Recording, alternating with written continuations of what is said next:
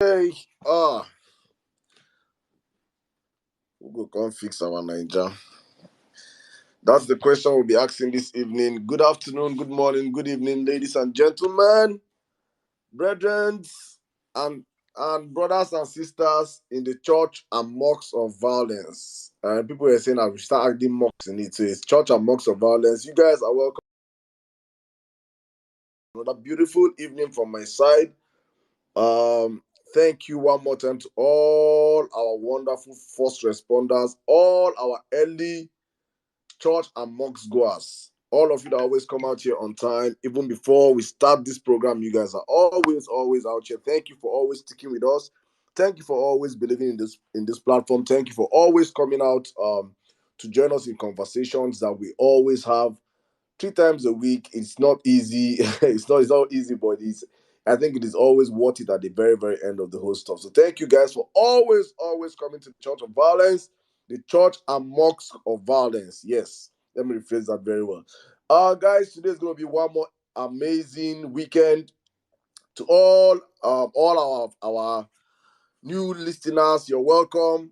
As you always say on this platform, it is one of those platforms whereby when you come in, you as a new member, you will always want to be the first person to come to church next week, because we always have special impartations and blessings for all our new members. Guys, I just wanted to say this before we jump into our conversation today. As we always say on the platform, when you come into the church, the first thing to do for those that are always listening, those that always get the blessings, the early blessings of this church is when you come into this church, you obey rules. Obey the rules and regulations of this church, which is when you jump into this building, the first thing you do is to hit the retweet button, like the space, share the space, let people know that the number one space on Twitter is up and running. And today, as usual, we will be taking no prisoners. We will be discussing on issues that they do not want you guys to talk about, issues that are always gone under reported, under the water. That's what we're discussing today again. One more time. Thank you guys for always sticking with us. I see all our regulars in the building, all our amazing blue tickers, all our amazing children of Elon Musk. I see all our big accounts. I see all of you guys here without even the blue tick. I see all of you guys. Thank you for always sticking with us. Thank you for always joining this platform. It's another beautiful Saturday from this side. We will be running this platform as fast as possible. Thank you, my brother Jimmy Otumba had a very long night. He's going to join us. Ensis is caught up with something, but he might also join us much later. He has an event he is in right now, so he might join us from there. Otumba was actually up sleeping, was up with us in some couple of meetings we had earlier on today, and I think he should actually be sleeping and join us much later. So guys, we will be having a very wonderful space as we always do. Please feel free to always request the mic and come up here to speak and speak on issues. Guys, before I jump into our conversation today, it is important we set the ground rules, and always, as we always do on the platform, it is important we drum up I drum up these first responders. I drop you guys up into what we are doing, what we have been clamoring for. If I don't know whether you guys are feeling for my voice, but I have been talking for the past couple of days. I've had meetings I've never had in my life for the past couple of days. It's been so busy because of what we're trying to set up. Honestly speaking, I just want to use this moment to. I see a lot of you here already, so I just want to give you guys your flowers. Thank you to all the amazing men and women that have come out and made a stand and say, we will take back journalism from the trenches and put it into the hands of the people. Thank you to all the amazing volunteers. You guys are amazing. See, I am blown away. I am honestly blown away. My mind I'm like thinking, there is no reason. When Jimmy said this all the time on this platform, that we on this space that we can run the country, I truly understand, yes, but man, the talent in this country is second to none. I won't even say, I'm not even saying it. No, let me even go. I'm digging to the talent on this platform is second to none. We have amazing people. I have seen you guys. I've seen God, the wealth of experience we have in this country. I should have sometimes, and after this today, I was like, I was like saying, God, why? Please help Nigeria. Help Nigeria. We cannot afford to have the kind of talents we have here, and riffraffs, criminals are the people running the affairs of this country. It doesn't augur well. It doesn't go down well with my spirit. I see intelligent, wonderful, well-experienced Nigerians coming out. Ah, goodness. Whew. But thank you guys, all of you. Thank you for already joining up on this platform already. Thank you for signing up. Thank you for all of you following already our new media organization, the Parallel Facts. We are trying to make sure we change the narrative in the country. We're trying to make sure we bring unbiased, unscripted, real news to Nigerians. While we were having our meeting today, there was a news that broke out, and one of us reached out to us, and the headline, as always, we read two news from two of the popular papers, and the headlines were total contrast to what was the body of the work.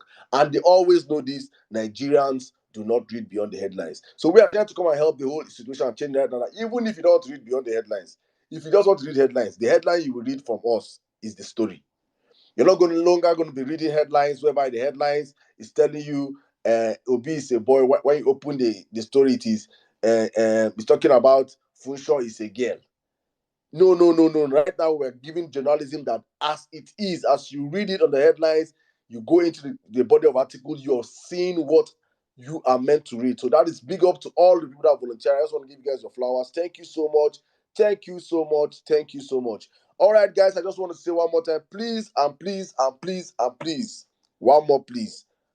Follow the platform. If you're not following the platform, let me put up on the Jumbotron one more time. For all of you here, please follow Parallel Facts, share Parallel Facts, let everybody know about Parallel Facts.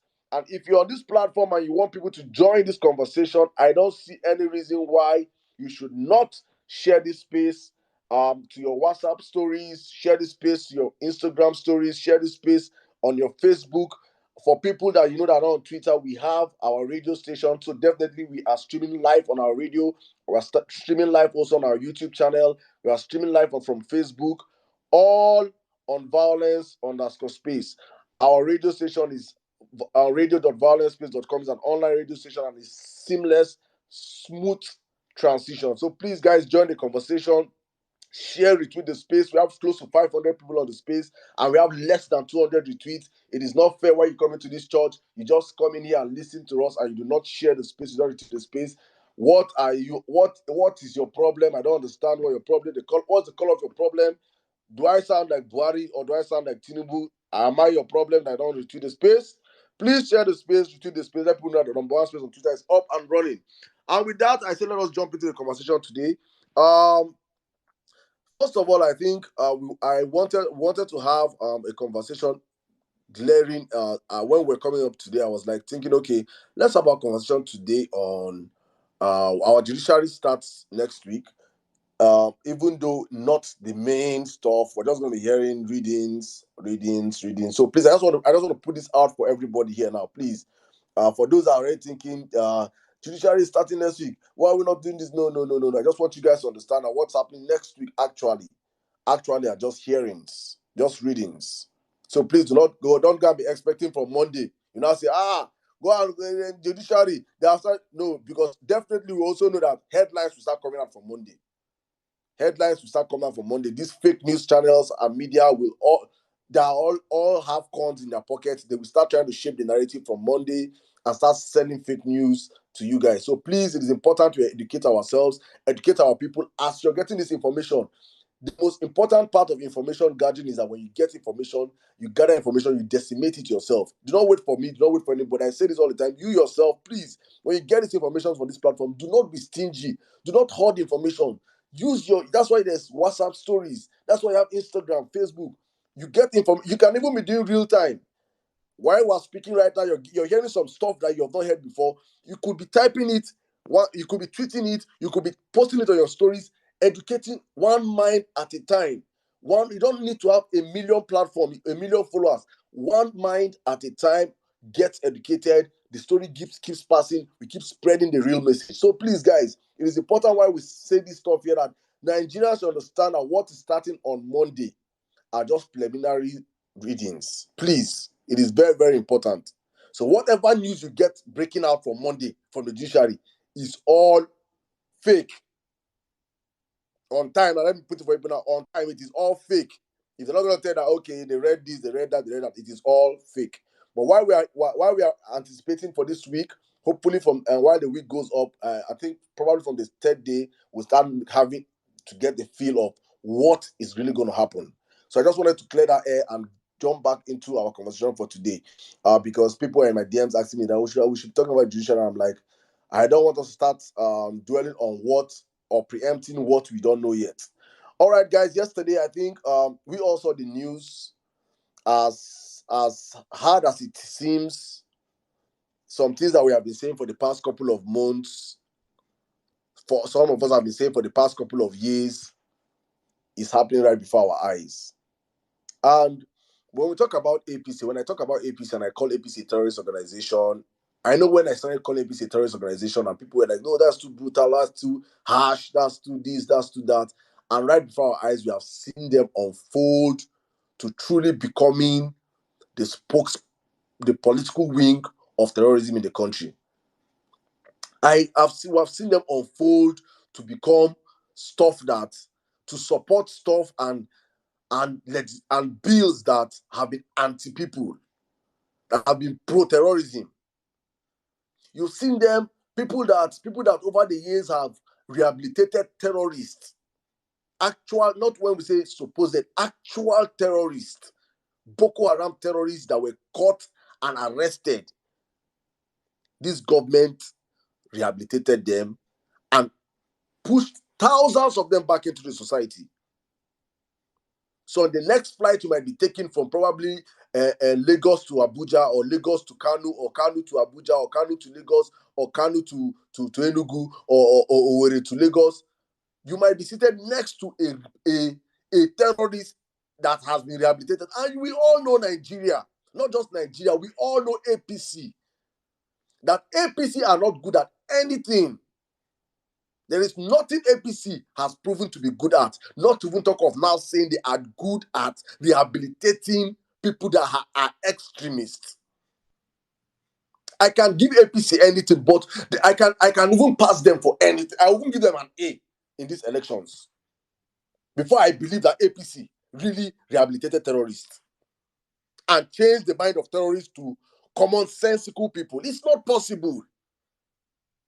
So while all this have been happening, and that is why I'm so peculiar about the media, because we have really suffered as a people in this country. Our media have been so complacent. They have been in bed with these guys that they don't report anything anymore. And when you don't report any of these things, we were discussing earlier on today, and my goodness, the amount of underreported news in this country. If Nigerians get to know 10% of what's happening in their country, if we, the people, get to know, when I mean the people, not just we that are up here, if we get to know 10% of what is truly happening in Nigeria, I'm telling you that what's happening in Sudan today will be child's play. So many people would have been, so many of this our elite class would have been in exile by now. Is it the corruption? Is it the killings? Is it the decay? Is it the infrastructural decay? Is it the demise of the civil society? Just name any sector in this country. There is no one sector that APC has not destroyed to the very end. Like there is an agenda in that party to crumble this country. And we've been saying this for the past couple of months. I kept saying it, and we tried all our possible best to make sure these elections was run on issue base. We made sure from our own side that, because the candidates were coming out kept emphasizing on competence, character, capacity. Competence, character, capacity. He kept saying these things because that's what he embodies. And that's exactly what the new Nigeria we're trying to build should be all about. Are you competent? Do you have the character? Do you have the capacity to run a government? Not where you're from, not the God you serve, not what you believe in. No. These are your personal beliefs. This is what has to do with you. It has nothing. It should, on a very normal day, have nothing to do with governance. But you see, APC will weaponize every damn thing they can do to hold on to power. And so I kept asking myself for the past. I kept seeing their moves. You see the systemic, ethnic cleansing of our brothers in the Middle Belt. You see the systemic cleansing of our brothers in the Middle Belt, and you keep asking yourself questions. And you now see, as they're systemically cleansing our brothers in the Middle Belt, they are rehabilitating terrorists. They are killing protesters. You see the dysfunctional way these guys are turning this country. You begin to ask yourself questions. If terrorists are good enough to be rehabilitated, and clean and normal protesting Nigerians are good enough to be shot and killed, then farmers are good enough to be killed also. You now start asking yourself, who are the beneficiary of an APC government?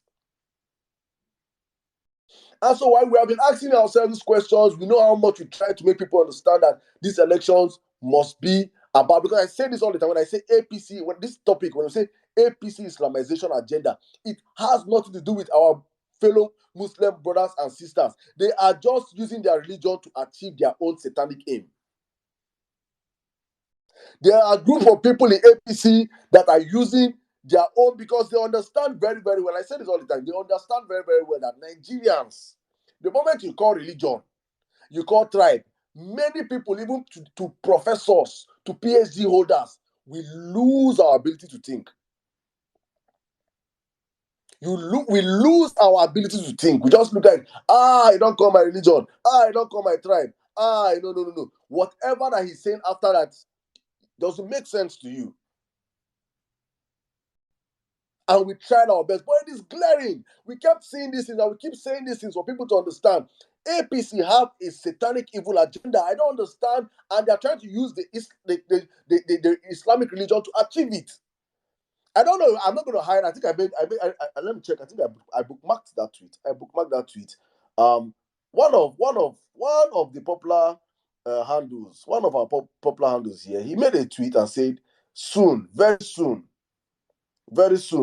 President Muslim, Vice President Muslim, Senate President Muslim, Speaker Muslim, this one Muslim." I'm sure many of you saw that tweet. I'm not letting up as if it's been I said that I made that tweet. Yeah, I'm very, very certain. I'm going to find whether I bookmark that tweet and post it up on the Jumbotron for you guys to see. You know, in a country that is as secularly divided as Christians and Muslims. And you now see the height of this satanic people's gaslighting.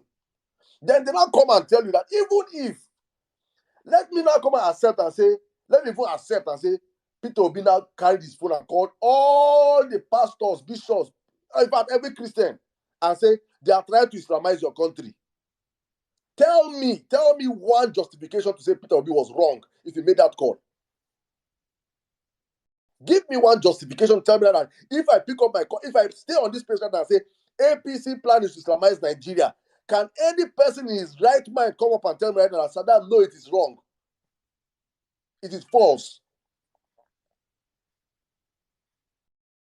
Or imagine right now, I can't even say let's turn the tables around, because if we are turning the tables around Nigeria, there will be no Nigeria now. If we turn this table around now, let's turn this table around and say there's a Christian ticket that rigged the election, that stole an election in Nigeria and declared themselves president.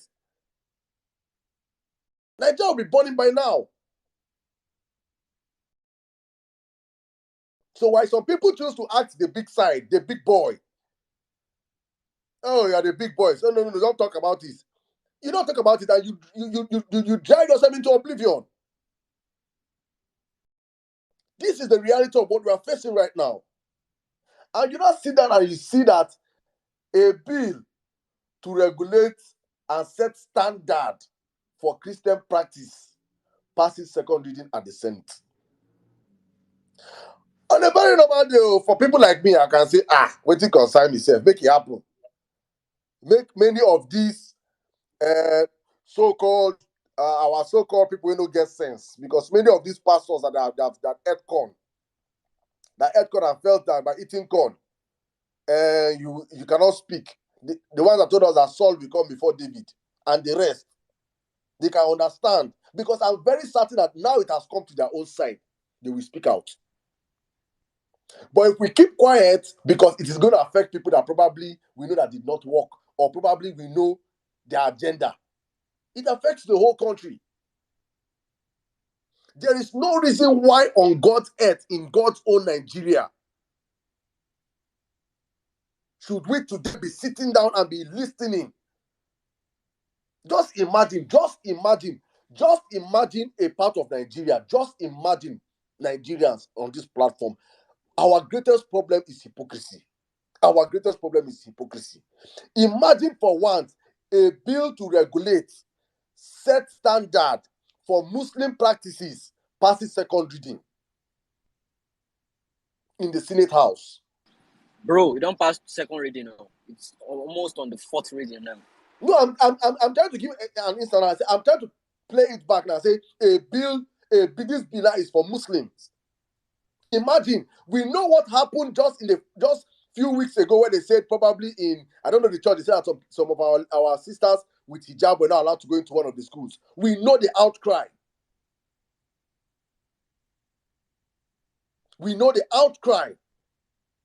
And for me, most times that's why I always respect our Muslim brothers and sisters. They don't freaking play with their religion.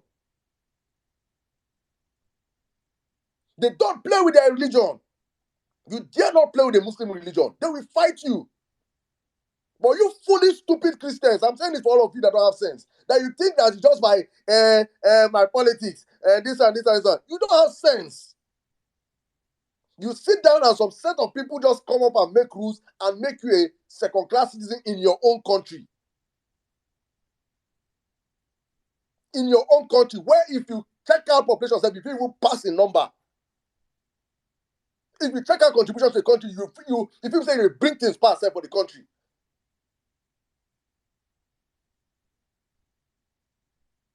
It is stupid, because I say this, I don't want to start going back to history, but if I go back to history, you will see this same play as happened in so many other countries, and it's played again in your very own country.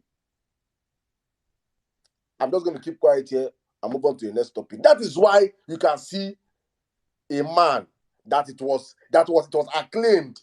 He burnt 14 people. 14 people. Inside house, he set them ablaze. And he paid a bail of, is it 500 million or so was his bail, and came out and he's saying with his chest, say, "Na me go be your next speaker. God forbid." See, you see APC, you see APC. Hey God, I said something in his country. I say, if we do not kill that party, if Nigerians do not gather, join our hands, keep our differences apart, and make sure we end that party dies. Nigeria will die. Nigeria as a country will die. Because for people like us, people like me, that I know we're a majority in that country, we not go take harm. We not go walk. We have to end that party's reign. APC must die in this season. In this season, we must end that party called APC forever. We will treat that party same way the Germans, the Europeans treat the Nazis. Anywhere APC is called, when we see you at front of APC, we chain you, we lock you up. You're not normal. You're mentally unstable.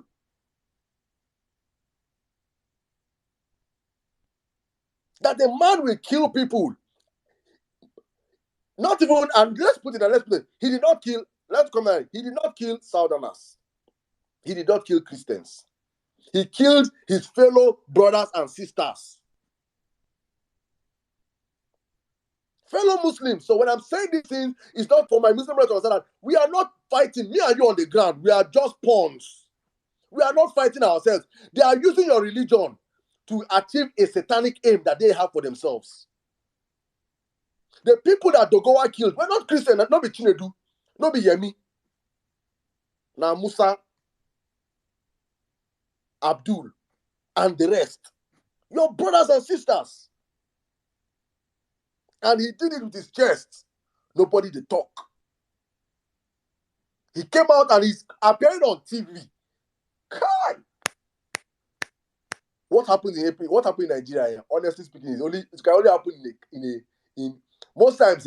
Most times, God knows how you. Everybody on this platform know how much I abhor this man in the Kanu. But most times I look at that man and when he said Nigeria is a zoo, I now get to understand why he was saying Nigeria is a zoo. Because it is only in a zoo. It is only in a zoo that Bola Ahmed Tinubu will be calling himself president-elect. A criminal drug dealer. Then you now take his deputy, a Boko Haram, a man that under him Boko Haram rose to the top. Then you now see who wants to fight for speaker. That is your first four people in your country: president, drug dealer, criminal, vice president, bomber, Shetima bin Laden. Senate president could be thief. It must be a thief that must be terror because they cannot carry bomber and drug dealer. Then Senate president will give a person in head correct. No, it must be a thief. They must complete the circle. Then speaker, the fourth man in the country, is someone that we're not saying he did it in public, openly set people ablaze. Openly. That is the four people that want to be the face of the next administration in Nigeria. That's the four people that want to be the face of over 200 million people in a country. And before we even continue, let me just jump. I just want to touch on this story and let me just hit the mic.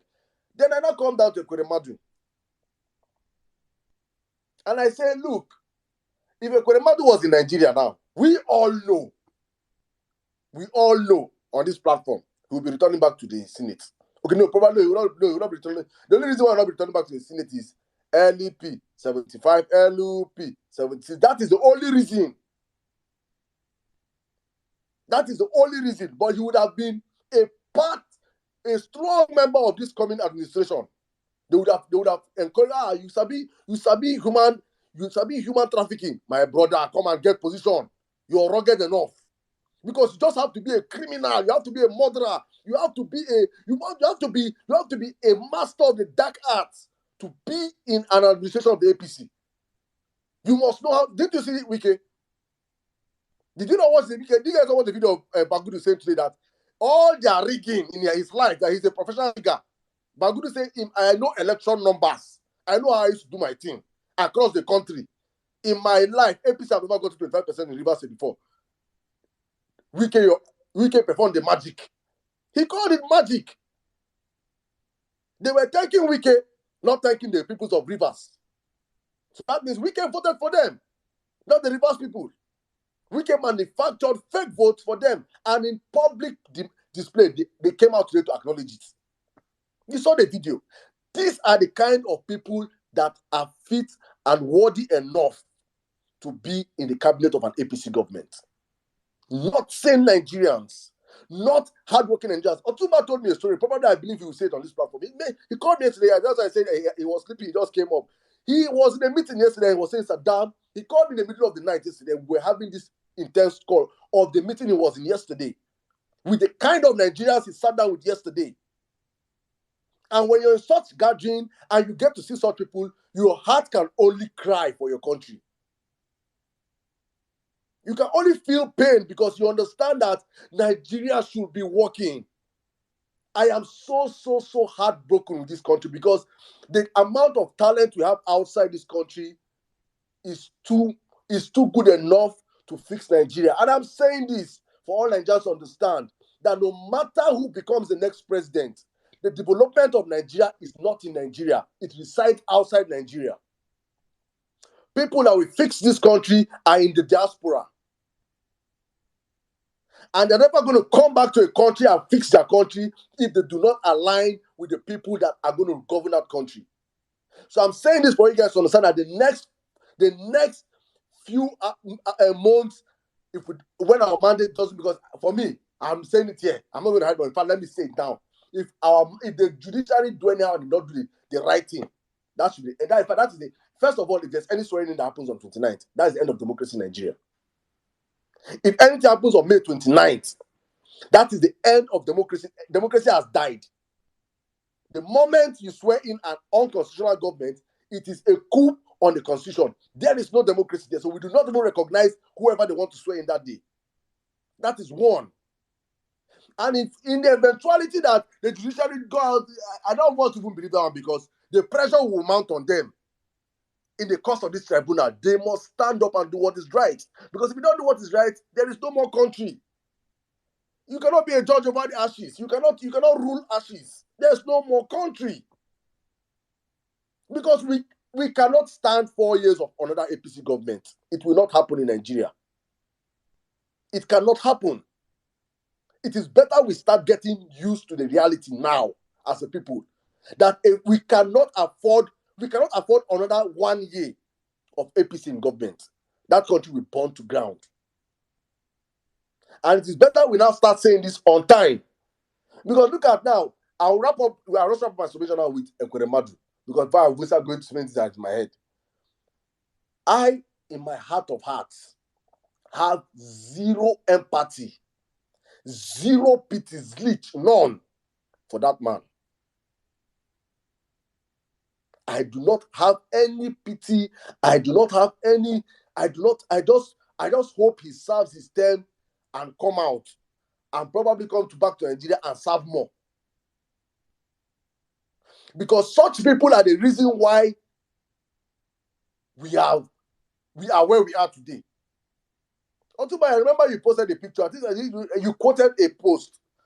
We quoted a post of Morocco, the government of Morocco, building a gigantum hospital with $200 million. $200 million. And APC have told us that they have spent $800 million to share to Nigerians. $800 million to share to Nigerians. And we can end up the next 8 years of APC. You cannot point one health facility that any of these fucking bastards in government can use. So if Ekweremadu had converted all the money they have been stealing and built a great kidney center in Nigeria,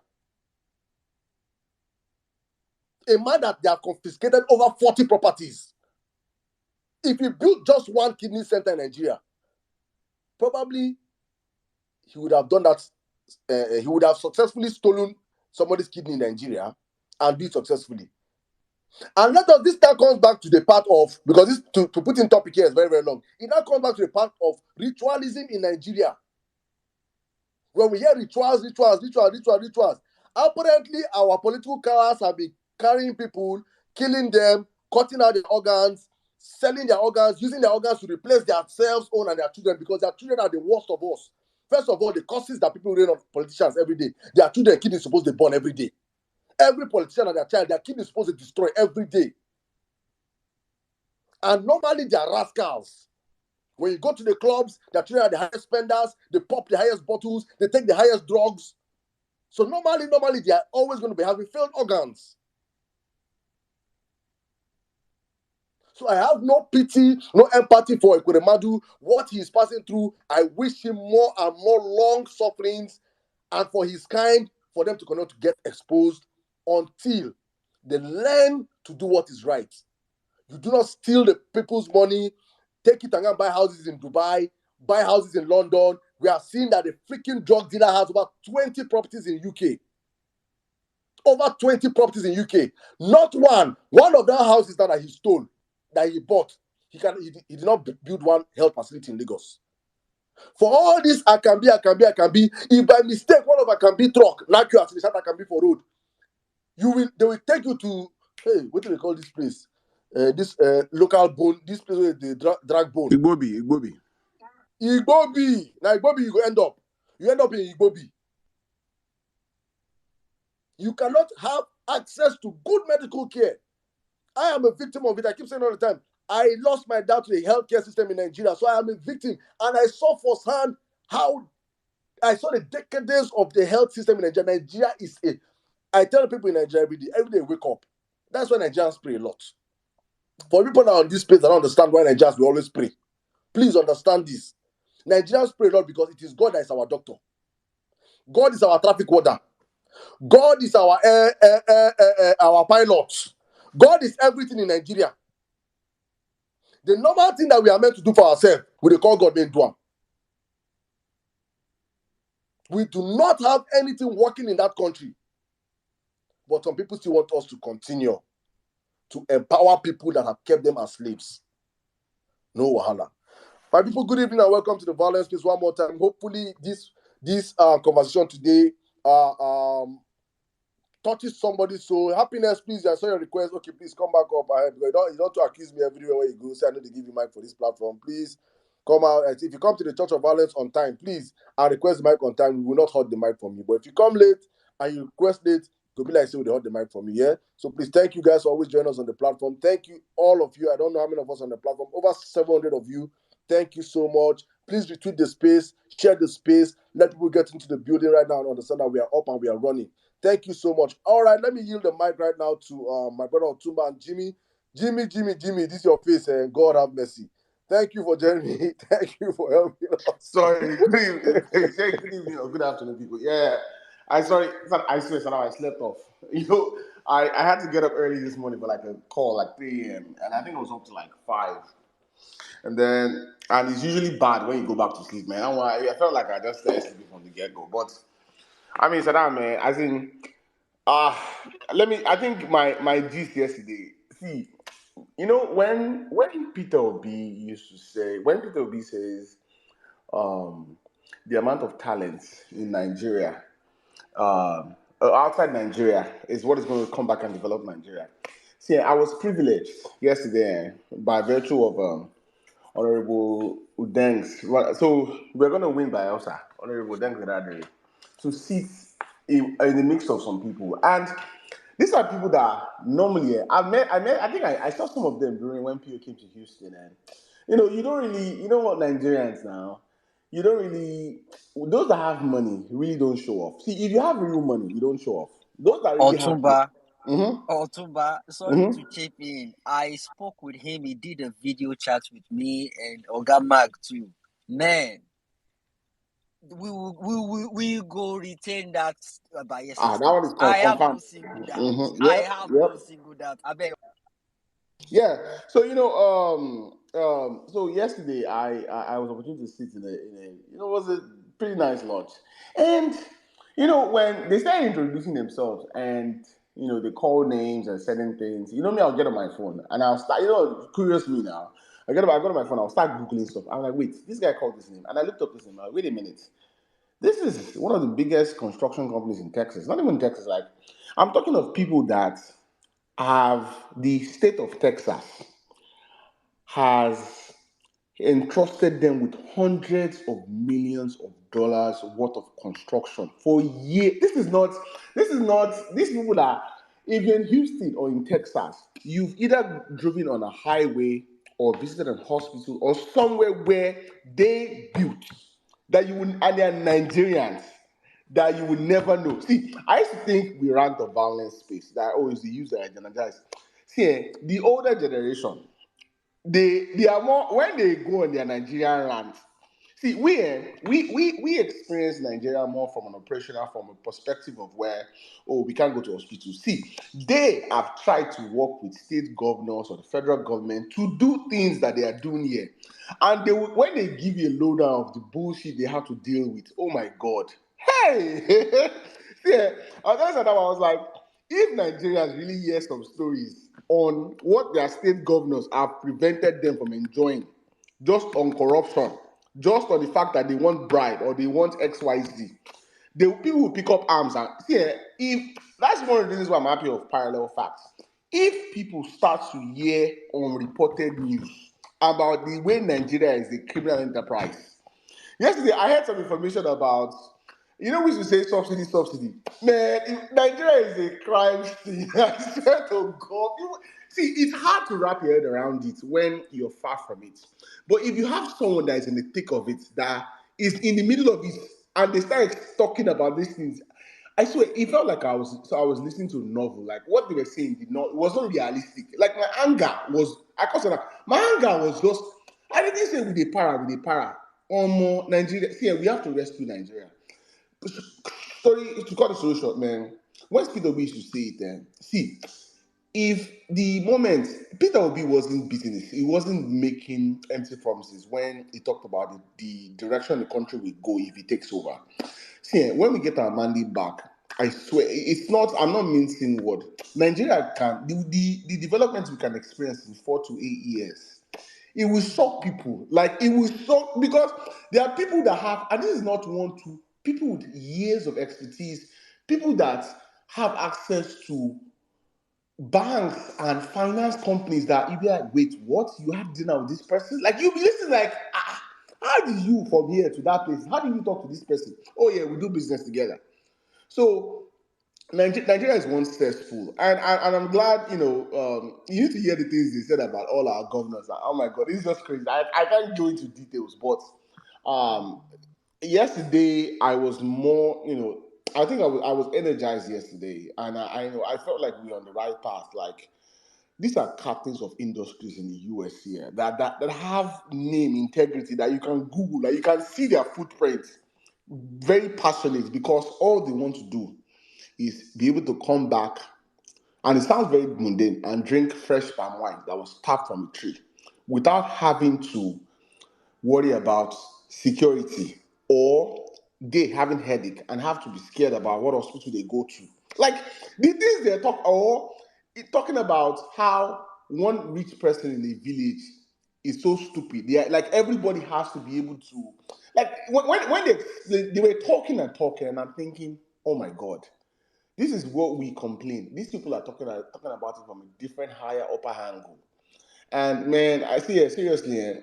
I keep saying, and these are obedience that are not online. I used to say, I know the online movement. Sometimes we give ourselves too much credit, man. See, there are people that carry this matter for head, pass us. they carry out to another level to pass us. Like, and so hey, this Supreme Court, they better be on watch out. Man, it's not funny. It's not funny. But I don't agree. See, the Doguwa one is very funny, and that conversation also propped up.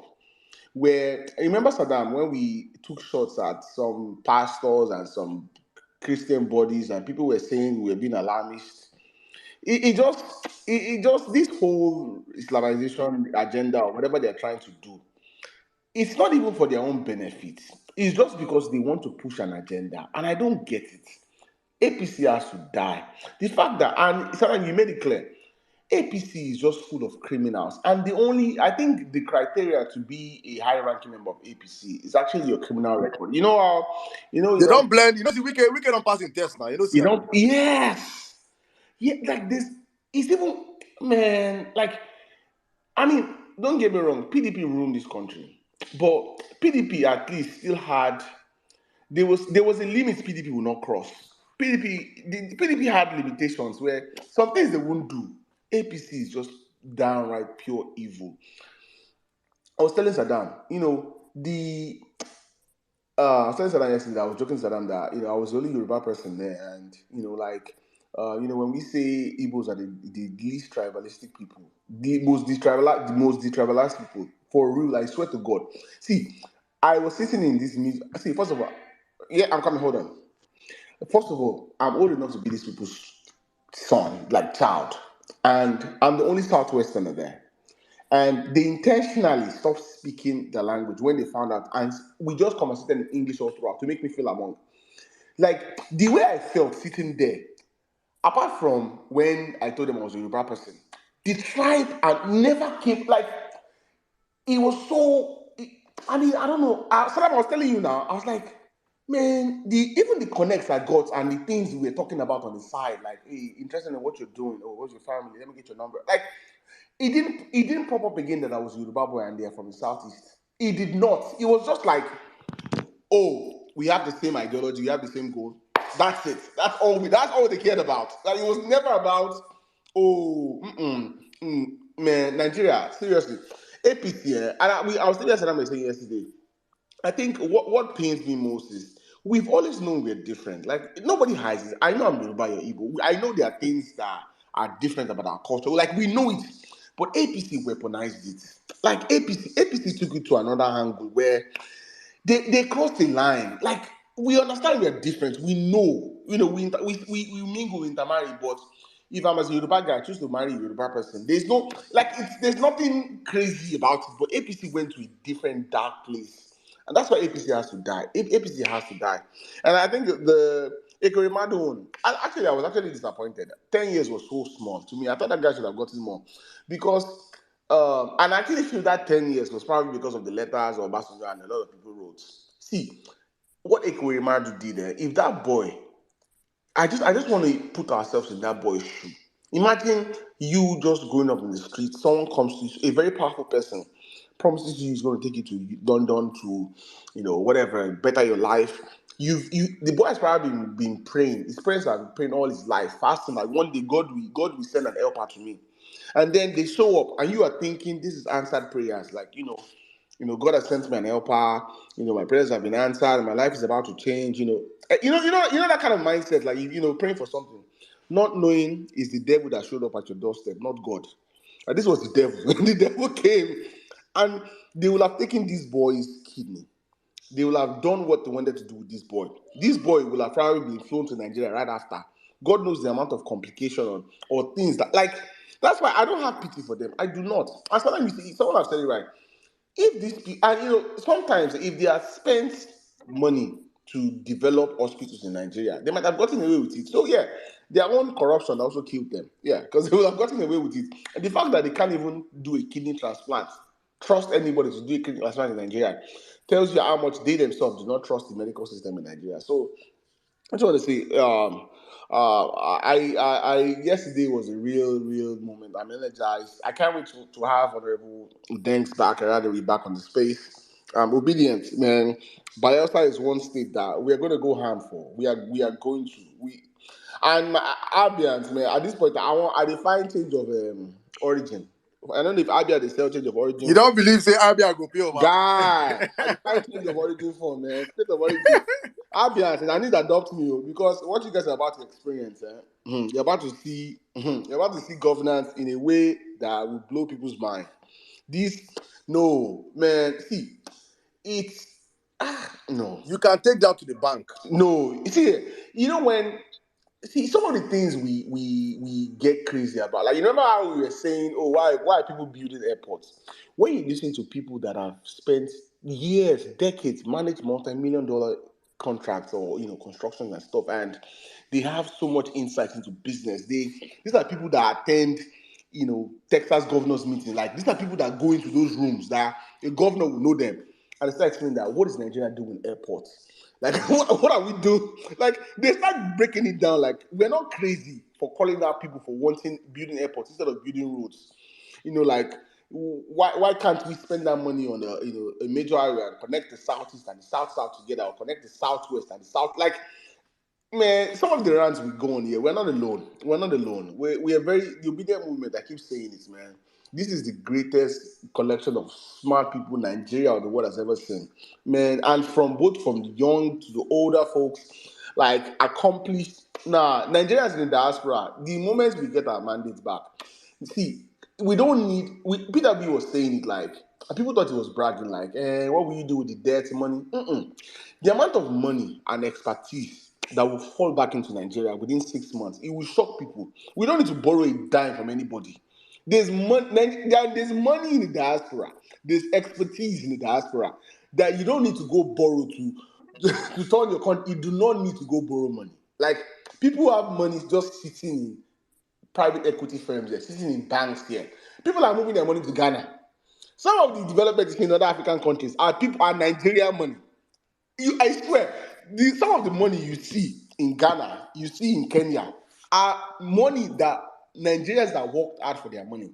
But as either they've been, somebody was talking about the businesses they've done that got failed because of some stupid government policy or bribe, are people that were burnt and felt like, you know what, I want to invest in Africa because they're all Pan-Africans. They care about Africa. But they've brought money to Nigeria and they felt like they got burned, so they would rather do charity than actually build businesses because, when you work hard for your money, you don't want it to go to waste. So they will take this money and go look for any other African country that they taking their money to Ghana, taking their money to Kenya, because they know, okay, this government is moving in the right direction, so I can go invest there. Man, I can't wait. I'm excited. I'll use my mic for now. Jimmy, thank you. Thank you. Jimmy, sorry, before you go in, I just let me just add like 2 minutes of what you just said. I've always told this story on this platform of a friend I met in Owerri, that owns one of the best casinos now in Nigeria. Of the man, where a Scottish man that came out, a Scottish Nigerian Igbo man, and he came out and he said he came back to Nigeria. He has friends that actually wanted to interconnect the whole Southeast with rails, with light rails across the whole Southeast, and he came back and reached out to Rocha's government, and all they were asking of what is in it for us, what is our cut. The government was not meant to spend one kobo. The government, to develop Nigeria, you will Saddam, you're so right. I'm happy you witnessed those people yourself. I'm Saddam, just happy. Honorable Dengs was because that's the one thing I care about. That why I've carried on his head was during the whole conversation, he was just complaining about the flood in Bayelsa, the whole water ravage, and then one of the guys started to talk about, anybody that remembers when Houston had a flood issue a couple of years ago, where it was not necessary, it was because one of the barriers broke and things like that, and his company was one of the companies that the U.S. Army Corps of Engineers and Co., where the federal government spent billions of dollars to shore up that stuff, and it was working through, what they did and things they did. That the day, how many times he has reached out to governors or reached out to ministers of work, even Fashola, like, yo, we have this expertise. I can literally show you what we did. We're not asking you to. We'll tell you how much we want to spend. We will bring the expertise from here. We'll bring the architects. We'll bring the civil engineers. In your contract, we'll sign with you. Tell us how many Nigerians, whether 75%, 80% of Nigerians you want to work. Don't worry about markup. We'll give you a list of the material to buy. Let's fix it. Those people that you can see the pain in their eyes when they are talking about this, because these are people like, yo, I do this for a living. I've been doing this. I have access to. I'm coming there. I have access to world-class engineers, world-class architects, world-class civil. Like we've built this thing. We just give us a budget for materials. We will bring our expertise. We'll fly our equipment in ourselves. We will fix this problem because it's our country. And it won't go anywhere because your government cannot see 10 billion from it or 5 billion from it. And they will kill those programs. Man, Nigeria is a crime scene. Fucking crime scene, my brother. Fucking crime scene. So they understand. That is why when you see people come out, many of these guys they're crying, they're screaming. People don't understand. They don't understand because we see all this. Look at what they are celebrating in Lagos. Monorail. Rail that you not come and ask them how much. You not hear the amount. You'll be shocked. Government have no business building all these things. You have no. You want just create an enabling environment. Create the policy for them to have a sustainable project that we say, okay, we're doing this for the next 30 years. We're concising it to you guys. How do you get your money back from the ticket sales? Of which they will still be paying the government. You make more money, but no. Their own is how do I steal from this project now? Not that train will be working in Southeastern region for the next 30 years. And for next 30 years, and it will be attributed that it was Rochas' government that brought monorail to the Southeast. No, they don't see that one. They are so myopic. You know what I also learned yesterday? When people used to say, why don't all these people come and why don't you come and develop your region? Why don't you come and develop your... My brother, if those people tell you what the governors and the government are doing to frustrate them, see, you know what it means when you have your hard-earned money and you want to bring it back to your community to do, okay, you say, you know what, I'm going to build a oil facility here, but I need roads, I need XYZ. Government, 1 year, 2 year, no road. Okay, you know what, Mr. Governor, let me fund the road. This is the plan. They will go to, I don't want to talk about because this is what it's home. They went and, so I will hide the name of whatever at the state. But this guy literally came up, spent his own money, to design a world-class airport, was going to get funding, was going to do everything. Like, had it mocked up, like, he had the whole plan. All he needed was maybe land or go ahead from the governor or whatever. After doing all that, doing presentation, consulting business partners, it will be a private run airport and things like that. You know what the governor did? Governor took the plan and went to go use the borrow loan and killed the entire God. He said he just sat there and was looking like, dude, like, he used the plan. He said he was reading his paper that they don't go borrow loan for. He said, who sent their message? God have mercy. Yeah, our leaders, see, Nigeria, and it's the lack of people don't be diagnosed Nigeria correctly. It's leadership and the will to lead. That's all. Our problem is not complicated. I know people say, oh, Nigerian people, if you have the right leadership in place, some things will auto-correct. People are just. Oh, yeah. Thank you very much, my brother Otumba. Jimmy, you can come in now, you can come to a conversation. Good evening, my brother. My brother, good evening. It's actually still morning here from Chicago. Otumba, I greet you, my brother. I've been listening all along. I mean, okay, before I give my submission, let's listen to this 2-minute clip, please. 2 minutes. The Zambian government, Bishop, sold the copper mines in northern Zambia to an outside consortium for $25 million. The copper mines for $25 million because they couldn't manage to keep them. The company that came in and took over the Zambian copper mines in 3 months made a profit of $75 million. They did not pay the Zambian government upfront in cash for the mines. They were going to pay them over a period of time.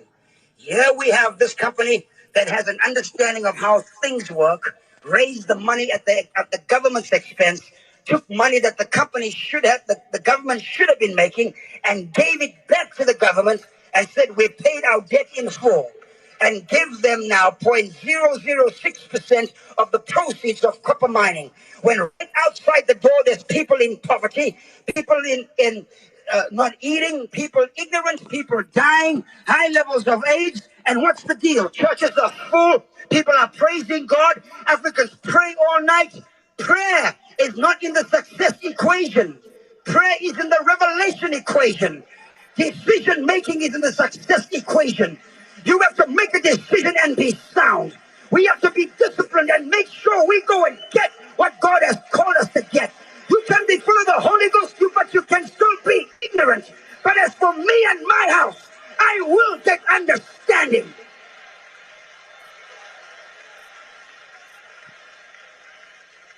I will get understanding. I will get understanding. It's time now for us to rise up and be counted. This year, the country of Ghana turns 50. Ghana was born the same year we were born, in 1957. Ghana and South Korea had their independence dates on the same day, the same year. But look where South Korea is. South Korea is by nature not a Christian nation. South Korea by nature are Buddhist. China, which is the next large world economy, they have stated that in the next 10 years, 20% of the Chinese people will be multimillionaires. That means almost 450 million Chinese will be millionaires. They are not Christians, they are Buddhists.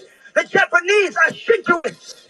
Those in Indonesia and Malaysia are Muslims. It's not about praising God and hallelujah and a great thank you, Jesus.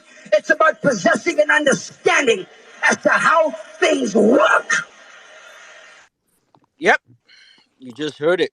It's about possession, the understanding of how things work. If you like, pray from today till tomorrow. I don't talk many times. Nothing will happen. They've used religion to bamboozle people in that country. They've been doing it for a very long time. It was effective on our parents. And now it's certain. Don't get me wrong. I'm a Christian. I believe, right? But there's a limit to it. Here in America, I hardly go to church. I'm on space. Over 800 people are listening to me. My friend brain. lọ sí church kó lọ máa ṣàdúrà kó lọ máa ṣe ìṣòru ebi apa yálà yẹ hunger go kill you when you even go to church. The pastor sticks to time. If the service is going to end by 12 o'clock, by 11:45, pastor don't they get signal, because if he doesn't finish the service, everybody don't waka come out one by one. They have to go and clock in and start working. That is a system that works. But Nigeria, they will start service from 8 in the morning till like 8 in the night. People have no job. They have nothing to do. They have nothing to... The pastors are in bed with the politicians. They are in bed with the fucking politicians. Why? Because, listen, in case you don't know, by the time we have a working system, by the time we have a government that works, there will be electricity, there will be employment. Nobody they do you. Not be your mama they swear for you. Not be your people where they village they swear for you. The limitation of people going to church, asking or praying for husbands will be limited, because men will get jobs. Men will be okay to work and earn a living. And when they earn a living, they earn the confidence to get married. You won't have people praying from morning to night. They want to get married. They want to have money. You don't need to pray for money. You don't need to pray for electricity. You go out there, walk your ass, make money, and get your gas in your car. Get electricity in your house to keep you warm. Provide for your freaking family. That is how the system works. That is how the system is meant to work. But in Nigeria, they've made it in a way that they let us know what they're doing. They're doing us a favor. They've made it clear to us that what we get from them is an opportunity. What we get from them is luxury, once in a while kind of luxury. No, it's our entitlement as a citizen of that country. It is our God's given right. Ekweremadu, I don't care. He should rot in jail. He should rot in jail. He was still making millions of pounds, making millions of dollars when he was still arrested. They see they pay him money. Senate, they see they pay him. Because on a normal day, disciplinary hearing is meant to be suspended. Ethics, work ethics meant to be there. They found him guilty for something. Okay, he's in court, suspension. Immediately, he go there on suspension. They stop all that. But no, it's in Nigeria. Stupid people. That is the kind brain where they their head, they Oyibo people head. Stupid people. There was a time they were actually sending them message. They made them transfer the case, come Nigeria. You think they are as stupid as you guys are? Made them transfer the case, come Nigeria. So they are sovereign nation. They can handle it themselves. Hey, you cool. These are people that have put in their sweat, their knowledge in their system to make it work. I don't care who you are. They don't care who. If your father not Prince Charles, you go jail. I want idiots too. Reno mockery. They tell Buhari, say me that one tell Prince Charles, say me then release. Ni kure gbogbo yin papọ̀. Àti Reno, àti Buhari o. Gbogbo yin ni kure. Ẹ̀yin má ṣàǹfààní yìí.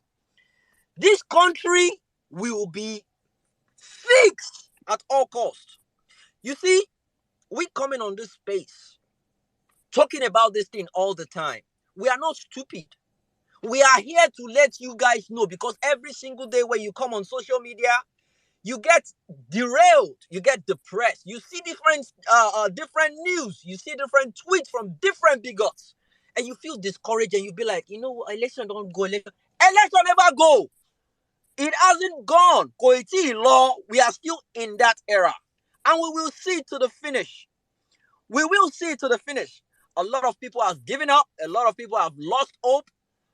I don't blame them. We are not wired the same way. But as long as I have life inside of me, Nigeria has to be better. As long as I breathe, I will keep being an obedient. As long as I have life inside of me, I will not stop being an obedient. Because it's just the right thing to do. in a country like Nigeria. We have every goddamn thing to make that country work. But our leaders are the problem. Our leaders are the problem. When we started shouting these things from late last year, they want to Islamization of Nigeria is one thing they want to actually impact in that country. They want to enforce it by force, by fire. It will not work. When their president-elect came in, we saw different types of flags with half moon, with Islamic logo in the middle of green, white, green. People thought it was a joke. People thought it was a joke. When I made the tweet yesterday, I got a lot of attacks.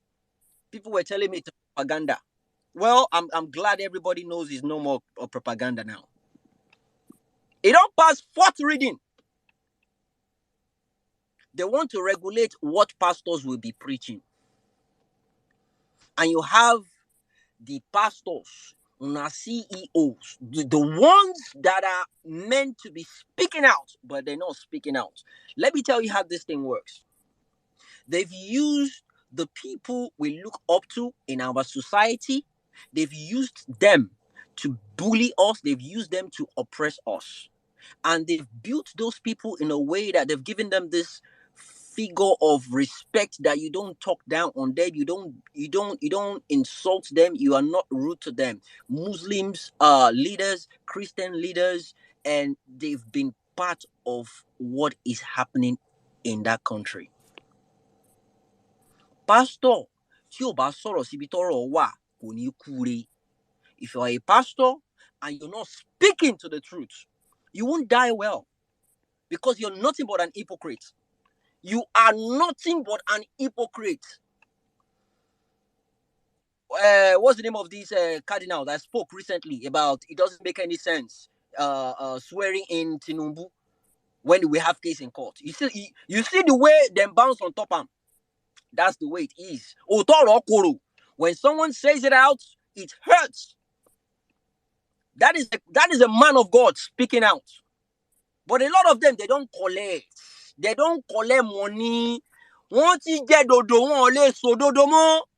Is it that the Pastor Adeboye and the rest are not seeing the you understand? Students' corruption? Are they not seeing these things? You understand? Are they not seeing these things? Are they not seeing that Christian? Bro, there is nothing Holy Ghost fire cannot do, but Holy Ghost fire cannot condemn this way. This is their president-elect. Are you telling me you did not see what happened during the election? Our election has gone. We should take it. Let's take it the way it is. Let's have faith in God. It is God's doing. God did not fucking do that. God did not do it. Human beings did. The politicians did. They suppressed people. Tinubu did not win this election. See, I've been saying it. If he had won the election clean and clear, the way he intended, he was going to win. I have no problem with that. I will accept it. Yeah, we'll just come on space and be cursing APC. Sure, you understand? Like, okay, we'll probably be his worst opposition. We go to condemn him every time. But you did not even win the election. That is the thing. So moving forward is not even an option, because moving forward, you're saying 2027. 2027 not going to happen, because they will put in place how you will not even get close to what you've gotten. Because look, God, you guys don't understand the kind of uprising that came across this country. We won that freaking election. It was a huge blow on them. They could not comprehend it. We won it clean and clear. And now they're trying to bully their way in. It will not happen. See, me, I've been saying it. I'm a one-man soldier. And as long as I have life inside of me, there is nothing anybody can say about Peter Obi. To me, there is nothing anybody can say about Peter Obi. To me, the man who won this election, the man is a saint. The man is a saint. We are blessed. We are blessed in this country to be poor. We are too rich to be poor in that country. Do you understand what it is?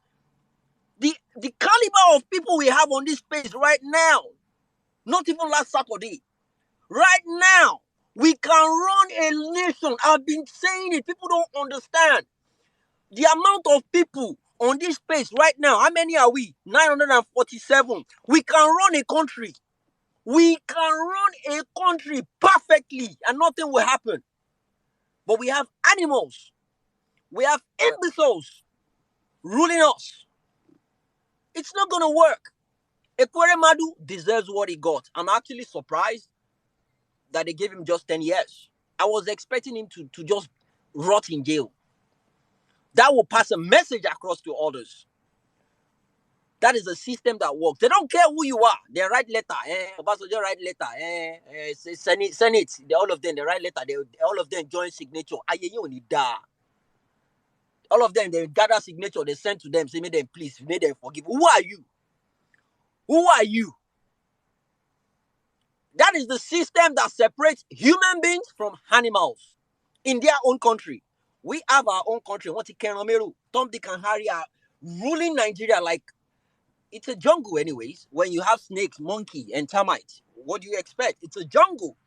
When you have these things swallowing animals, and we have good, credible people that can actually get the job done in that country. Good, credible people. They have the antecedent to get the job done. By the grace of God, Peter Obi, the president, and that country will be fixed.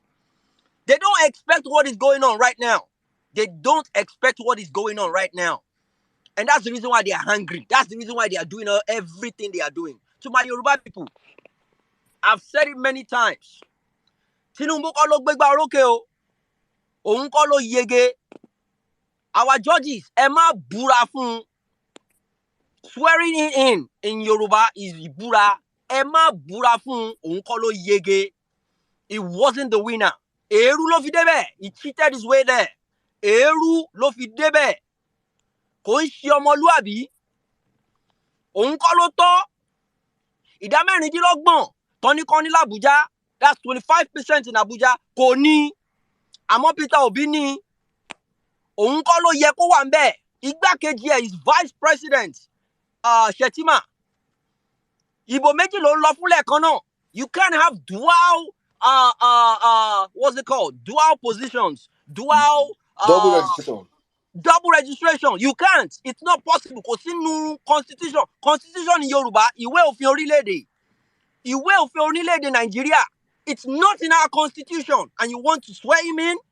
No. It's the end of democracy. Ìjọba tiwantiwa, democracy. Ẹ fẹ́ pa democracy. Kò bàjẹ́ lórí àwọn tó ti lọ. Kò bàjẹ́ lórí àwọn bàbá yín. Ẹ má jẹ́ ó bàjẹ́ lórí yín. Don't let this country burn under your watch. Don't let the country burn under your watch. Don't add to it. Don't take out of it. Just make the judgment exactly the way it is. Ẹ má yọ kúrò ńbẹ̀, ẹ má fi kún. Broadcast the case. Let us see it live. We won this election. Obedience.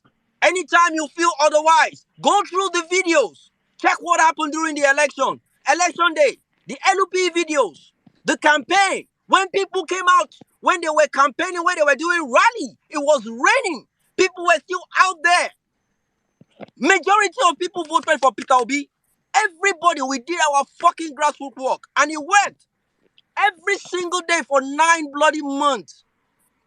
Mag space. Every single day, Monday to Friday. Campaigning. Doing grassroots. Raising money for all the states. All over the place. We put in the work. And we got the results. And now they are snatching it away from us. It's not going to work.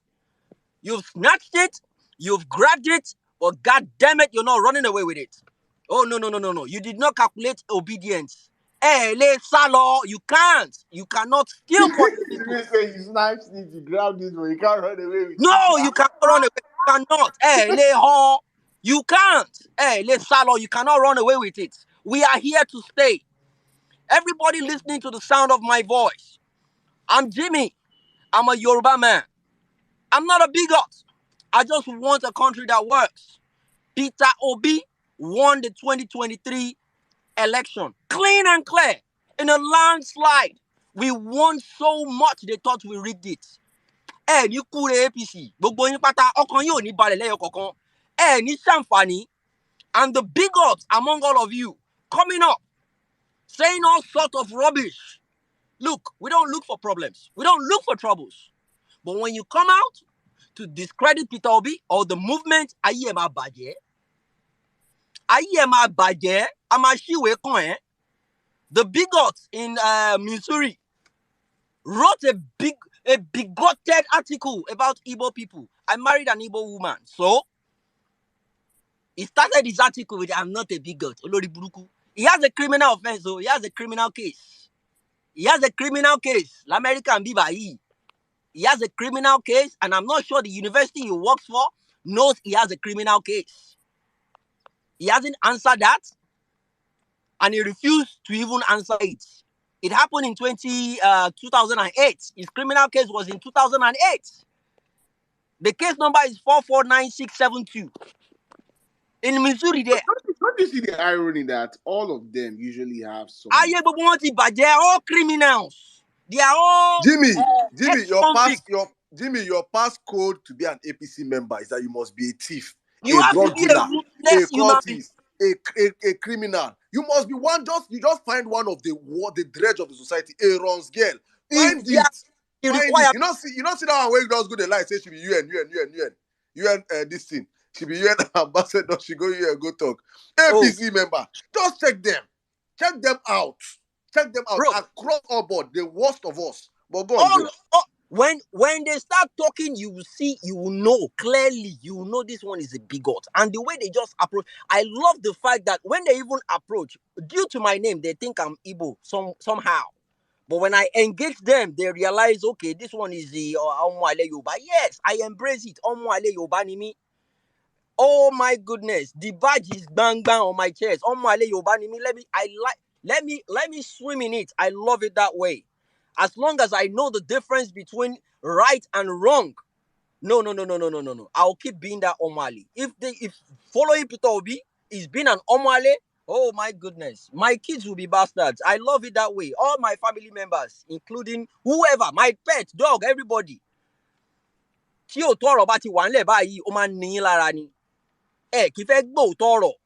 don't care who the person is or where he's from. If he has what it takes to fix that country. Are you kidding me? Do you know how much we have on ground in debt? And your president, into don't they print, you don't even print them, 22 trillion naira. Exit, what do they call them? Allowance. 22 trillion. Do you know what that is? 22 trillion. You see what they happen for, what do they call this country? Zimbabwe. Now small.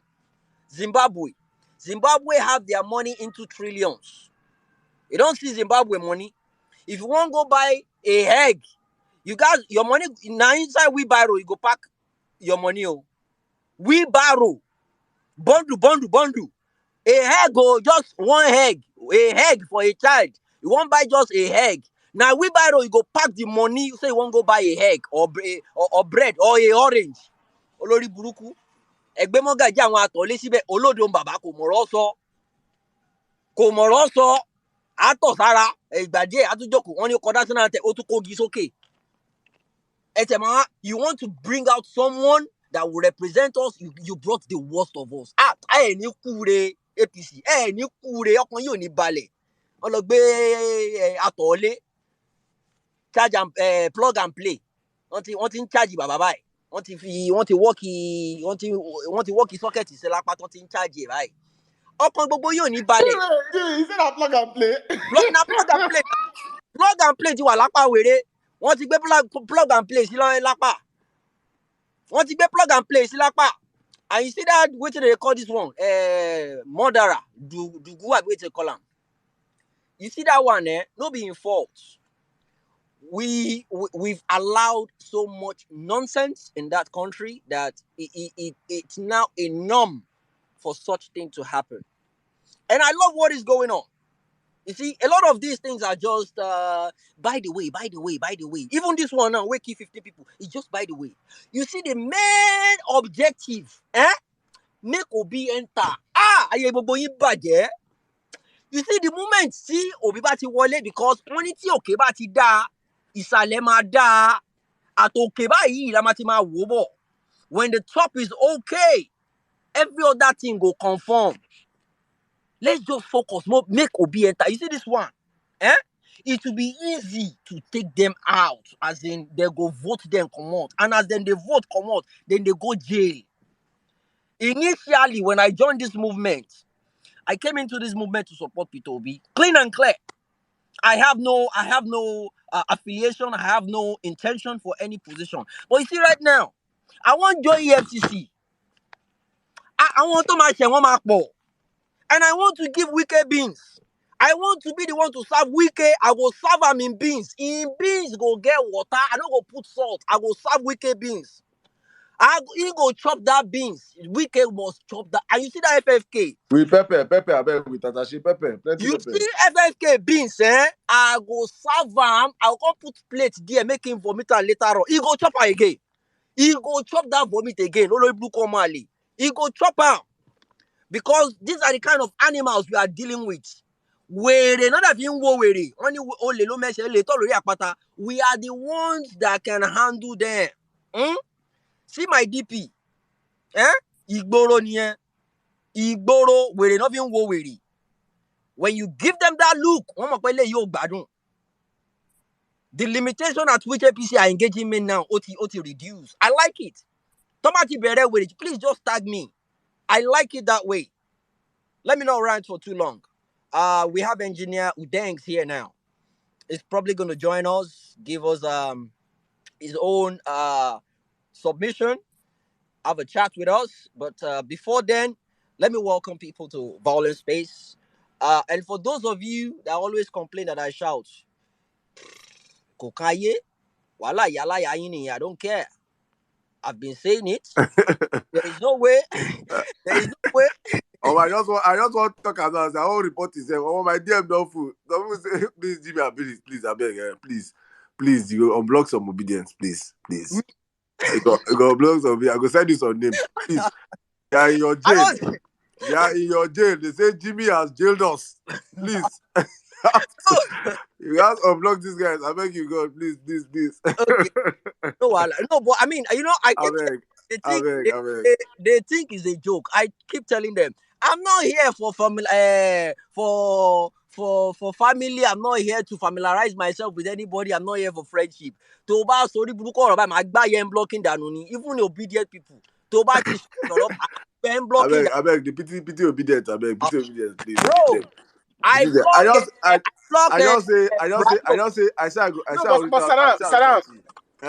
Saddam, see, Damian and even General Lucci talked about this one time. See, at some point, I keep saying it. See, if as an obedient, if you see a tweet from an obedient, maybe Jimmy is cooking, and you don't like it or you don't, just walk up past. Like, it's not hard. Like, you don't have to comment.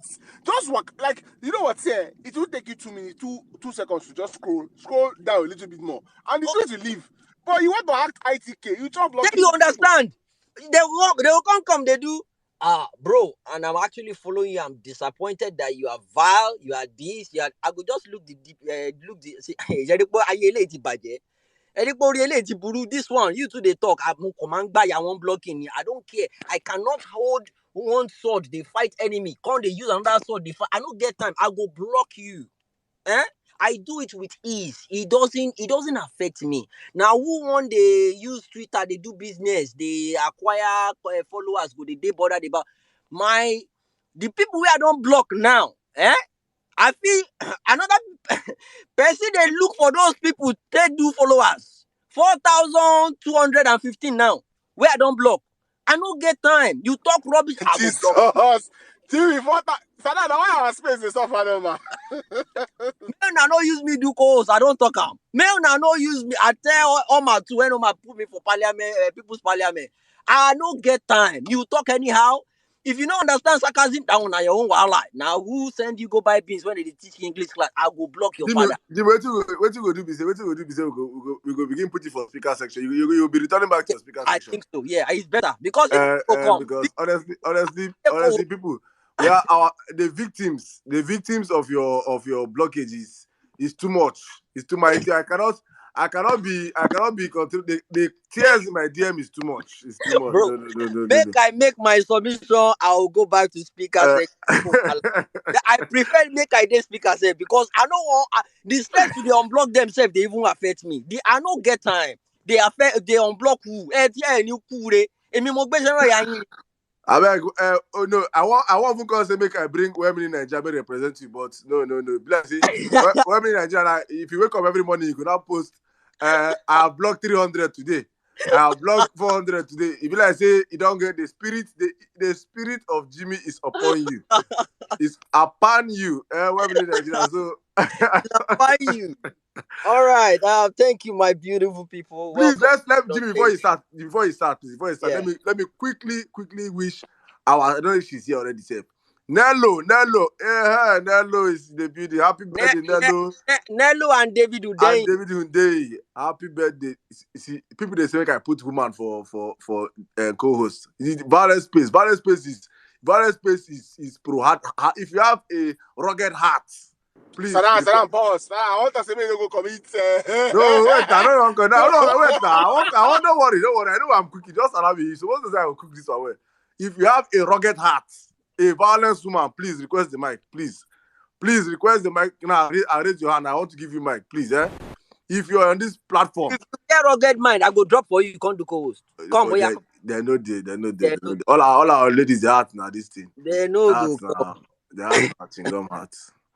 The heart now. Hello. Mary White is coming. Mary White is coming. Mary White is everywhere. Mary who? Mary who? One make the right place prayer point for Vawulence space. If they blow knockout for this space now, like this, you can see say she don't deactivate her account. Knockout. One tower now, you don't run. Mary White, Mary White, person they abuse on top space. Where they say, I'm not gonna only person will be co-host for this host that my mama. My mama only be co-host for this place where I go believe say my mama come up now and say, Mommy Bolanle, if you come up to no, Lamin can do it. Or Lamin. Ngozi too. Ngozi no get violence. I mean, Ngozi no get violence. They take better violence. Ngozi they speak better English. No be that kind of. We talk of rugged violence of bang. Lamin is coming. Woman, Jimmy, go down, please. Jimmy, go down. They go down. Go down. Let's test Jimmy because they say violence space are not doing gender. Whether people are anti-women. Why don't you bring Nello today? Today is Nella's birthday. Have her be on the co-host. Shebi? Exactly. Nello, are you ready to? I Nello, please today. Nello is in the party. Today is her day. Today is her day. Give Lamin. Let us sometimes they play like weather. Give Lamin. Nello, they party. She party. She just tell me. She says she's in a party. She dey club. Is Ngozi don't come and say she cannot co-host. Let me send woman leader co-host. Woman leader, make way for woman leader. So you see people say, please don't come and say that we are doing gender. Woman now come to the center. So please, Valencias, please. She don't run. Come on. I can co-host with you today. What's going on? Guys, shouting up and down. Wait till they stop. Shouting up and down. Shouting. Wait till happen.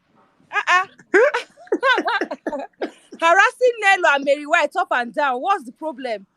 I'm here now. What is it?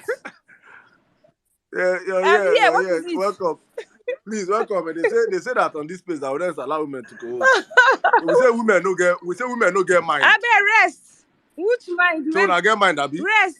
You get mind. You not get mind. You not get mind, Abi. You get mind. You see?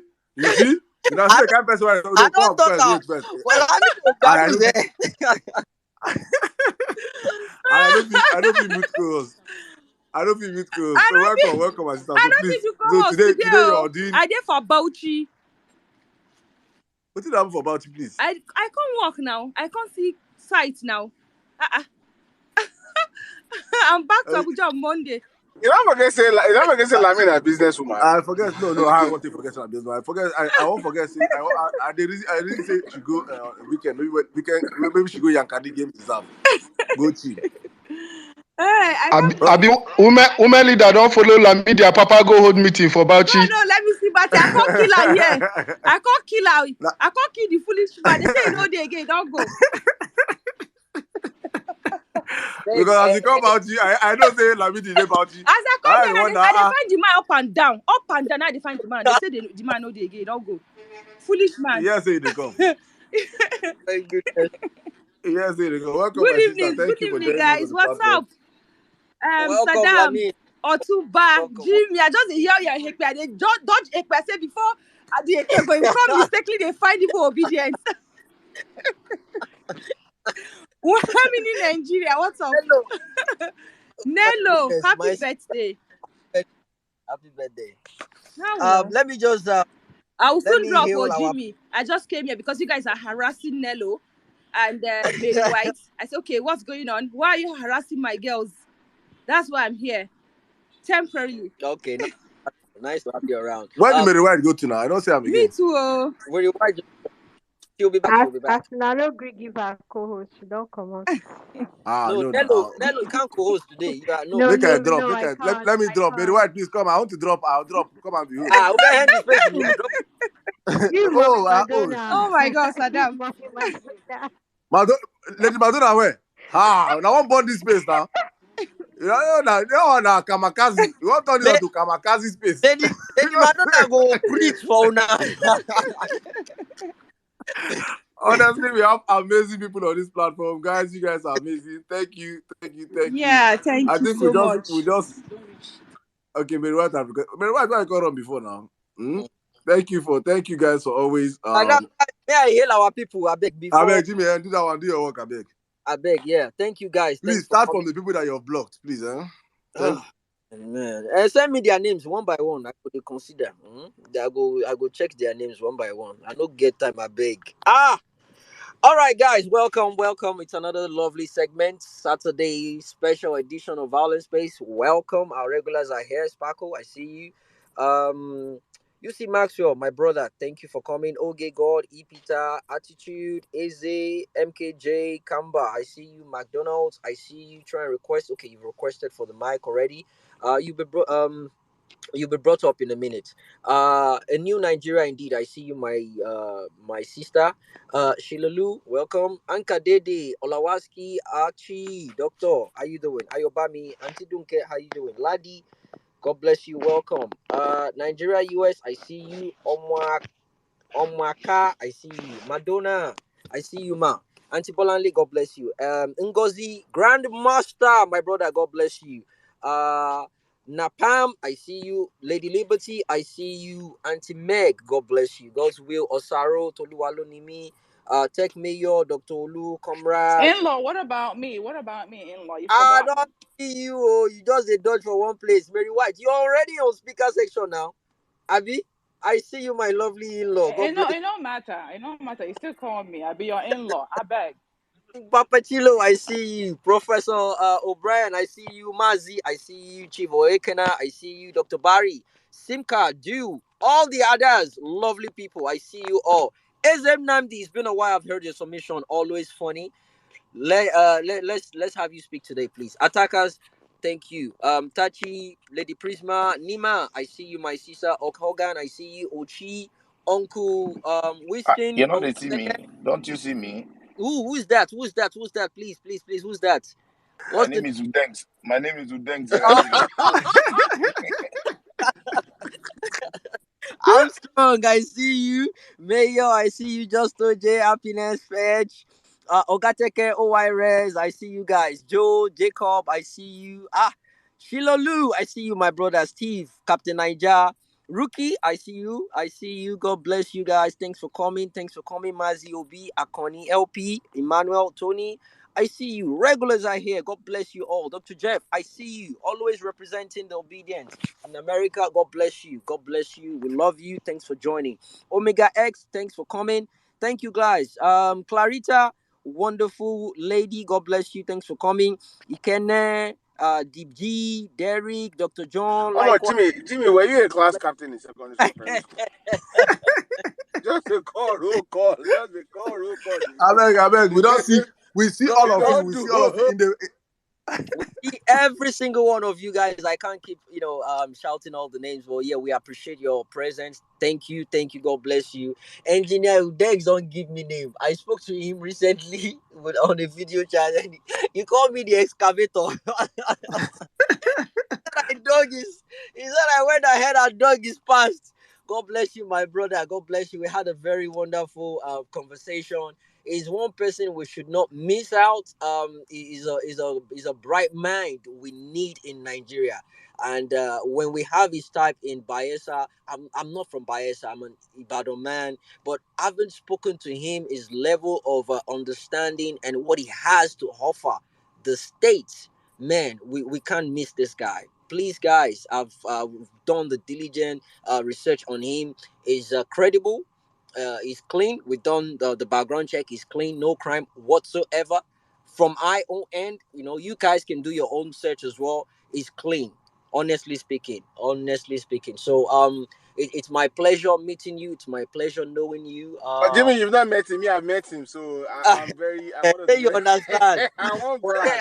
But seriously, see, there's something I With wanted to that, say. I can tell. Uh, These are people that they don't want anything from that country. They want to give back to the country. You understand? They want to serve their country. How much you want to give them? How much they won't go steal there? They are going there to do the job. You understand? They've seen money. These ones, they don't see money. They don't. It's nothing to. They just want a better life. They want a situation whereby uh, the kind of comfort they have abroad when they travel, they want to have the replica of such comfort in Nigeria. And this is the kind of people we want in our nation. And I understand the reason why our principal PO is aligned with him. He's a bright man. Is a great person, guys. It's a pleasure to have you on this space once again. How you doing, Engineer Udengs? How you doing today, sir? So man, sorry, I'm please. fine. Sorry, please. Just a minute before you go on. Thank you, sir, for joining us. I just want to, in the spirit of the violence, the church and mosques of violence space. We have a female co-host, so we are, and it's her birthday. It's a special day. One of us. I will tell my story about this lady. She's one of the people that disturbed my life in the early days of this campaign. She's a space junkie, as the drug dealer loves his crack. That is how. Let me, Tumba, I want to cook, please allow me to cook, please. As the drug dealer loves his crack, that is how my sister here loves spaces. She loves going to spaces, and when she goes there and she can get heart attack, she will come to my DM and cry. Saddam, see what they are saying. See what they are doing. This. I will say, please, my sister, I beg you, God, do not go to that space again. The next day, she'll go to another one. Are you not hearing what's happening? Hey, I was doing therapy on top Nello for months. And I say, my sister, please. Now you're mixing me up with somebody else. It's you. It's you. It's you. It is you. You. Let me report to you. Then she now repented. She repented after different deliverance from the Church of Violence. And we said, please start hosting your spaces. And she started hosting her spaces. And it has been amazing going on from there. She has been one amazing pillar of this movement and the violence space in particular. Thank you so much, Nello. We love you from the bottom of our heart. You have been a rock and a pillar to this movement. I just want to play you this special number from the Church of Violence, led by our gospel ministers and Islamic clerics. Please, this is for you and David Hunde. I know David Hunde is not here, but probably he's here with his bonus account. But this is for you, my sister. Take this. But I want to say, if you know this song and you don't have kids, it better be by choice because you are old. Otumba, see, there's a problem. There's a problem when you start saying things that are not meant to be said in public spaces. There's no, you have to be considerate. You have to be No, that's considerate. like no. There are some people. What I No, said, is this your shot is touching so many people? It's not fair. Please. You know you're one of them. You're one of them. So the shot is if it's my choice that then my brother, what is wrong? But happy birthday, Nello, man. Nello, it's really wonderful, man, to have known you for this couple of months, man. I mean, it's over a year now. I keep saying months. It's about a year now we've known each other. So For a year now. Yeah. I mean, yeah, Nello was one force. I mean, there was a knack with Nello. Lemo accepts everybody. I remember when Nello used to be the one that, let's let Shuri, don't go after Shuri. Like, it shows you have a very big heart, you're accommodating, you're a nice person. So, I mean, I've not met you. Hopefully one day we get to, I can't wait for obedience to one day meet. Maybe we'll start after the court case where we all get to actually, talk and meet each other. But yes, you're a wonderful person. Happy birthday. Many more successful years to come. Thank you so much, Nello. Birthday girl, say something now. Happy birthday. Thank you, Jimmy. Thank you, Otumba. Thank you, Saddam. Thank you, everyone. I've been feeling the love. My phone has been blowing up. Thank you, Obedient. You guys are amazing. Thank you so much. Man, thank you. And it's an honor, or let me speak like the Agbado man. It's an honor to share the same birthday with, our own David Undeyi. I hope I said that name right. So happy birthday, David. Happy birthday to every obedient that is celebrating today. Thank you, thank you, thank you.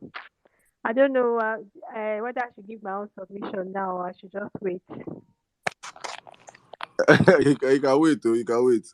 Just you can wait because I know Engineer Dex is busy. Wait, let's bring in the next governor of Bayelsa State to the conversation. You understand? Yeah.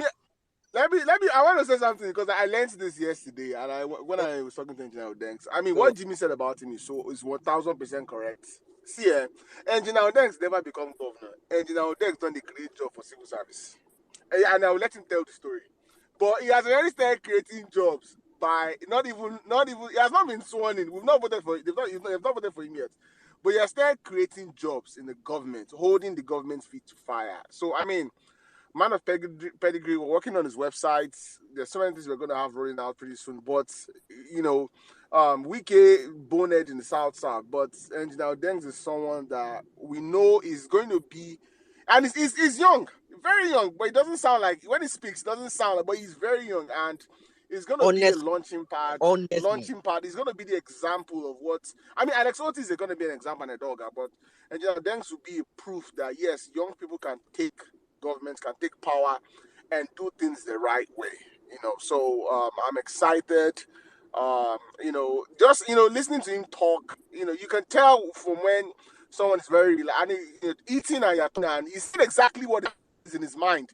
And this is not selling. You can tell yes, this is someone that cares about Bayelsa. Wants to.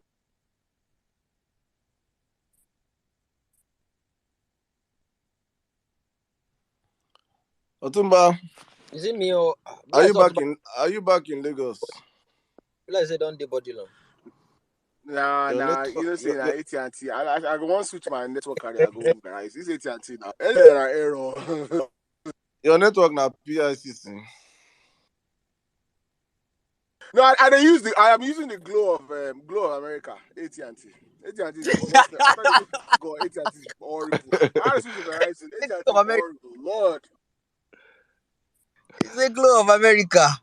All right, guys. I think it's time to bring in Engineer Dengs now. But let me say this real quick, guys. I woke up this morning and I got to realize that Twitter actually unfollow some of my followers, some of the people I follow. I don't know why or how that happened. So, guys, if I was following you before, please just send me a message or something. I will follow you again. I don't know how it happened, but yeah, I just realized the people I follow just reduced, and a lot of people have been in my DM say, "Oh God, what did I do? I know you unfollow me. I didn't. Please, I didn't. For the record, I did not. So reach back to me, and I will follow you back. So Thank you. Lady Prisma, I see you. God bless you. Thanks for joining as well. Engineer Udains, your excavator is here, bringing you in now. Thank Well, you, thank you, thank you. When you say bringing me in, God bless you, the conference, I have been inside since. So when you say bringing me in, I feel say I'll be a stranger. But anyway, I want to thank you guys. First of all, happy birthday to Nello and all the obedience that are celebrating today. I wish you well. May God guide you and protect you and give you long life. Again, thank you to Obedient Movement. Without you guys, I won't be here. Without you, I won't have the courage to challenge these people. You have given us hope. You have given Nigerians hope. And so please keep it up. Anytime I listen to the words from everybody, I get inspired and I get more fired up to continue what we are doing. Well, I came in for a confidence building, and through this process, I'm glad that I met live, Tumba, magnificent dude. I saw the excavator himself. I've met very wonderful people in London, Laie, so many of them. I was able to meet in person. Wonderful people who have made history in Nigeria. Nigerian political space can never be discussed without the mention of the Obedient Movement. So I appreciate you. You have given so much hope to young people. You have put a lot of people in the political space. People who never thought in their life that they will get to power are now in power because of the Obedient Movement. So I continue to appreciate you. My trip here to America was very my confidence building trip around UK and America. Very soon I'll be in Europe as well. So hopefully I will see the Almighty Saddam in person. So it was a wonderful one for me. Nothing would have compared to what I have achieved this period. I'm actually on the way to the airport where I'm going back to London and then from London back to Nigeria. But I want to appreciate you guys. I met a lot of wonderful people, Nigerians in diaspora, who are very, very serious about the prospects of Nigeria and Nigeria making being a better place for everyone. So for me, it's not only about soliciting for support, but also I'm gathering the resource that will work with me to succeed, because to succeed in that place there are too many evil forces. You need people who think straight. You need people who have been in a system, who understands how society works, so that when you set that thing, you can give responsibilities and go home to sleep. It's one thing to contest an election. It's another thing to win and then take the leadership. I was on the space yesterday, the town hall meeting. I was telling them that, look, it's going to be a very difficult task in leading the state, because people think that government is about money. People have this notion that if you want to be governor is about plenty money, or the largest, all those rubbish things that they think that is largest. No, there is a huge responsibility on the leader, especially if you're coming from where we are coming from, Bayelsa State. It's going to be a huge task. These guys have stolen all the money. They are owing so much debt. There's so much deficit in education, infrastructure, everything just scattered. Just be like where Chris people did. You imagine you going into an asylum and trying to organize the people. That's what.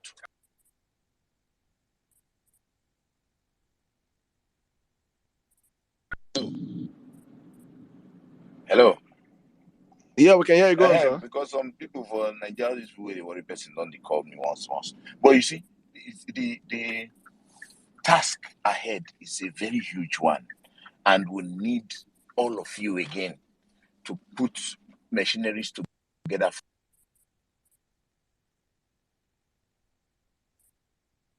for this network airplane. Hello. On, sir. Okay. So, like I said, it will require the resources of the Obedient Movement again to help lead that state. We are going to win this election. I'm seeing them. They are moving up and down. People are assessing governors based on what they are using your own public funds to do. Somebody is carrying out his responsibility. You are saying, you are clapping hand for somebody building a road that he didn't even start. You are clapping hand for somebody who is paying salaries. What should I be doing with salary? Why should I be involved in salary payment? Salary payment should be on autopilot by the Ministry of Finance. If Ministry of Finance does not know that on the 26th or 28th they are going to pay salary, then why is there a ministry? Why should I get myself involved in those? Science and technology, IT is what we are going to bring into that leadership. And without all this criminal acquisition of resources through payment of salaries and things like that, there's a lot of fraud going on. And to get that state running, you need science and technology. Such resources, I am very confident that it is the obedient movement that are going to be able to get that. So, much as you are going to be supporting us to get into leadership, be also prepared to support us to succeed while we take the reins of government. Well, thank you again. Thank you. I'm looking for resources. We have set up an account. The account is manned by Professor Ayawe, one of the Big Ten, Teslimat, my wife, and as well as one Edward Amakri, who is the proprietor of the NGO that we are using to engage.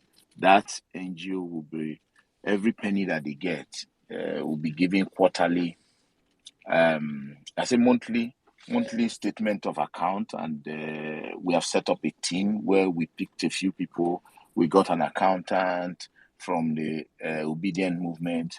Lai is also helping us to manage that process. So every penny that comes in will be put on the platform. From that platform, we can determine how monies are spent. So whatever penny that comes in through this process for the prosecution of this election will be transparently managed for everybody to be confident that whatever money they put in place will surely be used for the purpose for which we have agreed on. Again, if we start to wait for people to come and bring so much money, it won't work.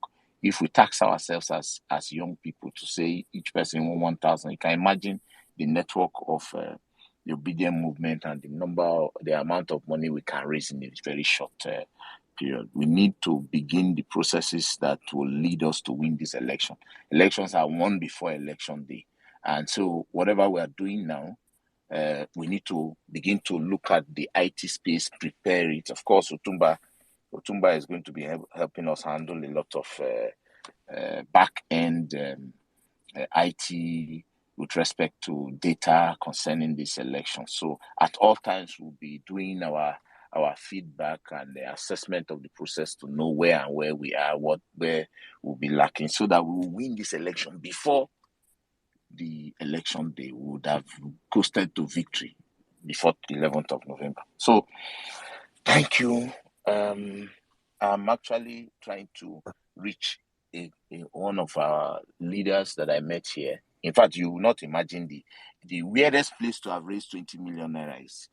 If I mention it here, some of them will laugh. You know, a friend of mine said, "Oh, let's meet one of our leaders in the Niger Delta. He'll be able to help." Okay, so where are we going? They send me an address at night, and I get there. It's a strip club. Hello, sir.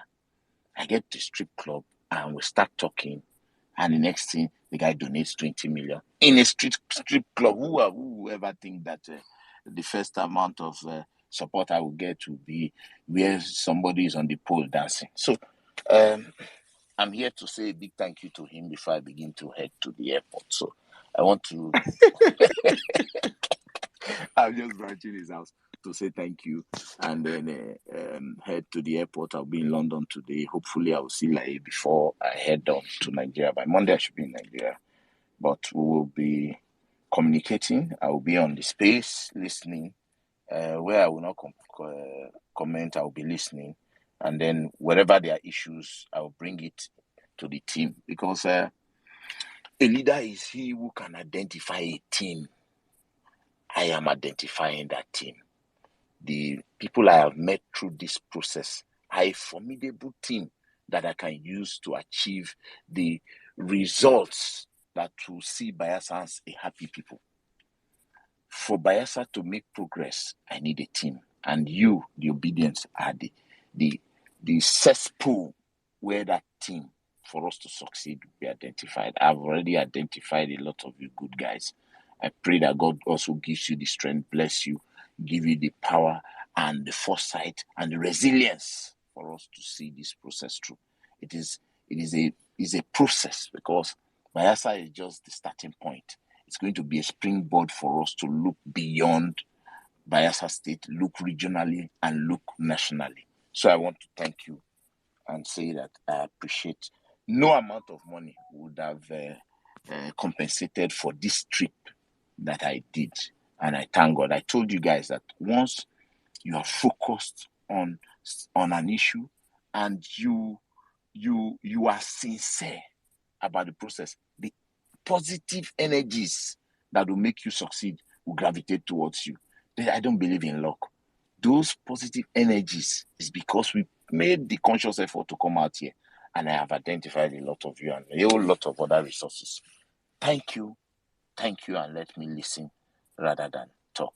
You are welcome, my brothers. Thank you very much, sir. Thank you. Probably we'll have to arrange plenty more strip clubs. So so we're going to change this church to a strip club for you today. So please just send me. Saddam, now you go first dance for Paul. Now we give send us the account number where we can turn you to a strip club, so that people that want to support from our strip club today can support you today. So please, guys, we'll be supporting Engineer Oden's campaign as much as possible all through the campaign period up until when campaign kicks off.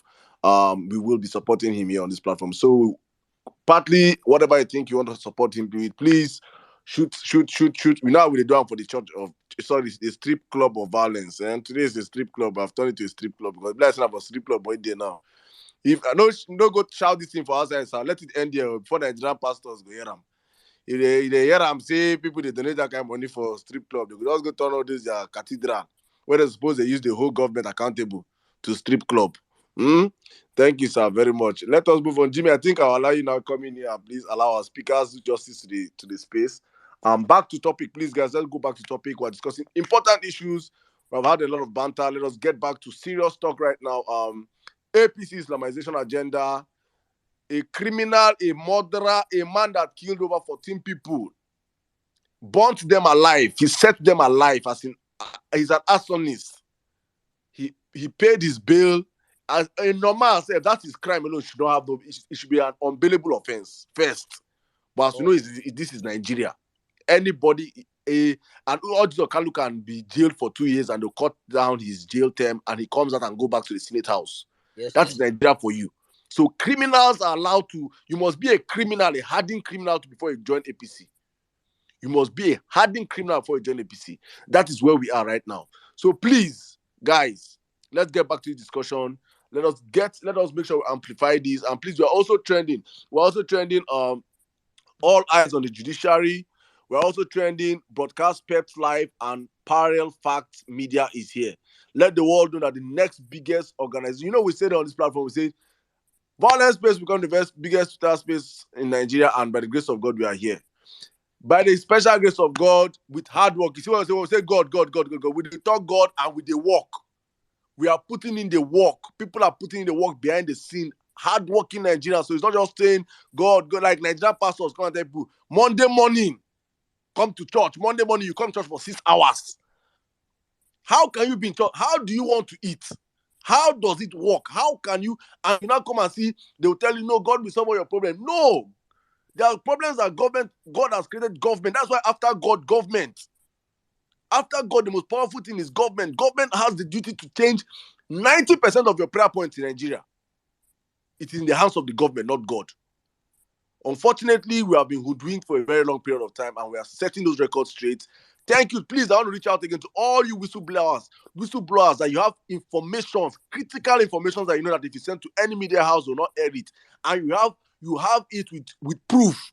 Please reach out to us. we are going to be airing all those informations out. That is why the parallel fact media is coming out to give Nigerians that story that they don't want out there.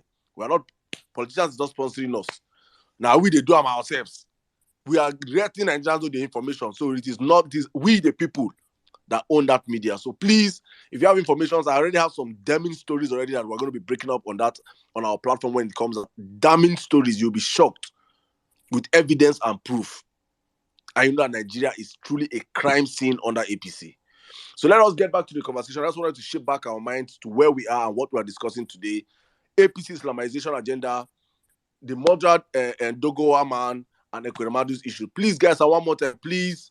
I indulge all of you. Please share the space, retweet the space, like, let people know that we're up and running, and get more people into the building. Thank you. Jimmy, back to you. Right. Thank you, Saddam. Let me just make this thing clear right now. You see, engineer Udeng's coming here for fundraising, because when we were speaking about it earlier, we made it clear to people that this is someone that has seen money, is well to do, is okay, is comfortable. In a sane client, this is how it works. Okay, you speak to the people sponsor you, they drop their money, the 1 naira, 2 naira, 3 naira you drop. You have every right to question him at the end of the day.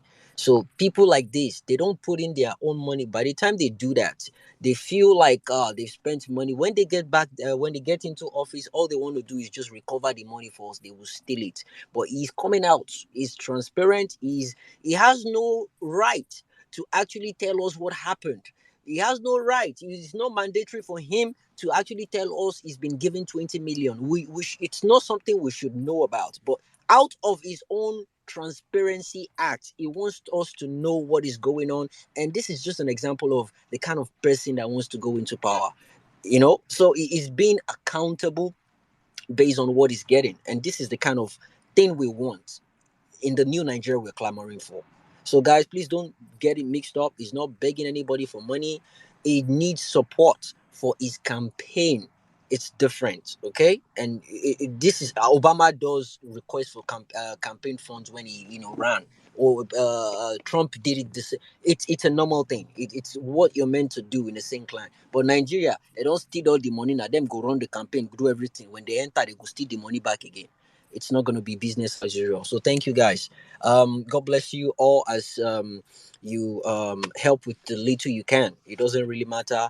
Person will drop 10 million, person will drop 100 naira. It's the same dropping. It makes the same effect. Every little helps. It's not about how much you drop. It's the kindness, it's the act behind what you're doing. Thank you.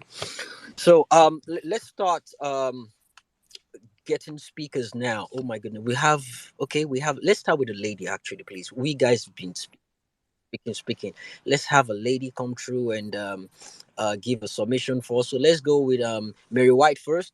Mary White, let's have Happiness afterwards. Sorry, Jimmy. I'm not sorry. I'm not going to be here for long, so if I can give my submission.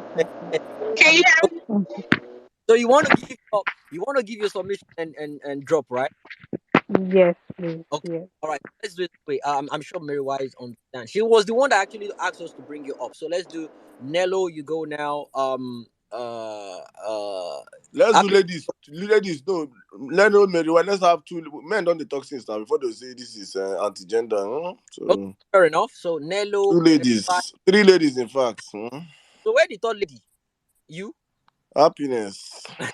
Happiness is not a lady. Happiness is a guy. It's a guy. Sadam, you don't know our happiness now. Happiness. Okay.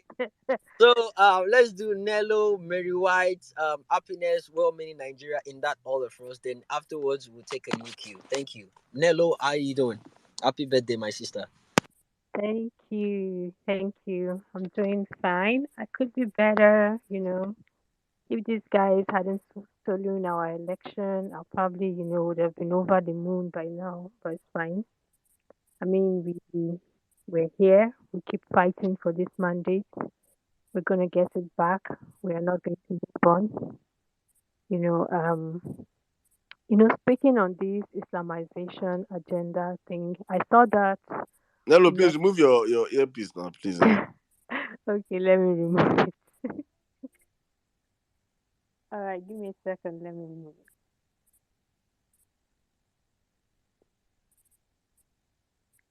Don't tell to Ngozi that is allergic to earpiece.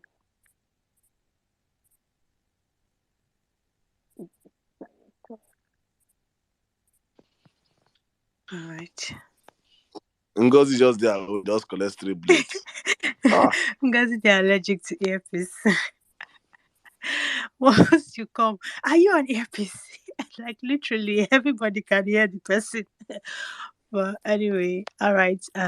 So this Islamization thing, I saw someone post it, and then somebody came and said, "Is that's not what it's all about?" So and I've gone to the to read what this news is really all about, and you will just be surprised. These guys, then let me just read this whole thing. A bill seeking to create a national center for Christian education to regulate and set standards for the practice of Christianity in Nigeria has passed the second reading at the Senate.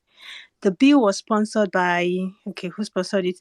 You know, as in, it's just the guts of these guys. Yarrow claimed that the center, when established, would aid in resolving the country's inappropriate practice of religion, which, according to him, basically, when he said, so you, as in, the inappropriate use of religion in Nigeria, but it is the Christianity that they will have to create a center to regulate how we practice it.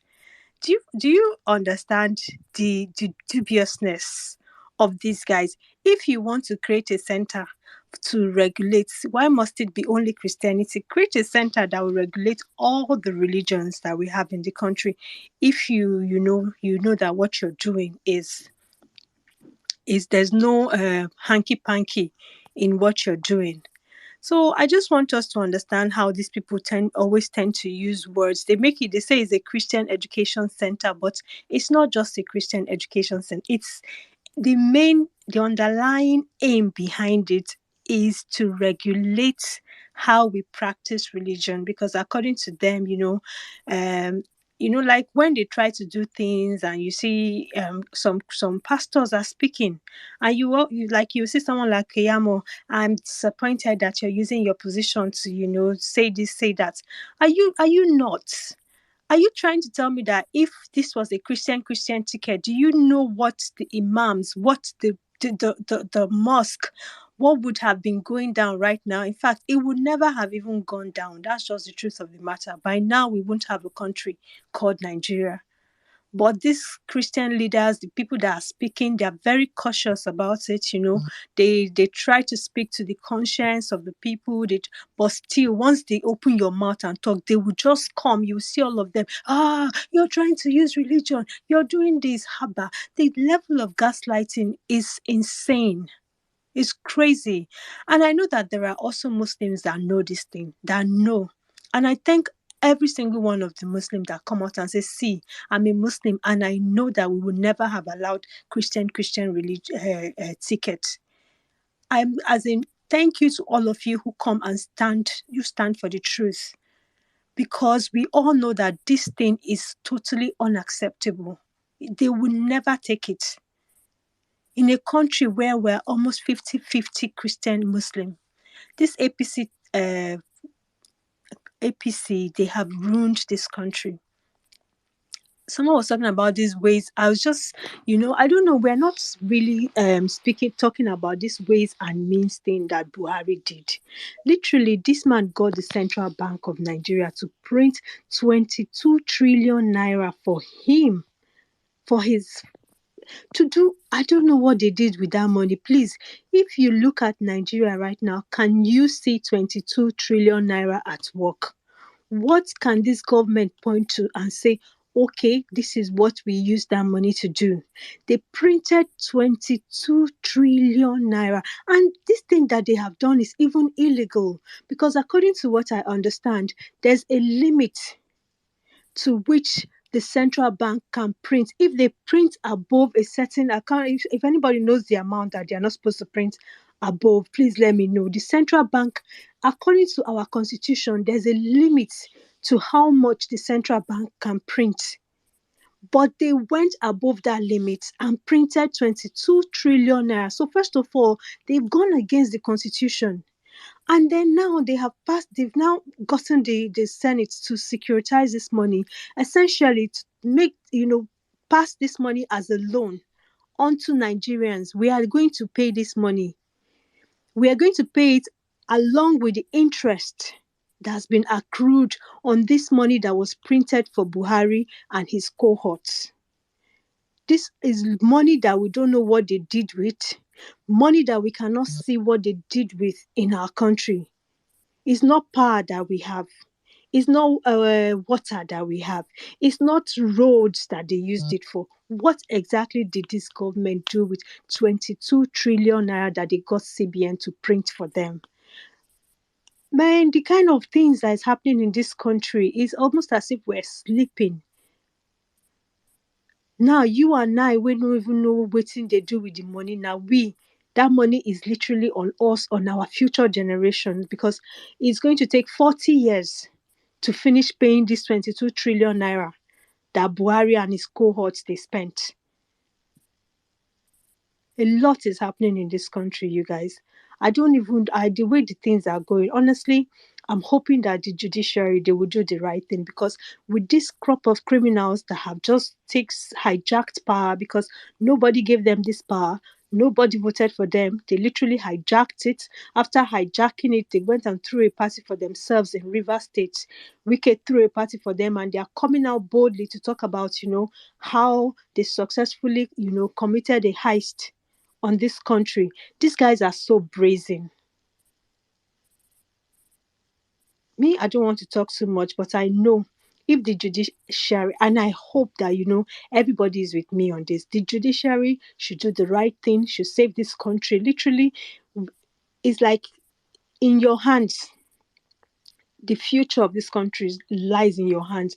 We can chart a new course for our country, or we can literally, take a match and set the country ablaze, because these criminals will not hijack this country, will not hijack the electoral process and go scot-free with it. It's all in their hands, and they should do the right thing.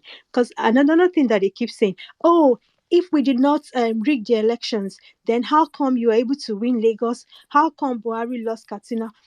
The fact that these guys even lost these places should tell you that they did not win this election. Because what has happened is that their people came out to say, you know what, you are a failure. In Katsina, Buhari's people came out because they are the ones that banditry, everything has been affecting. They gave Buhari 100%.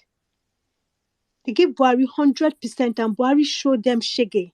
And so they came out and said, we will not vote for you, Baba. That's what happened. So the same thing in Lagos. Lagos people have seen what Tinubu has done with their resources for 23 years. And they came out in their numbers and said, you know what? You will not take this your kleptomaniac. You will not take this your tyranny to the center. And then they have now gone into all the other places and committed what they have done in conjunction with INEC. So this election was not free, was not fair. You guys hijacked it, and you will not get away with it. All right. Thank you guys for, giving me the honor of being the very first speaker. As for Ekweremadu and Doguwa, I mean, I don't even know what to say about those two, because Doguwa is a murderer. Ekweremadu, I wish he got more sentence. As far as I'm concerned, that 10 years is too little, because we know he will not do up to that 10 years. I know there's a way they do all these things concurrently, and by the time, he's done a few, he might come out on parole. So I don't even think that it's enough. But yeah, thank you for giving me the honor to be one of the first speaker. I am grateful and thankful to be co-hosting on the Vawulence space. I feel honored. Thank you, everyone. Thank you. Thank you, Nello. Beautiful submission. Plenty beautiful. Thank you. God bless you. Happy birthday. Long life and prosperity. In good health and in wealth. God bless you, my sister. Mary White, how you doing? Hi, my in-law. I didn't know you can wave at the co-host while they're talking. But that's a new one for me. But Lordy, my sister Lelo, one them Literally, happy. Mary White, Jimmy, I will take you down. Seriously. I know. You can even mute him, but he's there waving at you. Be quiet, time is up. Well, that's my in-law for you. Only him can do it. Right, in-law? I agree. You had to say it. My sister, one them happy birthday. I wish you God's continuous blessings, like many more years, good health. I wish you everything good in this life. That's what I wish you today. You're a very good sister to me. You're a friend. I don't know you, but your attitude is what draws me to you. And I thank God that I've been able to meet you through this movement. Thank you so much, and happy birthday to you, my sister Nello. So what I need to tell people is just remember Turkey. Remember Lebanon. That's the only thing I need to say. And this is where these people are taking us to. I know during the election, we were all complaining about this Mumu ticket, which is Muslim ticket. And people, some certain Christian denominations were complaining, why are we doing this? Oh, why are you doing, don't you know that his wife is a Christian? I mean, he has Christian people in his congregation, whatever you could call it. But what is happening now? I mean, can any one of those people come out? I haven't heard any one of them saying, okay, you can't do this. Everyone is quiet all of a sudden.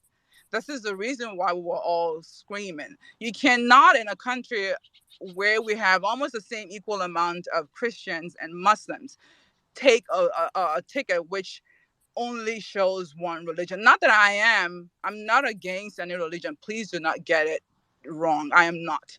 But in order to show our diversity, they should have done as a Christian Muslim ticket. But what is going on right now? They haven't even been in power, but you see all this, our legislatures trying to change the laws. Why is it? I mean, we could all remember during the elections who were the ones that were saying, oh, you can't vote for this person because it's haram. We know who clearly came out to do that. So why is it now that a law has passed the first, not just the first, but the second reading or whatever, how you guys say it, and is all geared towards a certain religion? What does that tell you? It's to tell you that they want to shut certain religion up. Because, I mean, you cannot, there's no way to explain it that, okay, you leave the people that are shouting, you can't vote this person, the haram person, but you're going after Christians, trying to regulate the way they worship. How? Why?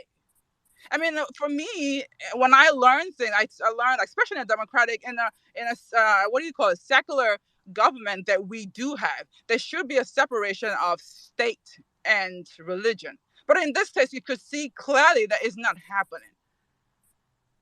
And something needs to be done. We all need to lend our voices however we can do it. We need to make it known that it cannot, it must not happen. Because if we do let it happen, guess what? This is the beginning. We will be the next China.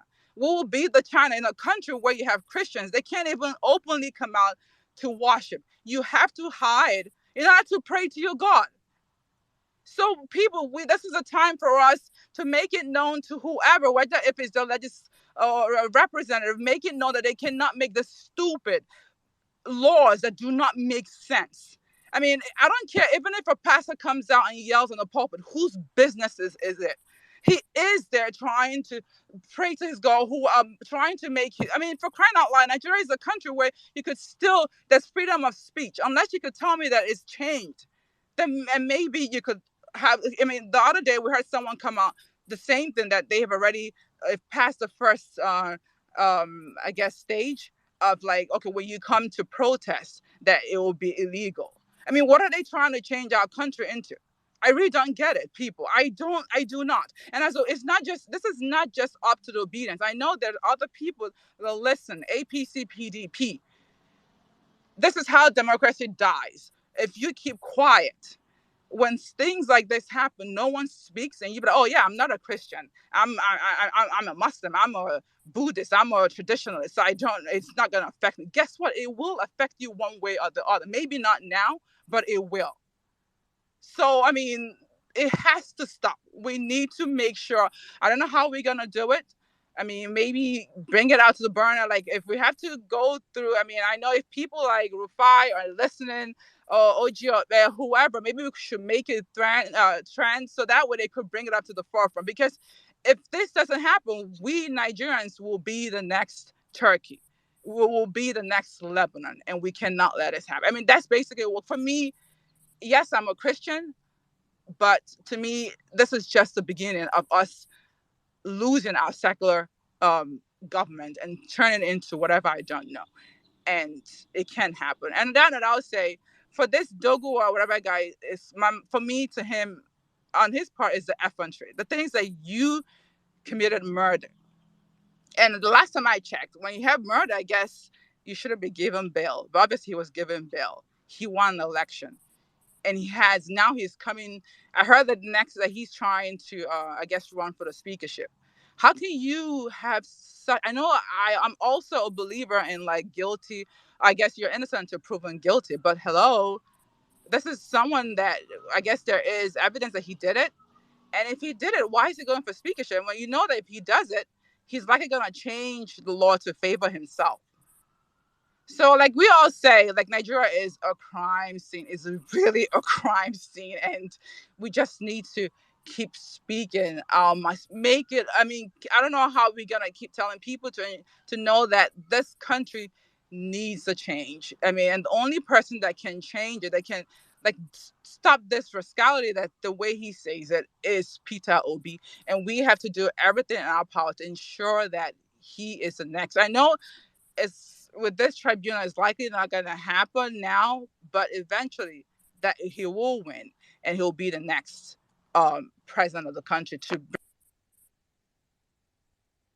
end to the craziness. And I'll end with I guess like Ekweremadu. For me, what really happened, I mean, it's really hard when you do see a family member go through what his daughter is going through, which is kidney transplant. I mean, kidney transplant, I guess you could get it from dead people or you could get it from living related. Obviously, they must have gone through their family members. They didn't get someone who's a good match, but it still doesn't give them the right to do what they did. I know there's a lot of stories out there, but I just wish them the best. That's basically what I have to say. Because for me, when it comes to family, we, even us here on the platform, we don't know the length that we can go to save our family members. So I just wish them the best. And that's really what I have. But on that note, I would say thanks, Obedience, for listening to me. And let's just keep doing what we do it. Because it seems like when we come out on spaces, that it seems like we're the only lone voice out there. We are not. We're actually being listened to. And I did see a post where someone who we all sometimes listen to, watch his, I guess, tweets sometimes, saying is obedient movement losing steam. And like I would tell the same line as Emir Saddam's reply to him, is that it's nonsense talk, and really is a nonsense talk, because we have not lost steam. We haven't even started yet, and I still know we have a lot to do in this movement. So keep doing what you do. Do not let anyone, nobody, bring down your spirit. Nobody, it doesn't matter who that person is. Just let's keep on fighting for the Nigeria that we've always believed in. And I do know it's possible. Nigeria is possible. So my obedience, God bless you guys. Let's keep going. And that I'll say thanks for listening. And my sister, again, I'll end with you. Again, happy birthday. Bye, everyone. Thank you very much. Beautiful submission. Thank you. God bless you, my sister. God bless you. That was beautiful. Every single point you nailed it. Thank you very much. Happiness, my brother. How you doing? Good evening, Jimmy. To be on Violence Space is a privilege. It's like looking for a shower in heaven. To get this lot, it'll be easy. Everybody, welcome to Violence Space. All protocol duly observed. Anka Dede, I see you there. Madam Grace, Auntie Meg, redhead. I agree to. If I go on this rabbit road, I will lose myself. So I don't like to calling names because the name plenty. Jimmy, how many minutes do you have, sir? I'll give you 5 minutes, my brother. Okay. First and foremost, this is violence space, so we have to treat with fact. How CBN? I want to read an article because of that Naira thing, so that I will start from there. This is January 2nd, 2023. How CBN loans to Buhari government climbed to 2,900% in 7 years. How CBN loans to Buhari government climbed 2,900% in 7 years in violation of the law. Now, this is what the law says. The CBN Act says the CBN may grant temporary advances to the federal government in respect of temporary deficit of budget revenue at such rate as the bank may determine. It, however, warns that total amount of such advances outstanding shall not at any time exceed 5% of previous year's actual revenue of the federal government. So what this means is that accumulatively, in 8 years of President Buhari, the total money he should be getting from the CBN should not be more than 40%. When you do 5 times 8, I think he will give you 40. President Buhari now is doing 2,900, and everybody is questioning how come our inflation is going up. That is your answer there. Now, that 22 trillion, President Buhari went and collected that money illegally, 22 trillion, illegally, without recourse to anybody, just like Nicodemus Lee. He told MFL, I beg, he print some 22 trillion, make I go cheer. They just print for him. When the money don't choke, he went to the parliament because that money was illegal. He needed to get parliamentary approval. And because this man does not respect the laws of the land, that's why he did that. When the money don't choke, he went to that parliament and said, I beg, make una backdate him, approve him, make it big like say, let it look like as if like it was done before I got the money. Those people rescinded, they did not accept. Later, we in Nigeria, they saw themselves out and approve it. And the day they approve it, they started throwing this protest ban or whatever. That one is on one leg. On another leg, I want to talk about, oh my God. Okay, on the other one, I want to highlight it. I will not explain. I just want to highlight what is going on in Nigeria, small before I go off. Is it about the topic? Yes, sir. Okay. Yes, sir. Federal government needs 66.2 trillion to fix 701 roads in 2021. Fashola. 2023, Fashola says that I cannot account for that 6.6 trillion naira. Fashola says that he don't know where that money is. Sorry, my brother. Sorry, no verse. Sorry, please. You have 3 minutes to go. Please, we have topic. Yes, I know. I will come on your topic. I know. I just want to highlight. You have 3 minutes to go. I know. No be 5 minutes you give me. Make I use 2 minutes highlight topic, pertinent topic, and I will talk on the APC Islamization agenda. That's where I'll end my topic. I think it's okay. Can I go ahead? Yeah, go ahead. Wrap it up. All right. So I want to remind us that Ebonyi government also approved 1.6 billion for Omai. That one there. So I will stop from there. Let's talk about APC Islamization agenda. Now, let's start from, I'm reading this article now it was published December 2015. This is what he says. Is it any wonder that in 1990, Sheikh Abubakar Gumi, the leader of a most powerful Muslim sect in northern Nigeria, said, no Christian will be allowed to rule over Nigeria unless it is over his dead body, Sheikh Gumi. Is it any wonder that my friend, that's what the person says, like Erufaya, once warned the Nigerian military against what he considered to be Erufaya? The article says I referred him as his friend. I don't know, the thing is on quote. You understand? Yeah, I'm reading from Vanguard newspaper. So he says, is it any wonder that Governor Erufaya once warned the Nigerian military against what he considered to be their excessive in the fight against Boko Haram and told them that anyone, whether soldier or otherwise that kills a Fulani must consider it as a debt that no matter how long it will be repaid. Is it any wonder that in 2001, some unscrupulous and irresponsible leaders in the core north invoke political Sharia law, Sharia, as a secret weapon in their attempt to discredit, destabilize, and destroy President Olusegun Obasanjo, a Southern Christian president? Is it any wonder that in 2001, President Buhari, a core northern Muslim, said, "What is the business of Christians if the Muslims chop off our limbs in the name of Sharia?" and went further by saying that it is his intention and desire to spread Sharia all over the Federation. Is it any wonder that the same man said in 2014 that an attack on Boko Haram is an attack on the North? I will finish there. There's a lot I can say, but let me just round up on this. I think I have 1 minute left. Let me round up on this.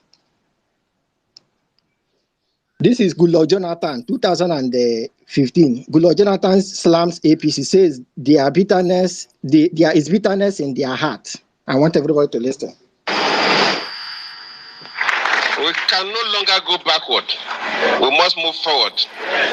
And I said that when you talk about change, the only thing that can bring a lasting change in this country is implementation of the national conference that all Nigerians gathered to come up with a document and say that if we begin to do things this way, we'll change this country for better. These people who are talking about change refuse to participate. They say they will not implement it. So what change are they bringing? Every time you listen to them, you see the bitterness in their hearts. Bitter, anger, as if somebody has taken their property. Venom. And I said that, look, you cannot give what you don't have. If you don't have a peaceful heart, a friendly heart, you cannot bring peace to people. For you to bring peace, you must be somebody who can forgive. Somebody who brings peace. It's not somebody who will ask people to go and kill that will bring peace. It will bring crisis to us. Especially now that society is so sophisticated and small light arms and small weapons are all over the place. You set this country ablaze. And we will not go back to those primitive days. This country must move forward. This is Goodluck Jonathan. He said it. So I think that everybody can attest to the fact that today Nigeria is more peaceful because the people that came to power, these APC people, they are peace-loving people. We can see it today in Nigeria. I'm trying to be sarcastic here, but the fact of the matter is that if we don't kill APC will destroy us. APC is a threat to our national unity. APC, I don't know the adjective to qualify them, but APC is dangerous to our survival as a nation. Like Sadan re-echoed, I want to also emphasize it. APC is an organization to destroy, cause mayhem. That's why I will leave it. So we should make sure that we see APC as what they are, a threat to our national unity, a threat to peace, a threat to our life. Thank you. Thank you, my brother. That was beautiful. I mean, I've been listening to Happiness's submission all along, all this while. He's very articulate, and he has actually groomed himself in a way that he read a lot of books and he read a lot of articles, and he almost sounds like a lawyer, but he's not. The movement turned him into someone that reads and is paying critical attention to every single detail. Thank you. God bless you, my brother. God bless you. That was a beautiful submission. Thank you. And the ones he mentioned earlier on, it's a slight reminder of the level and amount of corruption going on under Buhari, 22 trillion, and that of Fashola. So those are those, by the way. But yeah, thank you so much. Happiness. God bless you. 1 minute Nigeria. How you doing, my brother? Yeah. Jimmy, I'm all right. Emia, Otumba, I greet everybody. First, let me Okay, happiness is the B-level best of 1 million man match crew, actually. So I'm sure some of us don't know that. First, let me give public announcement. There's a tweet I put up, not on the Jumbotron itself, on the comment section now. Please, if you are among those that Jimmy blocked, just DM me or go and write it in the comment section there. Because Jimmy blocking, he don't reach for public announcement. So we need to, and I'm obedient to, if you are Bado, you put your name there. You just bring yourself from my own blocking, free of charge. So just avoid me. Anyway, happy birthday, Nello. I mean, you know how I feel about you. You know that. And the funny thing is, I mean, it's crazy how we are so focused in this movement sometimes. I technically forgot that tomorrow was my birthday as well. So, Nello, I'm right in front of you. And you know, you don't use style tell us say tomorrow your birthday. Okay. No, in fact, it was when I saw Nello. I mean, I remember partially sometimes and all that, but I will tell you people my birthday gift at the end of my submission, because I need a birthday gift. All right, let me just quickly go to the topic. Well, yeah, that's how we know you don't have a girlfriend. The fact that you don't know your birthday is tomorrow. see, this conversation, a 1 million man match crew conversation. Anyway, let me quickly go to the topic. And I really want, you know, in the course of the space, I've had to laugh. And, you know, when I wanted to come to speak, I wanted to sound very serious, because sometimes when you sound very serious, people take you serious. And I hope people will take this serious. You know, Saddam said something at the beginning of the space that I think, you know, on spaces sometimes, because we just say like a lot of things, some things just fly, some people just share and that was very key. Saddam attempted listing what the fictional, and I said fictional, what the fictional top 4 of Nigeria would look like if the judiciary misbehaves. And people don't understand what that really means. That would mean we have a drug lord with a very high criminal tendency and I said fictional, please remember, because I don't think this cannot stand, to be honest. So we have a criminal and a drug lord as president. We will have a terrorist syndicate as vice president. We will have another criminal, most likely, because I saw yesterday APC is talking about Akpabio being Senate president. So we will have another criminal as Senate president. And this is the hierarchy of Nigeria, top 1, top 2, top 3. Then we will now have, you know, a human roaster, literally, someone that roasts human beings as number 4 citizen of Nigeria. And you know, Saddam, maybe one of these days we'll do a space, maybe either a violence space or outside violence space, where we'll talk about what is at stake. You know, one reason why I love Madam Clavita's submission some days back was, you know, she gave a detailed examination of what is at stake, like just a basic. And, you know, if we extend that conversation, I mean, I think people from that perspective will begin to understand that when we fight this fight, there's a lot at stake. What is at stake is too much. It's too much. Someone said yesterday on 1 million Mama Speak, and he said it, I don't even know if the person knows, like he said it and someone listened. I listened. He said currently Nigeria is considered as a lying nation, a nation that lies, by virtue of our Minister of Information. Because if your Minister of Information is a known liar, then it reflects what you do. And, you know, it took it to the international stage when you travel to Washington. So that is disturbing. But if for any reason the judiciary misbehaves, we are going to become a technically, morally bankrupt and terroristic. Okay, we are going to be known as that kind of nation. And people will think, oh, this is exaggerated. It's not exaggerated.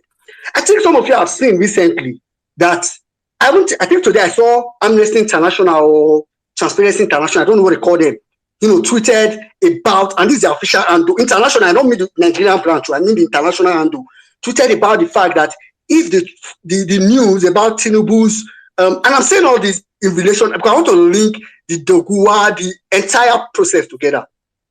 They said that if the news about 20 properties outside Nigeria is true, it needs to be investigated, blah, blah, blah. And I want to put it to you. I know some people say, oh, it's normal. It's not normal. Let me tell you this analysis. We've had presidents over time that were really, really nobodies before they became president. We have Goodluck, we have Obasanjo. Obasanjo was literally coming out of prison not too long. Then we had Yar'Adua. Yar'Adua was, a governor just there. We had good luck, someone that jump class, and arrived at presidency. Then we had Buhari, someone that the IS had achieved is, just military, nothing much, no. But now we have a criminal. Do you know why Tinubu's cases are coming out now? It's really because, see, the international community, we take some of all these things that they do in Nigeria, they don't know it. They know it.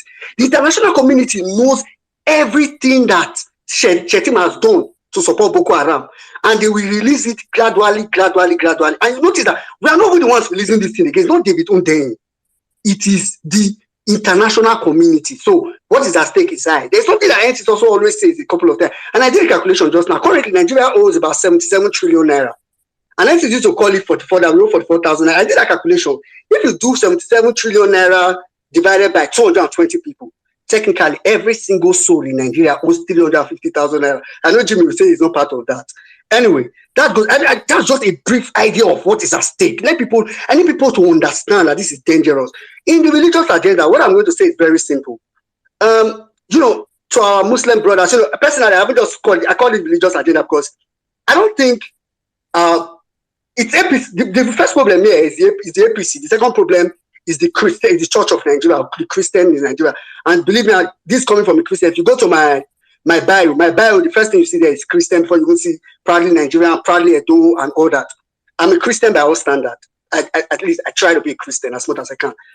I think the first problem after APC is the Christian community. Because I ask myself that, are we going to, the Islamic religion in Nigeria, as in our Muslim brothers, have a very stern stand on things. So politicians, though they try to take advantage of that, advantage of their sternness, and I'm afraid of the day they will wake up to that thing, but they are stern. They don't take them for granted. Really.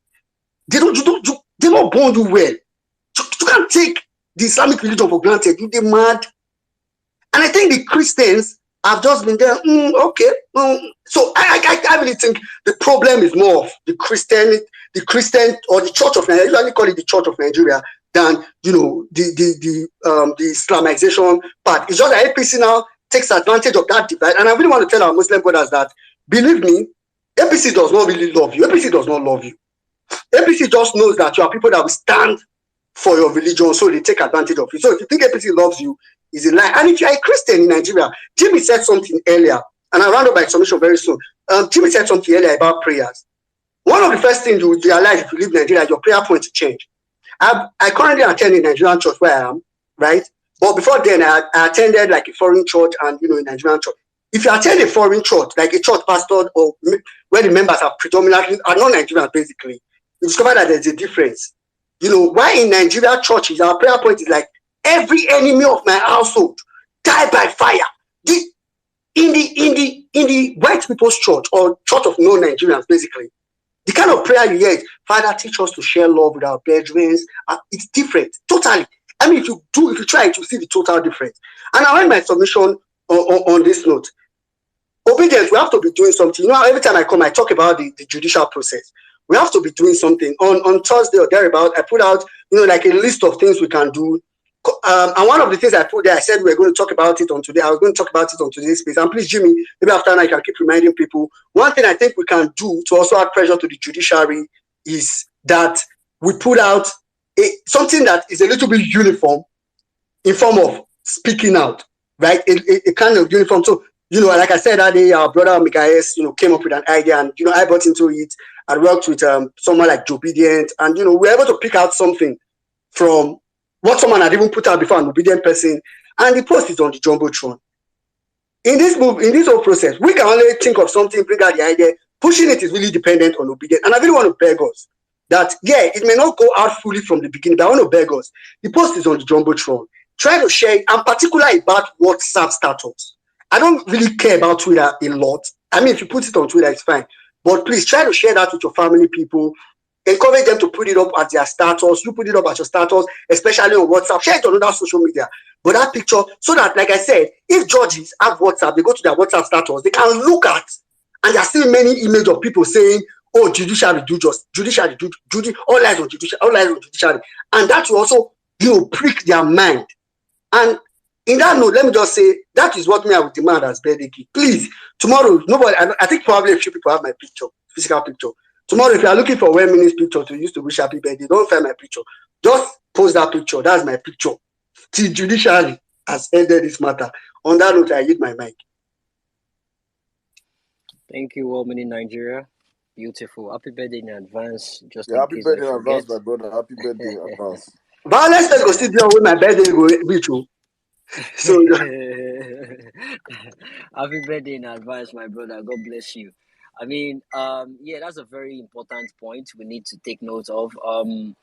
The case will be starting on Monday. Please, let's put pressure on the judicial system. What I mean by pressure is let's make our demands heard. We want them to broadcast the case live, and we want them to finish the whole thing before 29th. If we can emphasize on those things with our hashtags and everything, because on Monday, what they'll be doing on Monday is to lay out how the case is going to be handled. They'll conclude on that on Monday, and probably fix another date when it's gonna start, basically. So let's put pressure on that, and let us speak up. Let us make it trend, and let them know that this is what the Nigerian people want. So and Jimmy, yeah, that's very sorry. important. It's on Monday. I think they might even decide if they will broadcast it or not. Please. So if Yeah, you that's if what you I'm have saying. if you have not been doing broadcast PPT live, please, Yeah, I'm begging you yeah. people. I'm begging you, We beg. should put more pressure on that. It will be Monday. Monday is when they will decide that, okay, fine, people want us to broadcast it. All right, let's do it. I stand by that, or whatever. The lawyers can do that. So, but let's put more pressure on that and let them know this is what the Nigerian people want. So it's gonna come our way, whichever angle we want to look it from. So let's put pressure. Basically, let's put pressure. Thank you, guys. Thank you. Moving forward, let's now have a lady, a guy, a lady, a guy. A guy just spoke now, so let's have a lady. Happiness, how you doing? Hi, Jimmy. I'm doing fine. Good evening. Good evening. Good 5 minutes, my evening. sister. Okay. Happy birthday, Nelu. Good evening, Otumba. Emia Saddam. Good evening, well-meaning Nigeria. And all the beautiful obedience in the house. So I'm going to talk about the Islamization agenda, and this is a conspiracy that started not today. Like, it's been going on for a while now, some years now. And I'm going to say, me particularly, I noticed this in during Goodluck Jonathan's regime, when the bombing started. And I'm going to say what me I've noticed. I'm just putting out what I've noticed. When that bombing started, it kind of like reshaping the activities and doctrines of Christians. And I'm going to say it from my own faith as a Catholic. Gone are the days when we used to have, like, activities and events as Catholics, that kind of, like, we replicate what happens in the Bible, like the, Stations of the Cross, the triumphal entry, and all of that stuff. And all of these kind of events, requires the Catholic demonstrating on the streets. Now, when that bombing started, it kind of drove back Catholics back into the church. So all of these whole activities were happening inside the church premises, no longer outside. We're just doing it inside. I'm sorry, I'm close to the road, so you can hear the sound of cars passing. Okay, so all of these events started happening inside the church premises for a while now, and gradually, if you notice, this agenda have, it has kind of reduced the way Christians carry out their activities. Very soon they'll start talking about how Christians preach, and their, what's it called, their speakers are everywhere and disturbing. I know in developed countries, all of these things are not really acceptable. But if they actually want to do it or go that way, it has to be balanced. Because if you come to Abuja, presently, while all of this bombing thing pushed the Christians and Catholics back into the church premises, it brought out the Muslims. Now, if you're in Abuja, I don't know Abuja residents, I don't know how far they've noticed this. Every Friday, which is like their Juma prayers, I'm sorry to the Muslims, I'm just saying what I noticed. This is not to, bring down or talk down your religion or whatever, but I'm just telling you what I've noticed. Every Friday, once it's 12 o'clock, just know you're not, there are certain areas you can't go to because they've dominated that area, they've blocked the road, cars are parked, they put their mats on the road and pray, which is totally wrong. This is totally wrong. It's kind of frustrating because I've experienced it, and I'm saying it from an angle of experience. And if you have an appointment any of these days, you just have to cancel the appointment for that day. Just know that you're not going to hold the appointment. It is cancelled. Another experience I'm going to talk about is there was a day I was traveling from Abuja to Makurdi, to Benue State, and along the Lafia Road, same Friday, around that same period, on Federal Road, these guys brought their mat and blocked the road and they were praying. So we had to just wait. We had to pause and wait for them to finish their prayers before we moved. So like I'm trying to wrap up my head around, because like these, my namesake played a tape up that played a tape, and we all heard what Goodluck Jonathan said. The whole bombing thing was to sabotage him and take away this, and sometimes it just brings me to the question: what are our representatives from the South doing in the Federal House of Representatives, either the House of Reps or Senate? Are they really representing our interests? Because how did this bill pass first, second reading, and we're here, and it is already when it has passed second reading that we are getting to know? Because this is the first time I'm hearing this. In fact, I just came across it yesterday on my timeline. The first time I saw it was yesterday. How did it pass first reading, second reading, and then we're just getting to know about it? And why is it that our Southern representative are not doing anything about it? Is it that they just want to keep licking the asses of these people? I'm still trying to understand or wrap my head around why they keep, portraying that they are representing our interests, but they are not doing anything. This is a secular nation, and for crying out loud, this is highly unacceptable. We can't even accept it, and we need to really do something about it. We need to do something about it if we really don't want to turn out like Turkey, like the other lady said. So I think that's where I'm going to yield my mic. Thank you very much. Thank you, my sister. That was a very interesting submission.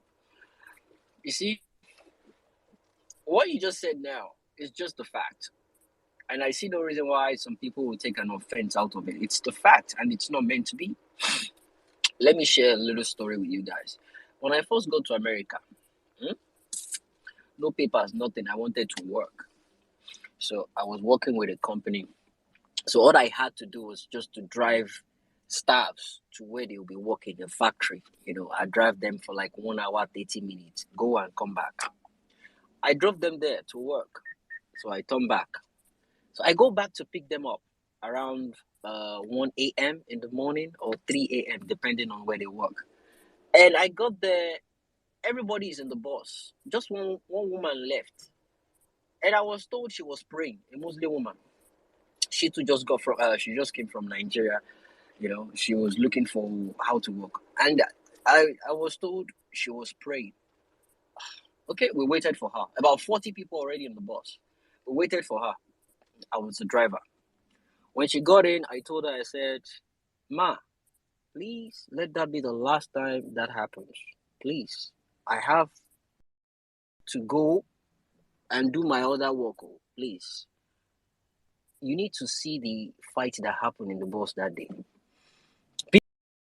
People were shouting, you don't want her to pray? You don't want her to shake the corn? You don't want her..." Nigerians, okay, I don't talk. The next day, I go carry them. Mama said they pray. No wala. I start cow. I start the bus, I base, I come out. She don't call the owner of the business, say I don't come out. That one, as I reach, that one, the low grammar, they talk different. I say, look, this is America. You know, we work by time. If she's not there, I don't care. I move. I had to lay that foundation on the ground. I stood my ground. My people, the next day, the woman entered Uber. Uber was $120 from the workplace factory to where she lives. The next day, when I go carry them, now she first day outside, inside code. Now she first day outside. Now she they wait for me. Say, oh God, you come late today. I say, hey. When it comes to religion, I didn't tell you, Saddam. Now she first reach outside. She don't reach outside. They wait for me. Say, you late today. I just they laugh. People come they laugh inside bus. I don't get time. There is time for everything. You can go back to your house and pray. Don't use your own prayer to delay my own time. Oh, so the earlier the better we understand that you don't use your own religion to inconvenience other people. It's unfair. Even the people where get the religion safe, Saudi and Dubai, if you try that nonsense by the roadside, they go arrest you. Go and check, go and ask. They go arrest you. So you just put the whole religion for head. Now can't sabi the religion past people where even bring and come here safe. Emurasi. Thank you, my sister. Lovely submission, Jare. All right, let's have a guy now. We've gotten a lady already, so let's have a guy speak now. Ejikeme has been here for a while. Okay, let's have Ejikeme, then we have Fetch in that order. Ejikeme, how you doing? I'm doing very well, my brother Jimmy. Imia Saddam Otumba. Nello, happy birthday once again. And happy birthday to David Hundeyin as well, who celebrated within this period. And to all celebrants of the obedient movement and distinguished Nigerians on the space. It's a good day again to be here. Honestly, Emir Saddam, I cannot wait for parallel facts because even as we speak, our local media stations seem to be dead. So I can't wait for us to start dropping them hot. The news that will shake and reshape the Nigerian system. I cannot honestly wait for when they'll start dropping that news. Well, APC Islamization of the country has been one that is so worrisome. We can see what is happening in the Middle Belt. The bloodshed and the wanton destruction of lives and property is akin to this Islamization agenda. The midget Tasmanian devil of Kaduna State has not only run successfully a Muslim ticket, he has also installed another one just like his. And it calls for concern, it calls for serious concern in a seemingly secular state. In fact, a lot of people opine that it might be a 60-40 kind of arrangement, or at worst, or at best, a 50-50 arrangement, where it confers that seeming secularity of religion in the country. But, of course, everything that APC touches dies.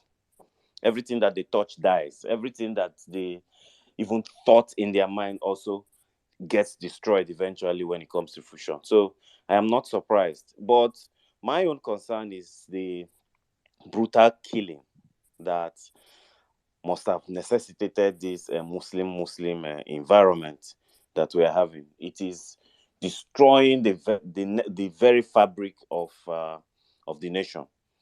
And we must be, that is why any party that does not consider the religious tension in the country is seen as a party that has no conscience. At every point in time, that religious consciousness must be there, because Nigeria is such, unfortunately, not very developed to handle religion properly. So political parties who throw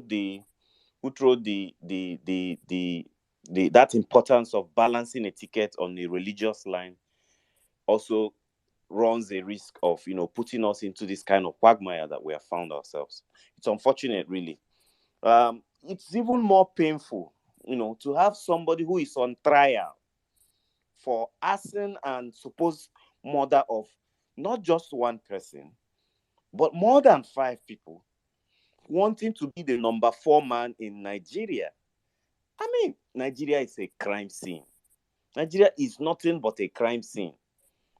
But the highest that will happen will be the death of democracy by May 29, when the Supreme Court judge, CJN Ariwola, will wear his white gloves to swear in somebody who did not even meet the requirements of the Constitution on May 29. That will be the end. That murderer in Kano State, I really do not understand what is going on. The temerity to even vie for a political office, let alone become the number 4 man. It tells you that it has finished in Nigeria. Nothing is left. Nothing. We're just living on borrowed time and God's grace. It's very unfortunate.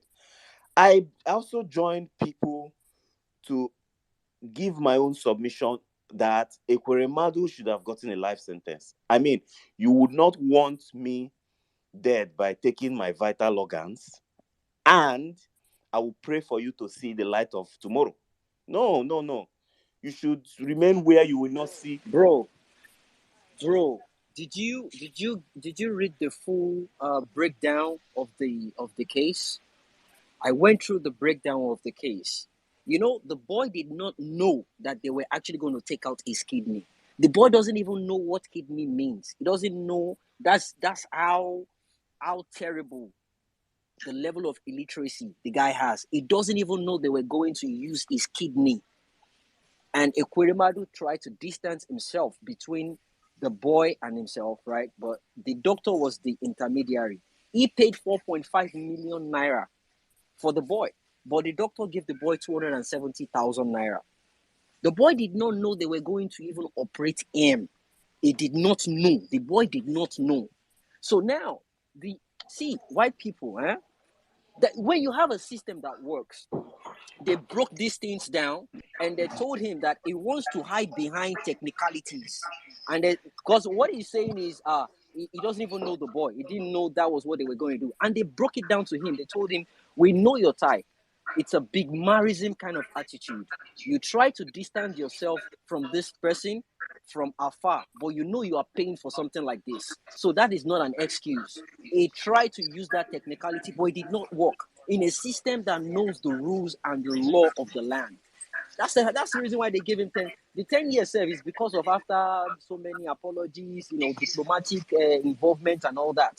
Otherwise, the guy should rot in jail because the amount it will cost them to build an emergency hospital or where they will be doing transplants. We have, how much is that thing to build a hospital world class that Nigeria cannot afford? How much is it? How much? Carry on with your submission, my brother.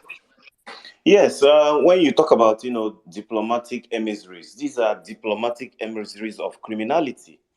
I want to, think that this is why everybody look at the people that are clamoring for this man's release or giving him a lesser sentencing. They are all criminals, and I am not surprised, my brother, because this very candidate, the Ekweremadu daughter, I was just listening to an interview she granted where she said she didn't believe in the judgment, and a question was thrown up to her to say that this very boy was presumably assumed to be her cousin. And we could literally hear the lawyer in the background telling her not to answer that question. So this is a family of evil. And this is a lady that sat there, no emotions on her face. She took a straight face, even though she's sick. I'm not glorifying the fact that she's found herself in this condition. But this is one family that have no scruples. Remember, on this space, we have had, rhetorics. We have had N6 and all the fact checkers come to tell us how much his father had misappropriated, for which these monies were meant to build and establish critical health facilities in Nigeria where these issues can be treated. But they didn't do it. They siphoned all that funds, and then they just take a boy on the streets who's probably an orphan or doesn't have anybody, because you have a lot of them all over Nigeria. The misdirection and maladministration of this APC have thrown a lot of people to the streets. So they can as well just gather one boy, kill him somewhere, harvest the very vital organs, and nobody will know. I dare say that if this guy was still in Nigeria, Ekweremadu would have been probably part of the people vying for Senate presidency if he had won his election. But of course, he committed such a heinous crime in a developed environment with laws that do not look at anybody's face when they dispense just that family. Honestly, I am not happy with that judgment. I'm not happy with that sentencing. This boy, I hope and I believe that he is given what it takes to survive in the UK going forward, because his life is even at danger in Nigeria. If they bring him back to Nigeria, he will get killed. That is the reality of the environment we find ourselves. So that's all for that. But parallel facts, please, let us get it going. Let us get it fast and going. Let's have another new media, mainstream media, that will be giving us the real gist. Emir Saddam, you promised us today that there was something cooking from the sanctum sanctorium of the David Hundeyin, the #1 patriotic journalist and the investigative journalist in the country right now. I am still waiting for that. My ears are itchy. We will continue to hold the narrative. Monday begins the historic day of the return of our mandate. Whether they like it or not, the field marshal has come here and given us reasons why. Of course, these people do not have a case. I am still waiting. I repeat again. I am waiting for the judge that will give even a dissenting judgment, even as little as a dissenting judgment, to the criminal drug baron and this criminal gang that wants to hijack Nigeria from the jugular. I am still waiting to see that judge that is willing to place his or her career on the line for drug money, for heroin money that has destroyed so many youths in Lagos and up in the north, for heroin and laundered money that has maintained the poverty that we have in Nigeria and the unemployment rate that is going up. I am waiting for that judge that will give that dissenting judgment, and his or her history will go down for the wrong reasons. But for now, the obedient movement will continue to stay strong. We will not back down on these criminal elements. We will not back down. We'll continue to hold them. They can't sleep because of the obedient movement, because of what you and I do every day. Continue to hold that fort. We have to save Nigeria, and only us and this generation can do it. Please, my brothers and sisters, that's all I have for all of us today. I yield the mic. Thank you very much. Thank you, my brother. God bless you. That was a beautiful submission. Thank you so much. Thank you. Fetch, are you there? Fetch. Hello, Fetch. Are you there? Okay, she's not. Right. Auntie Bolanle, how you doing? Good afternoon from this side, and good evening on your own side. Hey, can you hear me? Loud and clear. All right, awesome. Good afternoon, good evening, good morning, everyone. MS Saddam, Okay, how are you? Otuba. 1 minute for greeting. You know how we do it. Otuba, I'll give you. Nello, happy birthday, dear. Happy birthday, many happy returns. Jimmy, okay. I won't fight you today. I'll fight you on another day, but we're good. Anyway, the topics. All right. So I'm going to start from APC Islamization agenda. Okay. So what happened, right? Back in 2015, when Buhari eventually came back to Nigeria, and he started with the military heads, where before it was always balanced, even even that this stupid INEC man, right? The practice was that if a president's from the south or from the north, they will choose an INEC chairman from the other side of the country. Buhari didn't do that. When I started talking, people told me, Buhari knows what he's doing.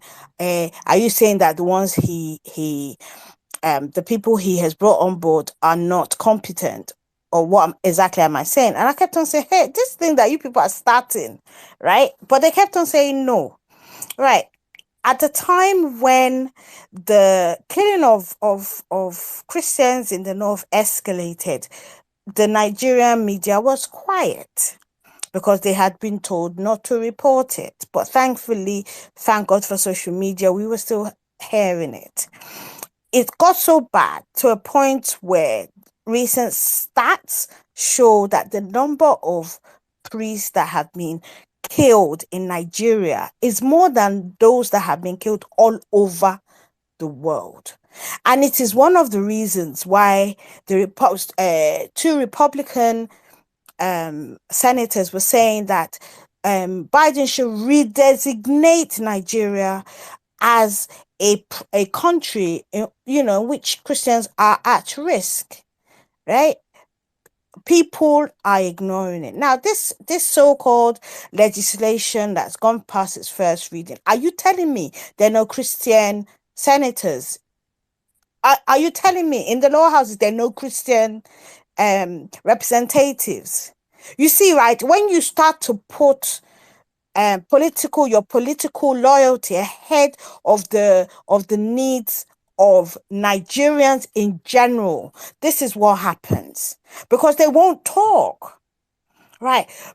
Here's the thing, and let me put some context to it. Let me make it clear. My dad died a Muslim. My dad was an Alhaji, he had done the Hajj, right? My mom's family were Muslims, but they were liberal. Usually in the Southwest, you have a family where the Christians and the Muslims, they celebrate together, right? Something shifted when Buhari became president, because that Murik guy started yarning, rubbish all over the place. And I remember I used to I was an admin of a Christian apologetics group on Facebook. We had over 10,000 people across the world who were in that group. Do you know the people that used to give me headache were the young Muslim men from the Southwest? So much so, when I say things, look, I will never say anything to denigrate anybody's religion, but these young men, right, will enter my DM to tell me that they should take out a fatwa against me, blah blah blah, that because I hate going into a conversation without having knowledge. So I read, I would study the Quran, I would study the Hadith, so that I have a clear understanding. And so when I present facts, because they don't like it, they went and say fatwa. Hey, or when I said, my father is a Muslim, they was like, oh, you're now a Christian, you should be put to death. And I'm like, how is it that Nigerian Muslims, right, how they practice Islam, I shouldn't say Muslims because not everybody, how they practice Islam in some parts of Nigeria, right, how come it's so different from those who actually had where Islam originated from? I don't understand that, right? Because it seems like their own form of Islam is to keep people poor. In Saudi Arabia, or even in the Emirates, right, they had, the amount of development, right, and the way they practice their faith, nothing has stopped them from practicing their faith. But that, it hasn't also meant that they are clamping down the way these people in Nigeria want to clamp down on Christianity. And I don't blame them. I blame all the Christian leaders who have compromised over time. If you're saying this is a secular state, why in God's name are you quiet when they are taking away, they're planning to take away the rights of people, right? The rights of the very members you supposedly represent. And what really frustrates me is all of this. Islam, it has not stopped their leaders, their political leaders, from being corrupt. It has not stopped them from stealing from their own people. It has not stopped them from accumulating wealth. From killing, and it surprises me, because this is political Islam. It isn't Islam as a faith, because if it was Islam as a faith, right, people know what's in the Quran, right? And if you're saying that Allah is fair, he's about equity, he's about fairness, he's about justice. Auntie Bolanle, sorry to interject. What really struck me most was the way they all just went into this solo mood when the fasting started. Hey! You'll be shocked that are these the people that just did what they did during this election? Well, I've always said that fasting, yeah. Okay, I'm not saying that. I mean, my great grandfather was a sheikh. He was, and in Moshala Shijimo in Lagos, when they're remembering those who have passed on, they will mention people from my mom's family and my dad's family. So we have a history, but we weren't like this, right? We weren't like what they're trying to turn Islam into. It is a step too far, right? When you are killing people, they say, they quote. I mean, fine, there are certain parts in the Quran, likewise the Bible, where people were killed indiscriminately, right? Where there was no mercy, right? As far as this is the law, this is what we do, there's no mercy. We get that. However, this isn't 2,000 years ago, or 1,400 years ago, when both these faiths started. You can't just be killing people just because of their faith. It's not done. It's not done. And that takes me over to this man that killed 14 people by burning them, right? You know what? I don't blame him. I blame the legal system, because the penal code is very clear. You don't give bail to somebody who allegedly, right, committed murder. You don't, right? So the fact that he got bail brings into question, our judiciary, right? And that is why people don't have faith in our legal system, be it Sharia in the north or the penal code in the south. Because here's the thing, right? If this is the guidance that you judges have to go by, which is if somebody commits a particular crime, right, they're not giving bail, right? Why would you, if it was a poor man, would you give them bail? No, you would deny bail. But because he's a political leader, you gave him bail, right? Justice, the reason why the image of Lady Justice has a blindfold is so that you don't look at the person's religion, you don't look at their sex, you don't look at their social standing, right? Justice should be the same regardless of who is in the dock.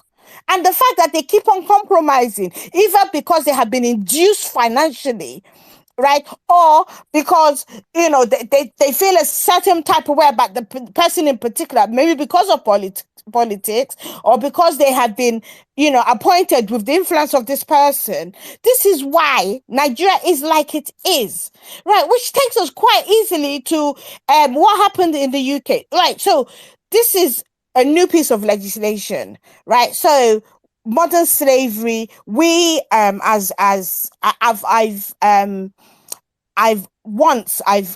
remember once where I've referred to the police where it has come up, right? But this is the first case that has gone all the way. And I think it was really egregious because of, you took this man to Nigeria.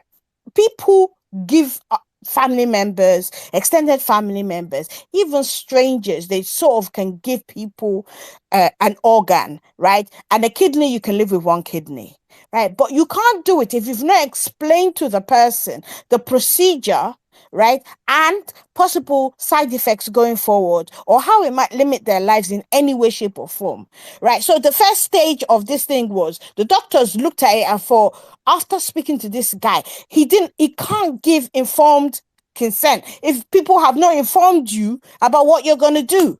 That was the first part, right? And then the second part is when it comes to donating a kidney or part of your liver, right? It shouldn't be financial. Fine, we know there are people in countries that do it, right? But you can't get away with that in the UK, right? And so the doctor himself, not only did he ruin his life, right, because he's going to be punished 2 times over, right? He also is casting this kind of, when they look at our doctors in Nigeria, they know that they are very knowledgeable, right? Very hardworking. And then you have this man, right, doing that kind of arrangement, getting the money, not even giving the boy his full amount of money. In fact, I think the judge was lenient. They should make an example of them so that they deter others.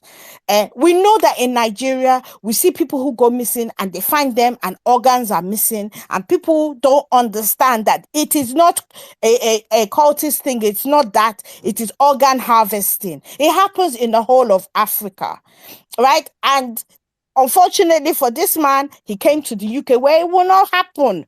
It will not happen. Right. So I have no sympathy, no empathy, nothing. I truly believe that they need to teach him a lesson. And whilst I say kudos to the British legal system by giving justice, right, the way it should, at the same time, I'm looking at them with side eye, because you have your money laundering legislation, you have your, all of that legislation to stop corrupt African leaders who are coming to, or drug barons coming to launder their money, their dirty money, through buying properties in the UK, and you people are turning away, acting like you don't know. People come and buy properties cash, and you're not questioning them. Right, so it's like on one hand, justice served. On the other hand, they need to fix up, and we need to start making noise about it. I think I've covered everything, so I yield the mic at this point. Thank you. Thank you I so think just much. a minute, yeah. Thank you. Thank you very much, Bolani. Thank you.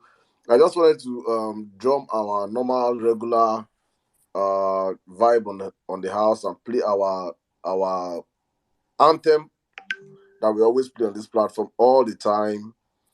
For everybody to understand what we're saying and what we're standing at. And big shout out to all the obedience that have jumped on the trend and they have been making videos. I just want everybody to understand that this is where we stand as Nigerians, and we are saying it loud and clear. We are standing with Dati, and I think we should all hear this all the time. We're playing this for people to understand, especially for the children of the roasted corn that always come on our platforms, for you to listen that this is where we are going to as a country. Thank you. Calls of the people violating the constitution, let them even go ahead, even if they swear in Tinubu Shetima on 29th of May. They are swearing in an unconstitutional government. Nothing will change it. I am not a careless, reckless speaker. I am working with the constitution there, that document right you just read. I'm following it.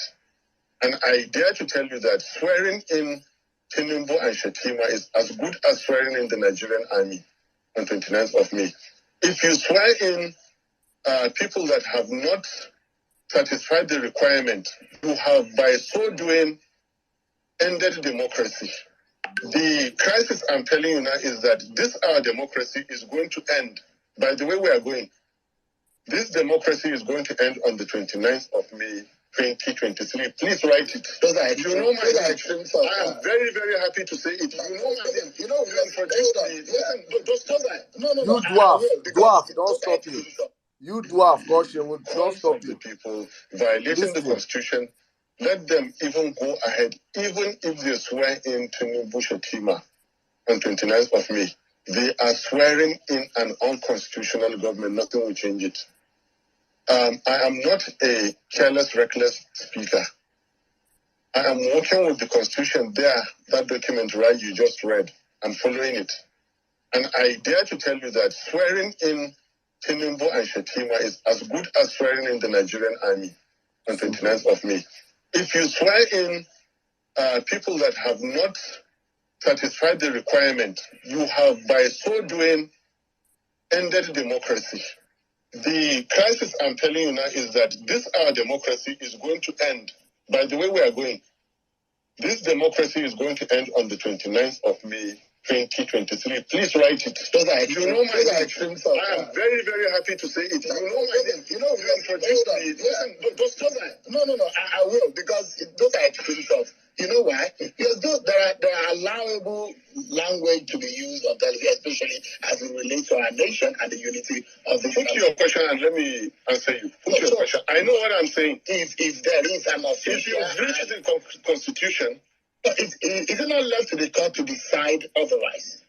This is already decided by the court.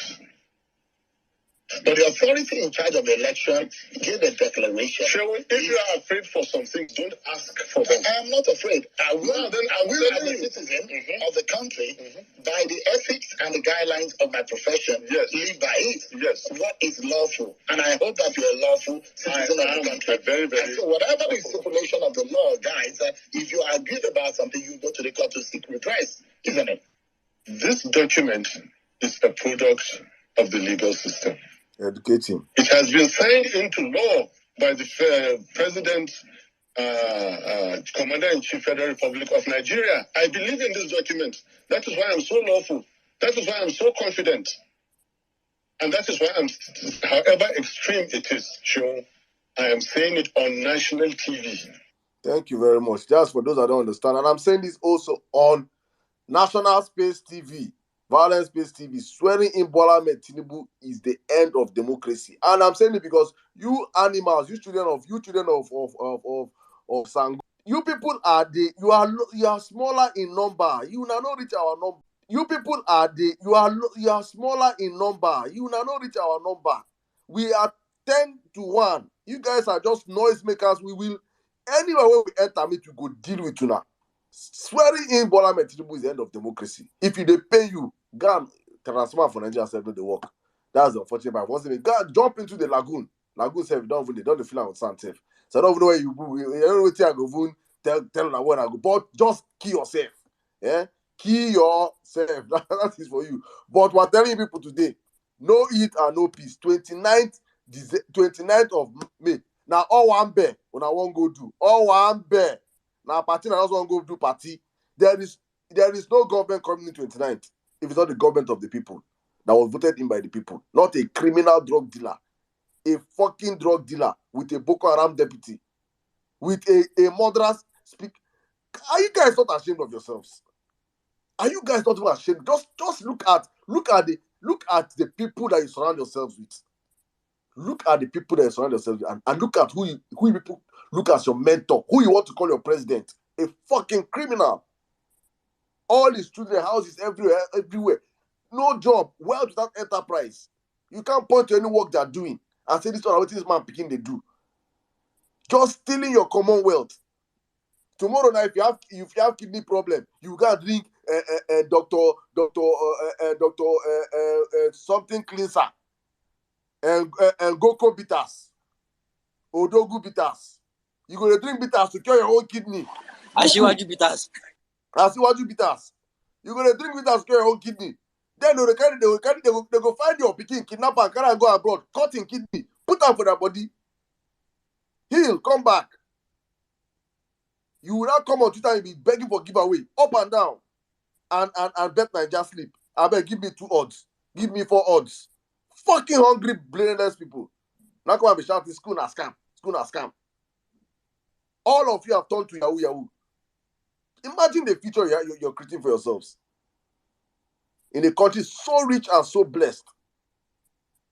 Let's go back to issues, Jari. APC are trying to Islamize Nigeria. Back to the agenda. Please, I will say this all the time for our people to understand that this is not a call of the Muslims, please. Nothing has to do with the Muslim brothers. No. It has to do with APC agenda to use a religion because they know that this religion, they don't play with their religion. The Muslim, and I said it in my earlier submission, I love my Muslim brothers because they don't freaking play with their religion. If you say A about their religion, they will attack you. So APC understand that and are trying to use it for some satanic men with jihadist agenda to take over that country. But we are going to wake up, we are woken up and we are speaking out loud and clear. It will not happen in our generation time. Instead, that country will become Sudan. Instead, make we dey alive. No, not the possible. I bet Mr. Wale, you can come in now. Oh, sorry, Jimmy, back to you, Jimmy. Yeah, thanks, man. I think Mr. Valerie have been here for the longest.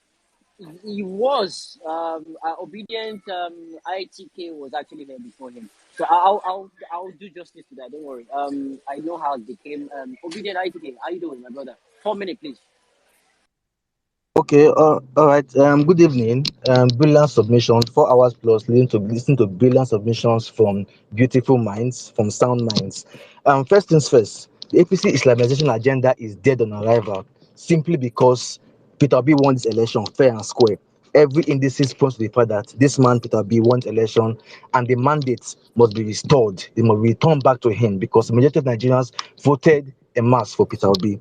Now, as regards Ekweremadu, like Saddam said, and even before Saddam made his position clear on this space, I had earlier made tweets that I feel no pity as regards the sentences that the Ekweremadus got, and honestly feel that they should have gotten something more than what the judge gave to them.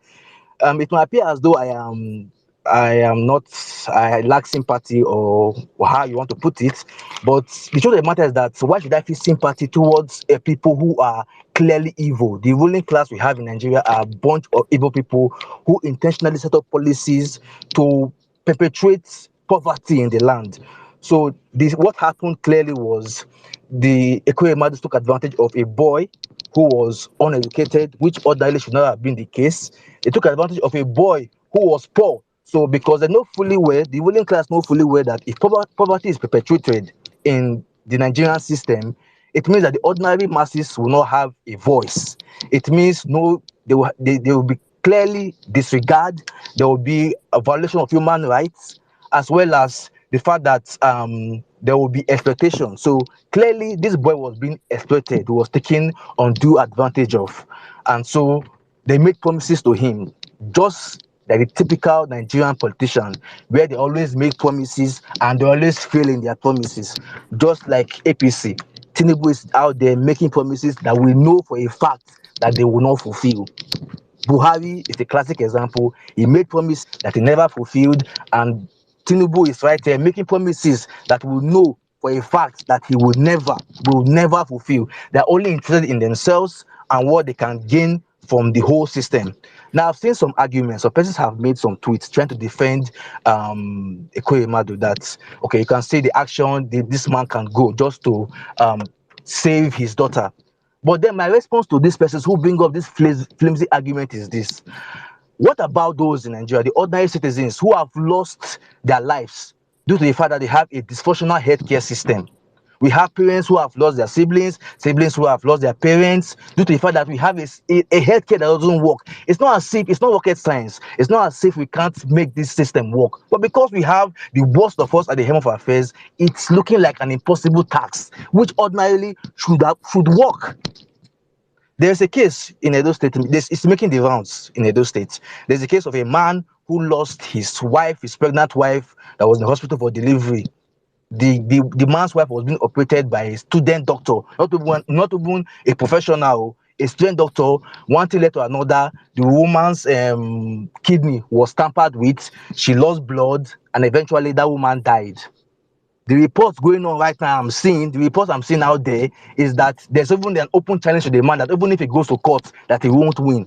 So this is about the rotten system we have, the healthcare that doesn't work. Some persons that ordinarily should have been alive today are dead. They are 6 feet below because we don't have a healthcare that doesn't work. And you expect me to show sympathy for this same ruling class and do not care about me?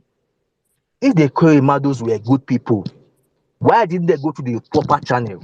If the Ekweremadus, this is a question to them. If they were good people, why didn't they go to the proper channel of obtaining a donor for her daughter? But because of course, the whole voting system, the whole process of going through backdoor, the whole process of doing things illegally has already fueled their mindsets. As usual, they felt that same voting system can also they can also employ that same voting system to also do the same thing in another country because they felt to them money is everything. But this time, Kama played the first one on them. Kama played the first one on them, and this is a lesson to that Nigerian politicians who feel because they have amassed money illegally, stolen money from the public coffers, and feel they can do as they like. Karma is just waiting. It might be now, it might be later, and it might also hit you in ways you cannot even imagine, in ways that are beyond your comprehension. Finally, I'll end with this. That boy must be protected at all costs. I don't know how the UK government is going to do it. Whether they're going to grant him asylum for him and his kid and his family, his relation, whatever. They have to grant him asylum. They should do that. Because if the case was reversed, let's imagine that whatever happened in UK was to happen in Nigeria. And this boy runs to the nearest Nigerian hospital, Nigerian police station for help. Your guess is as good as mine as to what will become the fate of that boy.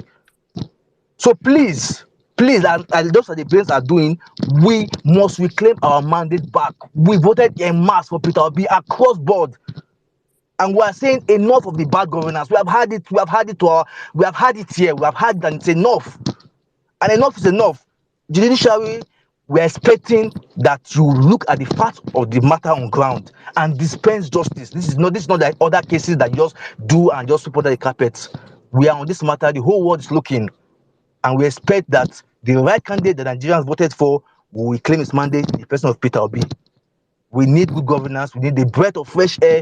The rottenness is just too much, and it must end. Thank you, Jimmy, for the opportunity. Thank you, Saddam. Thank you, Nello. Happy birthday, Nello. I'm wishing you the very best. The very best life has got to offer. Sound health, plenty money in your Aza. So thank you so much for the opportunity. I yield the mic. Thank you, my brother. That was a quick one. Thank you. Let's have Walera. Mr. Walera, how you doing? Hi, thank you. Thank you, Jim. So I thought you were going to call a lady before me. So, anyways, thanks. So, first of all, let me say thank you, Emel Saddam. Thank you for what you do. I thought I'll just say this.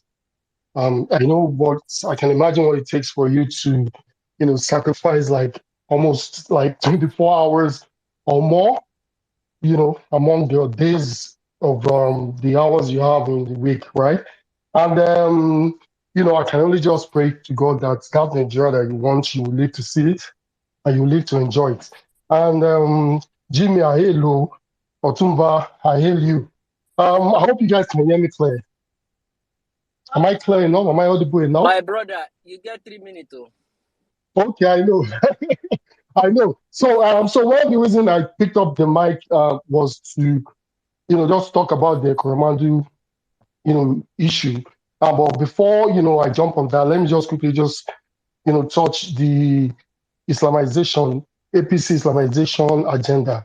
And the thing is this Islamization thing is real. As much as some of us, we try to, deny or try to run away from it, it's actually very real. And the truth of the matter is that, like I posted, a while ago, that these guys are ready to take their time. They are not in a rush. They have a template, and they're just taking their time, even as much, it doesn't matter if it takes them as much as 50 years or 100 years. Trust me, they're going to do it because I think they have a template. Because when you look at the Lebanons of this world, you look at the Turkey, and you can easily sense what is happening. It's really, really sad. And I said religious Christian religions, and I just need to do a disclaimer. I don't have anything against the Muslims. I don't have anything against Islams. I have Muslim friends. I have lived with Muslim friends. When I was in school and back in the day. So it is a wonderful religion. It's just that just a few people, especially our politicians, who take advantage of everything, just for them to remain in power, for it to perpetrate their evils. Okay, and the truth is, we have to at some point, stand up to these guys and begin to, protest against whatever that is coming. Because the truth is, they are very systematic about it. They are taking their time. They are not in a rush, and God forbid they will get it done. So I'm just going to on the Doguwa, issue. It's just the level of impunity that we know operates in Nigeria. The effrontery that a man who's in charge, who's been accused of a murder case, is coming out to contest for the speakership of the country. And when we talk about Nigeria being a crime scene, you cannot see it. When you have like the drug lords, the first four people, who you that kind of control the power or control the country. You can link one, crime or some form of evil to them. The Tinubu is there with the drug lord. You have Shetima with the Boko Haram. You have Akpabio who they're kind of picking. He's looking at he's going to be the Senate president. He's a criminal, you do everything with the NDC. Wait, is it the same? Is it the same Akpabio? Off your mic, Honorable Minister, off your mic. Yes, yes, it's the same Akpabio, gospel. It's the same gospel Akpabio. That's the man they are picking, or he's looking like there's a level of certainty, like he's going to be the next Senate president from what I've been reading and what I've been hearing. So you can imagine, and now you're having someone who has been accused of murder, coming out to contest or to try to be the next speaker. So that is that's the crime industry that that we operate in Nigeria. It's really, really sad, and that's the level of impunity is what will make a serving senator, a minority leader or majority leader or whatever minority leader in Ekweremadu to have the guts to go try his luck, because like they've been stuck in that impunity and they see it as a way of life, and they feel like, come on, like they're so used to it, and they feel like even when they go outside the country they can get away with it. And now just imagine the level of shame and disgrace he's bringing to himself, not even to the country. And for me, again, I'm going to say it, for some people who feel some level of pity for him, I think you have a problem. I'm not saying it, I'm not missing word here, I don't want anybody. You have a problem, because I don't understand why you will have pity for people who do not rate you, people who do not value your life. Because the truth is, it is that guy, if Ekweremadu has succeeded, even though they scam that guy, you can imagine with all the money that they amass, all the money they steal, they try to scam the guy. The poor boy. They try to scam the poor boy. I just said something on the Jumbotron, like they try to scam. It's really sad that, if at all they have succeeded, I'm sure maybe at some point they would have eliminated that guy. That is the way they operate. At some point, they would have eliminated that guy. So these people, they don't care about you. They only care about themselves and their immediate family. Even extended family. Now the two kidney then go come out. Now the two kidney then go come out. Of course. Stupid people. Of course. So like they don't care. Exactly. They will take the two kidneys and keep one just in case the other one fails, again. So that's the kind of people that some idiots glorify. Some people come out to defend. Because I don't understand how you see these evil, demonic Nigerian politicians, how they operate, and the way they think, I don't get it. The way they think is, I don't understand how an average, like I try to understand the mind of an average Nigerian politician. Because why would they, like someone like Obasanjo, why would he be writing a letter pleading for some level of leniency? Why? I don't understand. So these are the Nigerian politicians, like that's our WhatsApp group. I mean, so we need to really, we need to find a way to understand how these people, how their think process, operates. So it's really, really sad. If you're one of those people who feel pity for him, I pray that whatever it is that happened to that poor boy will happen to your child or any member of your family. Because they don't rate an average Nigerian. That poor boy didn't even know, that just like Jimmy mentioned earlier, that poor boy didn't know he was going for a kidney transplant. They were going to take away his kidney. He didn't know. That was how bad. At the end, even the money that was promised, it was a scam. What the hell? Like, as in, when I heard that part of the judgment, tears dropped down my eyes. Why? Why would you take somebody's part of somebody's body? You take a vital organ in somebody's body, and you still feel that that person doesn't deserve some level, even at all. Sometimes, even at all, the normal process is for you to volunteer. That person doesn't deserve some level of care, or even some level of compensation. Even if you're not going to compensate it, at least care. So I feel like Nigerians, we need to really think of how how we think. We need to try to reorientate ourselves of how we think. This man, Ekweremadu, had the power to have built one of the world-class hospitals. But no, he did not do it. And you have some idiots who come and defend these people. It's really sad. It's really, really sad. I hit my mic. Thank you. Thank you, my brother. Thank you. Just briefly, thank you. I just want to say this because we know many people don't understand when they come out and they say Nigerians, and they say the amount of ritualism that have been going on in Nigeria. People don't understand that every organ in your body is. I found out that not even too long ago that every organ in your body is money. A human being is worth millions. You're what they come out your eye, say they go sell them. If you say your eye, if you say your every organ for your body now money. So you see all this time you see people they kill people and you wonder why our politicians don't die. You wonder why our politicians don't die. You wonder why they get young. People that look at someone like Wike that is drinking whiskey 40 years. That on a very normal day, Wike, look at Wike. Wike is I think he's younger than Peter, but he looks older than Peter. You know that he's a drunk.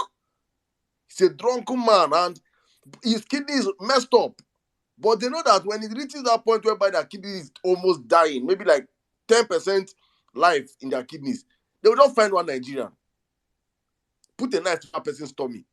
There are butchers in all your forests. Our political class is a crime scene. Our political class is a crime scene. It's unfortunate.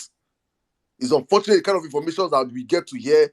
And honestly speaking, I just want you guys to please stick up with us on please follow the parallel facts, please, because informations and stories that you'll be hearing there are information and stories that you have not heard anywhere before that are happening in Nigeria. I say this all the time that underreported stories in Nigeria makes up like 90% of the media. What you don't hear on the news is like 90%. What they give is just 10%. So if they tell you on the media that bandits were invaded somewhere and 50 people died, it is probably that 500 people died. And they just reported 50. So Nigeria is a crime scene under this APC government. It's just so horrible. And we just have to take back our country. Thank you, Mr. Wale. I think, Jimmy, back to you. Thank you, my brother. We have to take up our country. That's the only reason why we are here. Morning, afternoon, and night. We will, and we'll get it back on track. Thank you, Mr. Walera. God bless you. So let's move on with Kevin. Has been here for a long time. We have Kevin, Kolade, UC Maxwell, and Mr. Ogunyemi in that order. And we take a new queue after that. Hello, Kevin. How you doing?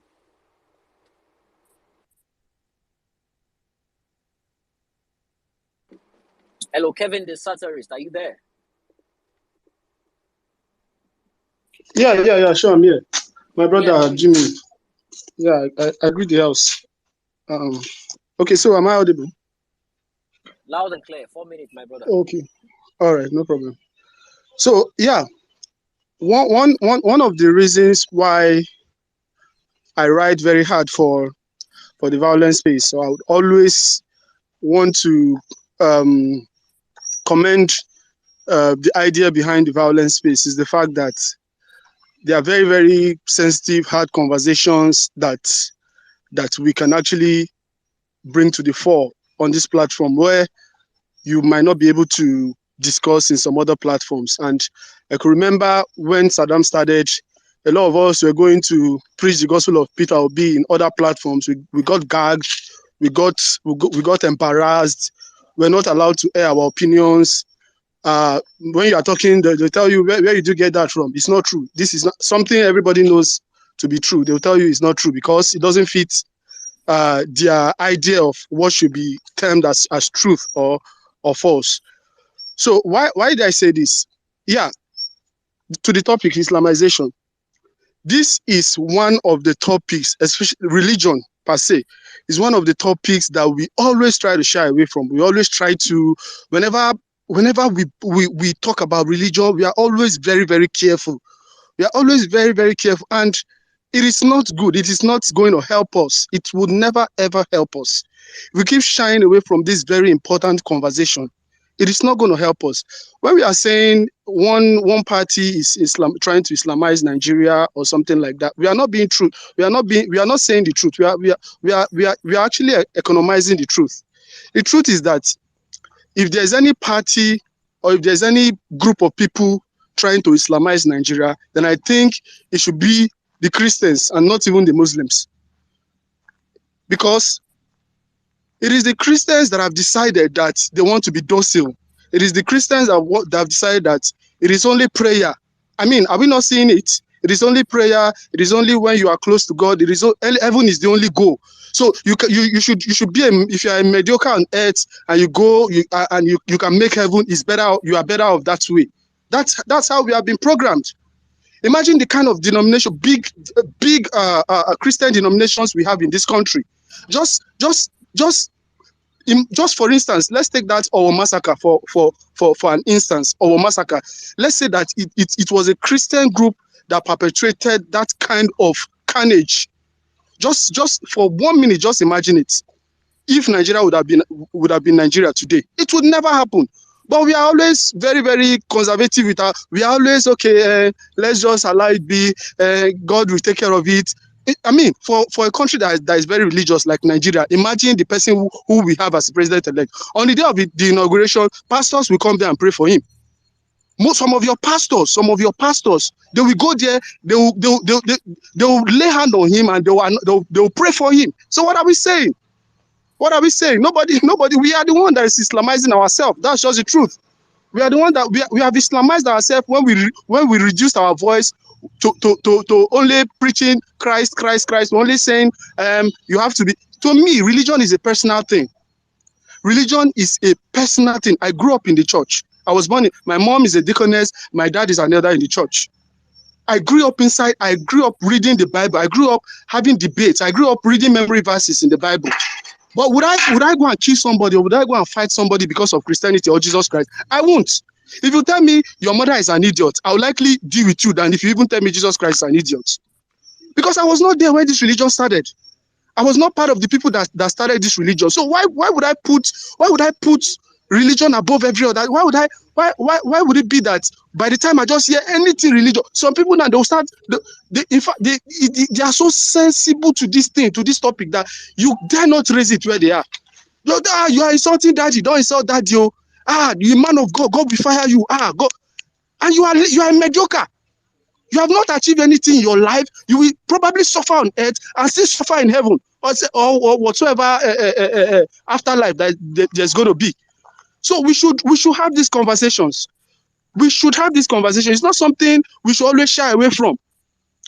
If today, as we are all on this platform now, if today, some of the men of God that has people, that have members in their church, if they stand up today and take a stand that this is not going to be, we are not going to allow this, it won't happen.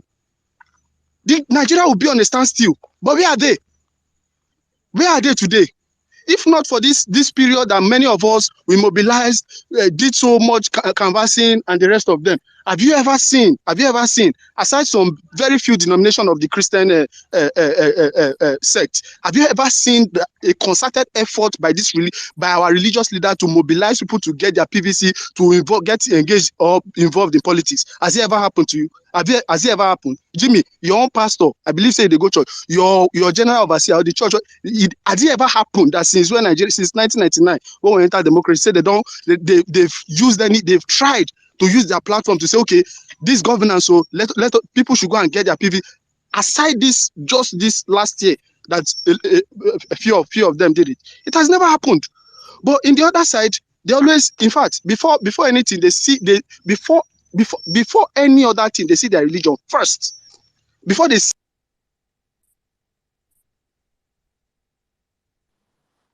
Is it me? No, Kevin don't seize up. I think they call pull 3 for him. No, but what he's saying in essence is this. I just want to let me help him. I say our leaders are the ones helping any agenda that is being pushed. Hello, I'm sorry. The call just came into my phone. All right, go on, my brother. Yeah, go on. Or you could take your call and come back. Take your call and come back. The Christian leaders. And come back. Yeah, take your call and come back. The Christian leaders are the ones enabling all this nonsense, actually, because when most of you now you call God, nobody God called them. God did not call them. Now they call God. And then call God themselves. So they have used they have used the Christianity as business. Many of them are money laundering. I said there are so many things people hear on this platform, and that is painful, but it's the truth. Many of your pastors, your men of God, are money laundering machines for these criminal politicians. Because when they don't audit church accounts, the accounts that they're not audited in the country, churches, NGOs. I'm telling people what people don't want to hear, but it's the truth. So they hear people opening all kind of NGOs and non-governmental, because any money that gets to that NGO, you cannot ask the person, where did you get that money from? NGO, people donated. Somebody sent me 20 million. Can you go and find? No. Same thing in church. Oh, they bought tithe, 100 billion. 100, you cannot ask.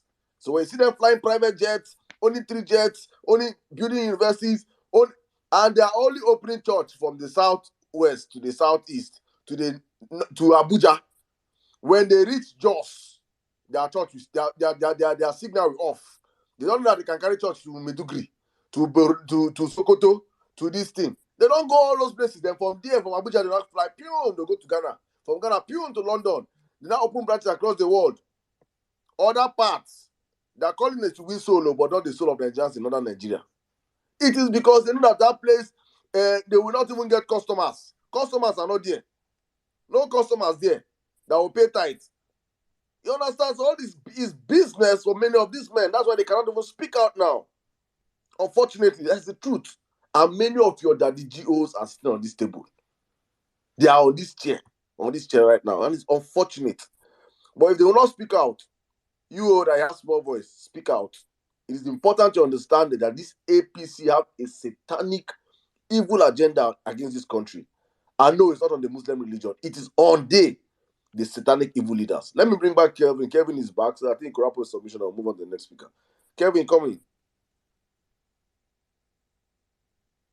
Kevin, go on, please. Kevin, don't drop. No, Kevin. Oh, okay. All right, go on, real quick. 2 minutes, please. Kevin, go ahead. 2 minutes, round up. All right, thank you, my brother. So I was saying that if we are being honest with ourselves, you have to also blame the Christendom. You have to also blame Christian leaders that are docile, that are it's just about them. It's just about preaching heaven when they've not even, when they have members who are suffering, who are being persecuted, when they have members who have not lived their best life on earth. And it's the plain truth, no matter how much we try to run away from it. The day the Christian leaders, the day they stand up and say, okay, this is what we want to stand for, this is what we are tired of being persecuted. Just imagine, let's just take for example now, assuming it was like maybe a Peter Obi that did a Christian ticket, or maybe Jonathan in the past and stuff like that, Nigeria would not have survived it. There's no way the people in the other divide, there's no way they would have allowed it. But here we have pastors saying, okay, Muslim does not even count. It is competence. It is this. It is that. So there's no single Christian person in the APC that is even worthy enough, that is even competent enough to serve as vice to that drug baron. There's nobody. And everywhere is just quiet. Everybody is just business as usual. People are already adjusting to everything. We are already adjusting to life. Some people are already praying, may Tinubu's presidency, may it favor me, may it favor my family. That is the problem. So nobody is Islamizing Nigeria. The truth is that we are complicit in this. Our leaders, most of us that carry this religion on our heads, that you will never ever allow your pastor to be called out. You will never ever allow your pastor. You will never ever allow your pastor to undergo scrutiny. You always back them, no matter what they do. You always back them. Tinubu is going to, as I'm speaking to you right now, I'm very, very sure he has pastors that are already praying for him. Where all those ones come from? Are they not Nigerian pastors? We have people who are already praying for him, imams. And the fact that someone like Tinubu with the character and the baggage and all the jabba that's surrounding, the fact that this man can even aspire, or this man can even remotely become INEC president-elect in a country like Nigeria, shows you that we are not even, there's no Islamization agenda again. We are already an Islamic country. Nigeria is already an Islamic country. There's nothing anybody wants to tell me about it. The past year, the Christians have undergone a lot of persecution from Southern Kaduna to Middle Belt, Benue, but have you seen any? Have you seen the Christian body, especially Khan? Have you seen them coming out to always issue statements, to always stand up, or to even talk about protest or hold these people to account? You will never see them. The only thing they will tell you that if you die in Matthew, you are going to make heaven and stuff like that. And that is the problem. That is the problem. We need to fix this. And by the time we start calling out both the Christian leaders and the Muslim leaders and our church, our elders, our pastors and the rest of them, I think it will be better for all of us. By the time we start having this very important conversation, now when someone says your pastor is not doing well, go to the timeline. When someone says, just mentions a pastor's name like this, now wahala, you will not insult the man of God. Don't call the man of God, and your life your life no better. Your life is not even good, but you want to stand and defend. It's appalling, my brother. It's very, very annoying. See, my brothers, I can't wait. Seriously. I just hope and I believe that this mandate we are going to get it back, because see, Peter Obi's presidency is the only thing that can heal Nigeria. Nigeria has blood in her hands. Nigeria has blood. There is blood. This country is screaming blood, serious blood. From Chinelo to our massacre to people who have died for very simple, unreasonable reasons. So much blood, and for the fact that a Muslim Fulani, as in person of Buhari, just left the presidency, and a Muslim is taking over from him. It is annoying. It won't happen anywhere. There's no way the other religion would have allowed this to happen. It no go fit happen. So let us call out our own preachers, our own pastors. Let us call them out. Jimmy, I see you and I beg. This thing, it's really, really annoying. Thank you, my brother. It's, you don't understand how annoying it is. It's just that we have different ways of showing it. See, I have friends in the Nigerian army that actually reach out to me. They know where these guys are. They know where the bandits are. And it's so sad that they will get permission from Buhari to go and attack. And when they are about to go, Buhari will tell them, take it easy on my people. I'm telling you, first class information. He will tell them, take it easy on my people. And when it's time to mention pastor's name, when it's time to call them out, some people will be holding back. They will be talking rubbish. Our daddy Gio. Mention one Muslim mosque that's been burnt down, or one imam that's been killed in the last 2 years. Mention one, just one. Because you guys don't understand. You don't see this thing happening. And it's not as if it's sneaking up on you guys. It's coming and you guys are just looking. They are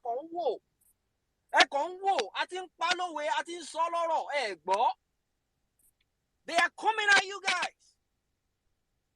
They want to eradicate that religion in that country. You are seeing the signs. You are seeing the signs. They mean business. And guess what? The Christian leaders, they cannot speak. They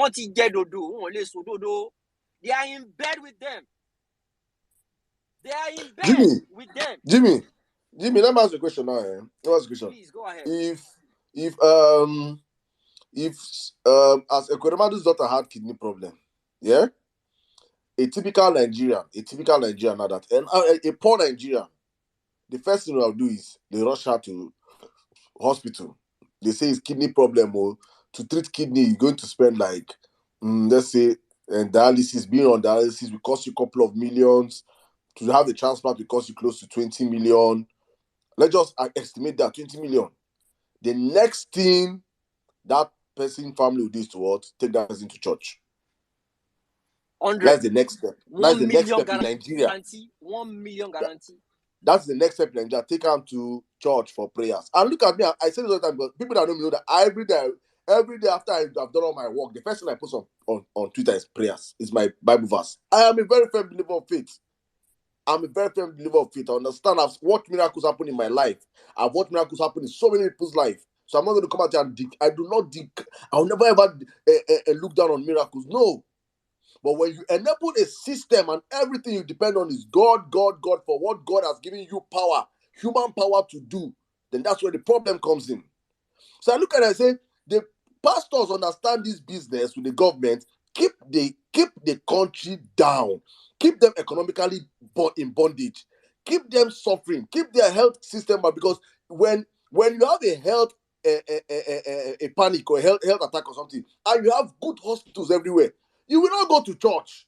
You go to the hospital, and it just I think I made a story of one of my friends here, that this guy left Nigeria in less than 3 months. He came to Europe, and this guy had an attack. All of a sudden, this guy literally died. Jimmy, this guy literally died. I think his hospital bill and the rest amounted to like 26 or 27,000 euros or so. He was bedridden for close to a month. You need to see the tubes that they pass through this boy's body. You need to see this. I wish I could give me consent to post his picture. You need to see what this guy passed through. If that guy was in Nigeria, he will die.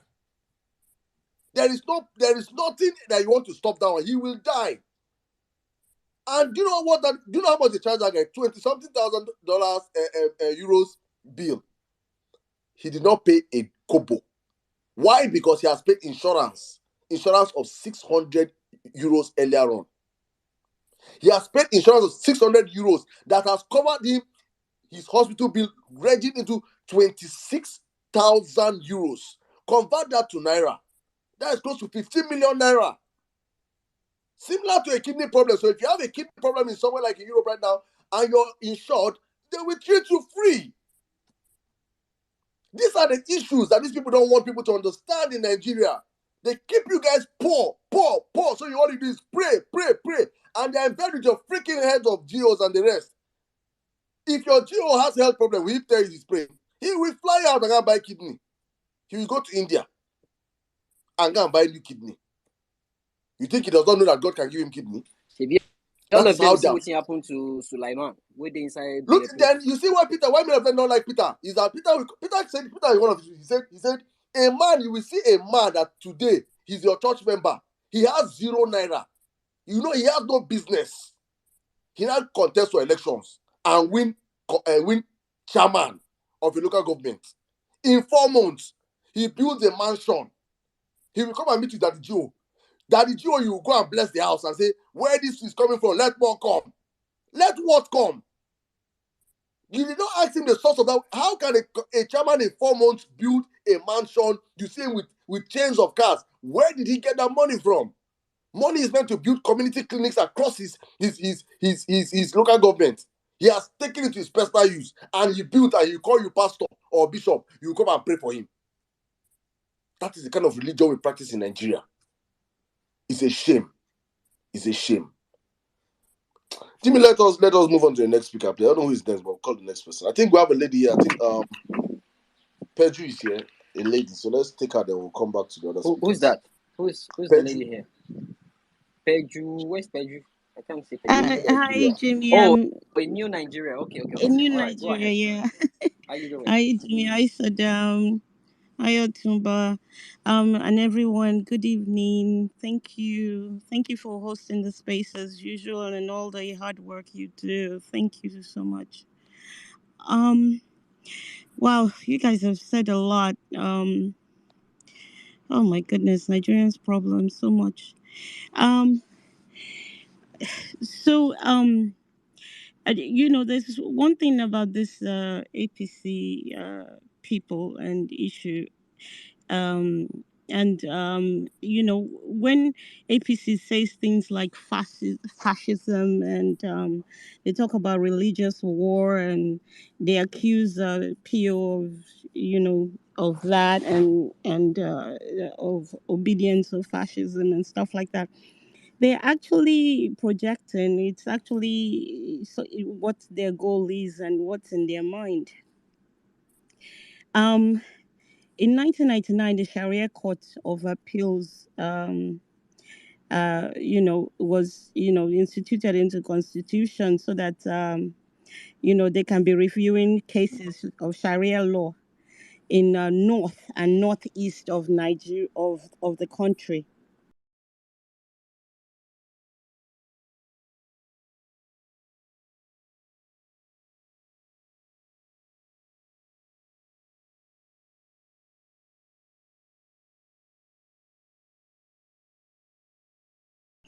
It was this guy's name, Ahmed Yerima, who was governor of Zamfara, and it was then later senator as usual.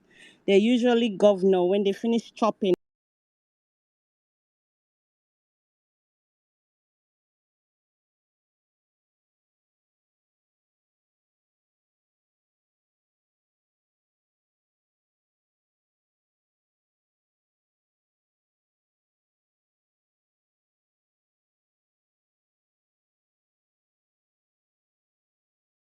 They don't step down and let anybody else come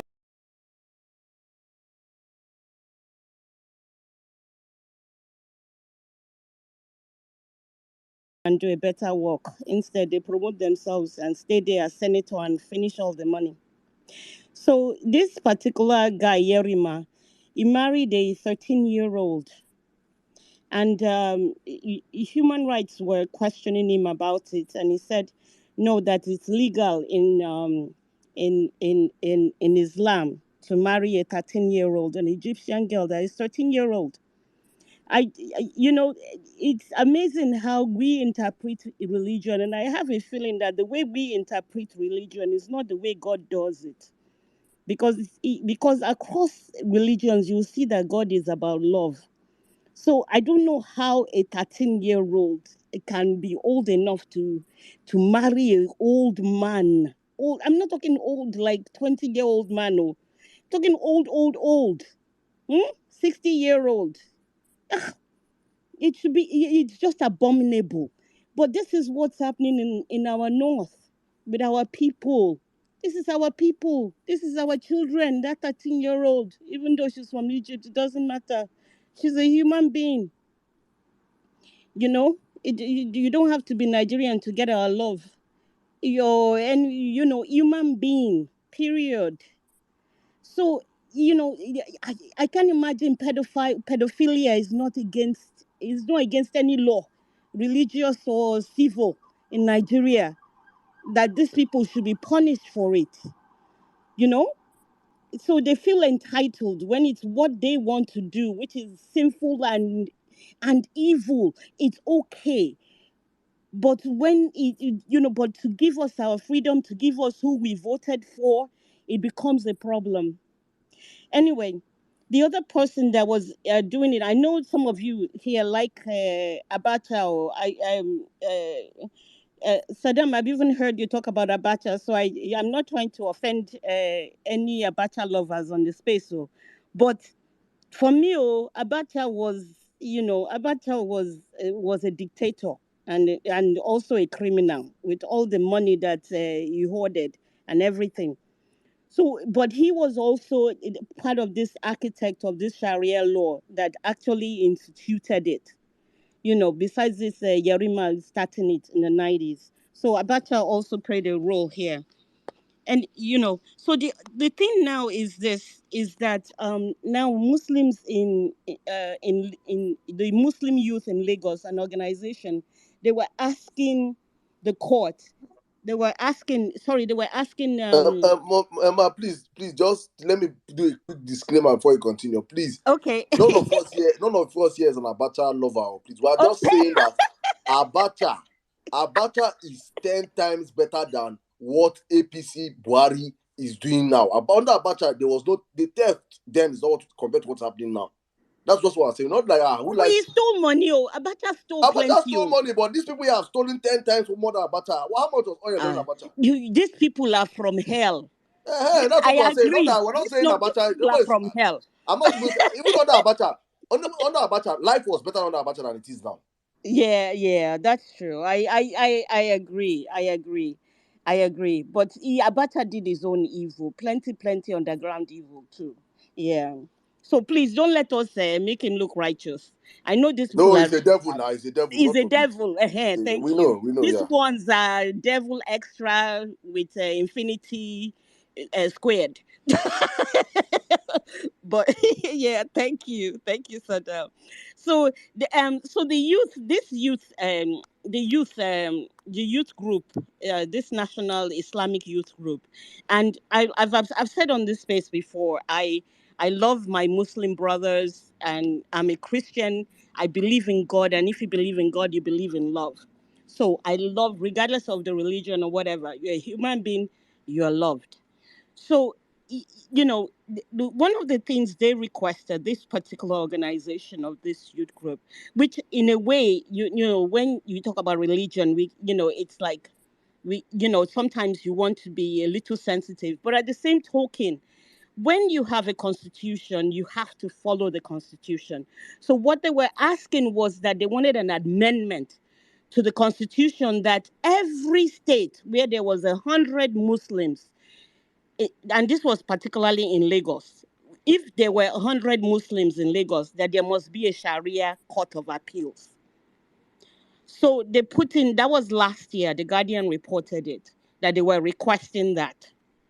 I didn't see any law that it ever passed, but that was a request.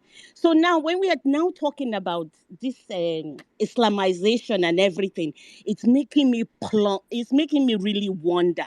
And Auntie Bolanle was saying something, that I like, and also Kevin was talking about it too, and you guys too, Jimmy, Amir, and everybody that has spoken. Well-meaning, and everybody have been hinting at it as well. You know, the caution that where we are going with religion, because Nigeria, we are trying to. One thing I like about this movement is that it's inclusive, but we have an APC that is trying to make that they're on the on they're on the DL, on the down low. They're trying to do exclusivity for a particular religion and particular groups, and yet they're blaming other people for doing it.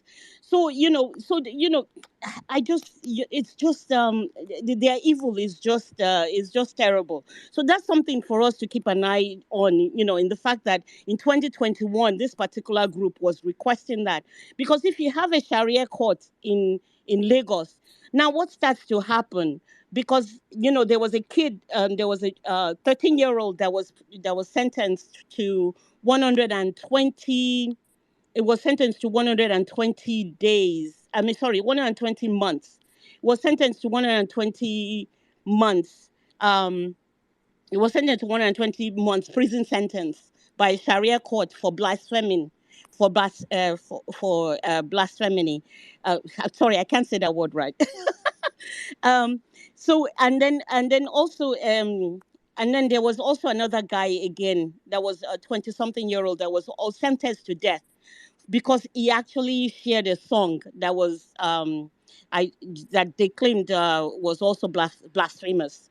So now the point is this: is that if you have two kind of courts in a place like Lagos, where will they take those of us that actually now, especially now, Saddam, that you're talking about starting a new media, and if that media is brought on by diaspora, we are used to saying things because there's freedom of speech. We are used to freedom of speech. So, so it makes you start to think that if they're sentencing somebody to death for that, that's why we need them to give us back this mandate, because a life cannot be told. What they're planning for us, I don't know. This is an hypothesis, but seriously, we need to really think this through properly. you know, really properly, please. Anyway, for what Auntie Bolale was saying about, I feel like our religious leaders, they've set themselves up, and they're reaping what they've sowed. If they want, they should come out and talk. If not, they should come out. Thank you. Have a good day. Thank you. Good night. Thank you. Good night. 1 minute, please. Somebody just sent me a tweet. I'm going to reply from the man with the white beard man with as in what they call it now, shoe polish baby Reno. When he replied somebody, he said, dear elephant of A, they are not obedient. It was necessary for me to resist them because I wanted my party to win. But in truth, they are organizational geniuses who built a formidable movement that could have won. Sorry, sir. That won in less than a year. They are rather geniuses. So they know. And Saddam, we don't even need him to tell us. We don't know ourselves. We keep telling people here. Don't we know ourselves? We know now, bro. We know. We don't need that. I'm not telling people for them to understand that. For those that don't know, to understand that we ourselves, we know what we did. And the establishment felt it. Only that the establishment are wondering that who are the foolish ones that are still supporting us? They are wondering that the people I don't open know which kind of fools still they support us. When they follow the shout, I can be up and down. They are still wondering that, so they are still people when see don't get sense. You understand now why they still get small voice? So on a normal, Nigerians rose up against this establishment, flogged them, koboko. They don't believe them. In 9 months, we won an election. It has never been done in the history of the world, the whole world. People that have no political backing. We have no political history. We don't know anybody. We don't have anything. No structure. No structure. No house of rep. No councillor. No minister. No nothing.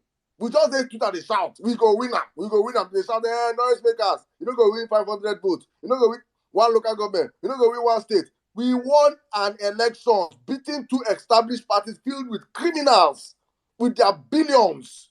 We won that election. Obedient, una too much. And as we won it, that's how we go take up from court. If they don't give us from it, if they don't give it to us, democracy dies that day. We will start Nigeria afresh. We will start Nigeria afresh. Because now we get the numbers. 100. All of them go wrong, come on for Nigeria for us. We will start Nigeria afresh. Democracy ends and we start it afresh. From afresh, we go start them. Not these criminals that cannot end this period. Nothing they can do. They know. Like that's what the only thing they give them moral is say some useless.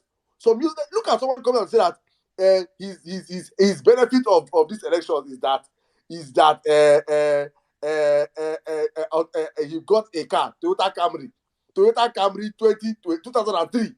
2003. The Camry self don't reach to vote. If the Camry na human being don't reach to vote, now him you say that your achievement. It is crazy. It is crazy people that support these people, honestly speaking. So guys, please, heads up. Don't forget what we have done. The same energy when we use collect our we win them on the 25th. Same energy we're using to match them in this court process as is going on. No slacking. Thank you. Abi Jimmy, let us take our guy because Releva Best, let's say he don't do night boss, they go Abuja. Releva Best is going to be Abuja representing us live. live Yeah, from okay, Abuja. wants to go to the court. Yeah. Yes, So it's going I out. mean I can see other guys. Adamu, I can see you've been here for a while. You see Maxwell has been here too for a while. Uncle Muyemin too have been here. Guys, please just bear with us. He's going to Today is represent Females Day as Vawulence. co-host. Today is Females Day as co-host. My mom is Do up you again. understand? Mommy, why you raising your hand now? What time you say co-host? You will not talk now. Please wait. Ah, Don't so go. I should just interject. No. I should Your just co-host. interject. No. I just wanted to add to what you were saying. Reno can keep. We don't need his validation. We know what we achieved. We know how much.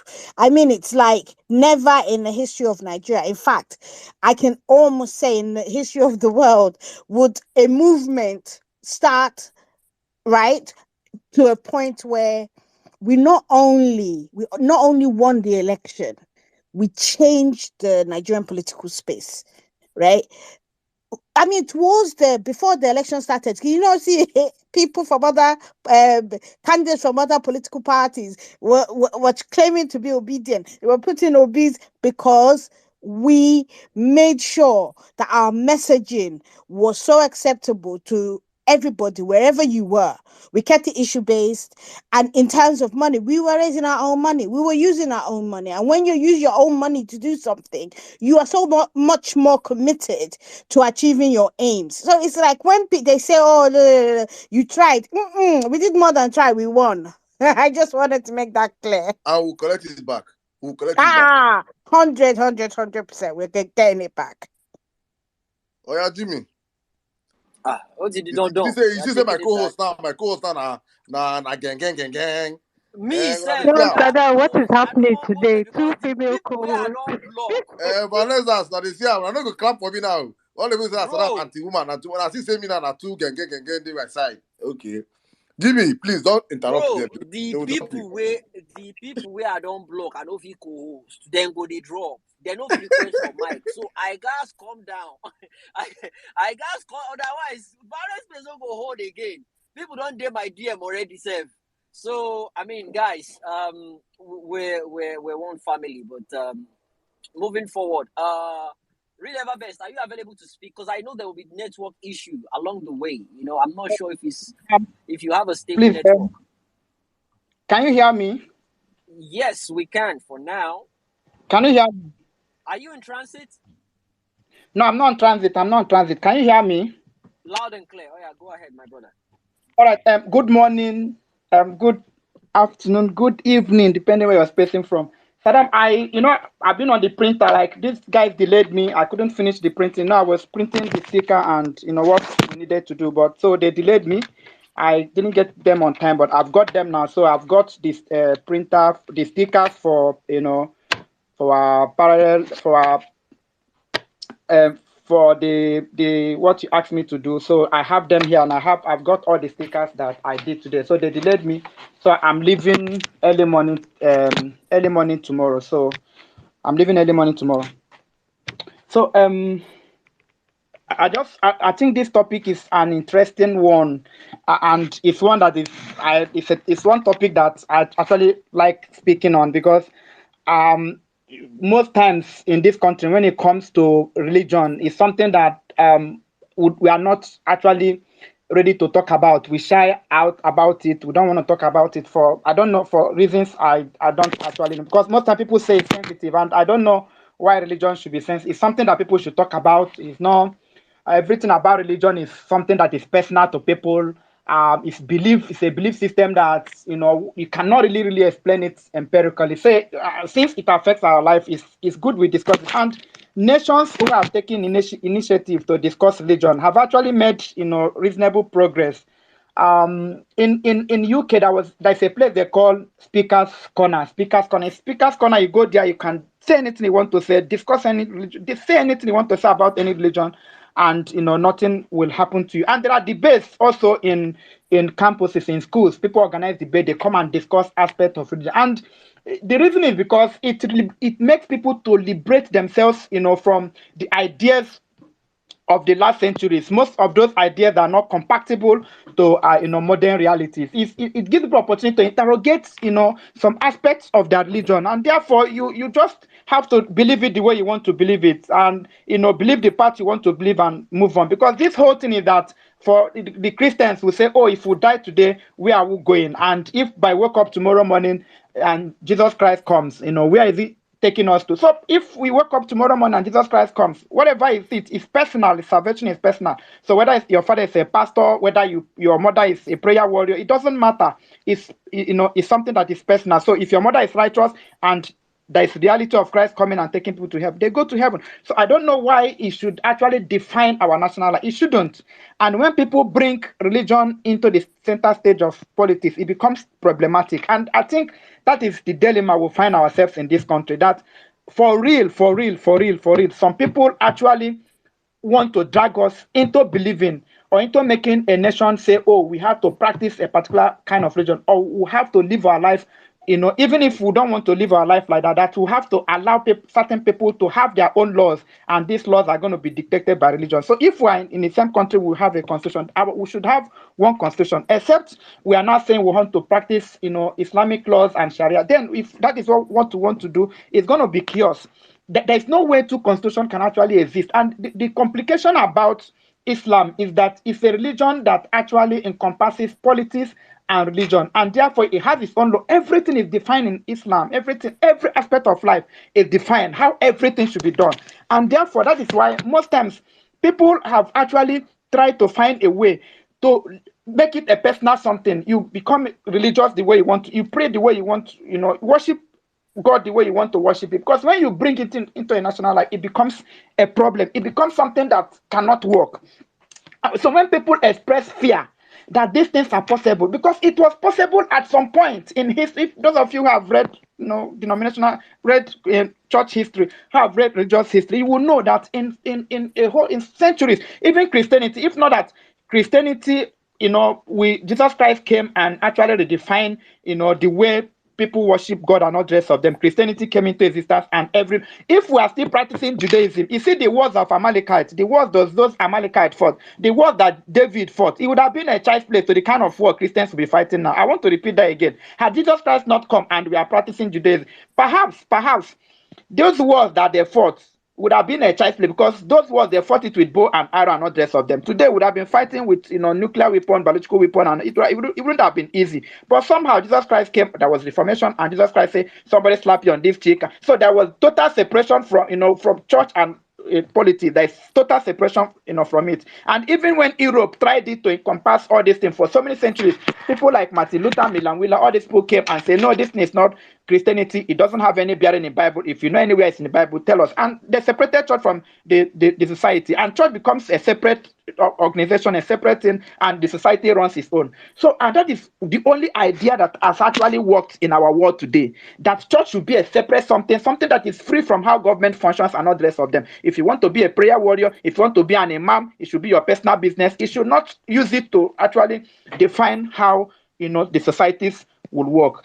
And there is the idea, and it's true, that some people are feeling that if all of us wake up every morning and read Quran and pray 5 times in a day, that Nigeria will be good. I think even Christians also have that kind of idea, but it's just that they don't pose it on people. Christians believe that if all of us, I think there is one part of the Bible that says, if all of us who are called by their name should humble ourselves. I think it was Jeremiah that was saying that, and pray and not the rest of them, that God will heal our land, and all those things. But the thing that it's not, they don't force it on you.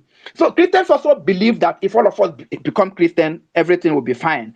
But they don't force you into it. They don't try to make law. They don't try to make government law. They just say it, and they believe it becomes a personal destiny. If you believe that, some of us believe in God, we pray every reasons, and it's good. I don't have, because me also I'm a Christian, but I'm a Christian to the point that if I see Christianity trying to impose on our national life, to impose on how we should live our life, to impose on how we should define, no, I will say no. And I disagree with pastors who will tell us, oh, we should appoint if everybody's no. Right? We don't need to be righteous to have a sane country. We don't need to be righteous. People who are running their country, perhaps maybe in UK, in France, in America, they are not righteous. Most of them don't believe in God, and their country is functional. So we want to have a society where you don't need to be a child of God for for you to do what you're paid or you're voted to do.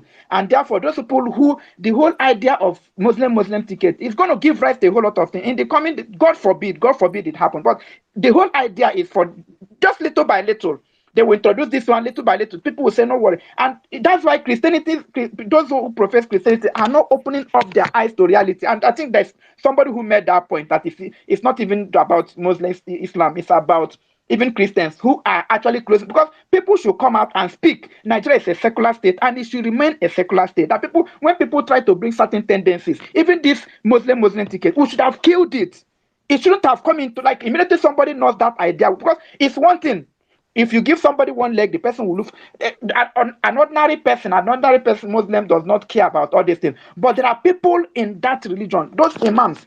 And that's when somebody also make the point that in Christianity, we don't go to church and say you must. It's in this thing that even some of them became interested and not dressed up. But in the north, it's in the mosque that they decide who rules. It's in the church that they do all the campaign. They do it, and nobody has actually questioned it. That Peter B called made a call to Oyadipo. They even had to go and doctor it, and it becomes a national discourse that he made a call. But in the north, imams are not dead. Tell you they will not vote this person, that this person. They will say it. Nobody says anything about it. And if you check how this has worked, whether it's Madam Fodio, Jihad, and all the rest of them, it is little by little. It is little by little. We have to open our eyes and make sure we don't. We are a generation, the Soloseke generation, that will stand up and speak truth to power. And if we don't speak, will all perish. The pastors, the people, I don't have any regard for those. It's when you do, if you do good thing, I will have respect for you. I don't have respect for you because you have 2,000 denomination, or because you have, I don't care about that, because for me, what I believe is that nobody is more Christian than me. It's not possible. What did you do? You're not nobody. You're not nobody in this country, not anywhere, that is more Christian than me. Because you believe in God, I believe in God. You read Bible, I read Bible. So why are you more Christian than me? If you claim that you see God, do you know? Don't you know me? I'm sleeping with God. Me, I'm living with God every day. So what are you talking about? So nobody. So this idea that some people, because they are not doing, church has become a private business in Nigeria, and because it has become a private business, they are afraid to speak, and that's why.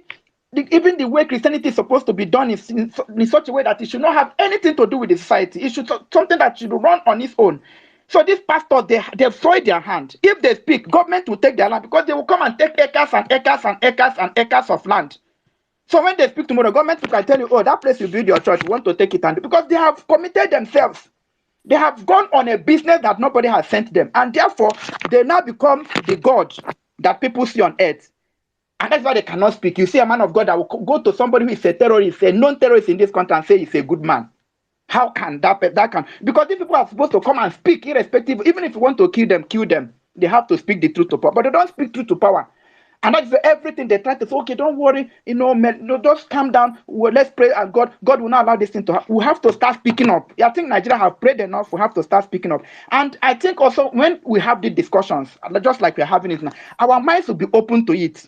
People don't know. Just like that's why one thing about Christianity, like Christianity is open for criticism, is open for discussion. The Bible, you can tear it apart. The Bible, I can go and buy Bible and decide to use it for tissue paper. Nobody queries you for that. It's your personal property. When you have such kind of freedom, you begin to understand religion. I'm not saying that you should make mockery of it, but I'm saying that it should be in such a way that if somebody pick any part and say I don't like, you live, it's the person's business. You not say, oh, God, somebody will say, oh, God will fight you. Let God go and fight that person. Because what I find very disheartening is that when human beings appropriate it upon themselves and say they want to fight for, you cannot fight for God.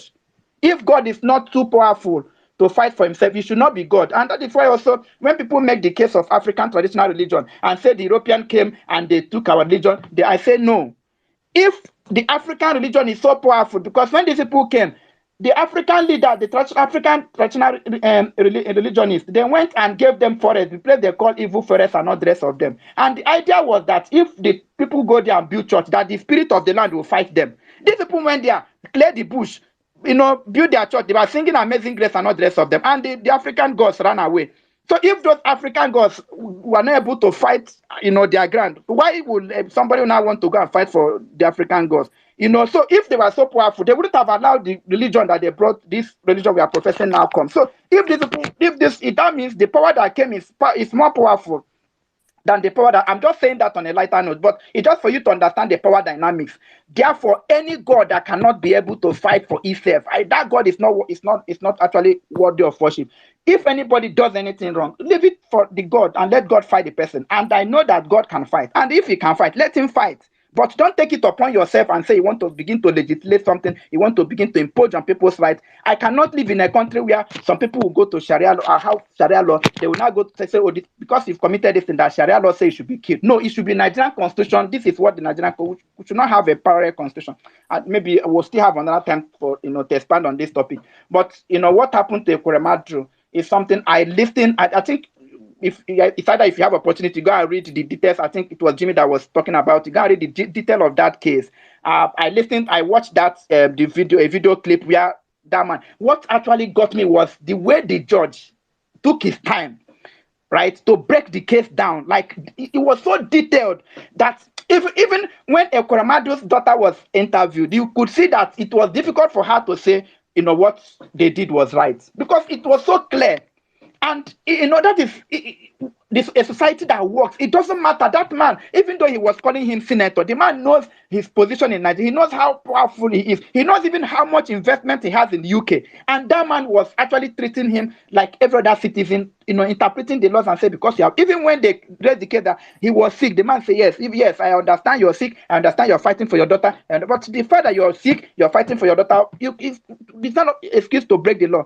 And even though they made, this man also said, this sickness, you can actually stay it's not so much that you cannot stay in prison custody. But that is the kind of society we want. And if that is the kind of society we want, people will not rig election and say take them to court. They will try to win election legitimately. And that is the kind of country we want to have. That is the kind of country that will have to make progress. When P2B was talking about law and order, and people don't really understand what law and order means, because a country that does not have laws, and even if they have law, there is no order to actually promulgate or obey those laws. It's chaos. It's Hobbesian state of nature. It's that does not have any form of government. That is a situation that is very brutish, that is chaotic, that human beings should not live on. If we have grown a society where we have laws, those are intangible assets, like P2B says. Something we can begin to do tomorrow to say, let us have laws that we can obey. Therefore, people, when they commit offense, they know that they are going in for it. People will not do some of these things that politicians are doing today. That you kill people because they did not just rig election. These elections was rigged by the blood of Nigerians, because they did not just write figures. They kill people actually to be able to manipulate the process, for them to be able to write the figures they write. I want to take that again. That it's not so much that INEC actually change figures. It is so much that they kill people. It is the blood of people that died on that election that they used to write the figures. That is how bad this thing is. Because those people who were killed, those blood, it was their blood.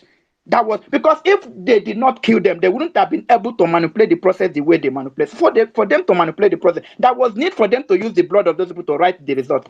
So the result that APC had today is a result that was written by the blood of innocent Nigerians. And that is why we should not allow that to happen again. We should not allow it to stand. Because for a long time, this thing has happened. Ekweremadu, it's good that what happened to him.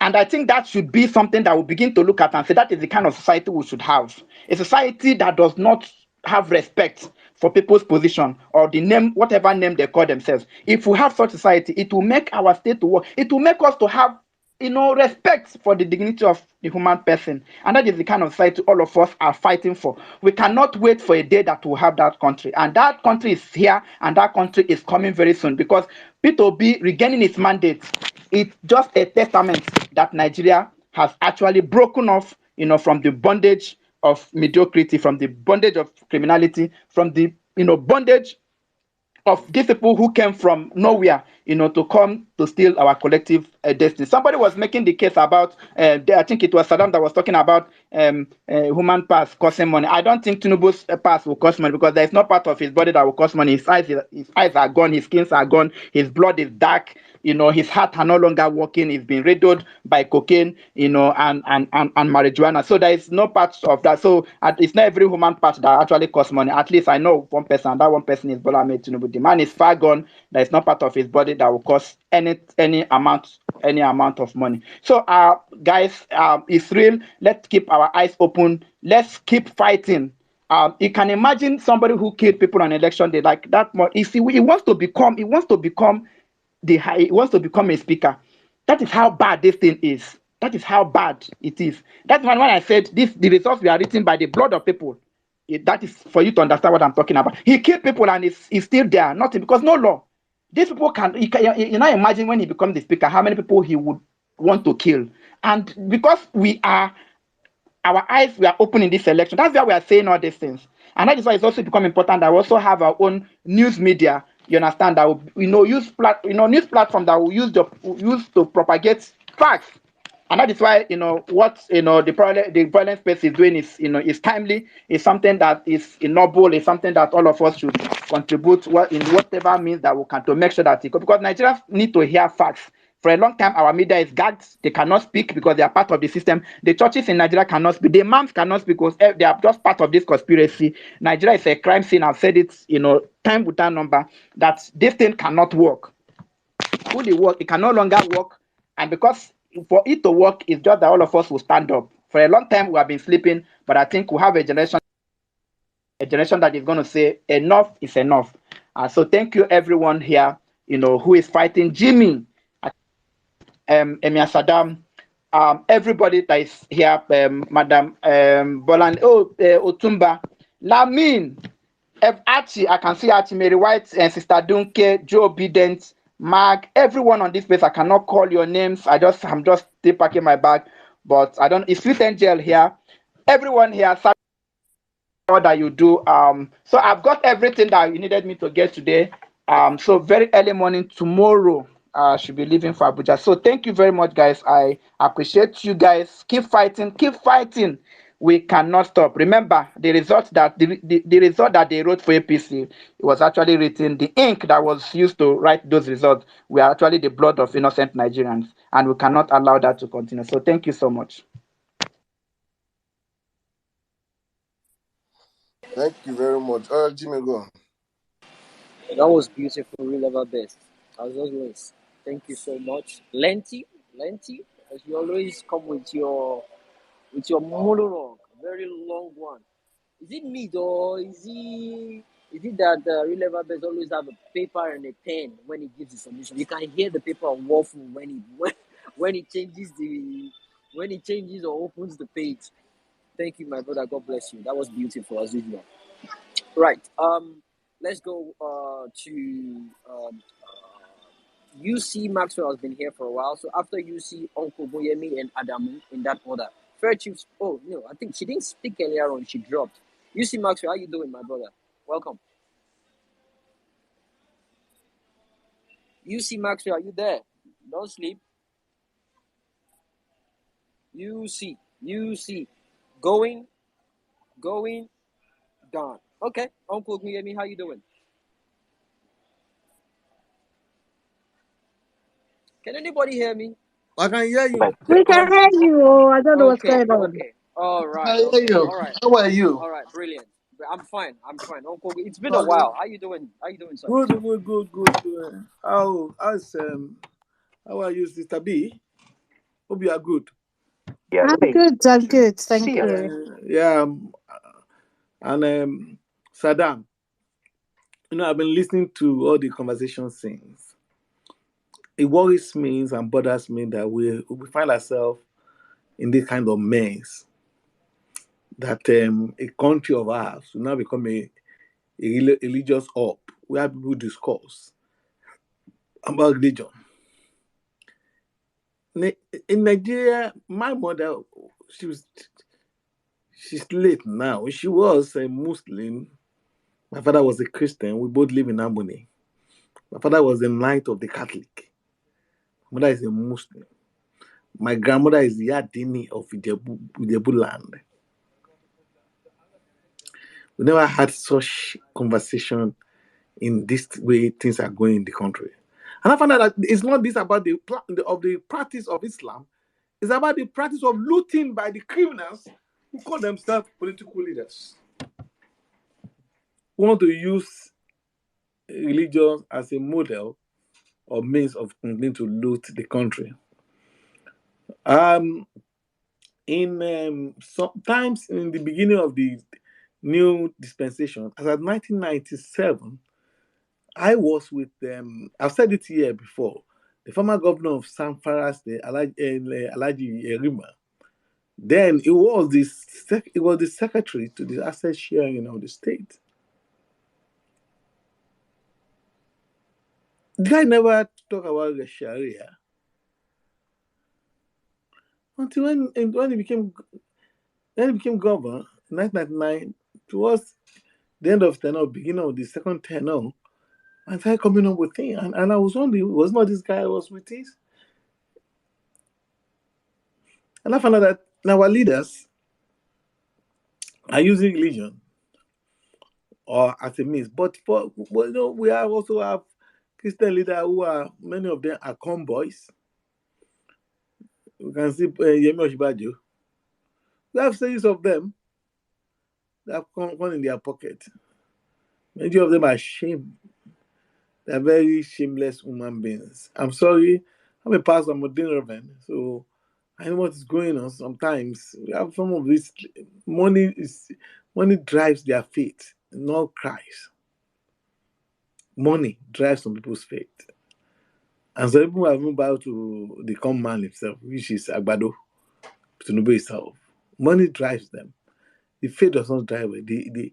There was this faith that was delivered to, but this was the kind of faith that was delivered to us by the elders of the faith. The kind of faith we have in Nigeria is not kind of Christianity we have. Because some of them, the money rules them. Money controls them. Money, everything. That's why if you look at Nigeria, most of the churches in Nigeria, if they preach, few of them talk about the process of faith, the process of living right, the process of having relationship, community inclusiveness. We go to most of the churches, and that is people talk about more about money, the principles of money. And I what concern pastor with money? The church should be a hub for healing of soul. So when we can continue to have this kind of agenda, it will work, because we have some of so-called leaders are con men. I'm very sorry. There's one of these leaders that most of the convoys are his boys. Most of his pastors are convoys. So what will he tell the National Assembly to keep quiet? I pray God will help us in Jesus' name. Then talking to this Doguwa, I don't even know. The man is very funny. The man was so proud that he had 26 children. I was just like, doesn't the man know the implication of 26 children on the population and cost of governances? And on Nigeria, as a government, you have 26 children. And then do you know the meaning? Do you have the capacity and capital intensive to care for these 26 children? No. Uncle Huyemi, that's the reason why he had to kill people. He was so desperate. He knew if he lost, there is no way he could feed them. There is no way he could look after those kids. It was desperation that led him to do that rubbish. So these guys are desperate. They don't have any other source of income. They don't. Nothing. They are political enterprise without no enterprise. No business. They can't point them to anything. These are small. Those that people are small boys now. That was not up to 50 years old. He's a small boy. But he has nothing in his life. Ask him which business. They all fix on Nigerian government. They all fix on Nigerian resources. That's why we have the level of poverty in Nigeria. The level of poverty is increased on a daily basis. People also for money. But I've told myself I'm not going to give anybody any money again. I said, as many of you that decided to vote for the command, you go and meet the command to sort you out. Don't come to me to come and sort you out from my pocket, from my earn money. I work for this money in a society that is sane. So if we have and then there was another one that was showing himself also that he has it's for something for children. I was wondering, well, these people would, please, I'm very sorry. I'm going to address the North. Please, you guys should talk to yourself. We don't need that kind of population. Just have children that you don't have resources. Nigeria don't have resources to care for them. And then we to have the children on the street. Uncle, me, please, for me, do not tell a man how many you want to born. If you want to born 600, let him born. That's not your. That one are in business. It's not your. Shane and you the feed down. Don't they feed down. Allow him to. If you want to born 6 million, let him born. That is not our problem. Our problem is not. It is his own choice. You can have your opinion about it, but you tell a man how many he wants to born, or his wife. You understand? That's just me. I just my 2 cents. So I don't think you should tell a man what he chooses to do with his own culture. Is that okay? For some of them, it's culture.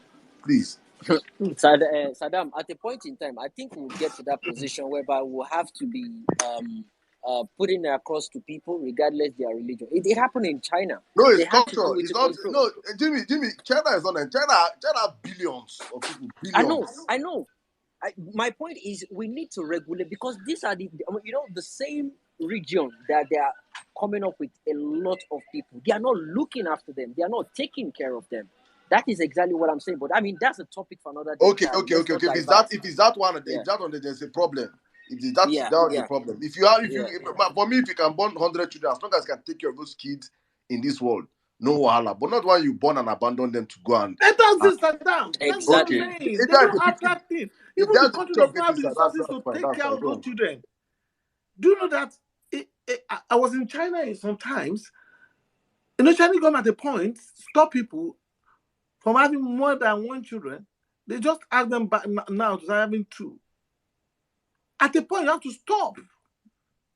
The rate at which we have an overwhelmingly young population, and the rate of population taking into consideration infant mortality and all the rest of it is still too high, right? And what we're seeing is in the north, they now hide under the Almajiri system, and that system to start with was never meant to be how it is today. It was well funded, which meant that the children had a roof over their heads. But in this one, they will burn all the children, put them on the streets. They're like street urchins with bowls in their hand, looking for where to eat. At some point, we can't say it's cultural. It was cultural to kill twins at some point. But if a culture, right, is not dynamic in the sense that it changes, right, and this is the outcome we're getting, at some point we have to regulate and say, actually, if you cannot look under the child over, because you could get educated, you could get Islamic education while you're under your father's roof, why are they putting them on the streets to do it? At some point, the government needs to put on their big mama panties on, pull it up and say, look, we're confronting this system. It's not working because it is abusive to the children in question. We can't keep on saying, oh, we don't want to, it's their culture. We can't say that. Somebody challenged the killing of twins in the South. If we had said, oh, it's cultural, let's not go, twins will still be killed.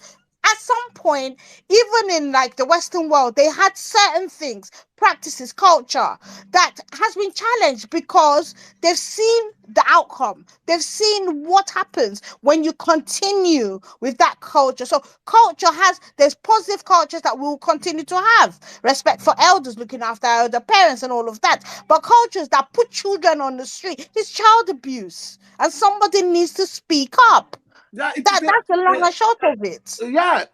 Sorry, I want to ask a question. Is it some same Islam practiced in Dubai, practiced in Saudi Arabia, practiced in Bahrain, practiced in Kuwait, practiced in not the same Islam? It's not the same Islam. What are we talking? The Islam they practice in Nigeria is not Islam. Let us face the fact. We have to come to a point in our life now to have to be speaking to things so that we bring a change. It's not the same Islam practicing in Turkey. You go to those countries where they live their lives. I was in Jeddah the other day. Come and see beauty of the country. It's not the same Islam.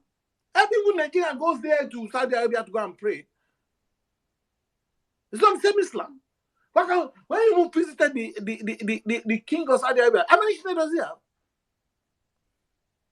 We need to point that we have to send these people to stop this rubbish and stop putting those children. Don't bring people to the world that do not have resources to care for them. Government of Nigeria do not have that money to care for the population we are having. I study economics at my first degree. Well, I know the difference between the resources and the population. If the population is more than the resources, we are in doom. It's a law of simple demand and supply. Simple. That's why in our country we are suffering a lot. And I don't know what those guys gain from it. They say it's a political tool. Children is political tool. These guys are wicked. Man. These are political that are wicked. And then all of you now bringing out the command and keep lying. A man does not have no name. You can't pay me to his name. You can't pay me to his academic qualification. We can't pay me to his parents. You can't pay me to a kind of job. You can't pay me to a career. You can't pay me to anything. And you're not saying what. And somebody said, what you are doing, you are ending democracy. And said, so do you want to have a president who's a spirit? It bothers me. People say, why do you support me? I said I will support him 100 times. People say, I said, God won't stop that. If you don't work with figures and data, I don't work with emotion. The guy is fantastic, done well. He's the best so far we have in our hands. Tell me which one. Pick anyone for. Pick up Tinubu. I was in Lagos when Tinubu was governor. I was in Lagos when Fashola was governor. So what are we talking? You can't compare light and darkness. They are parallel lines. They cannot meet. There's no line you can turn them together. And then, help us round up in 30 seconds. Please. So, and then in this country, all of us, and these all leaders are not looking. If there's, oh Jesus Christ, please, I will stop. I'm sorry. You want to in that man? I'm 29. With all those baggages. And then Nigeria, tomorrow, once somebody will come from somewhere and say, I want to become president of Nigeria, we don't know who he is. It's very funny to me. No record of anything. This is my first time I will see this in my life. It has never happened in this country. And the guy have been doing it quietly. That tells you the kind of human beings we have in Nigeria. We are greedy. We love money. Money rules our hearts. We don't love the country. Because some people have checked that man. That's why, personally, I don't respect Professor Kiraju. When people say, I said, come on, you can't tell me that you don't know this guy does not have baggages. And you've been under him, you've been supporting him and been doing all this. But you forget it. I said, I doubt his Christianity and that doubts faith. Anybody can call the name of Jesus. Bible says God and know those. Said anybody that calling the name of God depart from iniquity. Said the tradition of the law started sure. Having this zeal. The Lord don't know those who are his own. Say anybody that calling the name of God should depart from iniquity. Please, I'm not saying that. Help us round up, please. Please round up. Please round up. I've handed up. Thank you very much. Just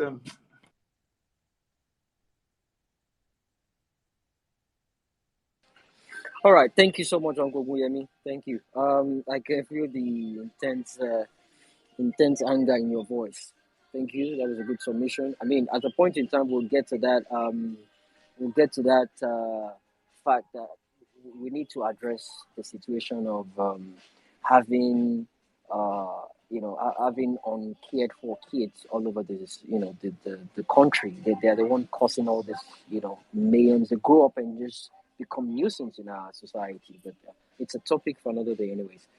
Thank you, Adamu. You've been waiting for a long time. Thank you. God bless you. Take 4 minutes, please. Oh, thank you. I wish I could have so that Hey! Can you take off your earpiece, please? That was terrible. We couldn't hear you at all. Okay, can you hear me now? Way much better, loud and clear. Take it away. Okay, I said I wish I had some few more minutes so I could be able to dissect this topic. Precisely, it has to. You don't have to touch the whole topic. You don't have to touch the whole. You can just pick one or two. You don't have to touch the whole thing. People keep making that mistake. Okay, let me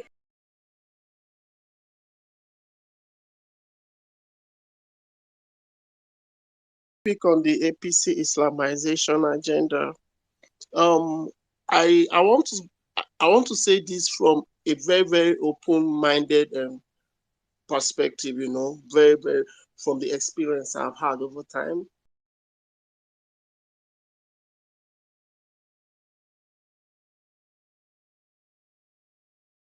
From someone, I'm a Muslim and I'm from Edo State. And I schooled in the North, Ahmadu Bello University precisely, and I had opportunity of serving in Sharia Court of Appeal in FCT Abuja. So I quite really want to exhaust this APC Islamization topic exhaustively, but I just wish if I could have some few more minutes. Now here I go. The issue is that there is no political establishment. Let's be factual. There is no political establishment or political party that can actually Christianize or Islamize Nigeria. What we have is a clique of greedy Nigerians whose personal interest always supersedes national interest. Let me tell you, you see this Christian preaching bill that is before the National Assembly? Don't we have Christian senators? In my state, where we have 30% of Muslims, all 3 senators are Christians. In Edo North, where the majority populations are Muslim, we've never had a senator who is a Muslim. From 1960 till date, we've never had a senator who is a Muslim. All our senators are Christians. Are you now have Christian senators in the National Assembly that can actually stop this bill from even going into second reading? We do. But do they have the political will to do that? No. Why? Because of their personal interest.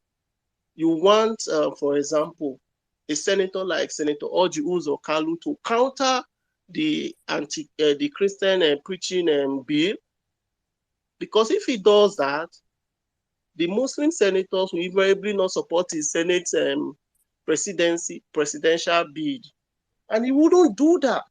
So now, we don't really have issues. For me, as an individual, when I was serving in Sharia Court of Appeal in Abuja, I had this premonition that everybody I will meet there will be Christians.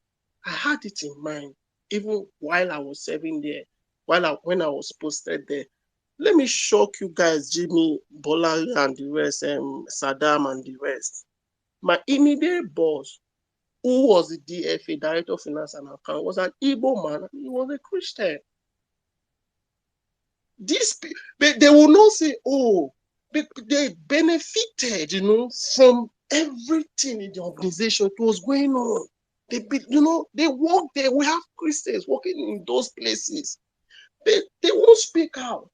Let me shock you. The crisis in Kaduna State, it be killing Christians in Kaduna State.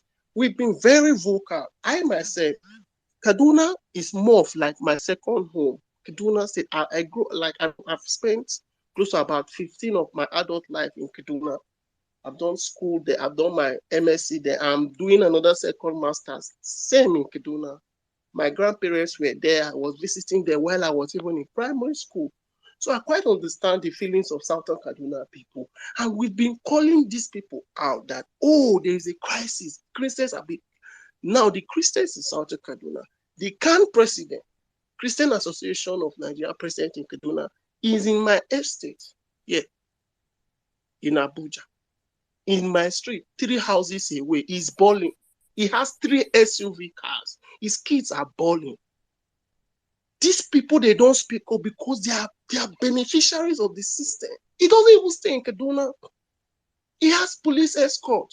He's a big man. If he lives large, it doesn't. If they lie, they should kill all the Christians in Southern Kaduna. These people are in bed with our politicians. So the issue for me, once an average Nigerian benefits from the system, his family benefits from the system. No, every other thing, every other person can go to hell. Our problems, for me, I believe religion is a thing of the mind. It's not about a Muslim or a Christian being the president. For corruption to take place in Nigeria, you have Babalawos, you have Christians, you have Muslims who come together and milk our country dry. They don't segregate themselves when it comes to fixing this country. So our common enemies, for me, I don't want to care if you worship stone. I don't want to care if you, let me tell you, US, India, all those places. In India today, they have one of the best health systems. The majority of the people in India, they are not Christians, they are not Muslims, and they are doing well as a nation. In Saudi Arabia, we have Christians in Saudi. Even when I visited Egypt, I thought the whole of Egypt was Christian. We have churches, we have, they call them Coptic Christians in Egypt. And Egypt is doing well. So for us, it's not the issue of religion, it's the issue of thieves. The issue of greedy Nigerians who are benefiting from the system, who believe that whatever, in as much as they are benefiting from it, every other person can go to hell. I'll give you an example. I am from Edo State. When I applied to study in Doguwa University in 2016, I have a Muslim name, full name, my surname, my first name, they are Muslim name, Adamu Suleiman. I applied. People were telling me, oh, they will give you now. You are a Muslim. They didn't give me admission. I had the highest score in pursuing me from my state. I had 19 out of 25. I saw my name there as number 1. I wasn't given admission. Why? These people didn't say, the Hausas, they didn't say because I'm a Muslim from the south, they should give me admission. No.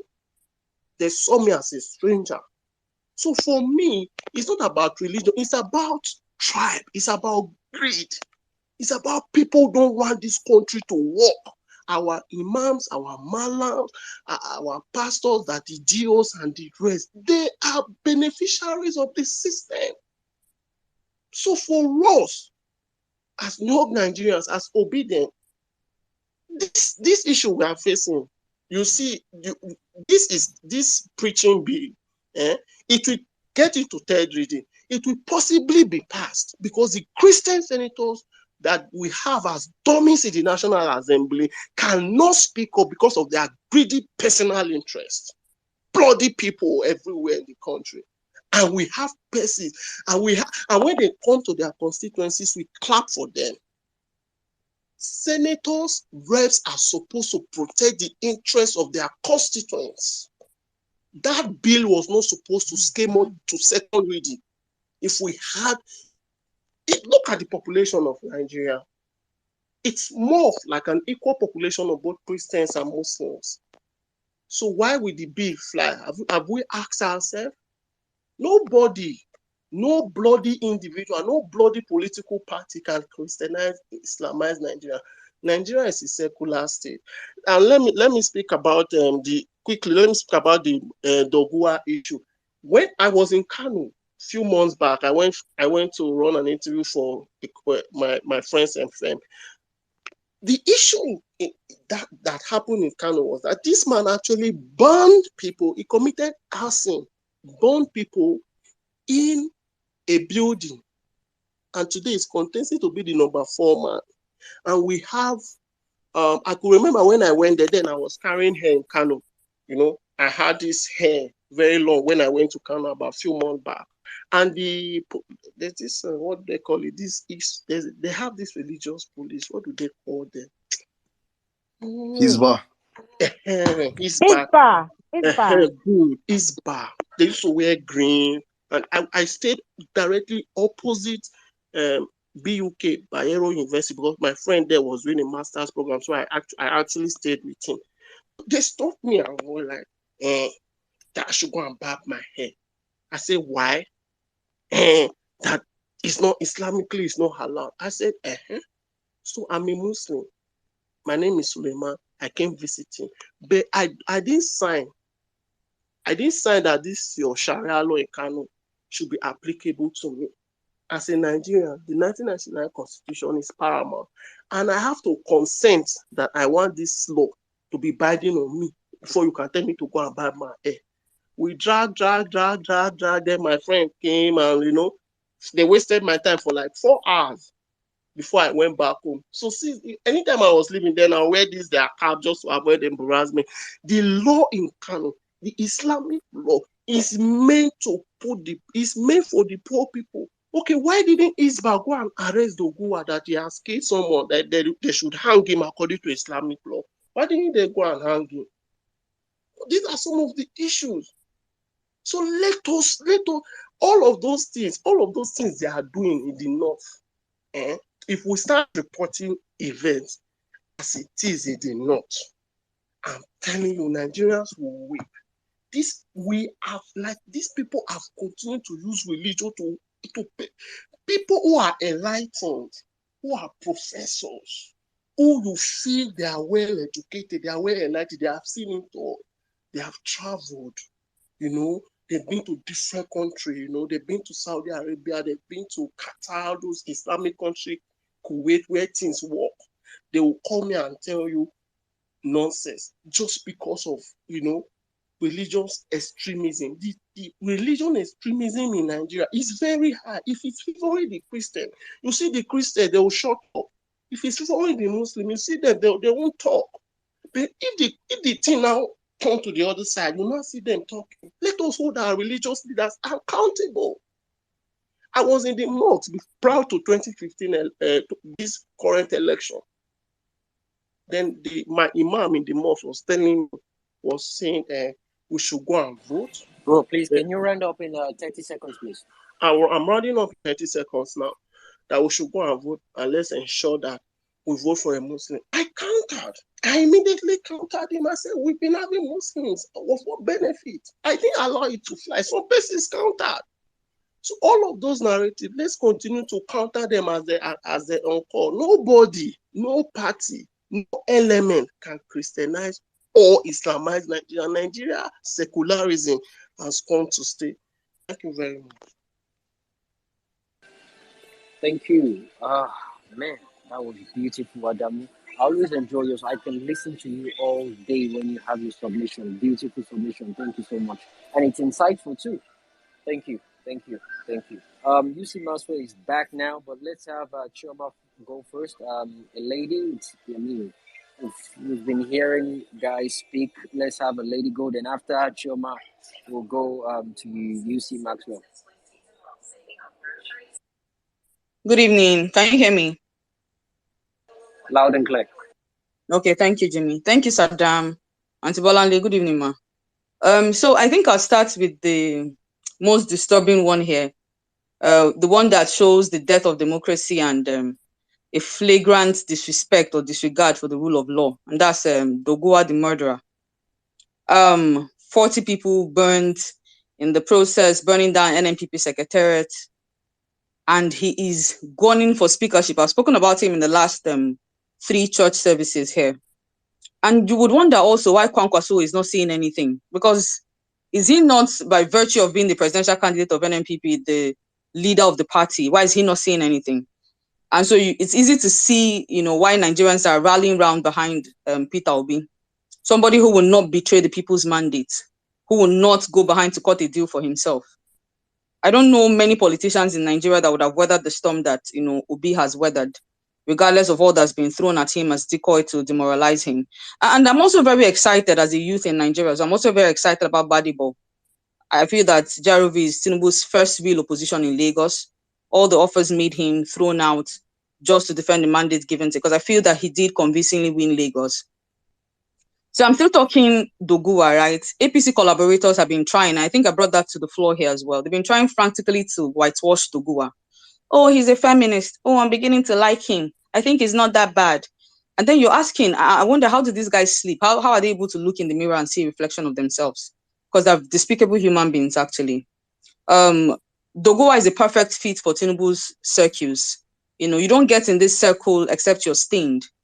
That's the only way that they can seize and eventually own you, because we're watching the metamorphosis of Nyesom Wike in Rivers State right before our eyes. This is somebody who has been very loud, annoyingly and irritatingly loud sometimes, a proud Rivers man who we loved because he was outspoken and fearless. but see what they've reduced him to. They seized the tiniest opportunity to ridicule him and remind him that he's a nobody and he's an idiot who will get into oblivion in the next few hours. Check all of them. You're looking at fake documents, misappropriation and embezzlement of funds, Tinubu, Shetima, Ababio, the off your mic guy, Doguwa, alleged arsonist, full-time unscrupulous elements. And then look at their followers as well, broad daylight liars who will do everything and anything to defend the lies that are so conspicuously told. And now on to Ekweremadu, Uncle Ike. Some time back, he embezzled 800 million naira that was marked for a kidney center in the East. He seized it, and the gods waited for him, and they've used higher powers to now seize him. Who says Karma is not alive? Karma is a fucking bitch. That's the truth. I feel 10 years is small. You know, he started wagging his rotten mouth after Peter Obi declared that he wanted to, run for presidency. And you're looking at all of these politicians from the East. They're the most stupid and useless people that I've seen in Nigeria. They have represented nothing but themselves. I'm so embarrassed to call them leaders from the East. They are nothing but a disgrace, to be honest. And they got the first chance to be able to do right by Nigeria. The first chance to turn the tide. And rather than plead the fifth, I mean, if you're not going to do something, plead the fifth like Ngige. Ngige is the smartest of all of them. I'm still in APC. I'm not going to, come out openly to support you, but I'm not going to also, shred you. Plead the fifth like Ngige. But no, Ekweremadu chose to open his rotten mouth. And just as he opened it, he reminded the gods of the outstanding issues that he had. And look where they've kept him. There's also Chimaroke as well. Ojus, Okalu, Umahi. All of them have their balls on display in the market square. They're such stupid people. Who has also seen, I think we're also, this is an African problem. I don't know if you guys have seen the disturbing video of Ali Bongo of Gabon. He went all the way for King Charles's coronation. The man can barely walk. He's dragging his foot. A global disgrace from Africa. There's Paul Biya of Cameroon. I don't know. We're watching right before us. Africa has really gone through so much. Africa is taking too much, more than she can take, actually. From colonialism, now we're watching neo-colonialism in our own time. We're watching neo-colonialism empowered by imperialism. Because we always have the influence of Europe in African politics. Every time they want to install their stooge, we've had powerful leaders like Thomas Sankara. No, we're not stupid. No, we've never been acephalous. No, we're not headless. We're not useless. We're very brilliant people. But their hand to our necks have not allowed us to breathe. Thomas Sankara was taken out he was short-lived. That's a very powerful African leader. Short-lived by his friend that they used against him. That's what they've continued to do till this time, just to, further buttress the, or loud the new colonialism that we have been seeing. And then also to, what's it called now, Islamization. I think the person who spoke before me, apologies, I'm not trying to join issues, but I thought you were making a case for the fact that it is very possible for us to see Islamization of Nigeria. You said it's not possible, but you were making a case for the possibility of that. Because it's a very big mistake to say it can be Islamized by a particular or a single political party. It actually can be. Because in the same breath, you're telling us that we have people, who are supposed to speak up, but they are mum because they are serving self. So that inevitably just says that the checks and balances are gone. So it's not a working system, right? And so you have, people, you're asking, where are the Christian senators? They are, they can't speak, right? Because they are shamelessly representing themselves. We need, the only holistic approach that we can have to these things is have our Muslim brothers, our Muslim neighbors. Oh, Choma, I think what he's trying to say is that Christian cannot just wake up and say there's no, they want to turn the whole country to Christian country, and Muslim cannot just wake up and say they want to turn the country to a Muslim country. And I'm saying they Christians are working. No, what he's saying is that some Christians are actually working with the Muslims to get it done. So he's not saying it's not possible. He's saying it's not something that the whole Muslim will now say, okay, this is what they want to. It will involve some Christians. And the Christians that are involved, they are doing it because they need something in return. They need That's what I'm saying. That's what I'm saying. Okay. Those involved Christians are the reason why it can happen. So let's not be dead to the fact that it can actually happen, right? Those people. That means the both of you are saying the same thing. Okay, so because Malcolm X said that they are house Negroes. The house Negroes are the ones who love their chains. They're dealing with Stockholm syndrome, just like we're saying APC collaborators.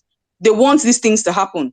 So regardless of whose axe is God, as long as they can get crumbs from the table, they don't mind. So they want to see it happen. So like I was saying before, I feel like our Muslim neighbors will need them on this one. We need to do this as a collective, Muslims and Christians alike. We need to come together and, come to the realization of the fact that there is a problem. First off, is there a problem? Let's collectively agree that there's a problem. And when we see that there's a problem, and then there's also, you can't visibly, block roads on Fridays because you're praying. I know that sometimes churches you see hold up, but you can also see the active effort to be able to decongest the roads and have free flow of traffic.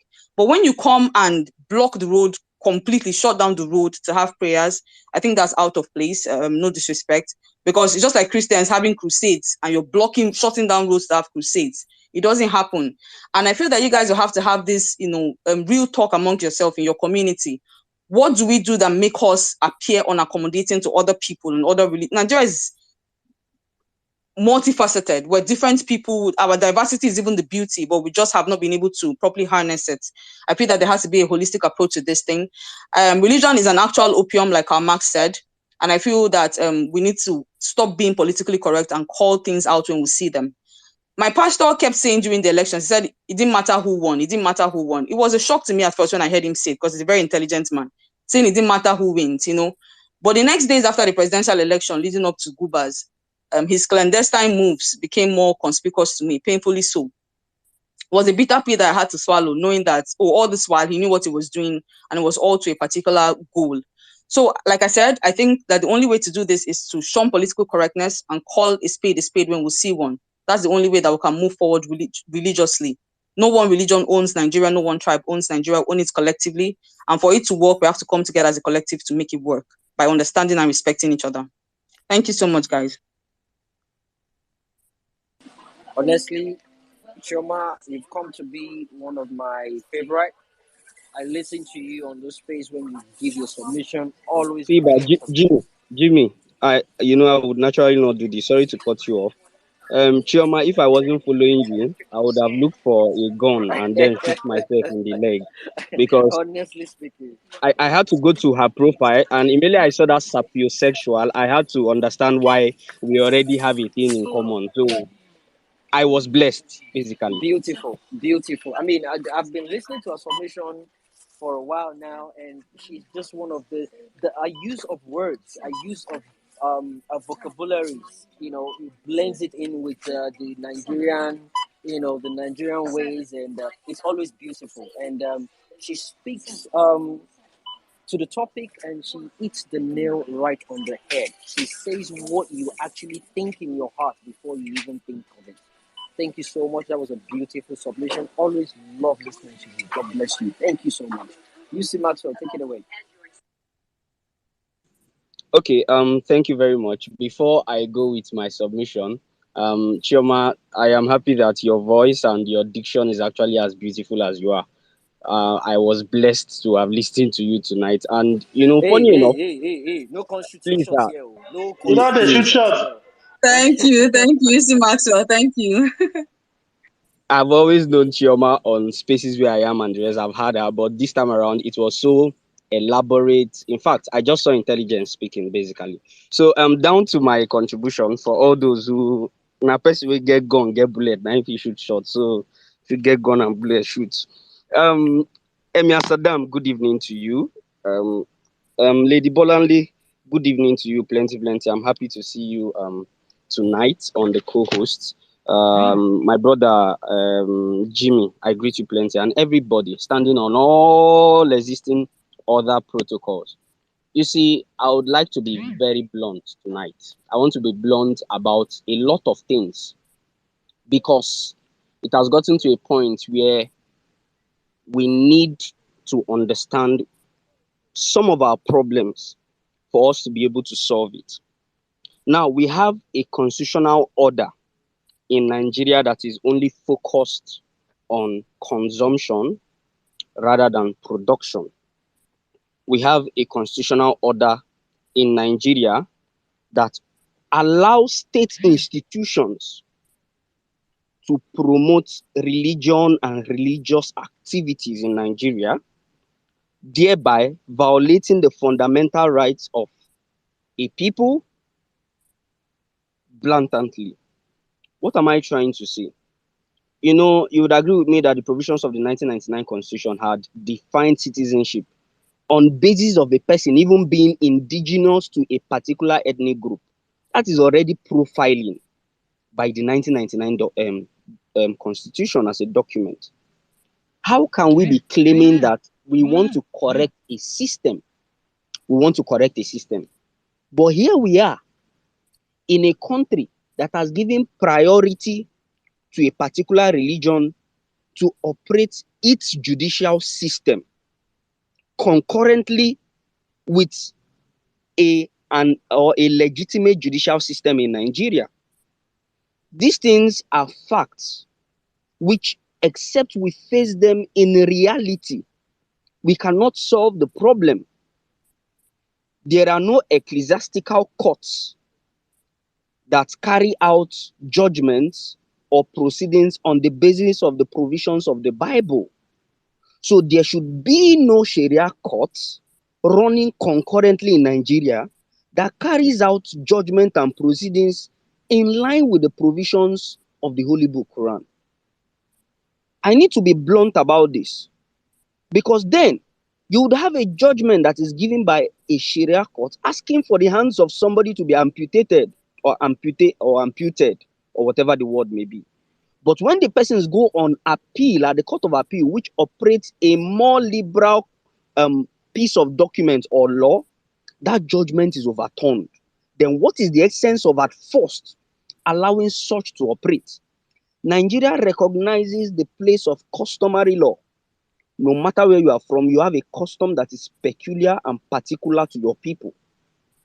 We also operate the normal laws, which was derived from the laws of England, which we like to call English laws. So what is the essence of now creating, this whole nonsense really got to the peak when we had over 19 states since the year 2000 decide to operate what is called, ascribe to themselves as being Sharia states. It is against the precepts of the nation called Nigeria. It is against the document which all of us are binding to, the 1999 Constitution, which sees Nigeria as a secular state. I find it very funny that government will be funding, what was it called? Pilgrimage trips for, be it Jerusalem pilgrimage, be it Mecca pilgrimage. I find it very funny. So thereby, by doing this, some people enjoy the benefits of government and others are left at the detriment. So these things have already been made like they have been embedded in the very foundation which holds Nigeria. That is why you see them manifest. That is why somebody can have the effrontery, the guts to want to regulate. Please give me just a very short moment. Let me open this very quickly. I've been trying to lay hands on the document, on that bill, which they say they're about to pass. I've not been able to do so. I've gone to the National Assembly site. I've gone to Plaque NG site. I've been trying. Maybe on Monday or on Tuesday, I will go to the National Gazette and try to get it. Now, in the online media, Daily Times, what I read, he said that this bill, when passed into act, will ensure, this is his words, please, that I'm reading directly or quoting, will ensure uniform regulations across the various Christian denominations, as opposed to the present practice where there are various standards, rules, and regulatory bodies. The person who said this nonsense, who came up with this document, does not know the meaning of the word doctrination. You don't regulate the entire Christian body because there are differences in this body. The Catholics do not practice the same thing with the Pentecostal. Even the Catholics still differ from the Baptists. So for you to tell us that you are creating a document, a uniform regulation for Christendom, in fact, he went ahead to say to set standards and regulate the balance between Christian faith and academic excellence. My brothers and sisters, religion, in case you don't know, was removed from our curriculum some time ago. These people did not stand up to kick against it, that CRS was removed, that IRK was removed. Why didn't they ask? Why didn't they amend laws that have to deal with the Ministry of Education or that fosters the syllabus of Nigeria to affect Christian and Islam. Instead, you want to create a body, a whole council, a national council that will regulate and create uniform regulations. This is an affront to the fundamental rights contained in the 1999 Constitution to every man, every woman to practice their religion in whatever way they want to fashion that religion to be. The state should not fashion a religion for a people. The state should not be seen fostering religious documents, religious institutions. It is wrong. You go to buildings where they spend money building places of prayers for people. They spend money building places of worship for people. It is an affront. Anybody who wants to worship should create an avenue for their worship. So, except we fix these things from the very rubrics that creates us as a body, the 1999 Constitution, we may find it funny and continue to go with it, but we will see it happen. So, the Islamization started a long time ago. We are not saying this because I have a lot of Islamic friends. Come on. But let us be real about the things. The people in power have created a fora for which they want to operate. You may not support what they are doing, but it does not negate the fact that that is actually what they are doing. We saw people's hand being amputated. We saw people's neck being cut off. We saw people being stoned to death because they committed adultery in the north. Please go and read, go and make research about these things. And these things, we have said that they are repugnant to the principles of equity and natural justice. So what is good for the goose should always be good for the gander. Whatever is good for Chioma should always be good for Maxwell. So we should not begin to use different different scales. You see, Maxwell, this is not a dating site. This is not a dating site. You see, please, Maxwell, what is good for the Chioma is good for who? It's good for Maxwell. This is not a dating site. I don't follow. You're interrupting my train of thought, sir. Please allow me, please. We will come back to Mark. Let me even use my Igbo name. Whatever is good for Chioma should be good for Emeka. But let's be real with these things. I'm being very factual here, so that we don't end up, having a people who feel secluded, who feel abandoned, and they begin to revolt against the government. You will always see it, because immediately there is that feeling of abandonment and marginalization. The people will do what? They will revolt. I want to mention something about INEC, and I will continue canvassing for this. The APC uses institution to carry out, in fact, they make sure that they create an avenue of legality for illegality. More like they make you see illegality as legality, because they try to hide under some loopholes of the laws. INEC should be independent, and except, I will recommend this when Peter Obi comes into power, please, let it be rescheduled. Whoever should be chairman of INEC, all these positions, REC and the rest, should be created by a committee chaired by the judicial arm of government. Maybe a former CJN or a former president of the Court of Appeal should sit over that panel that should appoint the chairman of INEC. Because we cannot continue to have this insult to us as a people. Over 200 million Nigerians insulted, mandate stolen, brazenly, right at our very before. What can we say? And let me leave that a bit so that I can round up very quickly. Now, coming to the issue of Ekweremadu. Now, Ekweremadu, an astute politician, an astute lawyer, and whatever you may like to call him, it's unfortunate that we are at this position at this point in time. You see, whatever you fail, my mother used to tell me, Maxwell, remove that thing that is blocking your road before you pass. And I realized that every time I fail to follow that instruction, I will kick my leg on that stool the next time I am coming back by that road.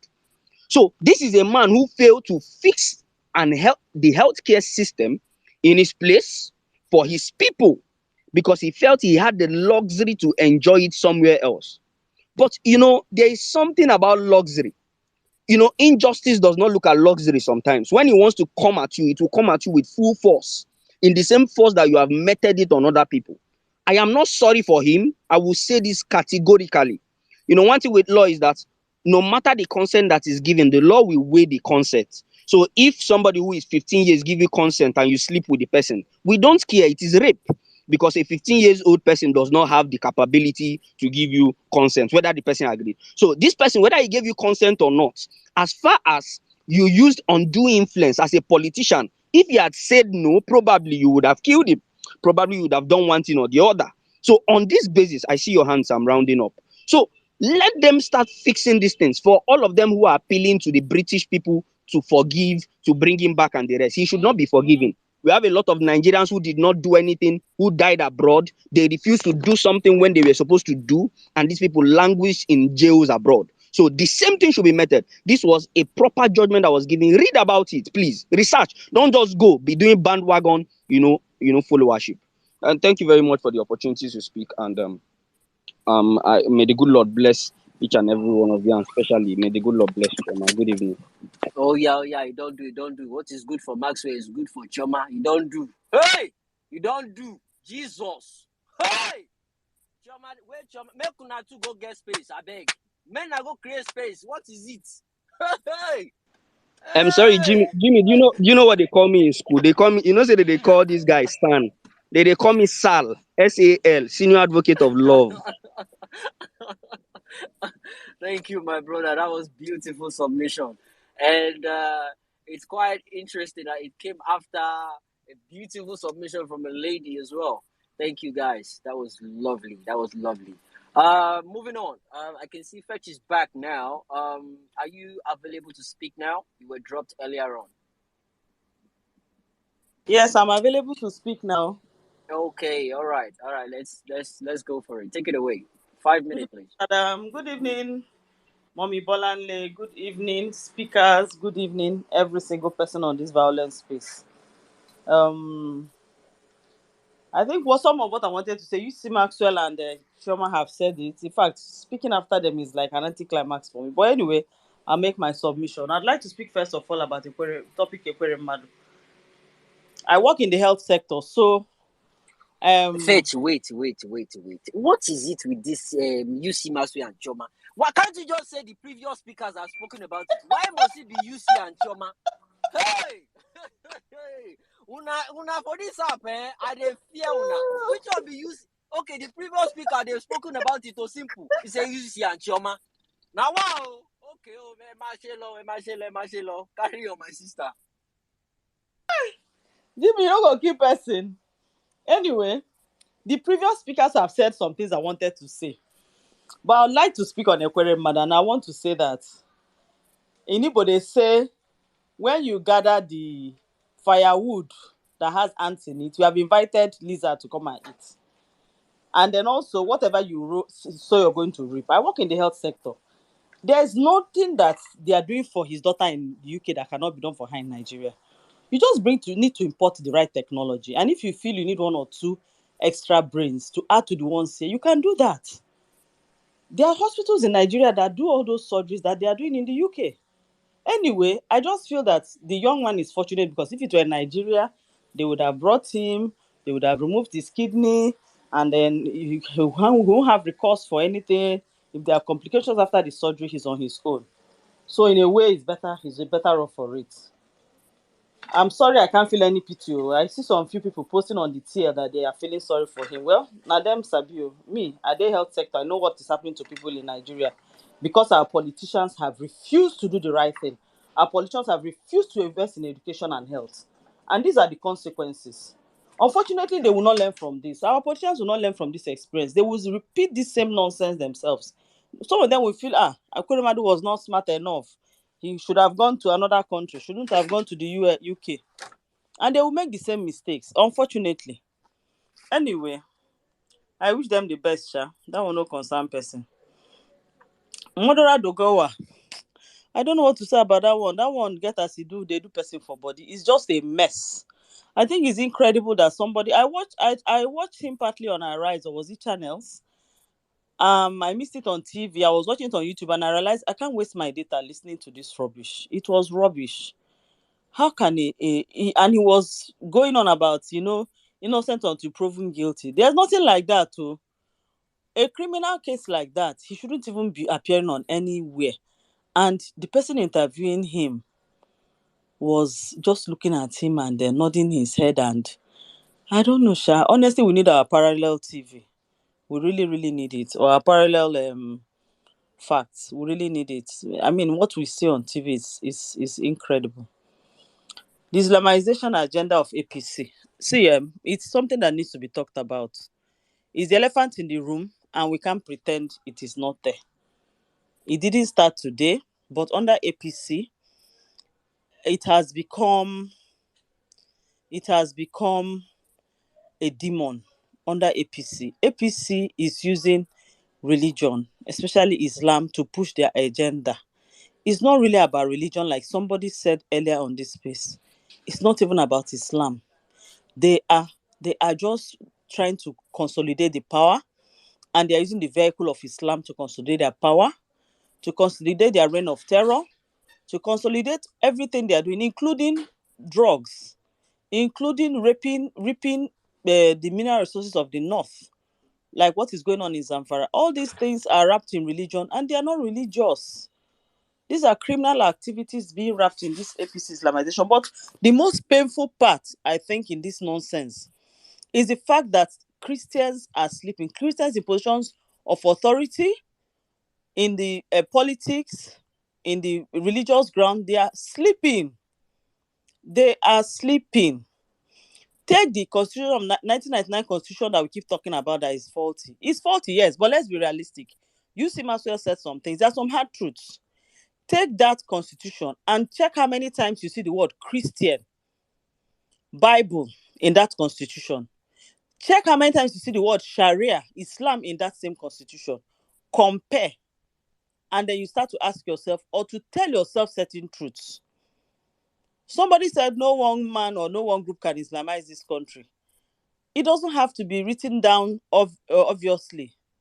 Even Lagos State has, is it said they can practice Sharia, or they're setting up Sharia courts in Lagos State.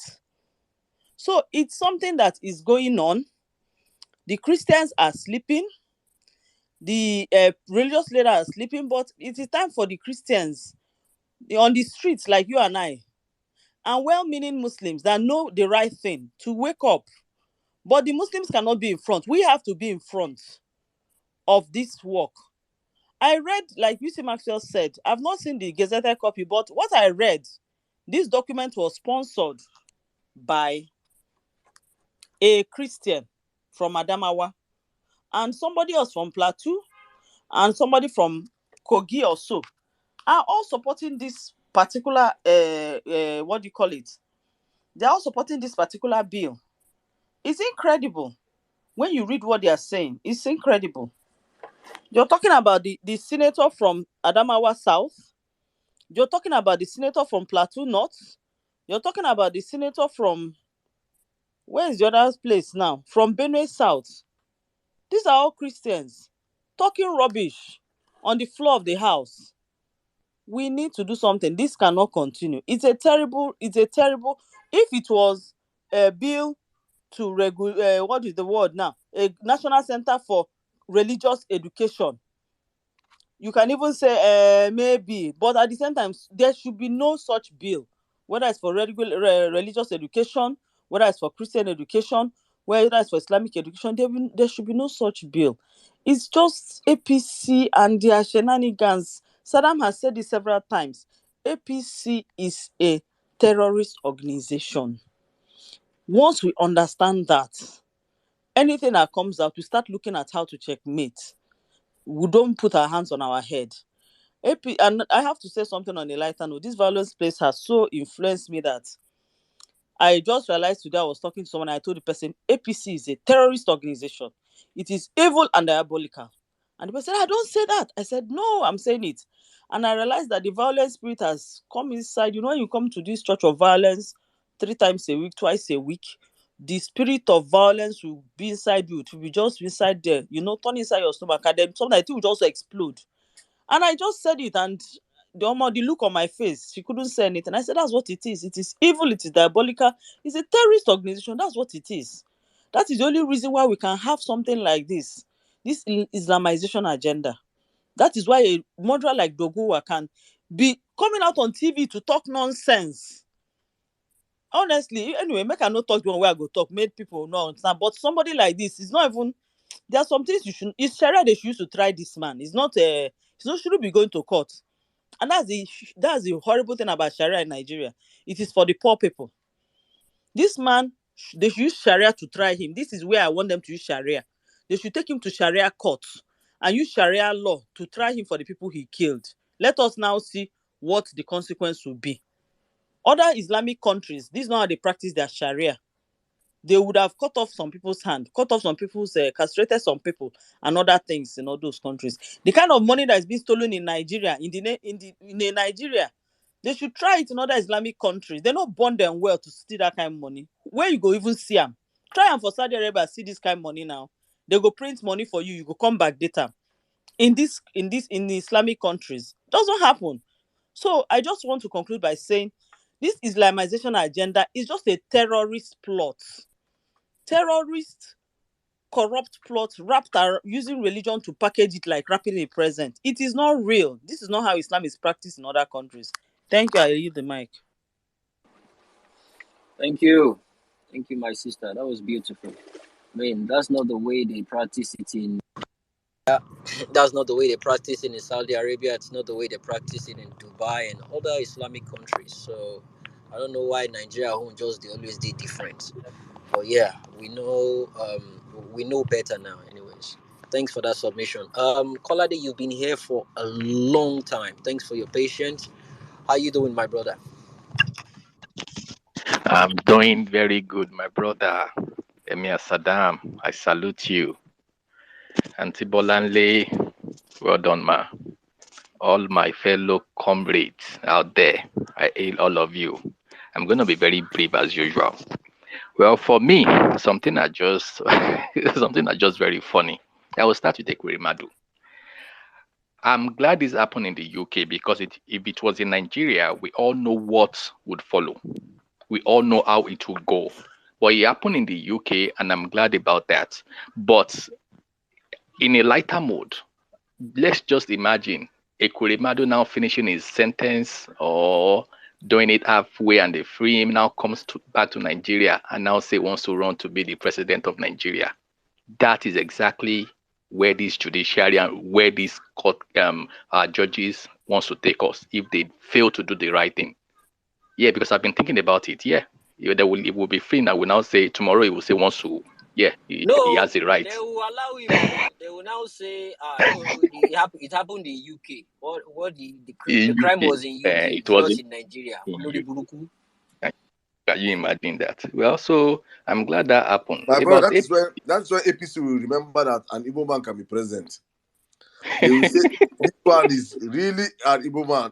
They will give him a ticket. Because he don't meet the requirements. He has met the requirement of being an ex-convict. It is well. That party is indeed evil. APC is evil to the core. They know what they are doing. And going back to Doguwa, why won't Doguwa come out? He can say the right thing. They are birds of the same feather. He can tell them to their face, maybe you two did this. Didn't you two steal election? Didn't you two? That is why Doguwa can come out publicly, boldly to say, yes, he wants to contest. He has the right to contest. After all, it's proven innocent until found guilty. Can you imagine such madness? It is really madness. And about Islamization, in all of this, I would also support or blame our religious leaders who would not do the right thing. When they are supposed to lend their voice, they would rather remain mute. When we grew up, I know what they taught us, how they taught us. But this day, when it's all about who has the largest church, wealth, and when it's all about that, they forget the basics. When they're supposed to speak, they won't use the power they have to speak out. And that is what is killing us, especially in Christendom. And this is not about Christian versus Muslim. It's about this evil party taking advantage of the religion to do evil, to commit evil, because it's pure evil. If you are saying you want to curb one religious activity while the other is like, come on. And from personally, I've seen that this is exactly some people within APC's agenda. Because I've seen this boy called Adamu. If you listen to Adamu, the way he speaks, you can see that Adamu himself and his crony, they have this way of doing their things. Like they know exactly where they are tilting towards. Boko Haram, Boko Haram, Boko Haram. What is Boko Haram? Boko Haram kills even Muslims who are not Muslim enough. They kill them. They kill Christians. They kill farmers who will not do things the Muslim. And don't they have an agenda? Look, God will help us, but it is high time. Thank God we are speaking out. But it's high time we begin to start calling out our religious leaders too. It is high time they drop all these, they are selfish, whatever, and begin to speak out. It's time for everybody as Nigerians to speak out. God bless us. Thank you, everyone. Thank you so much. I appreciate. Thank you, Kalode. I think we'll do, right now, when we get back our mandate, we have a special space on all these men of God. Probably even before maybe why in course, one of those spaces, we'll just find this God of men, these men that have used religion to blindfold millions of Nigerians across all boards, as in that people that cannot even serve or worship their God with their own brains. They just how they put it, they outsource their ability to think to men. You could start. Oh God, man, I've heard so many stories, and I wonder. I just wonder. And it's like you guys don't see the news. You don't read the news. You just stay your headquarters and hide from the fact that Nigeria is crumbling before your eyes. But no, if you talk, you know that your maybe probably tomorrow they'll not use your church again to siphon money, because many of these our churches, like say it, many of our churches are just their accounts, the money that are in their accounts are just money that is they are treasurers or politicians. Many of our churches are treasurers or politicians. Many of these politicians just siphon money and go and give to these pastors. You know, how do you question a pastor? How do you want to question him? He will tell you his tithes. He will tell you his offerings. Can't you say I have 100,000 worshippers? They come here every day. They bring you. I put 1,000, not now much. You know, they lie, and I got to help Nigeria. We have to. I honestly think that we need to start calling out these people, because they are not gods. They are men. And when they say they use that Bible verse to say people touch not my prophet and do my you will be a normal person. Now you're a prophet too. Now you they talk about. It's not just for some secret. They did not burn anybody and burn that person to Sabi God pass you. We are all the same thing. They're not going to deceive us. You stay around, and when it's up now, they use a private jet and run away from the country. Their children not school here. They don't use hospitals in Nigeria. You don't even in your church build better hospitals safe. You build universities that people cannot go to. It is crazy. We should be seeing all this in open, and we should that change that we're calling for change. It must touch every aspect of the country, including the church. In fact, it should start from the church. Your members cannot go to your school. Your members cannot use your hospital facilities. Your members cannot enter your private jet. It's crazy. And Nigerians are stranded in Sudan. You did not send private jets to evacuate Nigerians. All of you are private jets. Which God, which Christianity are you practicing? What Christianity is this? Christianity from hell. And you worship them again, that the Jew kill all of them. I beg, back to you. Let's have another speaker. Honestly speaking, I share your sentiment, my brother. That the Jew kill them. You know, these are the people that are telling Obi that let us accept it as God's choice. Let's have okay, God speak now. All right, thank you, Jimmy. Good evening, everyone. I'm Saddam and TB. I greet all of you. Okay, so let me start by saying that, Jimmy, I like it when you are co-host. I'm one of those who enjoy your shoutings. For those that don't like you shouting, I actually like to hear you shout. So sorry that they had to pull you down like that anyway. But if you can come back to the co-host session, I don't mind. No, it's not because of the shout I went there. I don't block like 4,000 people, my sister. So when they want to come and talk, as I dey co-host, automatically thing go bounce them. Say, you know, na jailer dey co-host, so you are not allowed to come up and speak. So that's the reason why I'm on the speaker, so they can come. So if I know if you hold space, I go block everybody. I know if you hold space. Okay, well understood now. All right. Okay, so first with Ekweremadu, the only way I've been able to understand why he did what he did is I just believe that his cup is full and God's judgment has caught up with him. Because I've had to think about it. You had 4.5 million to give to this young man, and then you had to still do the whole thing in secrecy. Why? Because when I listened to the daughter's interview, she said after her father and mother were arrested and she put out the notice that she still needed a kidney donor, that many people came forward. If that's the case, I mean, I think that there are 1,001 persons that would be on a queue to even accept as little, I want to say as little as 1 million, 1.5 million. If you said that's what you will give to them to get their kidney, you will see people who will come out to give that. But you had 4.5 to give to somebody, and you still had to go through it by the back door. I mean, why? I just believe that that foolishness, because that's all I can call it, is because his cup got filled up and God located him with judgment. Just like when Chema was speaking and she said that she summarized it in that bit that this guy, what he did with Peter Obi, probably that was why he went down the way he did. And for me, I think that's what it is, because I don't understand why you would have that kind of amount and still have to go through the back door to do what you did. That's it for Ike. That's all I want to say about him. I want to talk more about Doguwa, the murderer called Doguwa, right? It happened here in Kano where I reside. I remember on that day when we heard what the guy had done, it was sounding like a rumor, like it wasn't real. But eventually it was true, and we heard he had been arrested, then later bailed, you know.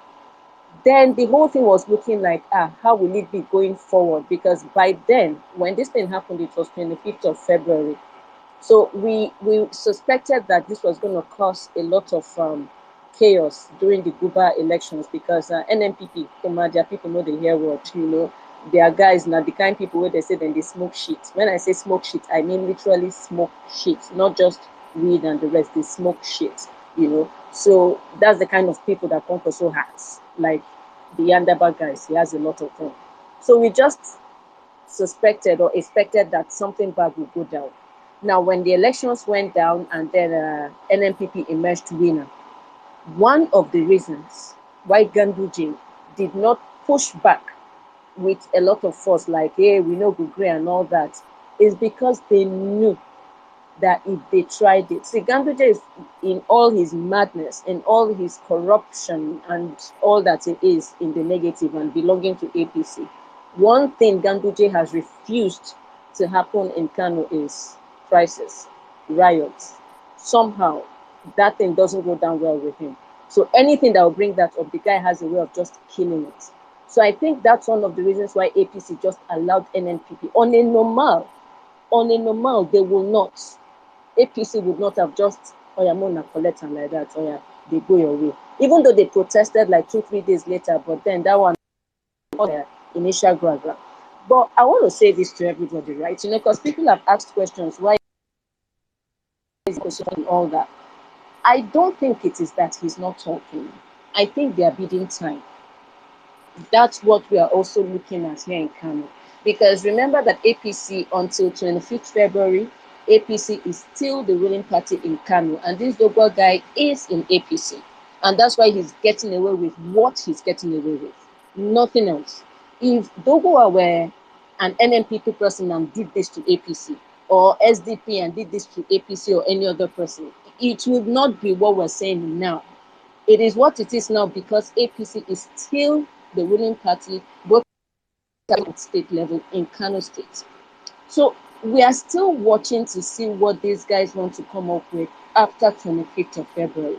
29th of May. But I don't think that Doguwa is going to just get away with what he did, especially not with a person. He's not talking. It's not that he's not doing anything. I think that just the same way we have said, let's allow the judiciary do their own thing with our mandate and see the outcome, then we would know what to do. I think that's what they are doing. They've gone to court, and then the court even ruled yesterday that NNPP should pay Doguwa 200,000 naira for filing, they called it a frivolous case against Doguwa. For them to have done that, and NNPP people are seemingly quiet, I don't think it is well. I think everybody should just pray for Kanu. I don't think it will just go down well in the next couple of weeks, in the next couple of months. I don't think that all this will go down well. That is what I foresee concerning this matter with Doguwa in Kano State and the whole APC and NPP thing. And then for the Islamization agenda, very quickly with this, just like when Frank was talking, because that was the angle I was going to look at it from. First of all, I would have thought that if anybody wanted to regulate any religion at all in Nigeria, it would be to regulate Islam. Because when you're looking at Islam generally in Nigeria, it seems a violent religion. I would have thought that that is what would want to be regulated. I would have thought that taking care of the Almajiri children, the way they are being mistreated, is what would be regulated in Nigeria. But no, it has to be Christianity.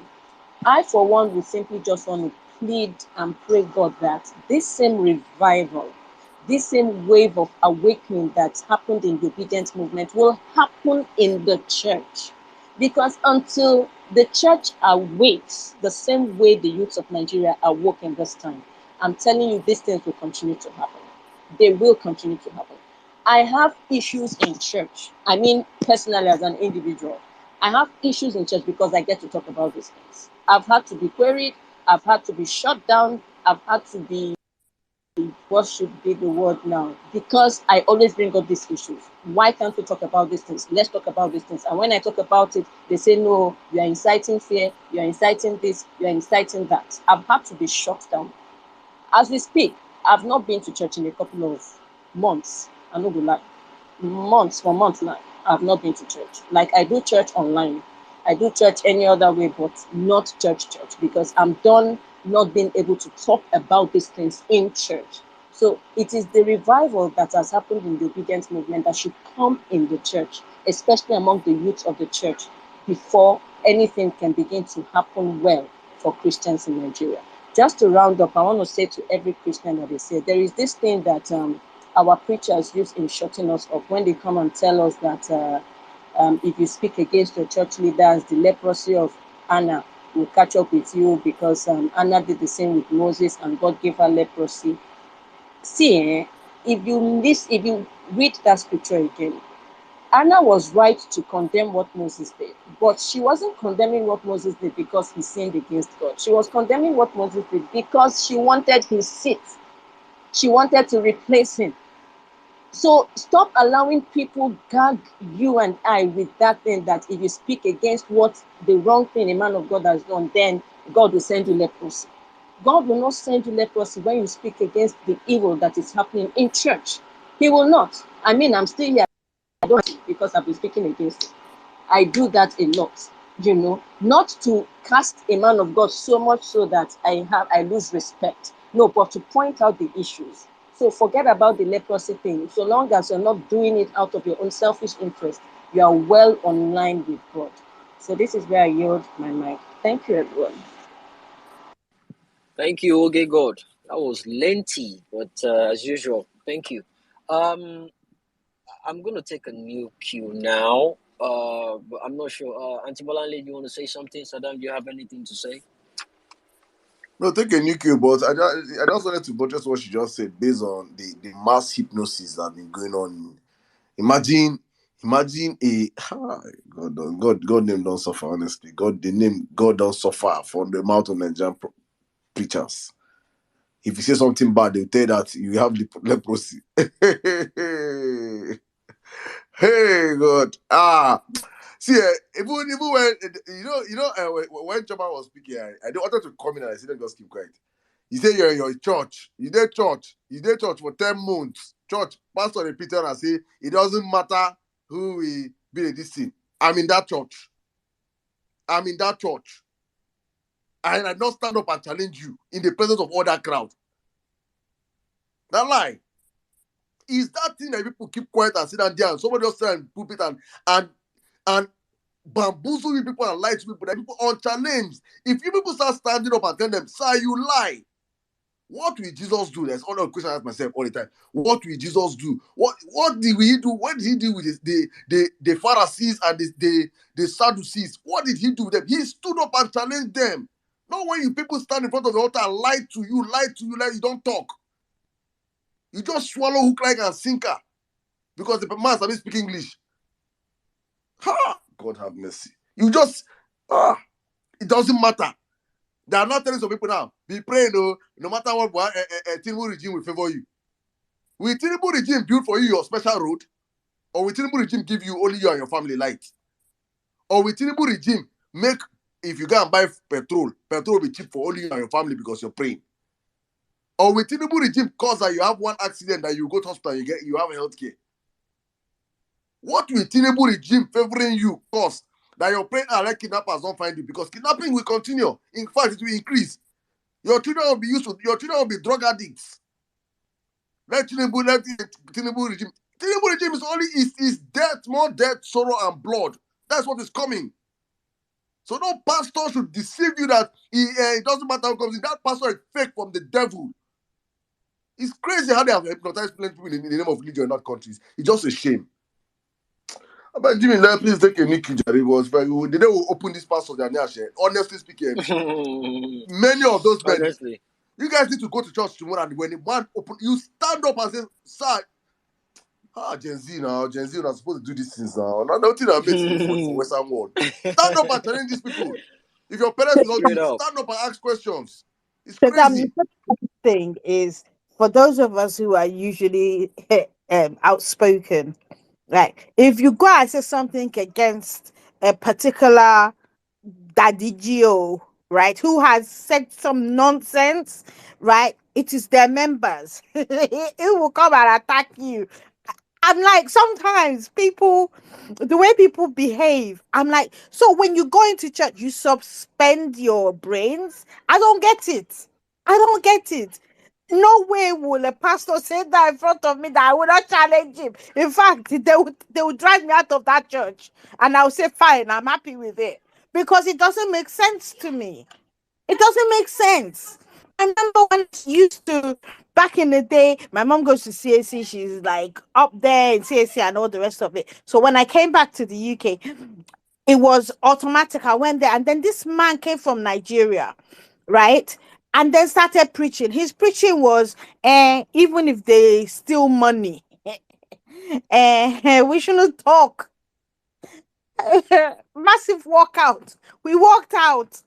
What kind of nonsense? I had earned money. You not steal it. And because you're a church leader, we can't talk.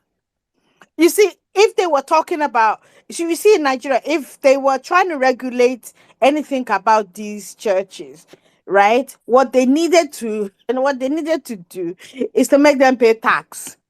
Because then they will get sense. Because they will know that their money is Mommy, actually even the tax, all they do is to come out and blindfold more followers. The tax is not the problem to them because they can pay. You can put all the tax, they will pay it. There's money in the church. yeah, well, that's the first step, pay tax. And then the second step, the second step is for every Christian to know that, look, this thing, although we're going into church, when there was COVID, how many of you went to a church building? We couldn't, everyone was at home. And so therefore your relationship with God is personal. The fact that you have, because most of these pastors, they preach prosperity Christianity, and that's not what Jesus preached. Jesus preached love, right? So here's the thing: you were talking about churches having schools that their members can't go to, but Jesus was quite clear that if whoever does this to the least of your brothers does it for me. So it's like if your brothers in church are hungry, and you people are collecting this money and it is not going into sustaining those members of the faith who, for one reason or the other, actually are hungry, then the whole purpose of us having churches is wholly defeated. It's just defeated. But you try, go on Twitter and tweet against somebody. You see people who will come there. They will tell you, don't judge. They will tell you, touch not my anointed. Block them like you block them like you block about people. Just simple block them and like block about because they are the same. And that's why I say in Nigeria, the moment you touch religion and tribe, many people lose their ability to think. They sell their brains to just they don't sell their ability. It's a shame. You cannot just sit down and be rational enough to think and just say, ask yourself. And the major thing that Nigerians, many of Nigerians, that we are lazy. That is the truth or nothing. We are playing over the. Open your Bible, read your Bible yourself, study your Bible. There's a study your Bible to show yourself approved. Do it yourself, and you see that many things are telling you it's all lie. Not for yourself, not God for yourself. God is personal. Let him talk to you directly. They talk. It's not an idol. God speaks. Talk to him personally. You see that 90% of you stop going to many churches. Many churches will be empty. If you really begin to talk to God personally, it's crazy. I beg, I want to hear his name to speak, please. I don't know, Jimmy, if he's saying that going first, please. I don't know. Abraham has been here before him, but he's gonna go after Abraham. I just want to be, I just want to get the last queue done first. So I think Abraham is the last queue. Then after that, then Nnamdi can go. It's been a while. I heard him speak as well. It cracks me up as well. So Abraham, how you doing? 4 minutes, my brother. Abraham. Hello, can you hear me? You there? I want to change you. Hey, me the mic, I beg, no pressure. all right. I don't wait. 4 minutes, my brother. Go ahead. Abraham, go ahead. You can speak. Or are you busy now? Abraham. Okay, when you're ready, just let me know. No, can you hear me? Sorry, Yeah. my mic muted. Yeah, can you hear me now? Okay, we can hear you now. Go ahead. 4 minutes. Okay, me Sadan, good evening. I really appreciate this violence space. I've always been a listener for a longer period of time. I've been listening ever since when I found out about this space. So I decided to speak today because about this Ekweremadu issue has really taught a whole lot of us a lesson. You see, we have cases whereby Nigeria have issues in the diaspora. Sometimes things happen that they need urgent help, but no politician, nobody would ever want to let me go and speak, or let me try to see how I could, I could plead in order for this thing to probably get it more lighter than it's supposed to be, or to even rescue the person, even if in a scene whereby it's not even a crime.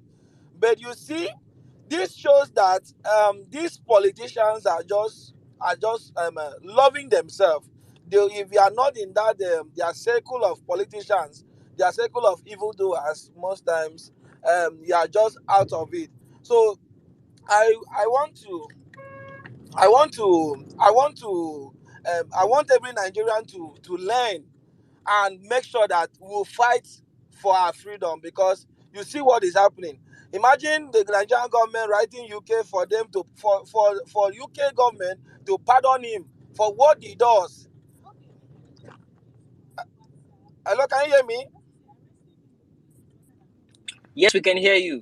So imagine Nigerian government writing that they should pardon him for what he done, for what he did. Meanwhile, if that case was supposed to be like the normal average Nigerian, the Nigerian government wouldn't have even want to intervene. That is what you should know how this thing is. And coming back to the case of churches and religion in this country, I've come to realize that the reason why a lot of Nigerians are poor is because of religion. Because religion have really reset, has really changed a whole lot of mindset in Nigerians. Imagine there are some people in my state. I'm from Akwa Ibom, so in my state, there are some people that still believe that if you pray in church, I probably go to fasting. Maybe you are in fasting for 30 days, that miracle is going to happen and all that. right? There are a lot of people that probably they go to this thing, they are done with school, they wouldn't want to do anything because of they have attended church. Before you know, they will be giving them a position from one position to the other. They will tie you down. I took the grace of God before I have to leave Akwa Ibom to Lagos. Before I have to leave Akwa Ibom to Lagos, because they will tell you that if you are committed in the church that you are in Akwa Ibom, they will give you position from position. Before you know, they see, oh, this person is committed, they will promote you. Before you know, they will before you know, they will promote you. Before you know, they will promote you. That was exactly how it happens, that a lot of people, they will tie you down, and then you will be there, they will say you are assistant to this, assistant to that, and sometimes you won't even want to, like, you say, oh, I'm doing it for God, I'm doing it for, when the help comes, you see that the church will not even help you. So this religion is one thing that we have to really change people, a lot of people mindset, for people to understand. Just like the last speaker said about if a church does something wrong, you have to speak up. You have to speak up and say that this thing, because a lot of people believe that if you talk back to man of God, that God is going to kill you, God is going to do that, God is going to do that. There was a time that the man of God said something. I went in and I confronted him openly. I told the man that if you try this again, I'm going to carry a legal case with you, and then you now tell me where those prophecy. They will now tell you that your son that is in Lagos, that your this that is in this. At the end of the day, my mom was now hyper. He was calling me. I should go into fasting. I should go into this. I went to the man, because I told the man that, you know me, when I was in Akwa Ibom, when there was nothing, when I was in Akwa Ibom, and now, okay, probably you have seen that I put this thing. I put a building for my mom. You are not coming in as a family pastor to be saying all kinds of manner of prophecy, that if you try it again, you see what's going to happen. So we have to change the mindset of this religion. We have to change the mindset of people, for people to understand that you don't take things too extreme, like into spirituality, because a lot of people believe that if I say this, I'm going to be hot because of you are not a spiritual being. They make you believe that if you counter a man of God, God is going to do this, God is going to do this. So we have to change this mindset. So I really appreciate this space. I really thank, and we believe with the grace of God upon us, as we are the Nigerians that want a change, that want a proud country, that tomorrow our children is going to be happy and be proud that we are from Nigeria. So I believe that change will come through our principal Peter Obi. Thank you very much. Thank you, my brother. Thank you, Mr. Abraham. Thank you. Beautiful submission. Is it Namdi? How you doing, my brother? I'm doing very fine, Alga. Good evening, sir. Correct. Been a long time I heard your voice. Welcome, my brother. Omonawoko, thank you so much. Good evening, my Oga, the overall Oga, my emir. He's my bishop. I don't go to church. In fact, there is one story that I've not told you people in this violence space. I don't think I've told the story here. And I'll use it to enter the Islamization agenda topic. I remember we organized a church program those years, and these are some of the reasons why I just decided to stop going to church, because I was becoming too confrontational. And me, there is a way you do something, it will even pass advice. I'll just beat you, self, because sometimes you advise, it will not achieve anything. So we use our church, our money, as organizers of a church program, invited a man of God to come and spread the good gospel of Jesus Christ to the entire church. And the man came, climbed the pulpit. When preaching, he entered his revelation and prophecy. I don't have a problem with that. You have a right to see whatever you want to see. But just be sure that whatever you are seeing is not detrimental to me as a person. That's just my only problem. So, but the man entered his prophecy, and while preaching, he said that it is unfortunate that in this time, that it is only 4 persons that will go to heaven. I didn't have a problem with that. Where my problem was is that he now mentioned the names of the 4 persons. And by the time he mentioned 3 people, he was the number 4th person that will make heaven in the whole town. And at that point, I looked at the whole church. Everybody was sitting down and enjoying the man's prophecy. Meanwhile, as a Christian, I sponsored a bill, possibly, or a program that invited you, only for you to come to the program and say that only 4 persons will make it to heaven, and I'm not in the list. Where I got offended, if he had mentioned my name as people that will make it to heaven, I won't protest. I don't have a problem. But the program had to end. I had to stand up out of the whole crowd, walked up to him in front of the whole church. We had over 1,000 persons in attendance in that night vigil. And then I told him, sir, that I think you have overstayed your welcome. And you know, in life, a time comes in a man's life that you need to move so that others will follow you. It was when I approached the man at the altar. That was when I knew that there were aggrieved Christians also, like me in the crowd, who did not like the prophecy. Because, in fact, the man said all sorts of things. If you wear earring, you go to hell. You use attached wig, you go to hell. We were taking that one. We are, these things come level by level. We are swallowing it small, because I've checked. My mother is wearing earring. So my mother is already at the well, I just say wig. I looked at my mother, said, my mother is wearing wig.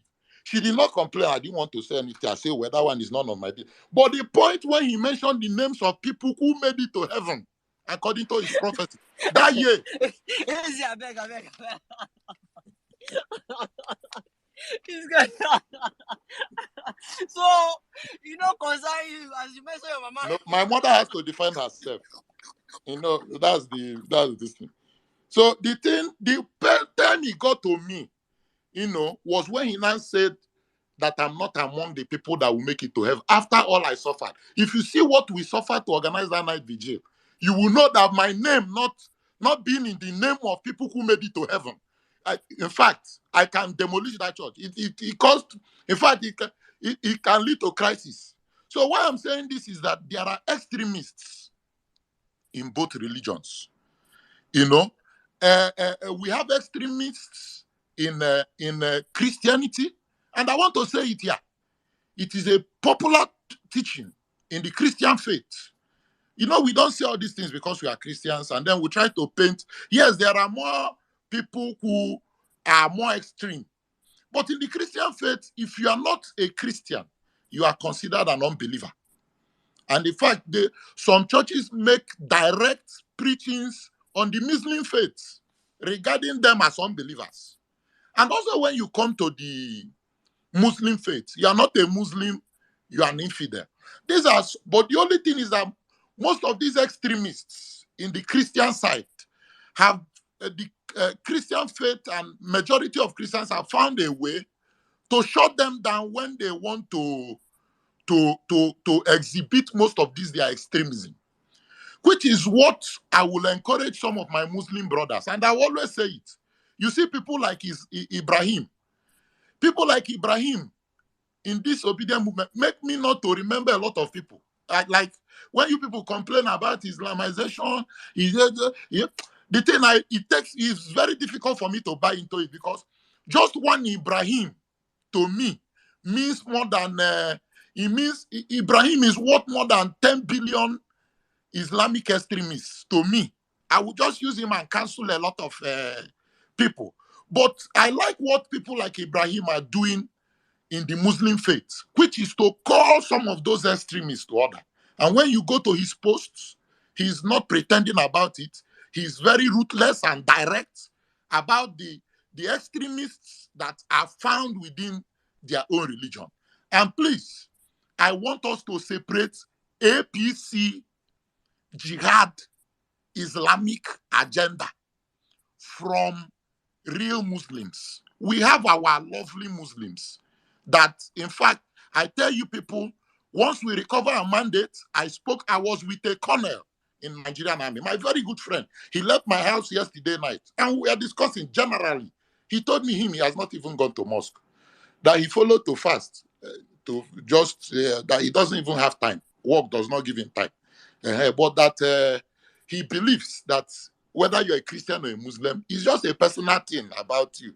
That he has not been to the mosque for years, but that does not stop him from being a Muslim. And then I told him my own story too about the church. Even what I've told you people this night now are some of the little reasons that made me to stay away a little, because you find out before I appear in Insta blog for beating up a pastor, because it will be unlike there are things they do that you will be forced to either slap the man of God, because the man is obviously not functioning with a brain.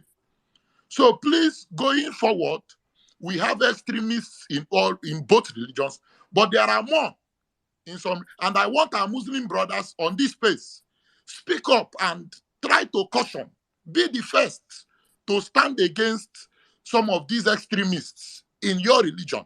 It is everywhere, but by the special grace of God, we will put all of them under lock and key.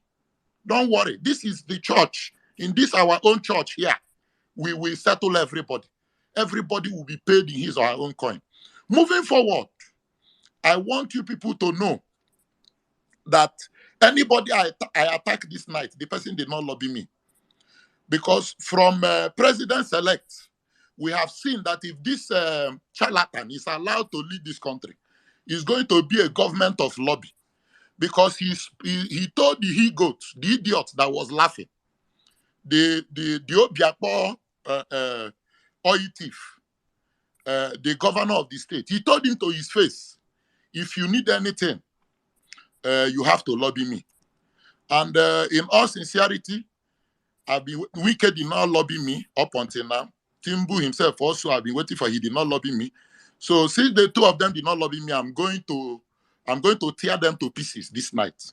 Somebody like Wike have seen there are two different types of highness.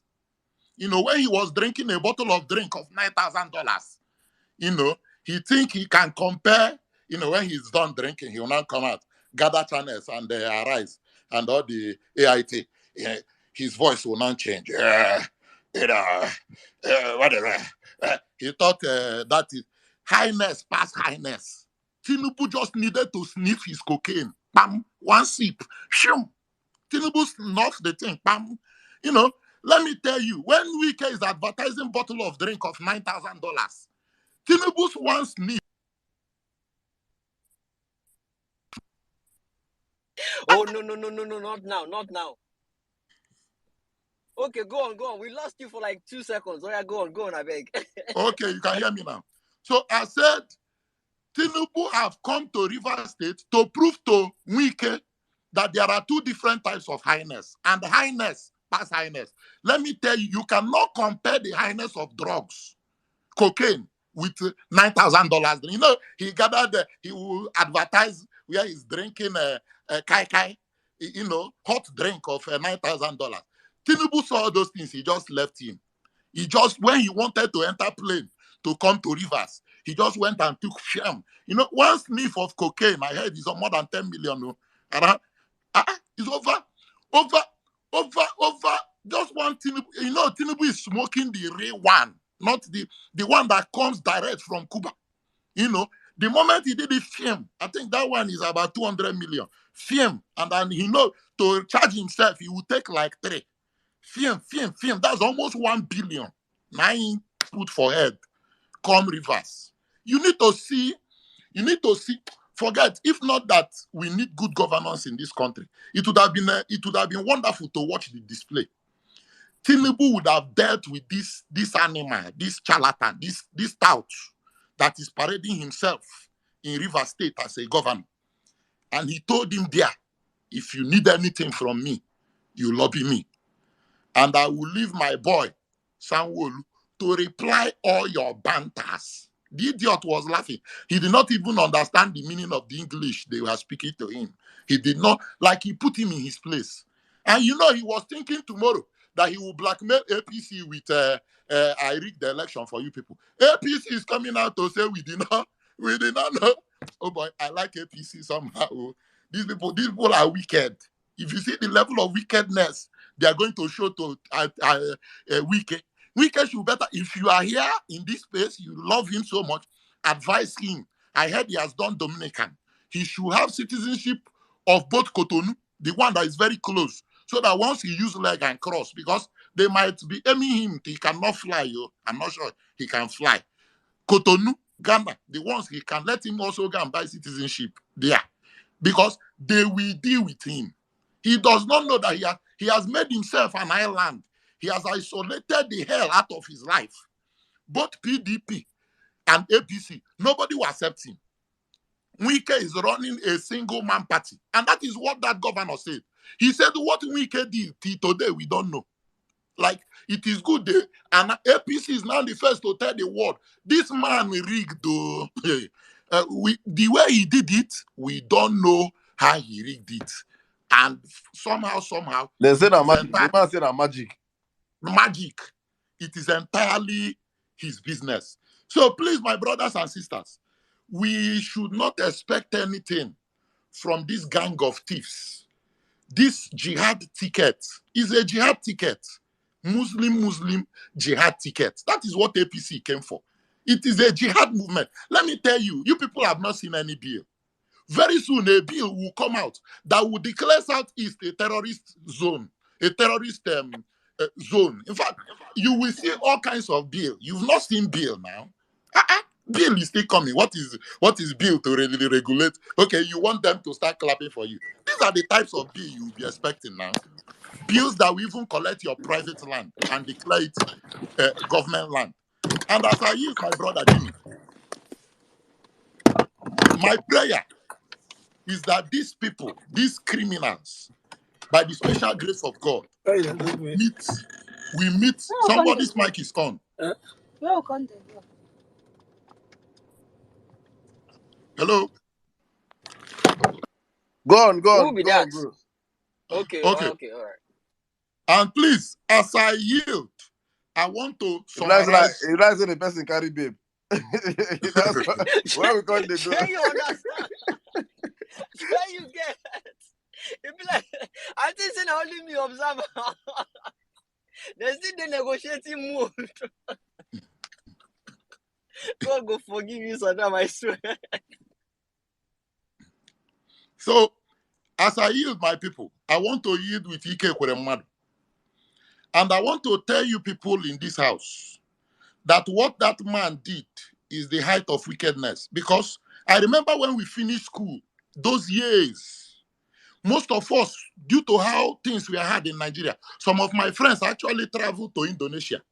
I know my friend that sold his own kidney, even cheap then in Indonesia. He sold it for 250 million.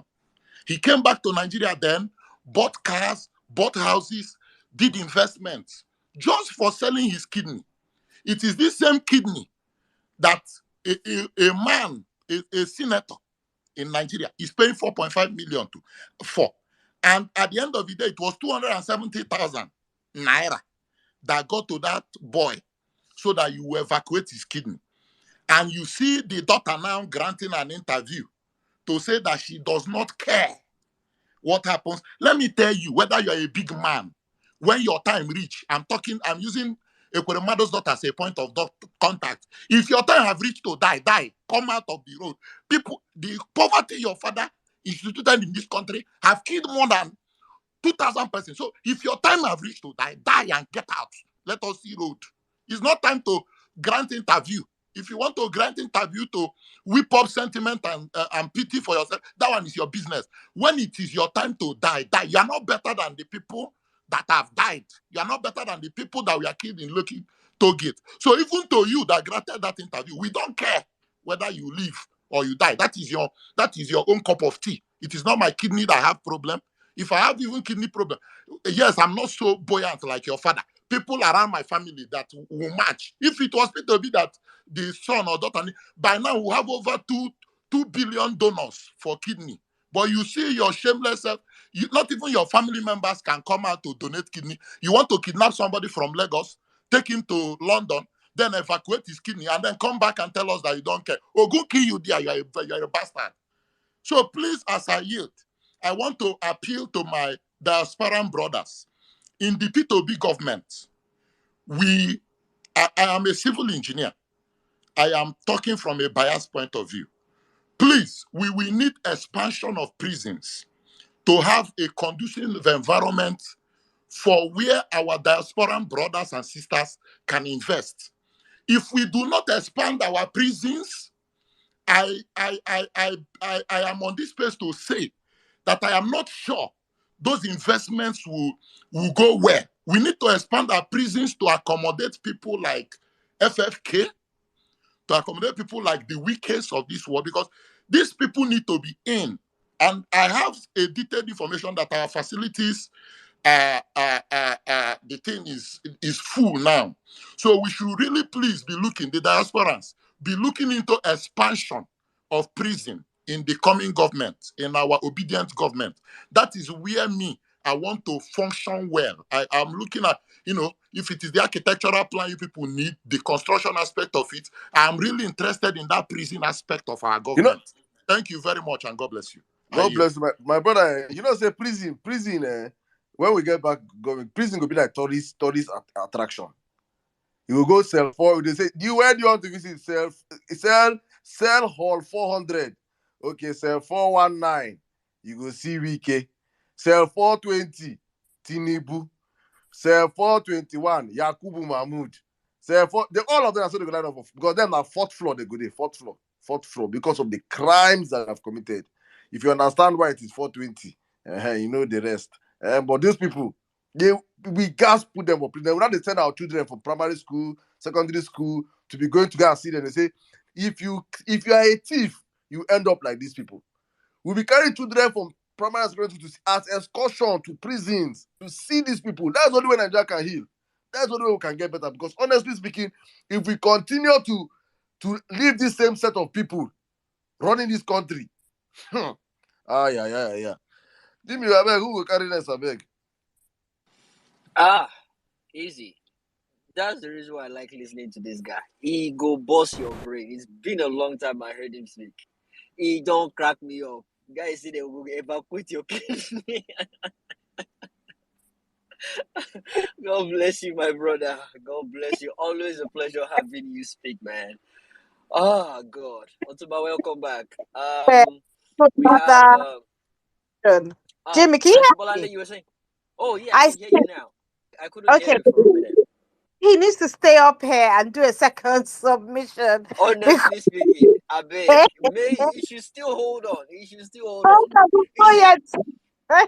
guy is a clown. He won't make he don't care as they talk, say mama go away fire. Say the mama they wear wig. He don't care. He said, okay. Now he very selfish guy. Now when they go talk, say he no go.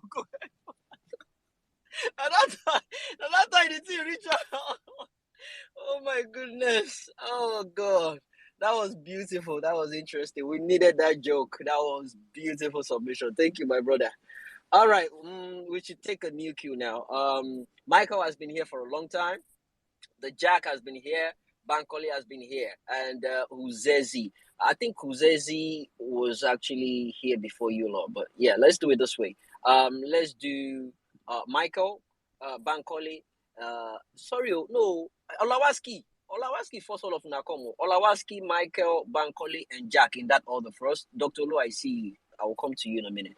Olawaski, Michael, Bankole, and Jack in that order. Olawaski, how you doing, my brother? Welcome. Emma Saddam, good evening. Otumba, good evening. Madam Bolanle, Jimmy. I don't laugh this evening. Kai, it's a wonderful experience to be here. Where that guy we talk say be lawyer, he come here, come they pursue babe. All of a sudden, quotes where we they use before, where we they use foreign names. This boy just change them to trauma. I just say trauma. Every sentence trauma. You see Maxwell. Every small thing trauma. Why carry your trauma go DM? I beg, leave us alone on this page. But nice one, by the way. Daddy, let's go. Let's go, Daddy. Oh yeah. This boy, they always like to bring me out. They behave like I don't just know which kind of person, which kind of people they behave like this. You gonna enter toilet. If you want to escape escape this boy, the boy, yeah. Make I just quickly talk with you. I want to talk. You see this thing where they carry the play like this. Sticking with the topic now. I'll just pick some and speak on it. This Islamization agenda. See, this thing no be small thing, as in it's such a serious deal that you can't play with it. Sadly, we have been quite a docile, and this is one of the problems. I have always complained, especially back when I've been in Nigeria. I've been they complain to my southern Christians. I they tell them, say, I swear to God, say this country, when are they blind? And when I say that they are blind and ignorance, they don't used to understand. I think it is even in this election that for some of them, their eyes have really begun to open that, man, they were blind truly. As in, they were blind. As in, I cannot imagine that kind of blindness. For me, quickly, to suggest, if I had an opportunity, I would make sure that religion does not play a part in anything that we are doing in that country for us to succeed. Because I have not seen any country that have used religion to succeed. Even the Saudi Arabians of this world that we talk about, you don't go to those countries. Have you seen how those guys are prospering? Yet people claim that this is where this religion actually emanated from, but they don't use it the way we are using it, like Qatar. Maybe Qatar host the last World Cup. Is Qatar like that? So, as in, I've met some Pakistani friends, and I used to think that, Pakistani, the kind of Islam that they practice is supposed to be that kind of concentrated, but these guys, them, they dobale for, as in, they are afraid of our own version of the Islam that we practice. That they say, oh boy, the one that you guys are practicing, that man, I used to assume that theirs was the worst, but they told us it's like Afghanistan. I was like, what? They said yes, that the one we are practicing is like Afghanistani kind of. Have you guys read? There's this thing. I think Farouk Berogi just wrote about Hausla and Fulanis. He made some allusions to the kind of Islam that they practice. And I think it would be a good read for some of us. We might just have to check on his wall. I think he posted it. I had to read it. I was like, now, wow. That there's some kind of battle that is going on there and all that. Let me just leave that for now. My major concern was this guy that the senator, I think. Yes, APC. The senator, I think. You know, this senator, that APC senator, man, that APC senator that said he had several children. I'm trying to remember his name now. He even Doguwa. requested that they should give him a pulling boot, that they should begin to make pulling boots according to the number of children that you have. That if you have that, I think he said he had like 28. So they should give him a pulling boot. Yeah, it's the same person. Yes, It's the same it's guy. him. Yeah. That they should give him a pulling boot. Farouk Berogi, that they should give. Yeah, he actually wants to pass Yes. a bill for 30 people. Yes. If he gets to 30 people, yeah, 30 people, and now he has 26. Thank you very much. He said by the time they get to 30, and you know that these APC families, that several of them have this kind of number of children. So what they are trying to do, in essence, if you look at it very well, is that you would have like 10, 5, 50 APC persons. All of them have polling units in their houses. Do you understand how people reason? Have you seen that kind of level of? I don't know whether that's covetousness. Have you seen that kind of level of reasoning? That you have several number of children, so you have polling booths in your houses, such that with the way he had to kill people, meaning they no born your papa well, that you're a member of his family and you vote out. Do you understand? So they will now be voting as per family. That's how he would have thought about this thing, that they will now be voting as per family. So people, APC finds a way to hide behind religion, to commit crime. As in, have you seen the level of brigandage? Have you seen the way these guys have stolen Nigeria dry? And these things have been happening for over 24 years and beyond. Now, understand that Nigeria, okay, let's just assume that you have a woman that is like born in 1960. I'm sure that woman will be like about how many years now? 60 something years old. Then this woman has been raped for more than 24 years. Person will be 60 something years old, raped for 24 years. Imagine the way that kind of woman will be. That is how Nigeria is as of today. These guys have messed up as in. Let me just point out one thing. You see these people that have this kind of number of children, these APC extremists that have this kind of number of children, they don't pay for their school fees. There are military schools. That's why you see most of them tend to push those children towards military schools, and there is a reason. You have AFMS, that's Air Force Military School for boys. You have Air Force Girls Military School, but still that one for girls too. Military schools. You have what's this other school in Kaduna?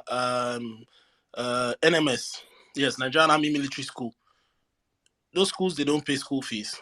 Those schools, the government pays those children whilst they are schooling. So once they push them, you have one person have like 10 children, he will struggle, push all of them into those schools. You go just a bunch of them now, then push them to those schools. They don't pay school fees. The government pays them stipends every month. They graduate from those schools, they're allowed to enter either the Nigerian Army or the Nigerian Air Force direct. Either they enter as other ranks, or if they want to become officers, then they'll go into NDA. NDA is another free meal. So for NDA, you now stay there for 5 years, you pay nothing. That's Buhari. Just be understanding that this is Buhari. You go to NDA, you pay nothing. The government pays you throughout 5 years. You come out, the government sends you to school. So your whole life you've paid nothing. Most of these guys, they don't pay tax. Some of them, they do deals with the government. The government pays into their private accounts. In rounding off, we are in trouble. I don't even want to talk about Ekweremadu's on his own. He has been served.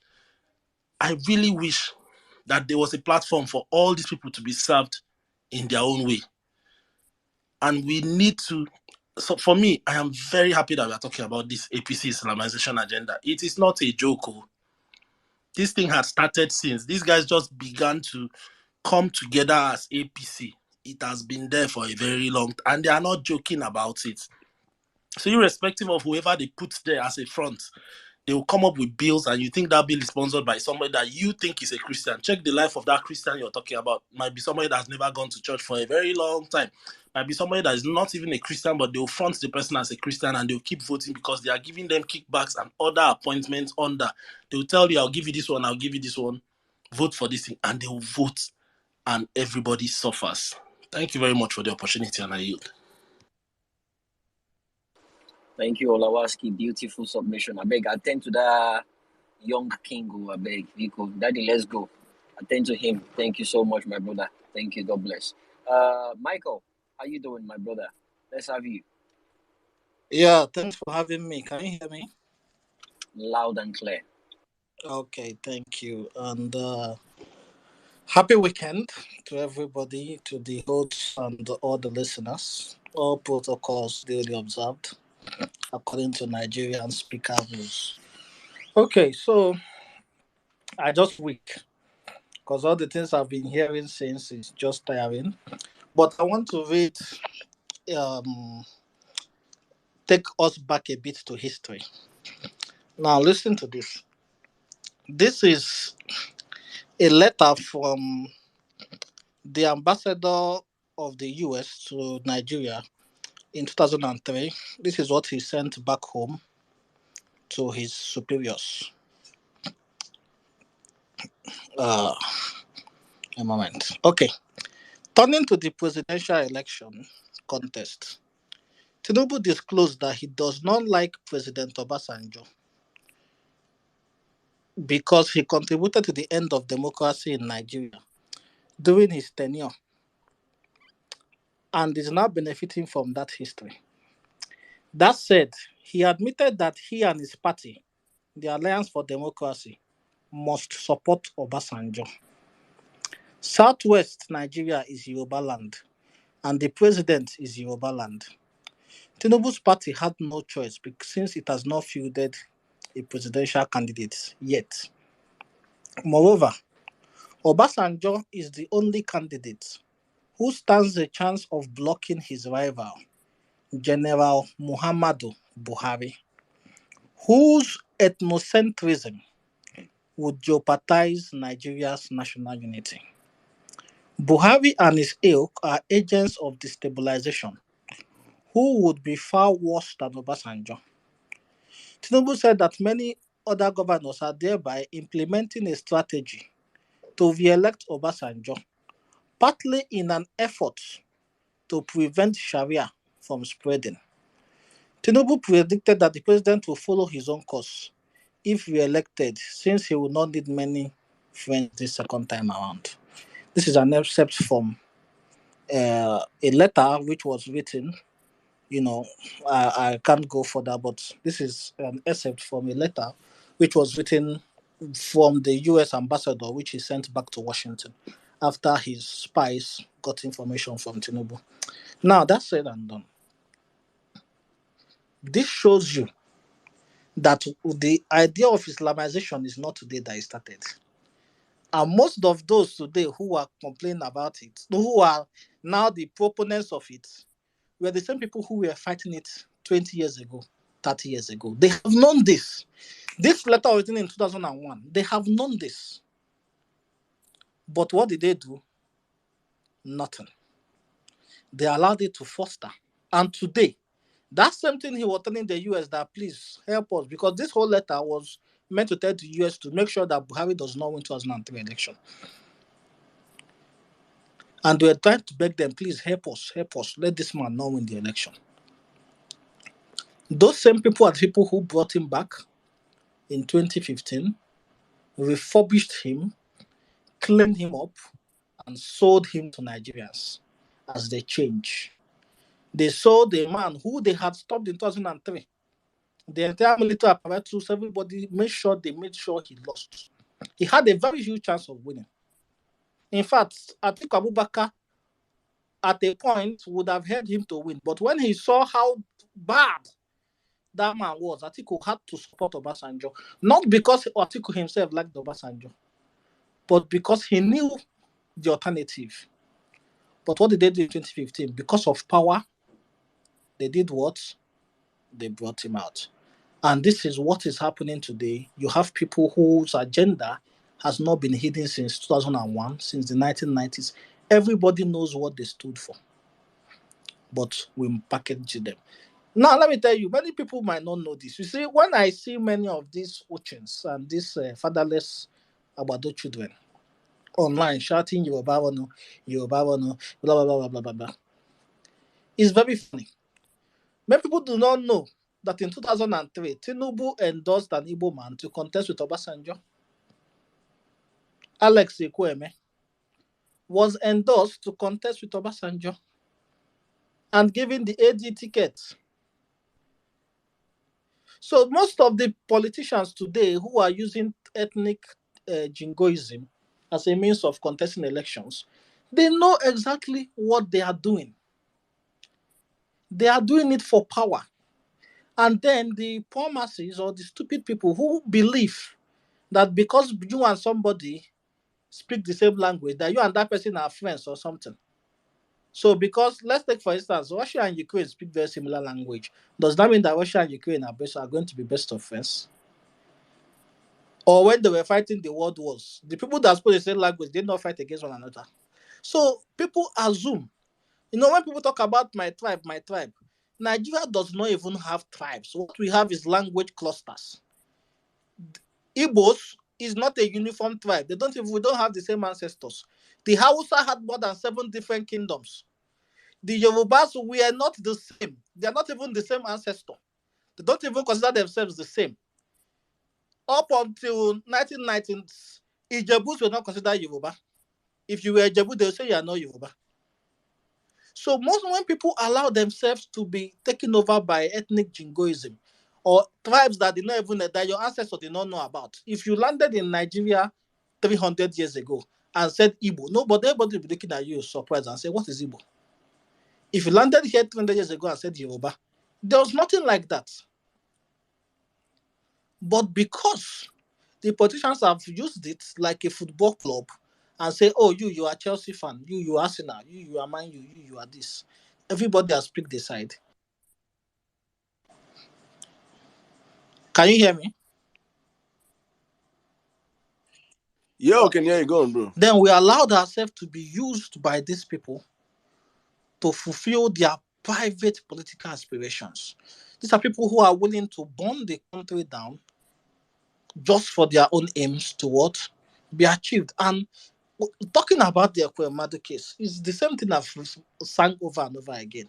I've said two things. Number one is that our political class is not smart.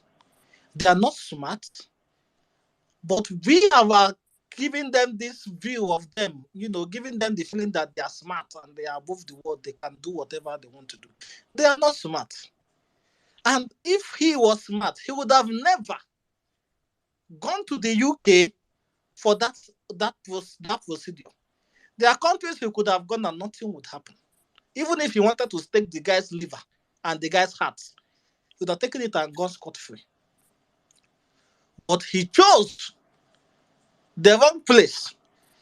Something that a single Google search will tell you, now don't come here and do this thing. No. He went there, gave one of the worst defense ever. Oh, forgive me because I did it for my daughter. Forgive me. Oh. No atom of defense. She's my cousin. We do this one, we do that one. No defense, no planning, nothing. Full-blown exploitation. They even wanted to scam the boy on top of it and give him, is it 270,000 naira? It should show you the kind of people that we are dealing with. People who don't think beyond what they want. They just think for their pockets. They just think for the immediate gratification. They don't believe in long game. Most of these people are not even strategic. And these are the people who we have handed over this country to. And they are doing whatever they want to do, destroying the country. And just to round up, so I'm not taking too much of the time, just want to touch on the issue of Doguwa. I was one of the people who has been calling and saying, the Arewa that I know that always complains about, you should not kill, if you kill one Fulani, you are owed a debt that you cannot repay. I have not heard the voices shouting against this Doguwa of a guy. Is this not someone that killed and burnt people? Is ethnic jingoism superior to the life of your own kinsmen? So you are willing to take a man who is killing your own kinsmen simply because he is Muslim or because he speaks the same language as you? Is that what Nigeria has become? That is the question I'm asking to every Arewa person who is keeping quiet. On a normal day, they should be on the street. This is not even something that we should be. They should be on the street now calling for that man's arrest. He should not even be on TV talking about politics. He has no business talking of politics. Talking of people that were killed and burnt. Up till now, we don't even know their names. We don't know anything. Nobody has even observed 1 minute silence for them. But the party that sent them, and nobody has spoken about them. The human lives have been wasted. Their family have lost children, and nobody talks. But they are talking about the North should take speaker, the South should take a Senate president. Politics over human life. Like Tinubu said in his own word, let me quote the president-elect, Asinte Toka, in his own word, is ethnic jingoism and Sharia propensity is going to set this country ablaze. Thank you.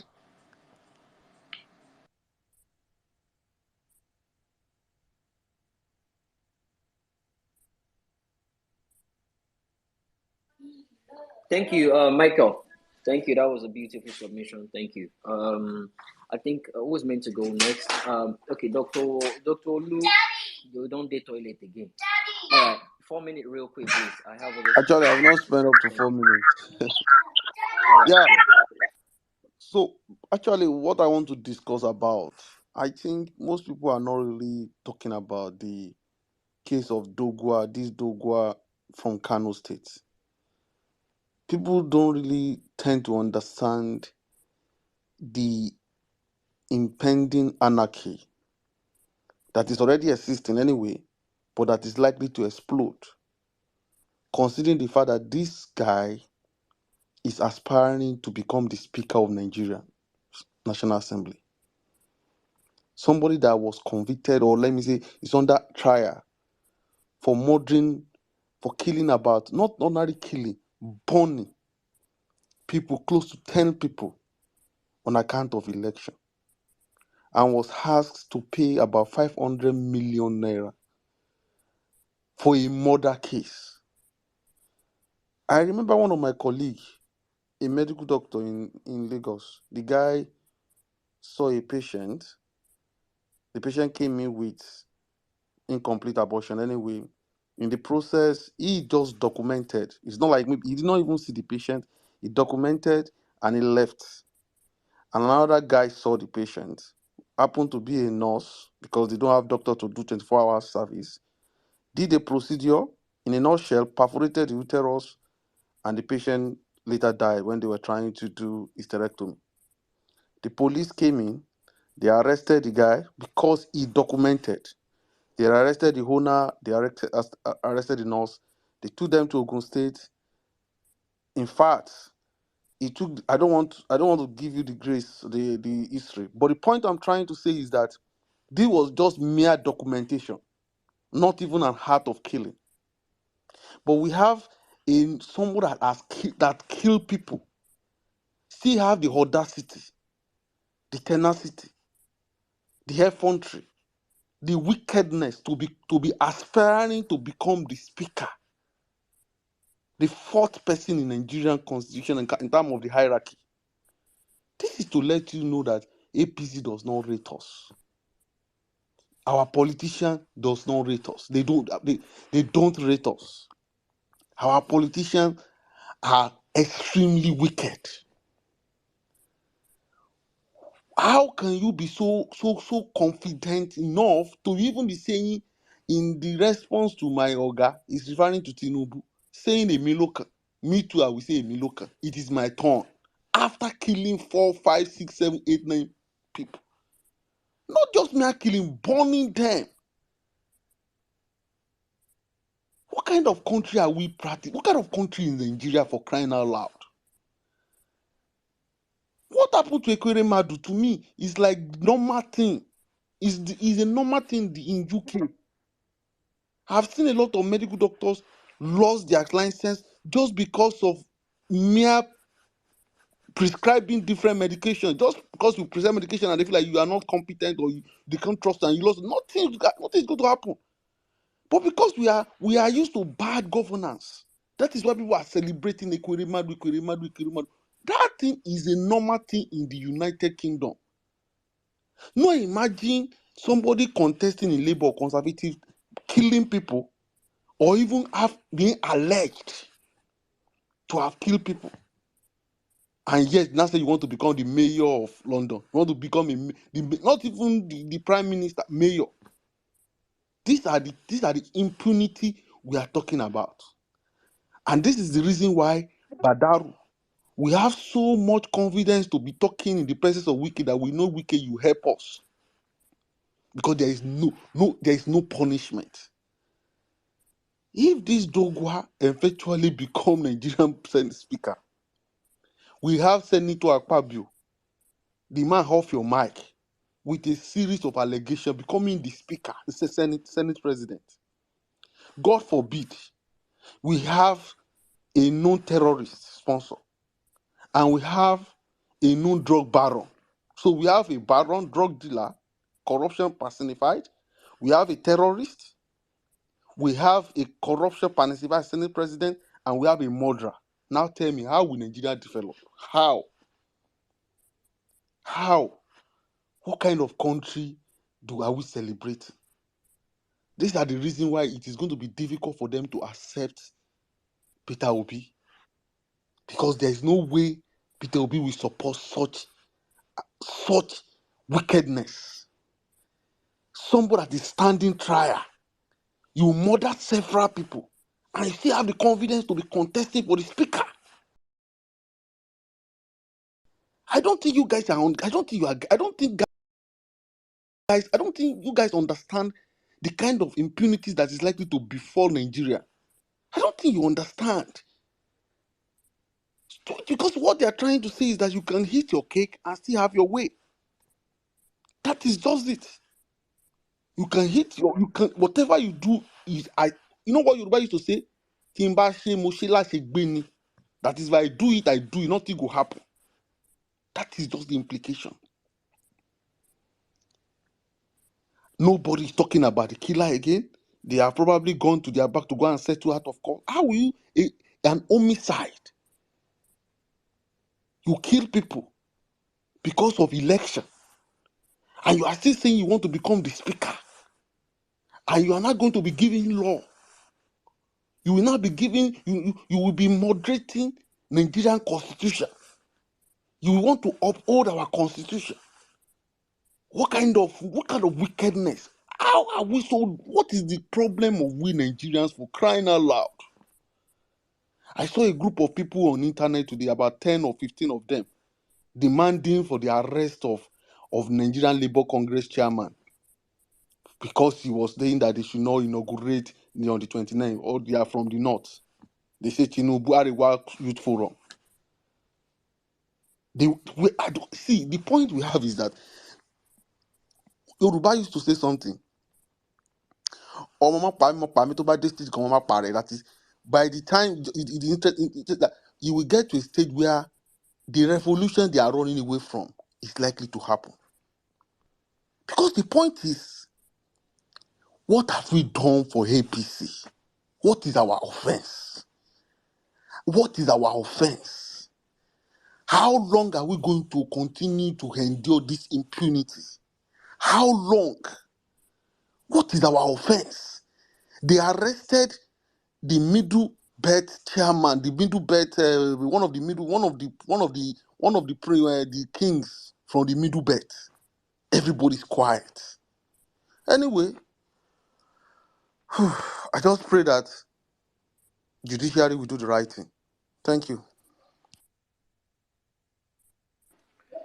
Thank you, Dr. Olu. We hope and pray the judicial do the right thing, and we're not just hoping and praying. We're certain because we have the facts, the evidences, and the figures to back up our claims.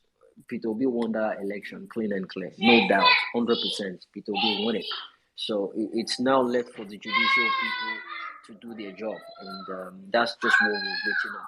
So, guys, in regards to that, please let's put more pressure on the hashtag and on asking the judicial system to allow live coverage and to wrap this up within the shortest period of time, before the 29th of May. I mean, that's just basically what every single one of the obedient people want. So we hope we get that, hopefully. So let's keep up with the hashtag and put more pressure. Thank you so much, Dr. Lu. Let's have a lady speak now, and now come back to Mr. Jack. Lady Clarita, how you doing? I'm doing good, Jimmy. Hope you're good. Jimmy, please, can I go after? Oh, Bankole, yeah, that's true. It's Bankole and Jack. We'll sort it out. Don't worry. After Clarita, one of you guys will go. All right, Lady Clarita, go on. Okay, thank you. And please pardon me if I go a little over time. I'll try to keep it at maybe 5 minutes. Thank you. Hey, Amir Saddam. Hey, Otumba. Well-meaning Nigerian, Jimmy, and everyone else who's listening. So this topic, Madam Balanle, hi.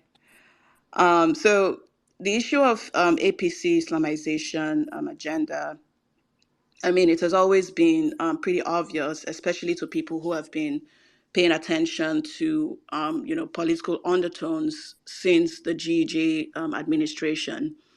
I was a strong GJ supporter, and I still have a lot of respect for him. And I could even take it further and say that, he's one of the best leaders Nigeria's ever had. And I'll tell you why. So when Yaradua died in 2009, some Northerners were aggrieved due to the fact that power was returning to the South after only 2 years in the North. And, they felt cheated, but they had to follow the Constitution. And so GJ was sworn in.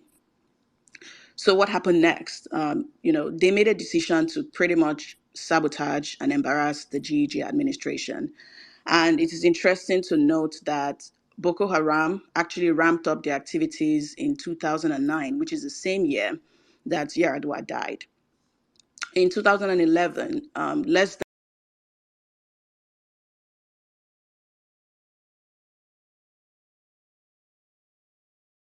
than 1 month after Jonathan was sworn in, we saw the first suicide bombing in Nigeria. which happened at the police headquarters in Abuja. And 2 months after that, in August of 2011, we saw another bombing at the United Nations building in Abuja. I think in that one, about 23 people were killed. 4 months later, on Christmas Day in 2011, bombs, were detonated in two churches. One was a Catholic church on the outskirts of Abuja, and the second was a church in Jos. So here's the reason I say GJ is one of the best leaders Nigeria has ever had. So Boko Haram was fighting the Nigerian state using guerrilla tactics. And if you ask any security experts, they will tell you how difficult, it is to win such a war. And Jonathan's counter-terrorism strategy in fighting Boko Haram, is what you would call containment, right? So the Nigerian security forces were able to contain Boko Haram in just one region in the north. And for a developing country like Nigeria, I would say that, the Jonathan government did a relatively good job in fighting Boko Haram. So Boko Haram weaponized the Islamic religion for political reasons. That's a fact. And the APC leveraged the emotions of Nigerians, they were rightly frustrated with the security situation in the country. So in effect, you would be right to say that APC weaponized religion to come into power. And most of you probably don't know, but one of my degrees is in security and intelligence studies. And I mingled in that field briefly before I moved into the tech industry. And I have it on good authority that, when APC got into power, a well-known Islamic country, to be specific, the UAE, sent intelligence agents to Nigeria to assist with the fight against the Shiites. And I know there are probably government agents listening, but they know that, this is a fact. And, we had foreign agents from the UAE and probably some other Islamic countries operating on Nigerian soil. And if you all recall, in December of 2015, we saw, the mass killings of Shiites in Zaria in Kaduna State, where at least 1,000 people were killed by the Nigerian army. Until today, the Shiite leader, El Zakzaki, is still being illegally imprisoned. And for the sake of those who don't know, Islam has various sects, right? Just like you have different denominations in Christianity. The predominant sect in the Middle East and even in Nigeria is Sunni. And Iran has about 90% Shia. So, and worldwide, the Shia sect they make up around 10%. So there is this fundamental conflict between the Sunni and the Shia branches that dates back centuries, but I won't go into all of that history right now. But the point is, a country like the UAE has a huge interest in ensuring that the Shia sect does not continue to grow, especially in a heavily populated country like Nigeria. So my question is, if they can go to such lengths, to curb the growth of an Islamic sect, is it far-fetched to conclude that, there is an Islamization agenda that probably has the backing of Islamic countries? We all felt the palpable fear of Christians, especially in the north, during the election of 2015. And, who knows how many lives would have been lost, if Jonathan did not let go of the presidency. We also saw the systematic cleansing of Christian communities in the Middle Belt, as well as, the silence of the APC government. The APC government also gave a ministerial appointment to someone with a history of making strong statements against Christians. And, this is someone who supported and praised terrorist organizations like Al Qaeda. And we've also seen how APC decided to run on a Muslim ticket. And they even went as far as insulting the Christian faith by hiring fake bishops, to validate it. We've all seen the constant religious gaslighting campaign by the APC against the only Christian presidential candidate, Peter Obi. So I would round up by saying that, we need to continue resisting the demonic APC party and ensure we take back our country from them, so that this country will continue, to run peacefully, or rather would return to a peaceful state, where Christians, Muslims, others coexist, without issues. I was going to briefly touch on election. I don't know if you guys recall, I actually came on this space and my entire submission that day was on Doguwa. I don't know if people remember. And that day, I actually touched on the fact that, this man had threatened voters in Kano. He basically told them, in his own words, in a viral video, if you Google Ado Doguwa threatens voters, you would see it. He said, if you don't vote APC, you will be dealt with. This was a few months before the election. And true to his words, he actually followed through on that threat. He went on, and, allegedly participated in the murder of over 15 people in Kano State. So the fact that he's actually out on bail is wrong, because that doesn't even follow, the criminal tenets of Nigeria. And also, even if he were to be tried, that viral video can be used or should be used as evidence against him, for premeditated murder, because he knew what he was going to do and he actually acted on it. I'm just going to leave it at that. I'm not going to touch on the Ekweremadu issue because, we all know how, how serious that situation is. I don't even want to give it, my time, to be honest. I'm glad he's in jail, and I'll leave it at that. Thank you so much for giving me the opportunity to speak. Thank you very much, Clarita. Thank you very much. I remember that space a few days to elections when you made that submission. I remember it perfectly, just like yesterday. Thank you very much. Let me bring in Savik right now. Savik, good evening. Sorry, Bankole then Savik, please. Savik, can you just please let's have Bankole, please, in 3 minutes, and I'll come to you, please. Thank you. Bankole, you have the space, please. Are you there? Yes, I am. Good evening, Saddam, Otumba, Antibolani. I hail. Parita, thank you for that very eloquent submission. So I'll touch on only one of the topic, and it's the APC Islamization agenda I'll talk about. There is no need for trying to pamper the issue, and there are two reasons. Because I guide the religious tenet I follow is two golden rules: love thy neighbor as thyself, and do unto others as you want to be done unto you. So to the Muslims, in applying these two principles, I see nothing wrong in saying these things as they are. The question is Islamization agenda a real and present danger in Nigeria? We always hear about it. In my opinion, it is. And the thing we don't really understand is whether Islamization is a means to an end or an end in itself. And that is where we can only say we are confused. But as to whether it is happening, fact, our reality shows that it is happening. Now, the problem is when you ask that question, is it a means to an end or an end in itself? If you think about it, the problem is, even if it is just a means to an end, where you are doing something and it is working, that thing becomes a cherished, like a golden goose that you preserve and you continue to do. And in preserving it and doing it in perpetuity, it has become an end in itself. So what we are facing now is that the APC seems to have perfected this issue. The APC, in a bid to control power and chaos in Nigeria, has perfected this dark art of manipulating body, soul, and spirit, which I call body is economic.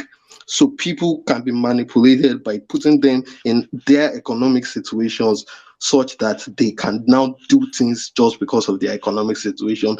In the soul, we are talking about our ethnic identity. In the spirit, we are talking about our religious identity. These things are polluted in Nigeria. They've always been by corruption, but what we see with APC, as I always say, is not corruption. We are seeing impunity.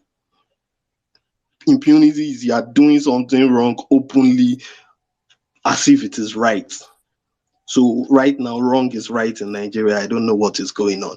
And now in Nigeria of today, APC has almost established a new custom, and these things can be, let's talk about the custom. Two customs. Power is not served a la carte. A la carte, the meaning of a la carte is by the menu. I later figured what that man was saying. Power is not served by following the law. You snatch power, you grab power, you cater away, you run away with it. And so that is why Mahmoud could not follow the Electoral Act.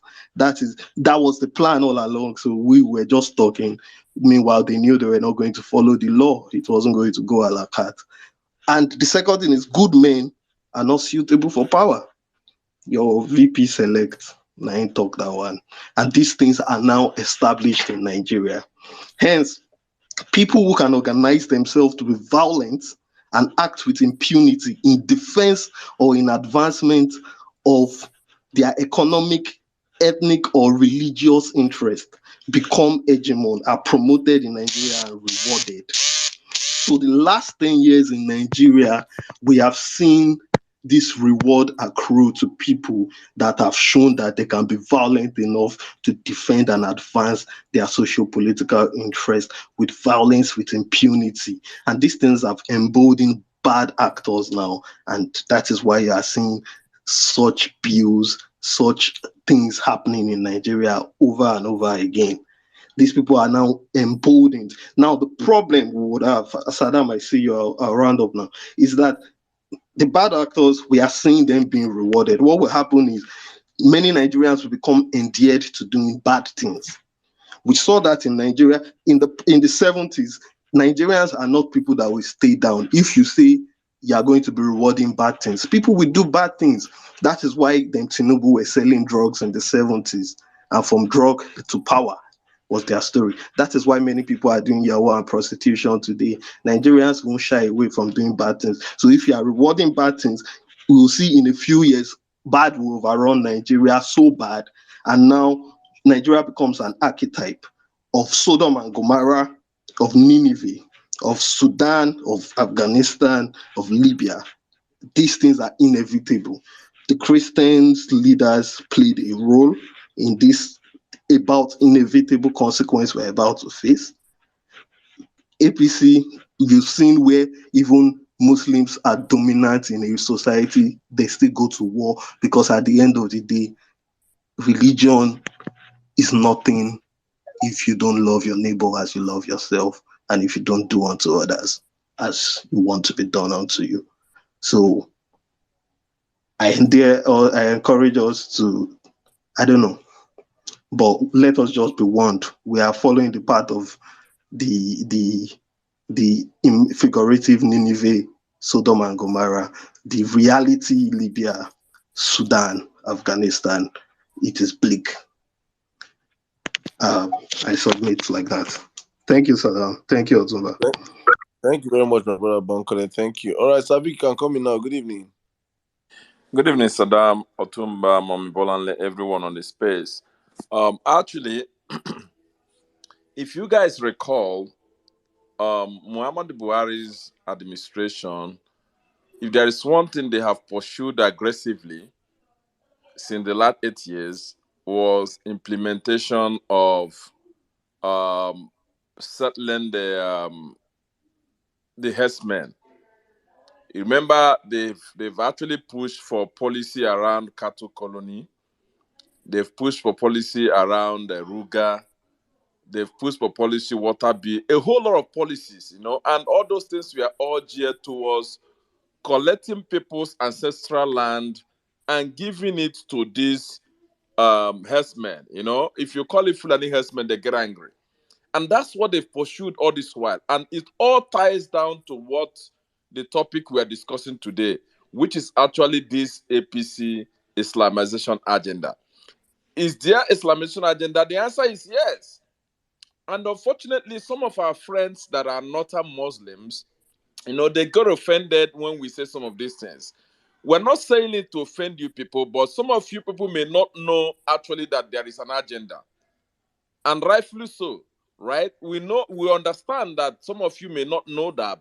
But the truth is that if you look at what has been happening, with Muhammad Buhari's administration, the kind of policies they've pursued, you would understand that is something behind what they've been doing. Because there's no way you can tell anybody, a normal, reasonable human being, that what has been going on in Southern Kaduna, what has been going on in the Middle Belt, all across, and these are all Christian-dominated areas. And then you ask yourself, what exactly it is the agenda? The agenda is about chasing away people from their ancestral land and occupying that place and turning those places to what Muslim-dominated areas. That's the agenda. It has happened in some part of Plateau. It has happened in some part of Benue. And it's moving down south. That is exactly, and Muhammad Buhari, one of his regrets, and I can tell you guys, one of the most regrets about Muhammad Zadu is that he has not been able to implement any of those policies. He pushed Ruga, he failed. He pushed cattle colony, he failed. He pushed a whole lot of all these things, he failed. And that's exactly the reason why he's actually ascending to this Muslim ticket.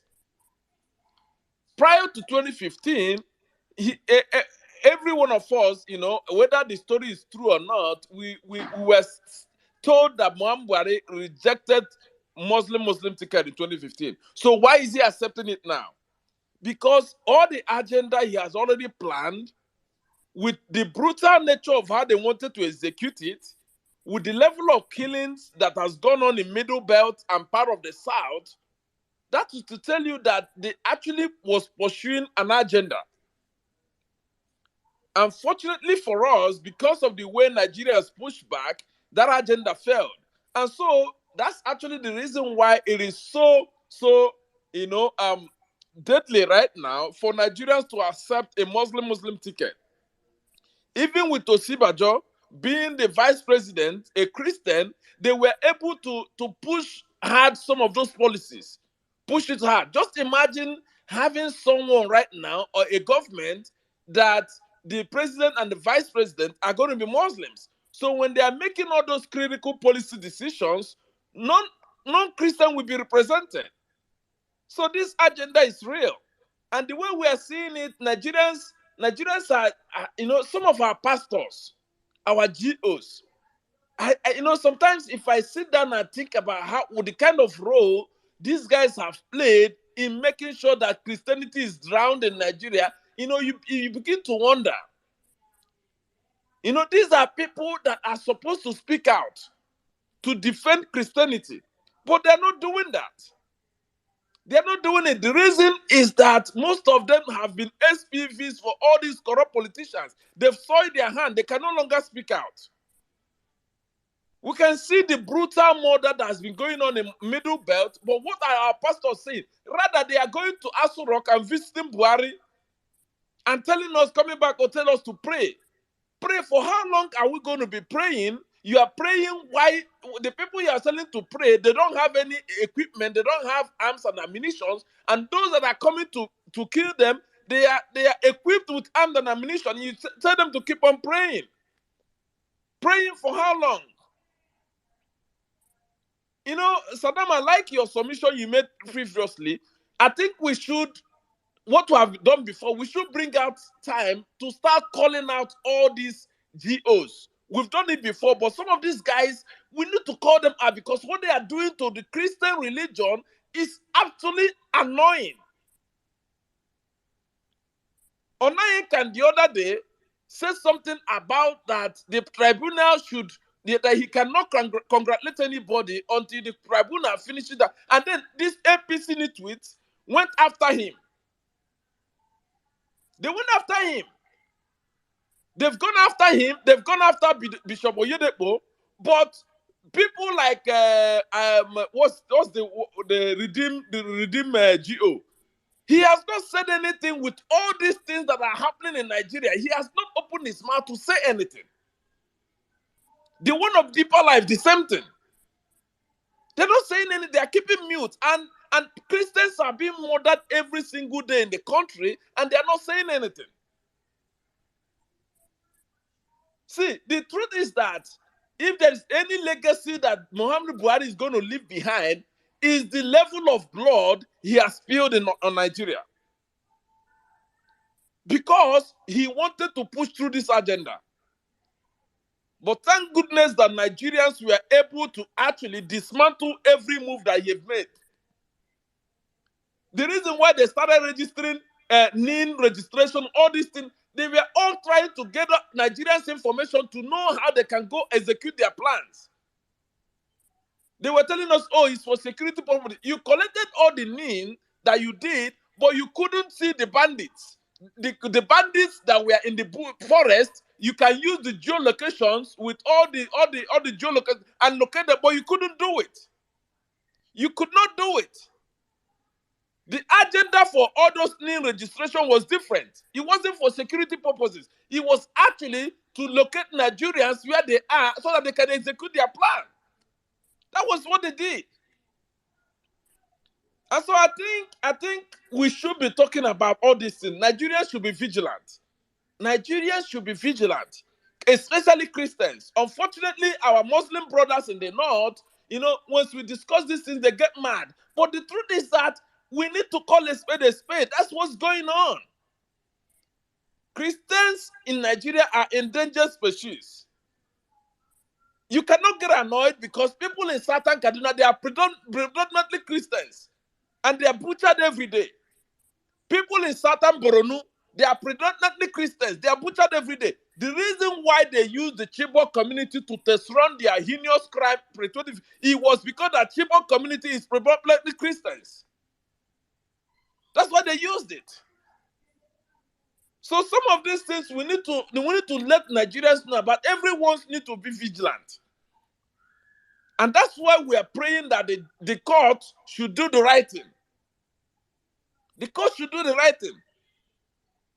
Because they think with Tinubu and Setima's combination, they are going to continue on the trajectory of Muhammadu Buhari, what he has left behind.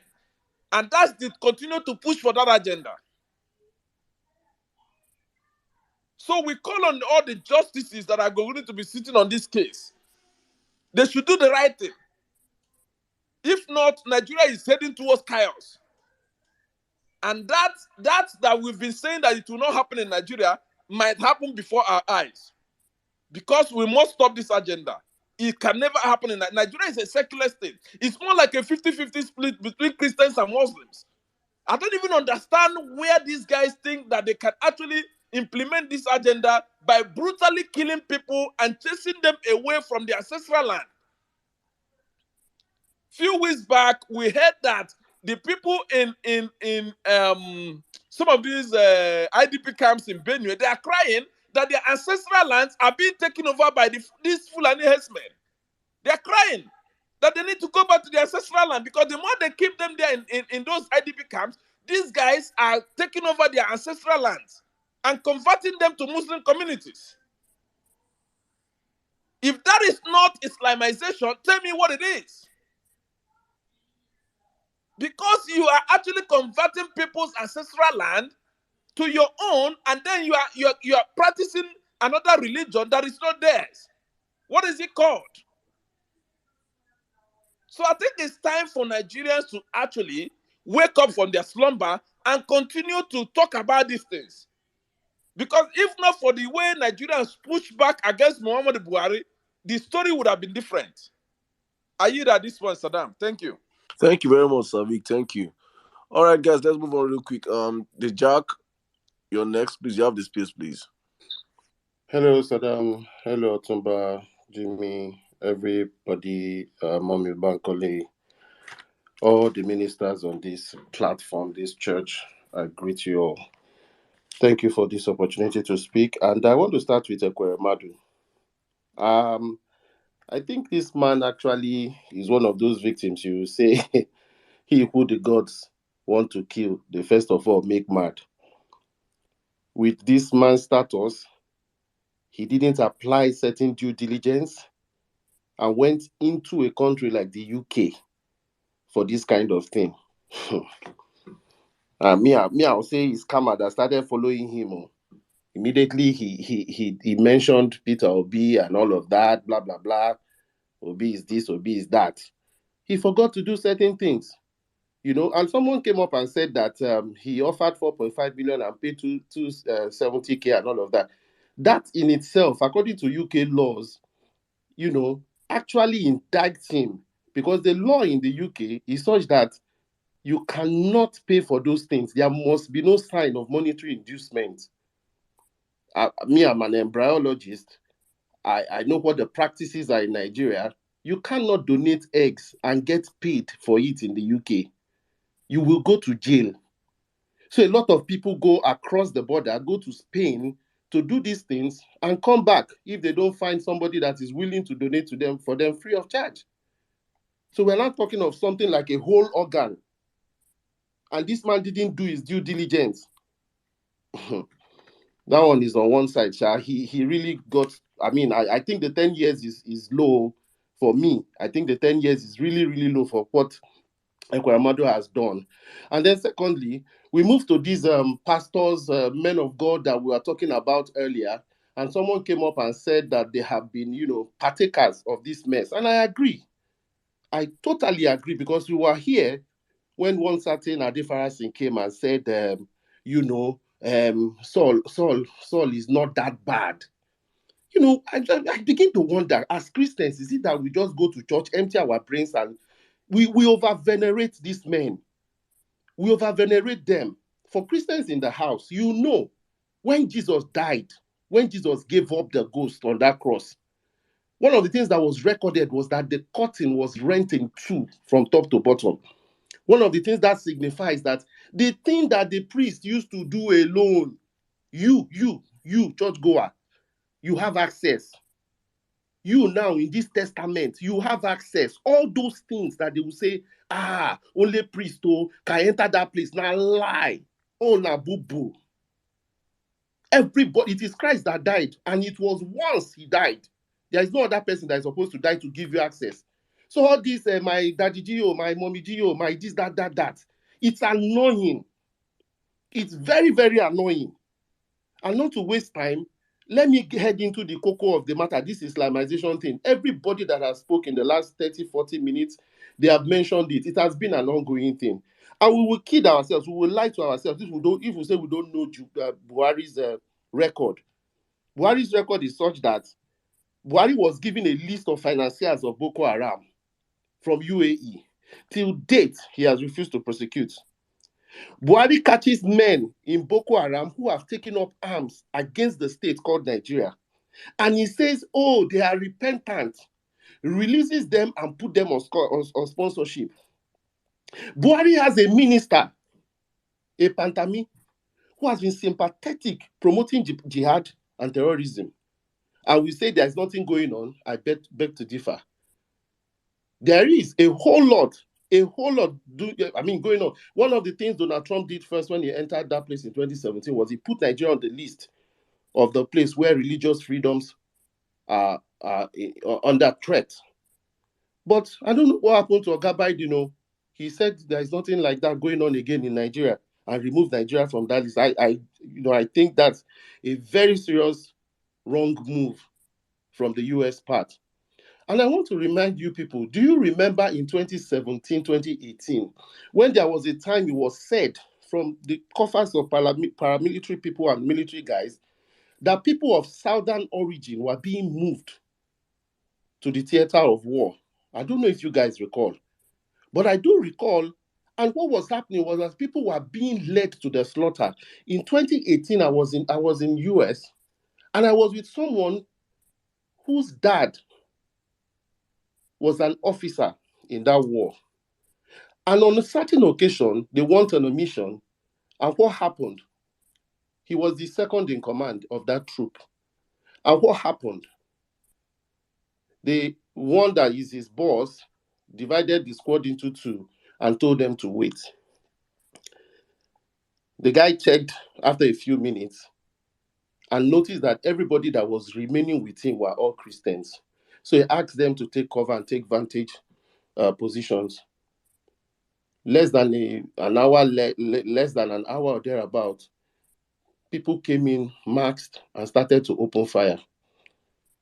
And but because they've taken vantage positions, They refired now, opened up, and everybody was quieted. When they opened the max, it was the same team, the same people that left them.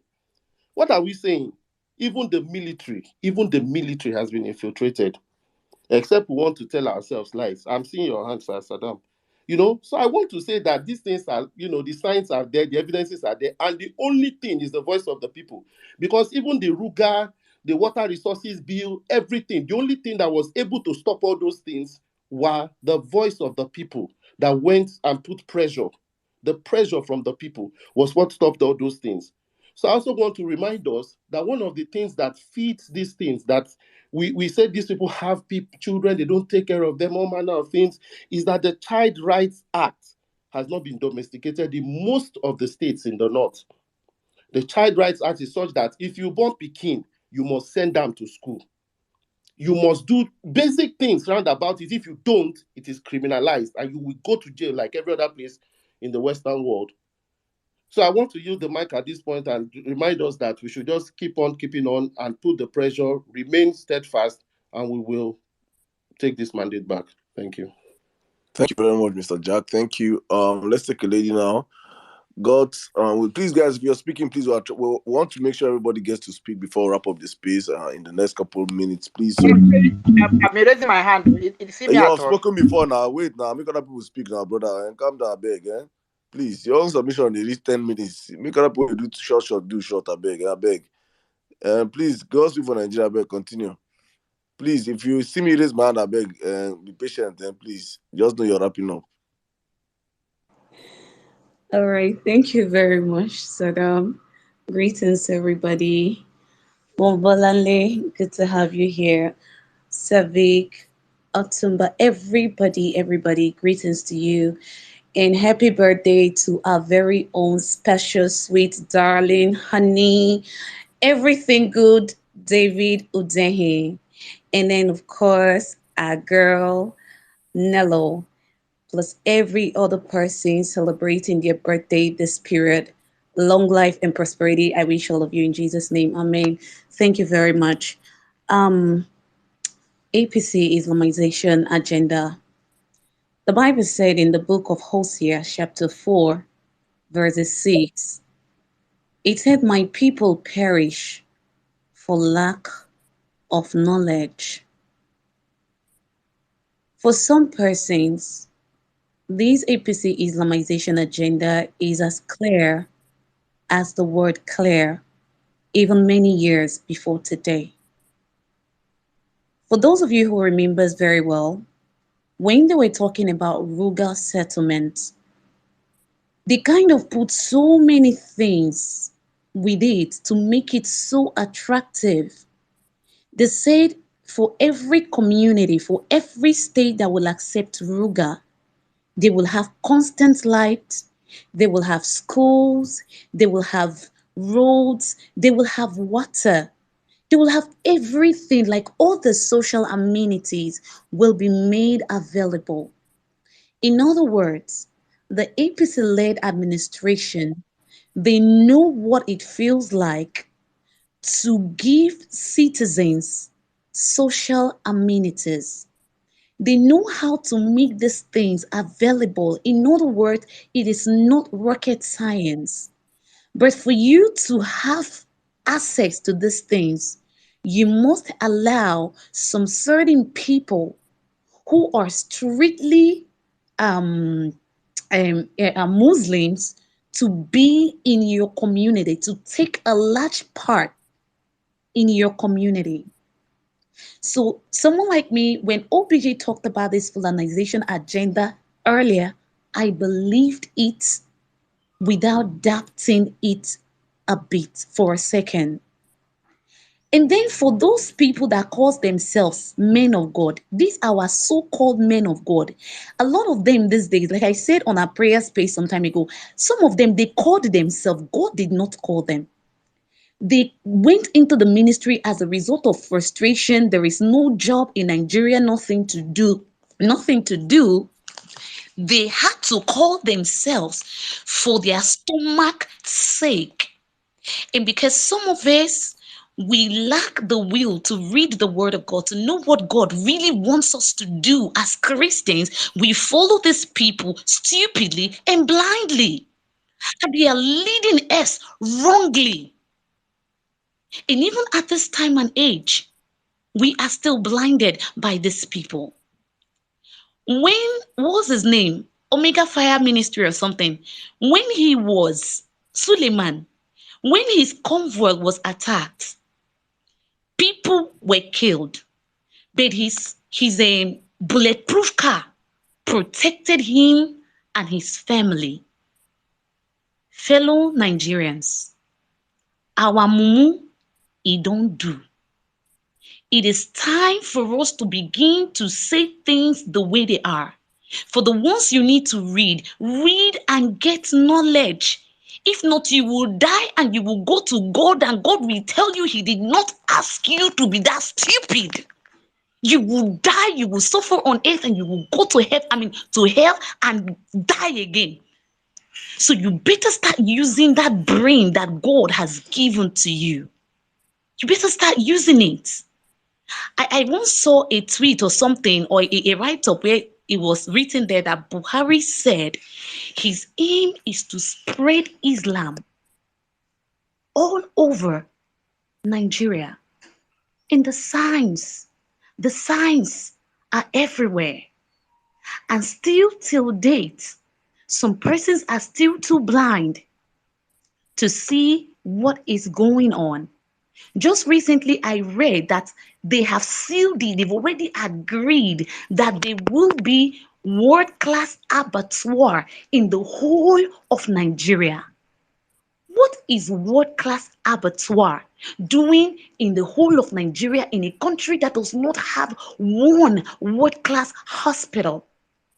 No good education, no good road, nothing. But where they slaughter cattle. Eh? What class they want to build it? If it is not for the Islamization agenda, what do Nigeria, the poverty capital of the world, a country that borrows to do almost everything, why building a world-class abattoir for people that did not go to school, just to go there and sit down and be slicing cattle? Whereas you have graduates working all over the streets of Nigeria. Some of them, if you see them, say madmen better pass them. Now, when you go close to them, you're going to say this person, they educated. But because there's no job, nothing for them to do. Some are riding Okada. Fellow Nigerians. Wait, are you there? Yes, I am. Can you hear me? Okay, Yeah, you're audible. Go on. I just see your hand now. I'll be rounding up soon. Fellow Nigerians, I have always said, and I will continue to say, that one of the best things God have blessed us with as Nigerians at this time and age is this Twitter space, that we have the opportunity to lend our voices.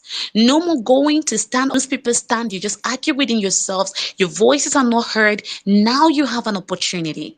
So we have to start talking in the right direction. You that need to read, you need to read. You that need to do what you need to do, anything you know you need to do, you have to keep doing it. Because if we don't do what we need to do as a people, these guys will kill everybody and nothing will happen. A murderer now is coming and he wants to be your speaker and my speaker at this time and age. And to some persons, nothing is wrong with it. All is well, all is good. And you think you're normal. Anyways, before I end, I want to advise everyone on this space. If you have not done your dirty challenge, please do it. For a lot of persons have been clamoring, let's go and protest, let's go and protest. This is a protest on its own. And protests like this, online protests, are very, very, very effective. The little video I posted yesterday, okay, day before yesterday now, okay, some 24 thereabout hours ago, over the last time I checked, over 45,000 people have watched it. And then for those that have seen it, we're about 500,000 people already. So these things goes a long way. These are protests. If you want to mask your face because you are afraid, if you want to respect, you want to tie, just put out that message. Let the world know that you didn't vote for this person. This was the person you voted for. Something happened on 25th February 2023 that has never happened in the history of Nigeria. Before that date, a whole lot of things happened. Nigerians from all walks of life were putting in their monies, their time, their energy. Some of us were not sleeping. We were on spaces. Every spaces you go, there's fan obedient. We did it. We did it by God's grace. Within 9 months, we delivered. And some persons are there trying to take it to one unnamed. God have mercy on me. I don't want to call him non-entity. To a man that cannot even speak on his own without being told what to do, to come and be your president. And we are some of you are hey, let's go to the street. Let's go. Now we are doing online protests. You cannot even lend your voice for how many seconds? If you have not done yours, please go and do it. It is very, very important and is effective. Please, tomorrow is a prayer space. Make yourself available and come join us to pray. Because, like, seriously, without a spiritual aspect being taken care of, no matter what we do physically, it's going to be in vain. And we don't want our work, our hard-earned work, to be in vain. Thank you very much. I yield. Thank you, everybody. Love you all. Great. Happy stay. Thank you. Thank you very much, my sister. Thank you. Savik, your hands are up. I don't know you want to add something. Yeah, I just wanted to talk about the Ekweremadu issue, right? While I sympathize with his family on what happened, but I think I'm happy that justice is served, right? I Because was speaking. I thought, hey, my mic was hello, on. My mic was actually Go on, off. I go was on, go on, speaking. I go on. didn't know my mic was off. All right. yeah. Thank you so much. Jimmy, That somebody is was speaking. God singing Jimmy, alone. Thank you. That was beautiful. Let's have. Savik is speaking already, Jimmy. Savik is speaking. I think you drop and come back. Savik, go on. Yeah, so I think Wow, Ekweremadu, who muted me? I think, hello? Oh, Jimmy, somebody is Santos, speaking. Can't you hear? Jimmy, can you hear me? Jimmy, can you hear or not? Stavik is speaking. Oh boy, let me drop and come back. Yeah, drop and come back. Yeah, let me drop and come back.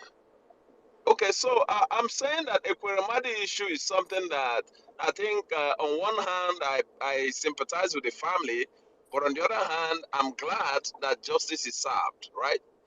Because this guy has been a senator for the past 20 years. And last dispensation, he was actually deputy senate president, right?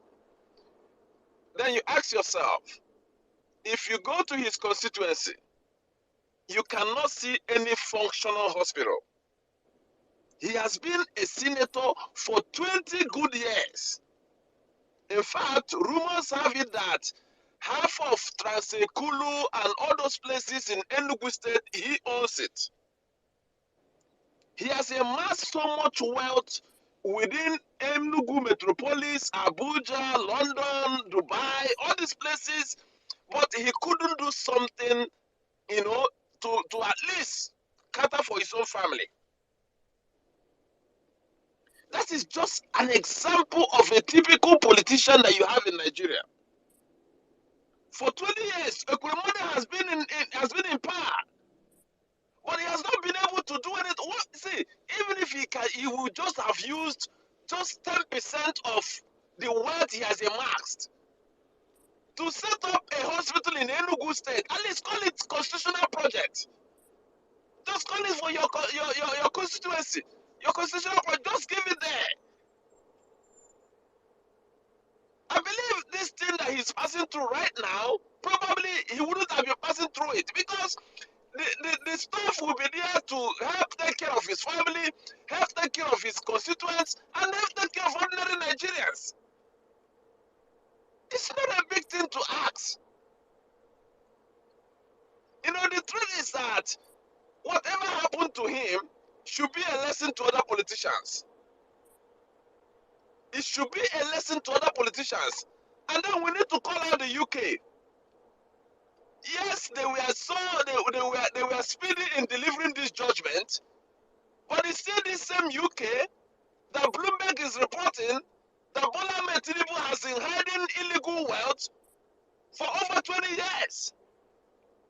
This same UK has been harboring illegal wealth from African leaders, from African politicians for years.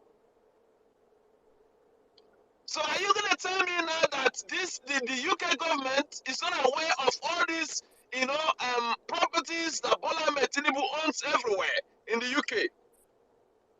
Are they going to deny that they're not aware of the illicit money laundering and illicit drug trafficking that Bola Ahmed Tinubu has been peddling since the 1980s? You see, that's the hypocrisy of the UK. That's the hypocrisy. That's where I have a problem with them. If you remember, immediately Mahmoud announced Bola Ahmed Tinubu as the president-select. He was the British Prime Minister, Rishi Sunak, was among the first people that congratulated Bola Ahmed Tinubu. And then the lady that just left, the British envoy that was in Nigeria before, Katrina, or whatever her name is, her first instant her first reaction was that, there are some good lessons to learn from this. Nigeria is progressing in her democracy. And so the question is, the UK should come out plainly and tell us why exactly are they shielding some of these corrupt politicians? Why are they shielding them? Because we're able to know about these illicit, properties that Bola Ahmed Tinubu and his cohorts has been shielding away in the UK because Bloomberg, which is an American outfit, was able to actually, dig them out. No one knows other ones that they are hiding over there. And that's why every single minute, Bola Ahmed Tinubu runs to the UK or France. He can't get to the US. He's always running to the UK. And so you ask yourself, why is the UK shielding this guy? They know about his history. And the only thing that we can answer, the only way we can answer this is because most of this illicit money that these guys are stealing and dumping in the UK is helping grow the UK economy. That's the only reason. And so if these guys stop bringing this money there, their economy is going to take a hit. But what we are saying is that they should stop this hypocrisy. If you want to go after all the politicians, go after them. Stop cherry picking. Stop saying, okay, we're going to use this one to choose this one. But the one that will favor you, we will build your economy and help your economy stabilize. You're not going to go after them.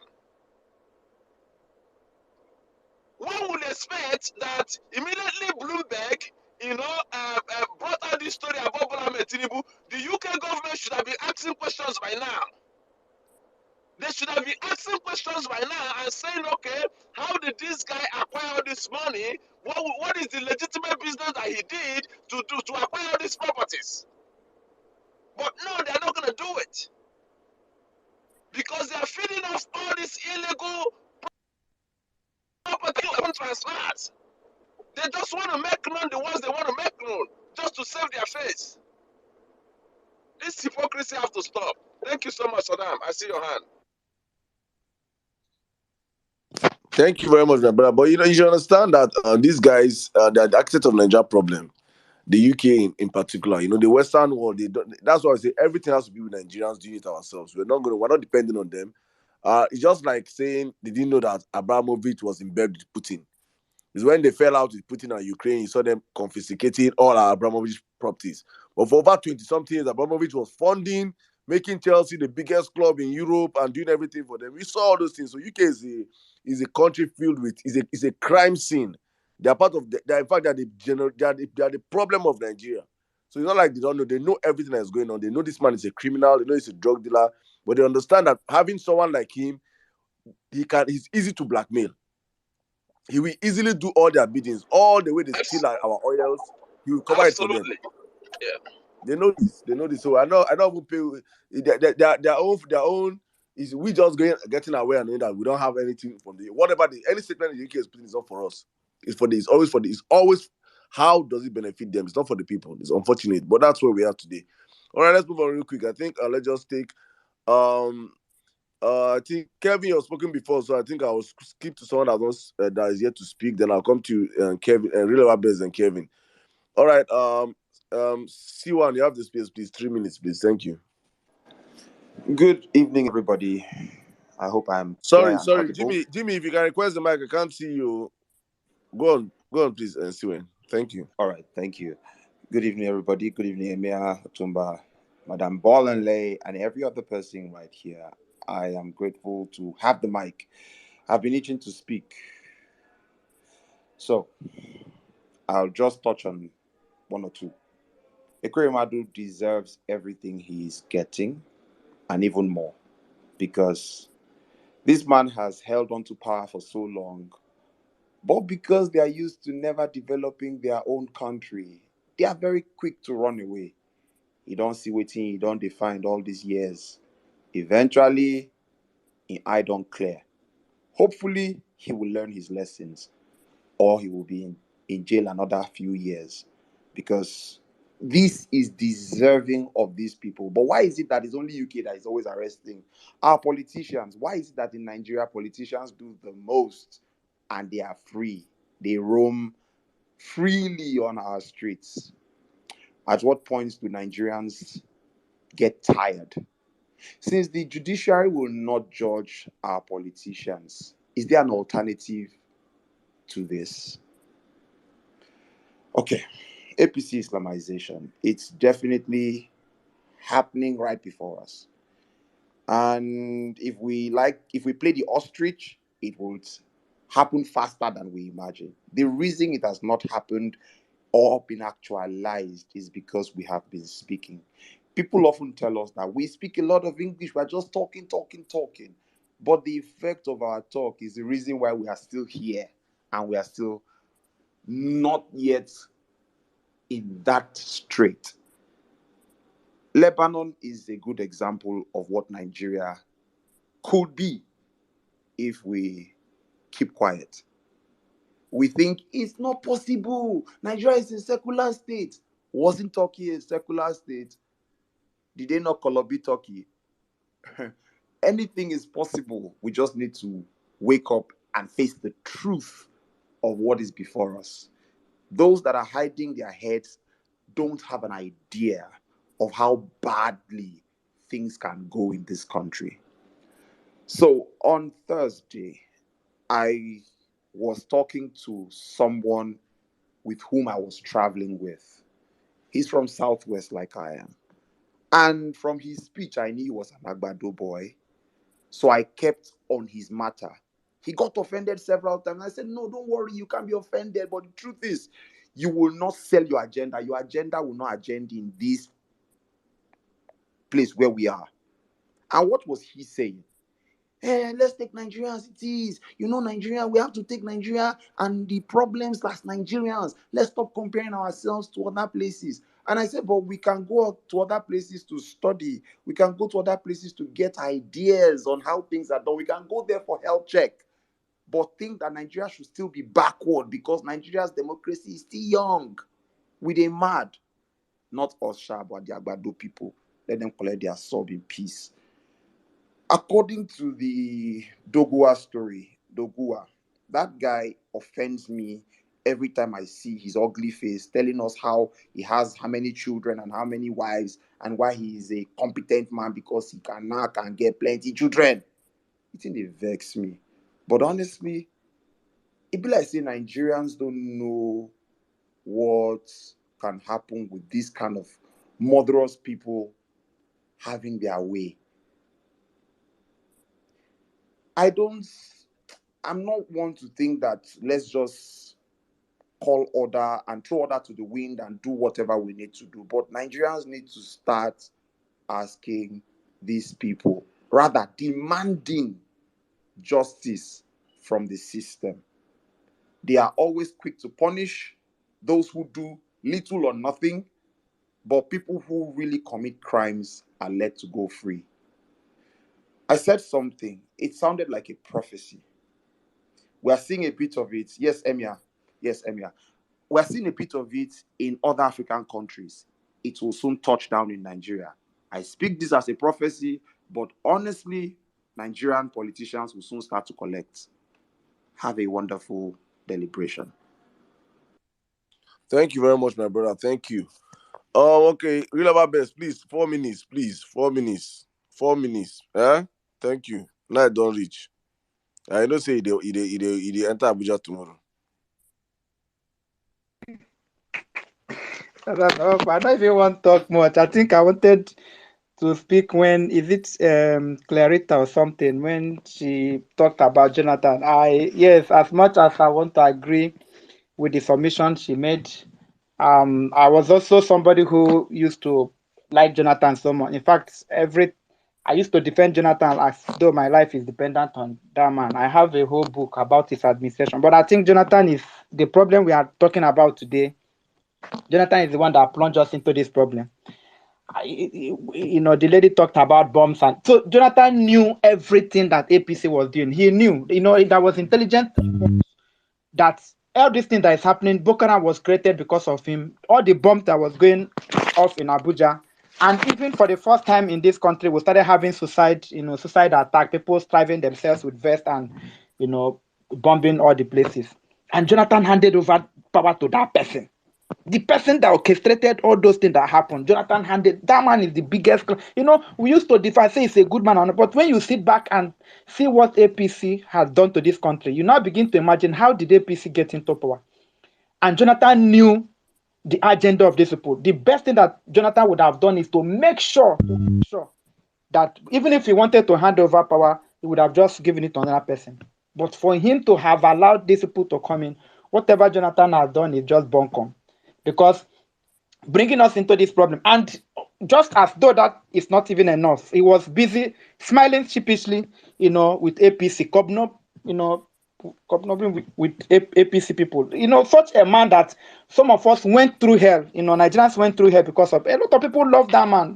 Despite what people will say about corruption, but some of us argued and defended him. But when you now sit back and think that he allowed the people who did everything to destroy him, I allowed them to now continue to destroy Nigeria. And then he had infantry and the temerity even be drinking with them and be smiling sheepishly to the point that they were saying they were going to hand over government to him. That man, I don't think somebody should just come and say he's a good man, he's a clown. I think that is just what that is just what I wanted to come and talk about. Nobody should be saying that Jonathan is a good man. Jonathan actually plunged us to this problem. That man, perhaps he shouldn't have been the president of Nigeria because Buhari shouldn't be the president. There is nothing that should have made Buhari to be president. In short, it's only Jonathan government that would have given. Even if Tinubu had become president before Buhari, if Tinubu had become president before Buhari, Tinubu would not allow Buhari to become president. Go and see what Tinubu wrote about Buhari in the past. He wouldn't have allowed him. So for him to have allowed Buhari and APC to come into power, whatever good he has done to this country is bad. Because all those good, they've destroyed it. They've destroyed whatever thing that he did. If in Jonathan's government, that was the first time we heard about suicide bombing. We used to hear it. Oh, it happened in the Middle East. It happened in some place. In our time, a lot of us have forgotten and it is part of that agenda. I don't have time. I know that, yes, I'm traveling, later today. I don't have time. The next time will come, we'll talk about, because it's good that, like I said before in my submission, the reason, I know that most time people, our brothers and sisters in the north, but the truth about the matter, for us to liberate ourselves, we have to discuss these things. If we don't discuss it, then all of them will be shredded in secrecy. That's why somebody will say, oh, this thing is not part of Islam, this one is not part, oh, this person is. No, let us discuss it. There is no religion that has been much criticized than the Christianity. And the people who criticize Christianity, both the Bible, everything, are the Christians themselves. Muslims should start criticizing every aspect of their religion that they think is not compatible and they think is not good. They should start talking about it. That's the only way they can have liberation. I think, Tadam, I'll just say this and round up. China, the other day, I was reading, in China now, they say they are going to transcribe Quran in Chinese language. in Chinese language. In mosque in China, you have to write it. You don't have to write it with Arabic. Write it with Chinese language because that is where you're. So I think such things will actually help the people to understand what is it that is written in these books. What is it that the book is talking about in their own language? Make it domicile it and make it autonomous to them. And some of these things will liberate me. I'm not saying people should not practice their religion, but let their religion not affect the liberties and freedom of other people. Immediately that is done, it's a problem for me. Thank you so much. Thank you very much. Thank you. Jimmy, is Jimmy up? Yeah, I'm here. Can you guys hear me now? Okay, I think Jimmy. Can anybody hear Jimmy, please? I'm speaking, though. Yeah, but it's Yeah, very, I can hear him. his audio is very low. We can hear Wow. Jimmy. So He's now, African. Make I drop and come back. nobody, Make I drop. Otumba, you cannot hear me. We can hear you. Okay. Jimmy is just whining when I Sorry, cannot he's see South this. African. Yeah, I'm speaking. All right, Doctor. Yeah, you have the space, please. Let me. I think I'll restart. Okay, thank you so much, Saddam, Balanle, Savik. Thank you so much, and those on the speaker sections and the listener section. Thank you so much. I appreciate you. Yes, real quick, and if you notice, you will discover that on this page, asks how many Northerners do you have there? How many Muslims do you have there? Do you see them even talk here? And I would just like the word Islamization. Like we the Muslims don't even use Islamization. We don't use Islamization. We use da'wah. Da'wah means just to talk, to spread the words of God. And if you look at it, we have the Muslims. We have practicing Muslims, right? And we have people that are claiming to be Muslims. We have extremists. We have just people who want to hold on to power, even if they are not doing anything. So they have to sell something to our people in the North. Hey, look, these people are coming to take your religion, blah, blah, blah. You understand this? So that our people will now rush and say, hey, look, let's support them, even though they are not doing well. And if you look at the Islamization or trying to expand, they're just hiding behind their agenda. They have an agenda. And it started even before the pre-colonial era, right? Just to ensure that at least the North have that dominant power in our political space. So they have to sell something to our people, religion. So in the North, whenever you say something, somebody wants to attack their religion, oh my goodness, they will forget about all the mess you've done in the last 50 years Dr. and vote AI, for can you hear you. me? Right? Dr. AI, can you hear me? Yeah, I can hear you. Okay, Saddam, if they hear me now, Otumba, everybody can hear me now. Yeah. 100. All right. Go on, Dr. AI, please. Sorry to interject. So essentially, what they've been doing in the last 40 or 50 years is using religion as a tool to expand their dominance. And one of the regions that is resisting that is the Middle Belt, which I'm currently part of it. I'm a Muslim. I don't like injustice. People are being killed. As a leader, if you're a Muslim, so in your community, if you're a leader in your community and you're a Muslim, the Christians, the traditionalists, and the Muslims are your subjects. Their blood, their properties are under, you understand? Nothing will happen to them. Here we have a lot of people being killed, and the leaders are not saying anything. What does that mean? It's injustice. It is not Islam. It is something else. And why will they want to grab those people? So what's the rationale behind it? They come, they kill children, they kill women, and they grab their lands. So at the heart of it is what they want to grab land and expand what? Their influence or their control. So that is not Islam. Islam is not, I'm a Muslim, I'm a practicing Muslim. It is, you see, that is stealing. And that is oppression. Islam doesn't like oppression. So whatever we are doing, and that's why I have to be part of it. And even in the Middle Belt, I have to join what they are doing. Right? And what they come is what they tell the core northerners, northeast and the northwest, is that, if let's say there is an attack, 100 persons, women, children are being killed, and old people in the Middle Belt, let's say southern Kaduna, they will now be telling our people that, hey, look, it was a reprisal attack. It is the Christians that started it. You understand? And our people will now, they won't even, after all, you mean, so with what they told them, so they will use that. So that has been, this is the game they have been playing. But the heart of it is what? You have some set of politicians who are what? Opportunists. They want to hold on to power. They want to get power. They want to get control. They want to dominate at all costs. So what do? They get religious extremists and they sell their ideas, their stuff to them. And they will now take it to the grassroots and spread all the lies, everything. This has been going on and on. And as a Muslim, I will never ever allow Doguwa, you understand, to represent me or my community. Never. We even spoke with my friend. No, it's something else. But now he's beating his chest because some people feel comfortable that because all they want is power. Power is in the Northwest now. They feel okay, it's in the Northwest. Like I said, they are having Senate president and also speaker. That's all they care. So if Doguwa loses that now, it means that they are. So if all they want is let's say power. Once they get that, that's all. Let everybody go, and even the Muslims. But they don't want our people to get to know the truth. But with time, we'll ensure that at least we get our people to get to know the truth, because once the people begin to criticize them, it's a game over for them. So I would like to yield the mic, because as a Muslim, right, what they are doing is complete oppression. They're just hiding behind the Islamic umbrella to expand their influence, and that's what they've been doing, grabbing, killing people, and whatever means possible just to get that power, they will do it. And that is just the truth. I'm telling you, it is affecting us as I'm talking to you now. So my brother, can you hear me? Okay, Yeah. Can you hear me? Yeah. Why what you say now is is the right thing you're saying.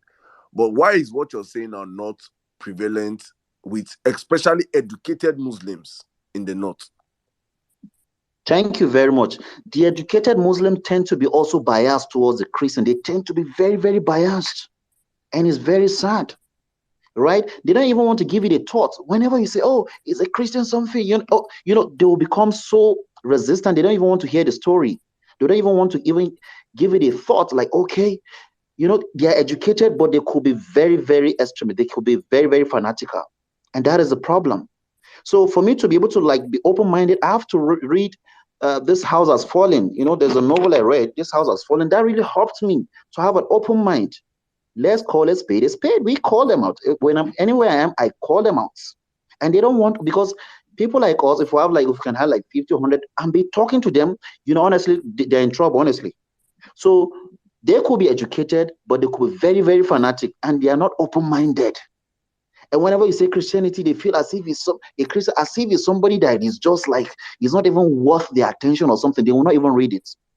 And okay, what we are discussing is in English. You don't see them. So if we've written them, if we write, they won't read them. So now they have to wait for their own person that is fanatical to translate it into Hausa and twist the whole story and give it to them.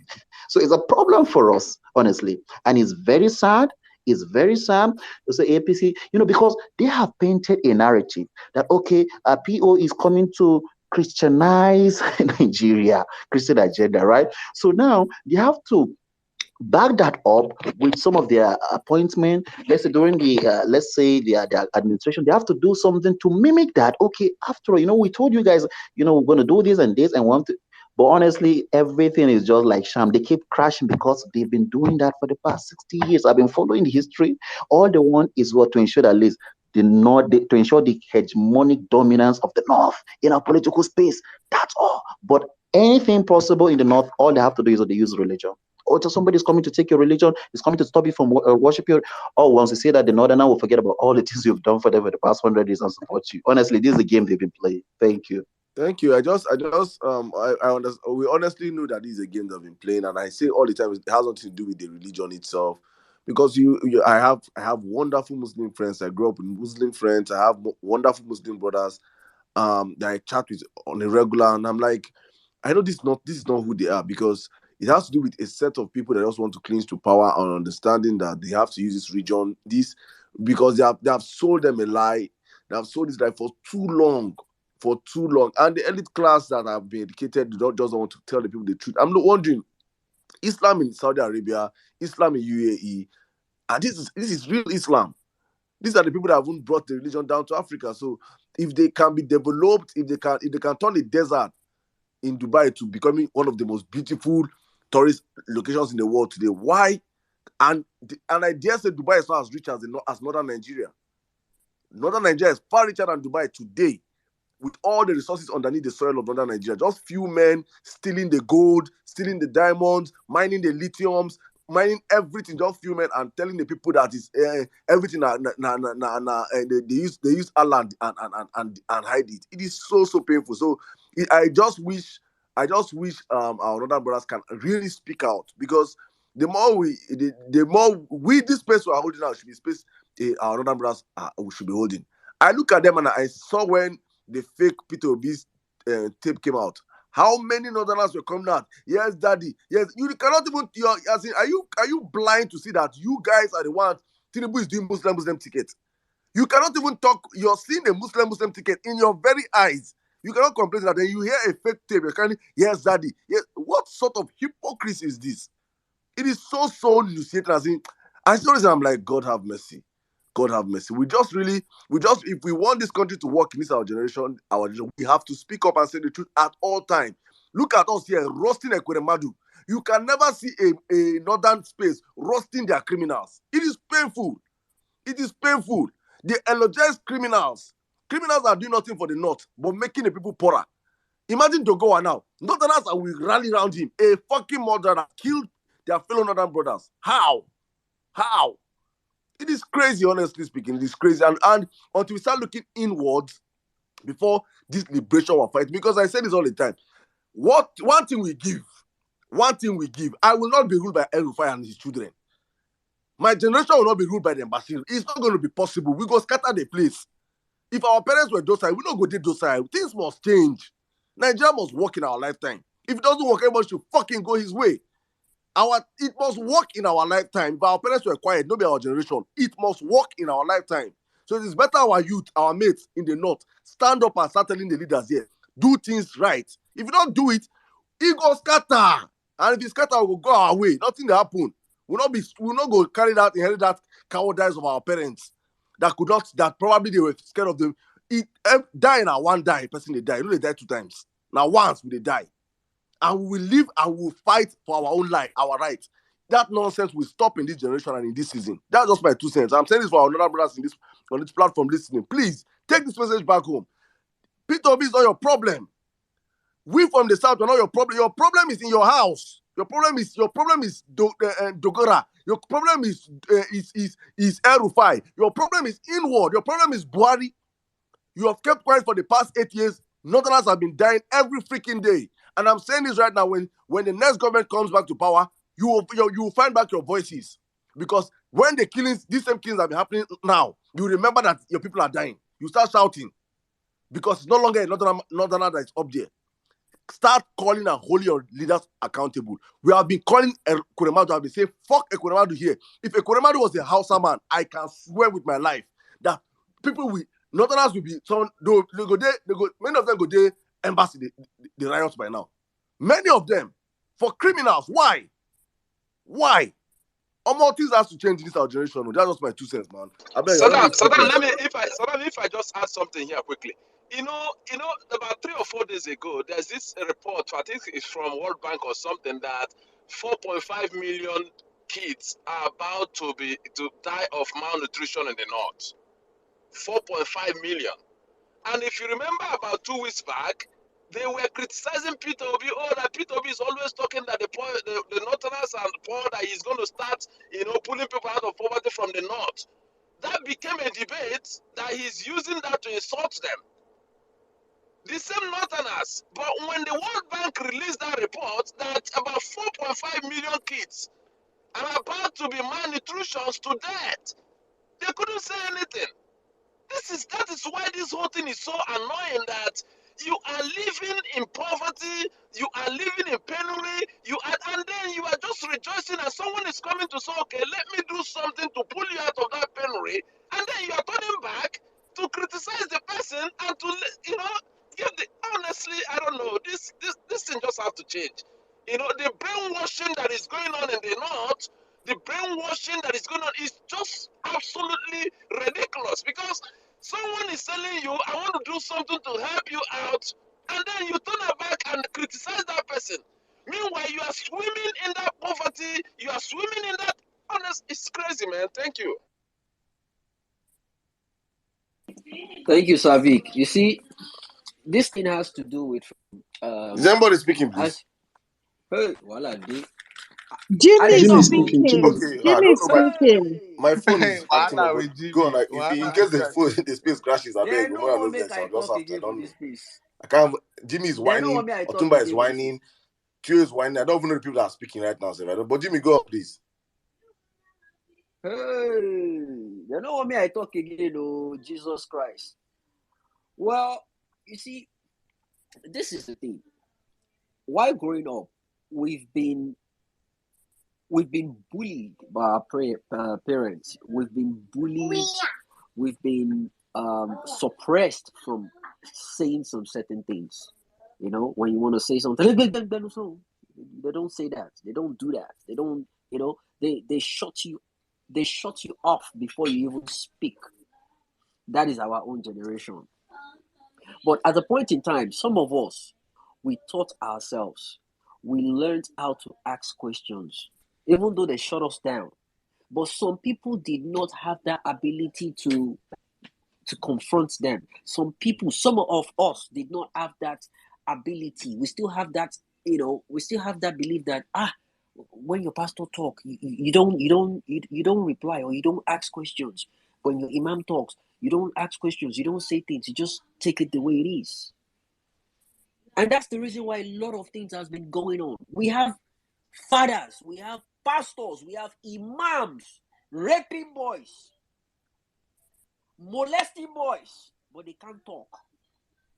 We have all these people, all these big people. When they look, say, hey, father, God, pastor, God, father. They are demons among them. When it's time to say the right thing, things that these are the things they teach us in church. Oh, do not steal, do not lie, do not fight, do not kill. And they kill people on election day, and you are coming to tell us that it is God's will.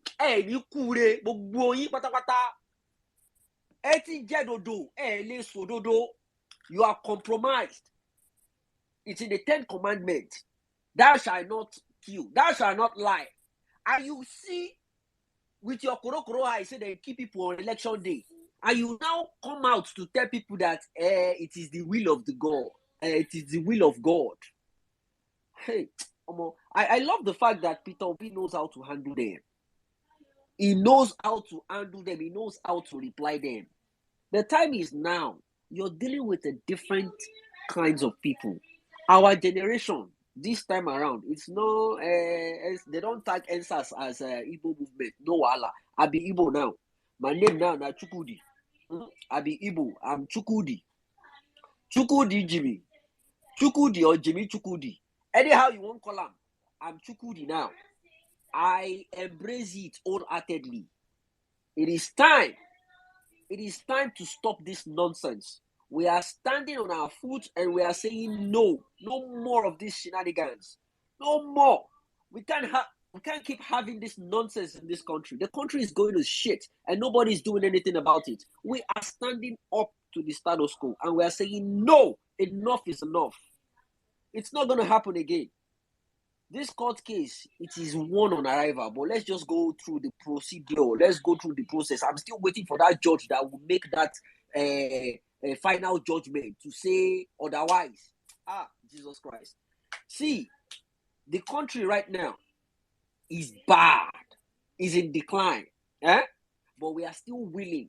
We are ready. We are making effort to fix it. We have not given up on the country. But if you now want to burn the country your own self, right now, just do otherwise. We are not asking for too much. Just give us justice. That is all we are asking for. Justice. Give us justice. Go through all the documents, go through all the evidences, go through all the proofs we have, and give us justice. That is all. Anything, don't have to it, don't take out of it. Just give us, deliver justice. And it's not all this long distance justice, all this prolonged justice. Make swift justice. There's nothing as sweet as swift justice. Make it. If Kenya can do it within 14 days, we can do it lesser than that. We can do it lesser than that. When they propose 180 days, They didn't calculate technology into that proposal when they did the constitution that time. But this time around, technology don't they involve. It shouldn't take up to 180 days. These things should be wrapped up within a couple of days. The facts are all there. We just need the simple interpretation. Autant, the country, let's move ahead. We are here to stay, period. People are still getting killed in southern Kaduna. They are wiping Christians. And you're telling me, oh, Islamization. Okay. And our Christian leaders, GOs, fathers, all of them, they say they just sit down, they look. They are all compromised. All of them. Make nobody, no one single person of it talk for the inside newspaper. Because they know they will deal with them. They will impose tax on them. Kusiwala. We the people, we've had enough of your nonsense. And you know Dakuko, we had the chance to give us I'm on the phone, please. Go ahead and eat. We have the you guys had the chance to hand over power. Because they keep telling us at a point in time, we are the leaders of tomorrow. In a Senate climb, people vote them out. They don't fight. It's not a do or die affair. Look at Republicans now. I want Gen Z to take over now. Republicans. I want Gen Z to take over. You see, 20, 30, 29, 30 years old Republicans are now taking over power in America. I want only Blue 80, 70, 50, 60, no Nigeria. Useless people with pot bellies. They are the ones making decisions that oh man. Illiterate people. Illiterate. I want Lodo. And you want now you now want to put their Oga Patapata a head for the top. A head. And you could Okombo you ni balẹ̀ lẹ́yọ kọ̀ọ̀kan. Àìsàn tó ń ṣe yín yẹn, àìsàn yẹn ló máa pa yín lẹ́yọ kọ̀ọ̀kan. Àwọn olórí burúkú. I'm not sure who's meant to go next there, Otumba. Abeg, who's meant to go next? I think we're about to. Let me see. I know this Kevin is Nnamdi gone? I believe. Can I go? Well, Kevin, I think you've spoken before. Wait, let's. Is Nnamdi spoken before? Yes. Only Theo that has not spoken. Okay, so let Theo go, then Kevin will let you go, and then we'll round up. Okay. Oh, okay. Thank you very much. Thank you, Otumba. Thank you, all of you. I really appreciate this platform. I think I would say that this platform is the most important platform on the Nigerian social media space today. You know, these issues we discuss here are very, very important. They are very germane to the growth and development of Nigeria. And I wish more people, especially our northern brothers, will appreciate, you know, the kind of altruistic agenda we have for our country, Nigeria. And also, I want to point out this fact that Nigeria is so lucky. It's so lucky to have somebody like Mr. Peter Obi, you know, wanting to change the Nigerian fortune at this point in time. There's this book I'm reading now, and I will advise our northern brothers to also read it. It's a very popular book. The name of the book is Why Nations Fell: The Origins of prosperity and poverty, you know, something like that. So this book, if you read this book, you understand why the North, I'm not insulting them, why the North will remain perpetually poor if they don't change their leadership, if they don't change the orientation of their people. You know, this is a fact. And if you read this book, you will see countries after countries that have had what they call extractive institutions, where few elites, like we have in the North today, try to keep people maybe ignorant, uneducated, and then all they do is get from the society. They will never give to the society. That is what they are doing now in the North. So when they use this Islamization and all these things, what they do, like Mr. Peter Obi constantly said, is they want to continue to subjugate the people.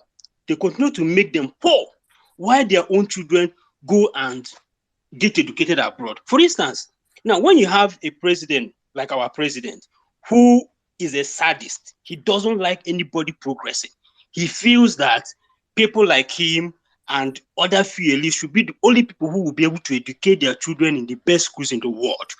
When you have a president like that and he has his people, poor, very poor, supporting him, and he ensures that these people don't get education, and at the end of the day, his children get the best education, have the best exposure, and then his son even having a bike that is worth hundreds of thousands of dollars, you will see that there's a problem.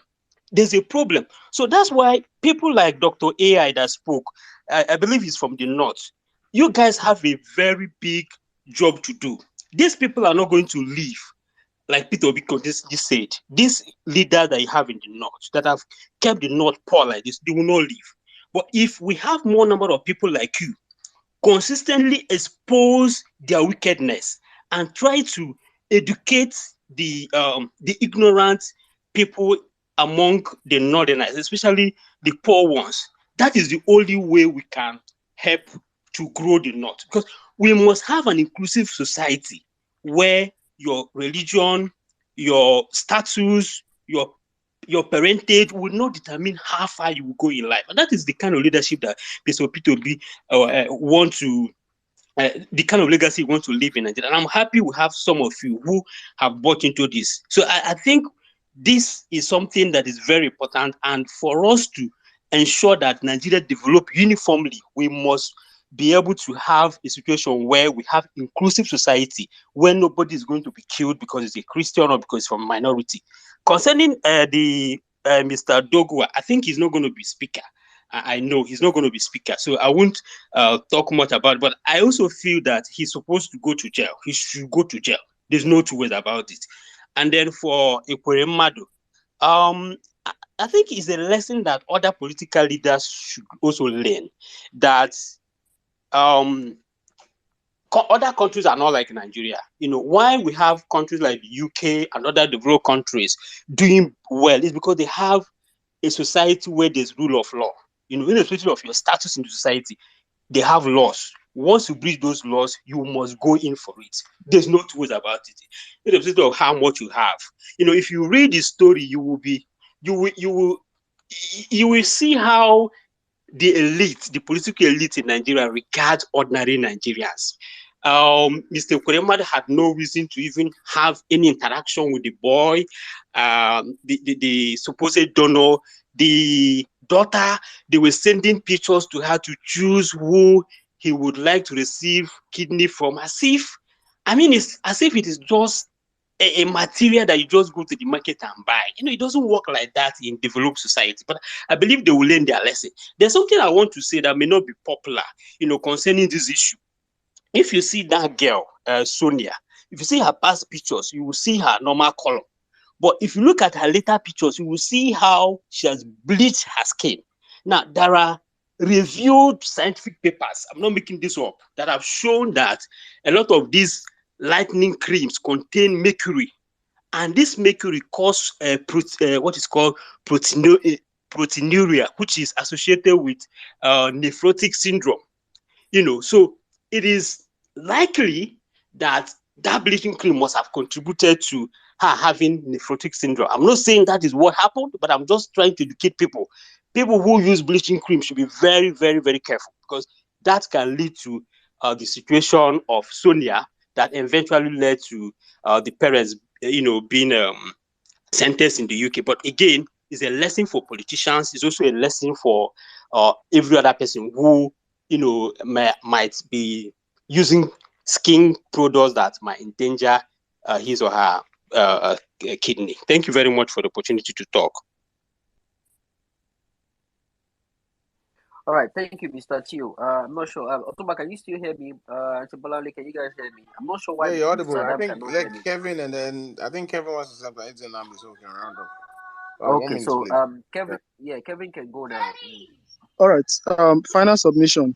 Yeah, the religious and ethnic fanaticism that is prevalent in the north, that we all have been calling out, can also be likened to the hero worship and money worship prevalent in the South. When I say hero worship, I mean whenever someone becomes a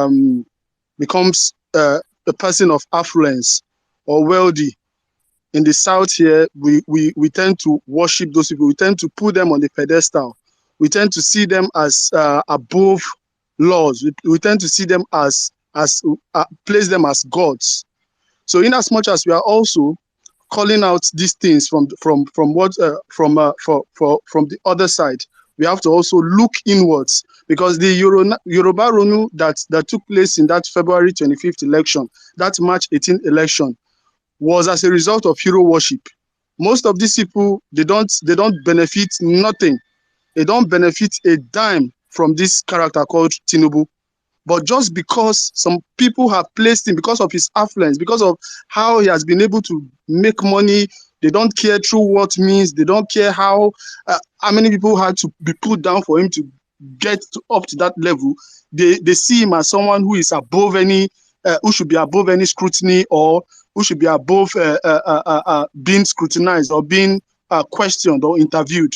So we also have to learn in the South to call out the bullshit, both from our religious leader, our political leaders, even from our homes, even our parents. We have to also learn how to call them out, how to tell them that, okay, this is not how it should be. This is not how it should be. When you are going wrong, when you see someone going wrong, just like in the obedient movement last year, when our principal was having, when our principal made some kind of things that we did not like, a lot of us had to call him out. If we don't do this, if we don't get to that level where we don't worship, you could imagine a few days ago, was it yesterday, or I think yesterday or the day before yesterday, there were people who were standing in for Ekweremadu. Where people were saying, I wish this man this, I wish, a lot of people, even among the obedient movement, we must learn to call people out whenever they err. If we don't do that, then we are just like the people we are also criticizing. If you remove religion, that hero worship, that money, once someone is rich, once someone has money, like someone also posted yesterday or so, that Gospel at Pabio is coming, or is the best, blah, blah, blah, blah. That is absolute bullshit. That is absolute bullshit. We must learn to take people, we must learn to see people who are people of character and integrity as the people we should be aligning with, or people we should try to emulate.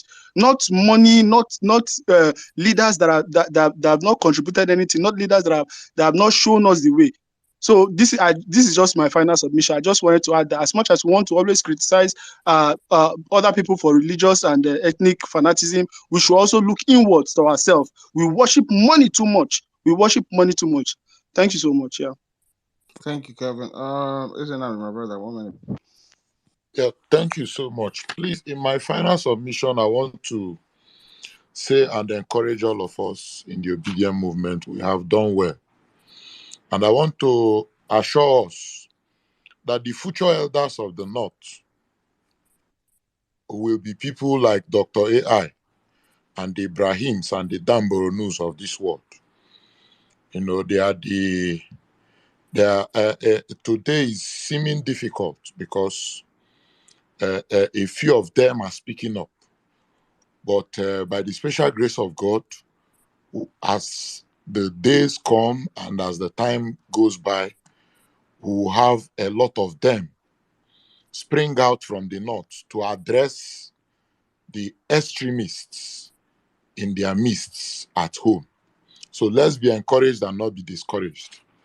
And as for people like Doguwa, I want us to understand that the man is struggling so fast. He's working so hard and fast to join the inner caucus of the drug cartel.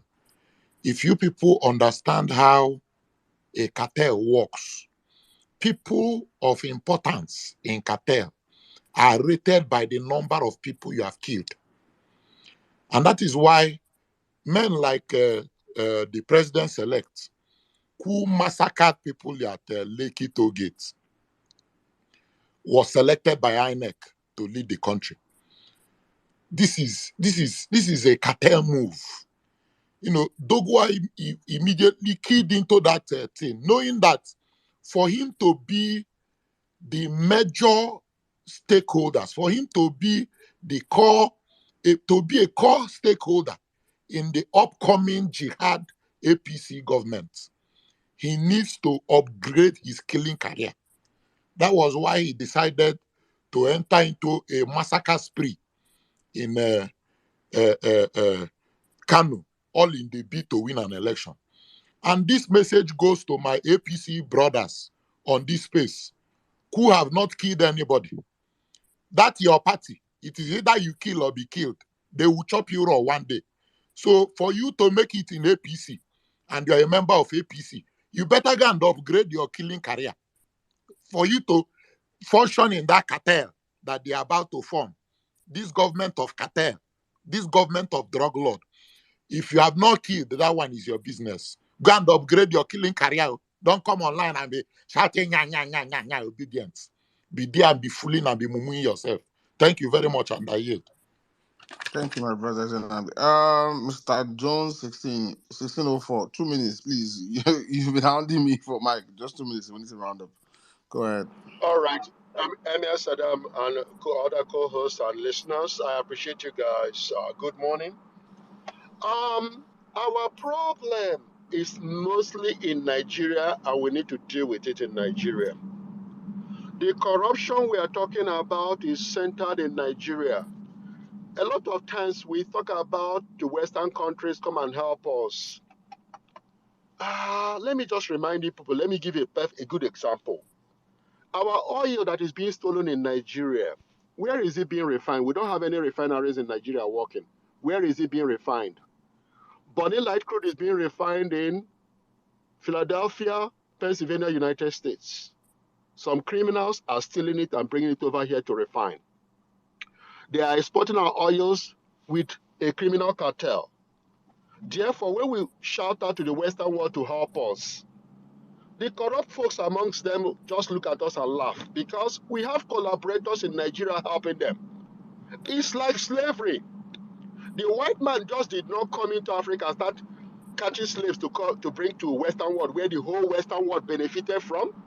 They had to get some of our brothers, grandfathers, uncles to do it for them. They went to the hinterland to catch other blacks and sell them for penury to become slaves in the Western world. That is the exact way corruption is going on. The West will not fight corruption for us. We have to take the bull by the horn and fight our corruption. So why are we appealing to the Western world? We are just trying to appeal to some men of goodwill. Just like slavery, what helped to stop slavery? We are trying to appeal to some of them who can look at it and say this is morally wrong. But the main bulk of the work needs to be done in Nigeria. We need to call out our leaders and start hunting them from local government chairmen through state governors to the president. Whoever becomes president, of course, we want people to be, that will make our job a little simpler. But I don't care who becomes president at this point. It's time to start fighting all of them. It's time to start going after the corrupt politicians in Nigeria. You say, oh, they will stop taking money to the Western world. They will take it to the Arab world. They will take it to Caribbean. They have many places to take. There are many people waiting for corrupt money. There are a few corrupt people all over the world waiting for corrupt money. So if you plug it in Britain, it goes to America. If not America, it goes to some other, it goes to Geneva, Switzerland, or it goes to the Arab world, Dubai, Saudi Arabia. How many will you stop? We need to stop it right inside Nigeria. So let us focus on our Nigerian leaders and start pursuing them right inside Nigeria, start calling them out and checkmating them in Nigeria. I yield the mic. Thank you, my brother. Over to you, Saddam.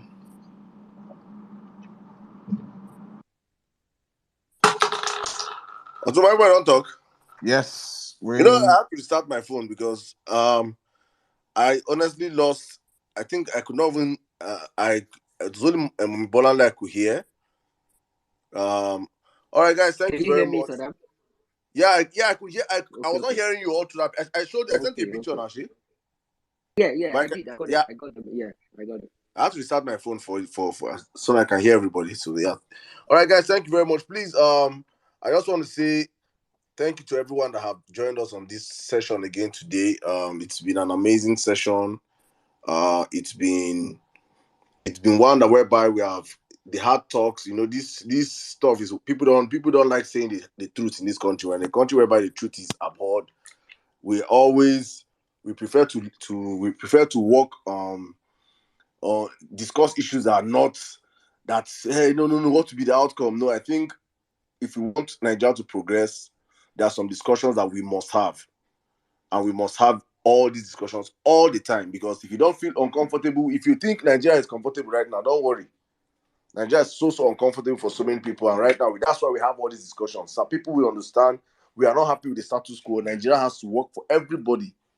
Everybody. It will not work. Gone are those days when it works for a selected few, and if there's anything we can do for ourselves to continue to educate ourselves, continue to talk, speak out across every. I say this all the time. There's no place in Nigeria that is better than that place. We are all suffering. The only difference right now is that, are you speaking out? Are you talking about your suffering? Are you covering up for your suffering? Are you covering up for your tormentors? There is no reason why we should be cheering any leader in Nigeria. In fact, you should at least have your white washed and shaking. The only leader that is worth cheering in Nigeria is Peter Obi. There is no any other leader in Nigeria. You must have proven yourself. You must have shown that you have given you money and you did not steal. You must get to that level. You have to get to that level whereby you can, before people can say, let us clap for you, let us cheer you. Every other one of them are thieves. They are all thieves. And they don't deserve to be cheered until they pass through this test and come out unstained. So please, guys, it is important we keep speaking out on issues. Thank you for always coming out on the platform. I think we'll be back hopefully on Tuesday. I pray Tuesday. I have an engagement Tuesday. If I don't come out Tuesday or tomorrow, I go host the space on Tuesday. Well, let me just sit on time now. Because I think I have something on Tuesday, so let me sit on time. If I don't, you guys should come on Monday now, so that we can be like. I don't. They think you come and watch it on Monday. I don't know when I come on Monday and I say, no get work, no get to do. This is bad. You come on Monday. I will sit there. Monday. Monday, I'm very very busy with my stuff here Monday, Tuesday, and this whole parallel facts we are setting up is really time consuming. A whole lot of hard work is being done behind the scenes, so it's something that we have to get right. Thank you to all of you already. Let me even confess. Now, I Madam, never I sent you something. Check your boss. I sent you something. I never carry my proposal and make it reduce violence space to 5 hours. And I never see anything yet. And I go since here. No, you know, if there are 5 hours when you feed day, you go day 5 hours. You leave. That will not be issue. You know, these plenty people. I think the joy of this whole stuff is people speaking, coming out to speak, and if you restrict that, you get people go to vex, they don't fit talk, and don't have people they will put this in the comment section. They will say, Saddam, come here. See that our brother Happiness. You don't accuse me for so many spaces. People will record and say that for me. Saddam, why don't you say that? I say I don't even know the person. I think say when I hear Happiness, I think say na woman. And I say woman, I don't feel woman come up. I don't go bring her up. But they don't go talk say gender. No, I'm a gender neutral person. And so I say this up. So that's just the whole stuff here, guys. So please, thank you very much, everybody. Please, thank you to all our volunteers. I think I'll eventually say the team is ready.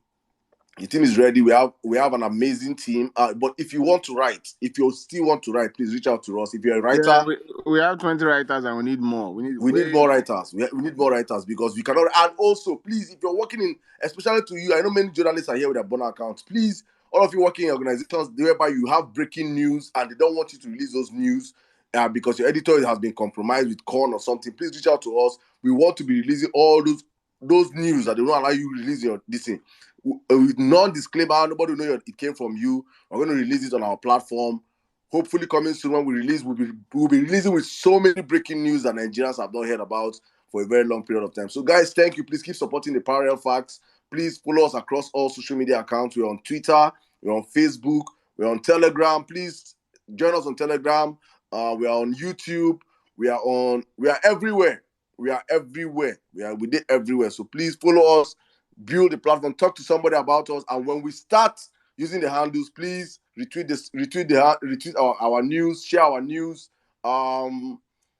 like our news, bomb our website. Just show all the support you can support. We need every support. Let the work these people are doing behind the scene be let them see value for what they are doing behind the scene, because I'm saying this, the team that is behind, God bless you guys. You guys are amazing. As in, the kind of experience we did that team at the FSF.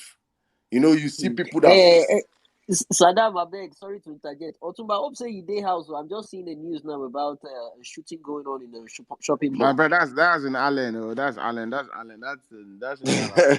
We know near you. In Dallas. America and guns. Americans Republican and guns. Sorry. guns. Ever since So, Greg Abbott, we are suffering Greg Abbott's legislation on guns. We are dealing with it now. Everybody can walk up and buy a gun without having a but background check but or so. I wish everybody could also come and buy a gun in Nigeria. So many things Oh about please, man, so many. that country will have blown up, man. It will have That blown, is it. it will have No, no, blown no, up no, no. everybody. If everybody had a gun in Bro, Nigeria, so many nonsense. You think all these our brothers that are bro, in the middle belt to be dying like that? true, yeah. true, You true. know the problem, man. All these people, I beg, Half bro, of the, nothing, no problem there, I beg. I don't want to hear that let thing, me I tell you beg. the We problem. have more guns Saddam, in Nigeria, Let me illegal tell guns. Saddam, you check what I sent you. Saddam, let check what me I See, sent let you. me What Otumba, did you send me now? What did you that send one, me? let me tell you the that one, problem. Half another of your topic Christian, half of the entirely. country won't buy it because they'll be Christians, and the pastor will tell them not to buy guns. So that's where No, everything. Boss, wait, Only tell one who? set of Tell people have guns. tell who Otumba, not to buy gun. Otumba, that People one, they die another for not. topic, Wait, they die for another the best. Say tell them to topic buy gun. Pastor, you know they entirely. say pastors say Saddam, they I carry beg, gun carry go on with church. your. Eh, let me pastor when they carry gun go church. This is a pastor will tell you church na very bad. Pastor will tell you say they pray for protection. They will pray they pray for protection every day. Don't be Who prayer. they when they Don't be the same pastor we go tell the thing where they suffer I from beg high blood pressure that I is beg, sick. make we leave I this Yeah, topic beg. but now. it's the You know the same same person people that were praying for protection that pray were for killed. telling high blood. This They have there's to a have pastor. self-defense now. I have a case. A pastor told someone to stop taking his blood pressure medication. Is this a pastor that tells you to go and buy a gun? That is That Did one he that one die? are Did brainwash he now. die? Did he die? The Saddam, person that Saddam, I beg, Because carry on if with you your submission. foolishly This follow God matter with pastor, Otumba no go end. This God Yeah. matter no go end. I mean, interject. I beg, carry on with your submission. I beg. Oh yeah, well, no, guys, well, no, thank you no, no. very much. Oh, please, if you're I a wish I writer, had amendment rights. Don't believe me, but I just know Nigerian pastors will tell their church members to pray for protection. So that one no be lie. That one no be lie. Nigerian pastor and I do. That's what they be. Oh yeah, oh. Thank you guys. Thank you for sticking with us on the platform. Thank you. I just want to say one more time, thank you to all of you. Happy birthday to Well-Meaning Nigeria. Today is your birthday, and happy birthday, belated birthday to our sister Nello and David Hunde one more time with my brother Imperfect. Yesterday was also your birthday. Happy birthday in Arias. Guys, please keep speaking out. If there's anything we have now, is our voice. Please, your eyes on the judiciary this week. And I don't even. Please, for our people in Abuja, please, our brother will be coming over there, and Real Best will come to Abuja. So please, you guys can also, please, if you see Real Best Abuja, show him some love, show him some support. All Real fans, all his fans, people should reach out to him and show him love as he's going to Abuja. Because me as I don't get money to even give herself. that love is showing money. You send him money. I don't get money to do because money they put money for that things. I don't have money. I don't have We shit need to give him. money, oh please. Yeah, he needs money, please. You can show him love. And me, I don't have 1 naira to give him as stuff like this. So if you if you enjoyed what he did during the campaign, please support him. He wants to go to the give us live coverage of the hearing, hopefully, when it starts on Monday. So please show him some love, support him. Whatever it is. Sweet Angel, where's Sweet Angel? Sweet Angel, yeah. Sweet Angel, real meaning Nigerian girlfriend. Sweet Angel and Anka did there. I know you people,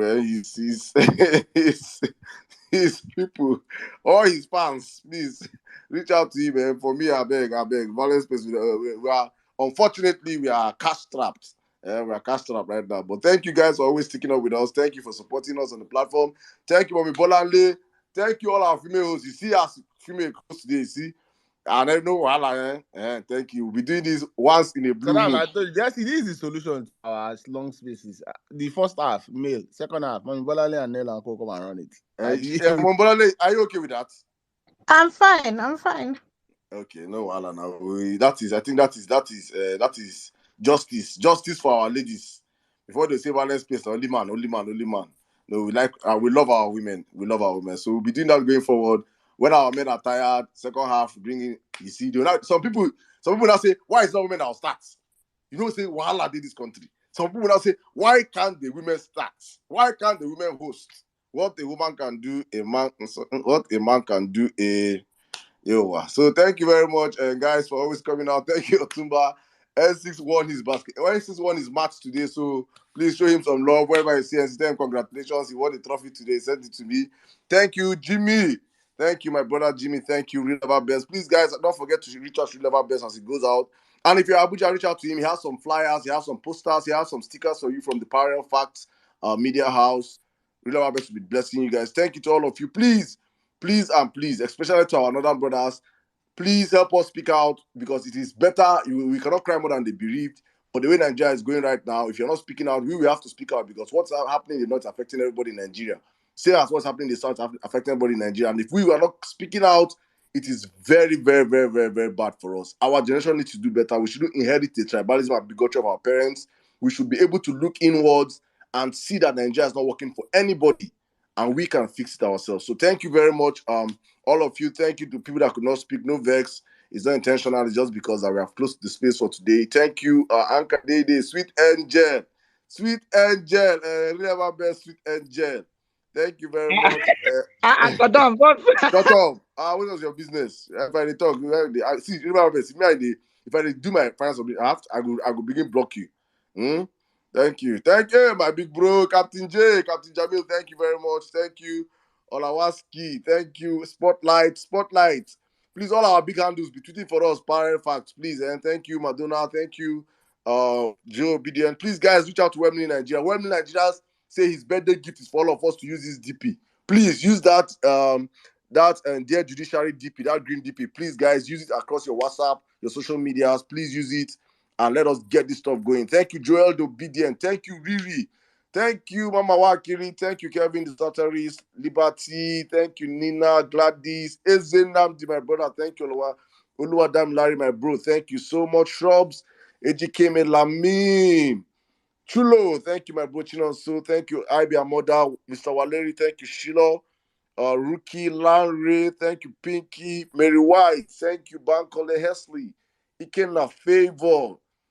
Favor, thank you very Fam, much. I don't know. See, there's one issue that I wanted to just ask. I wanted to just announce. I don't know. There's this. Someone is always using a CUDA, always asking for money with this same one particular CUDA bank account, and the person has asked me for with multiple accounts. I don't know if the person doesn't understand or I don't know what's going on. But please, if someone has been asking you for money with different accounts with one particular CUDA bank account, please enter my DM. I want to make sure it's not someone is not scamming or doing something. It's because it's just this.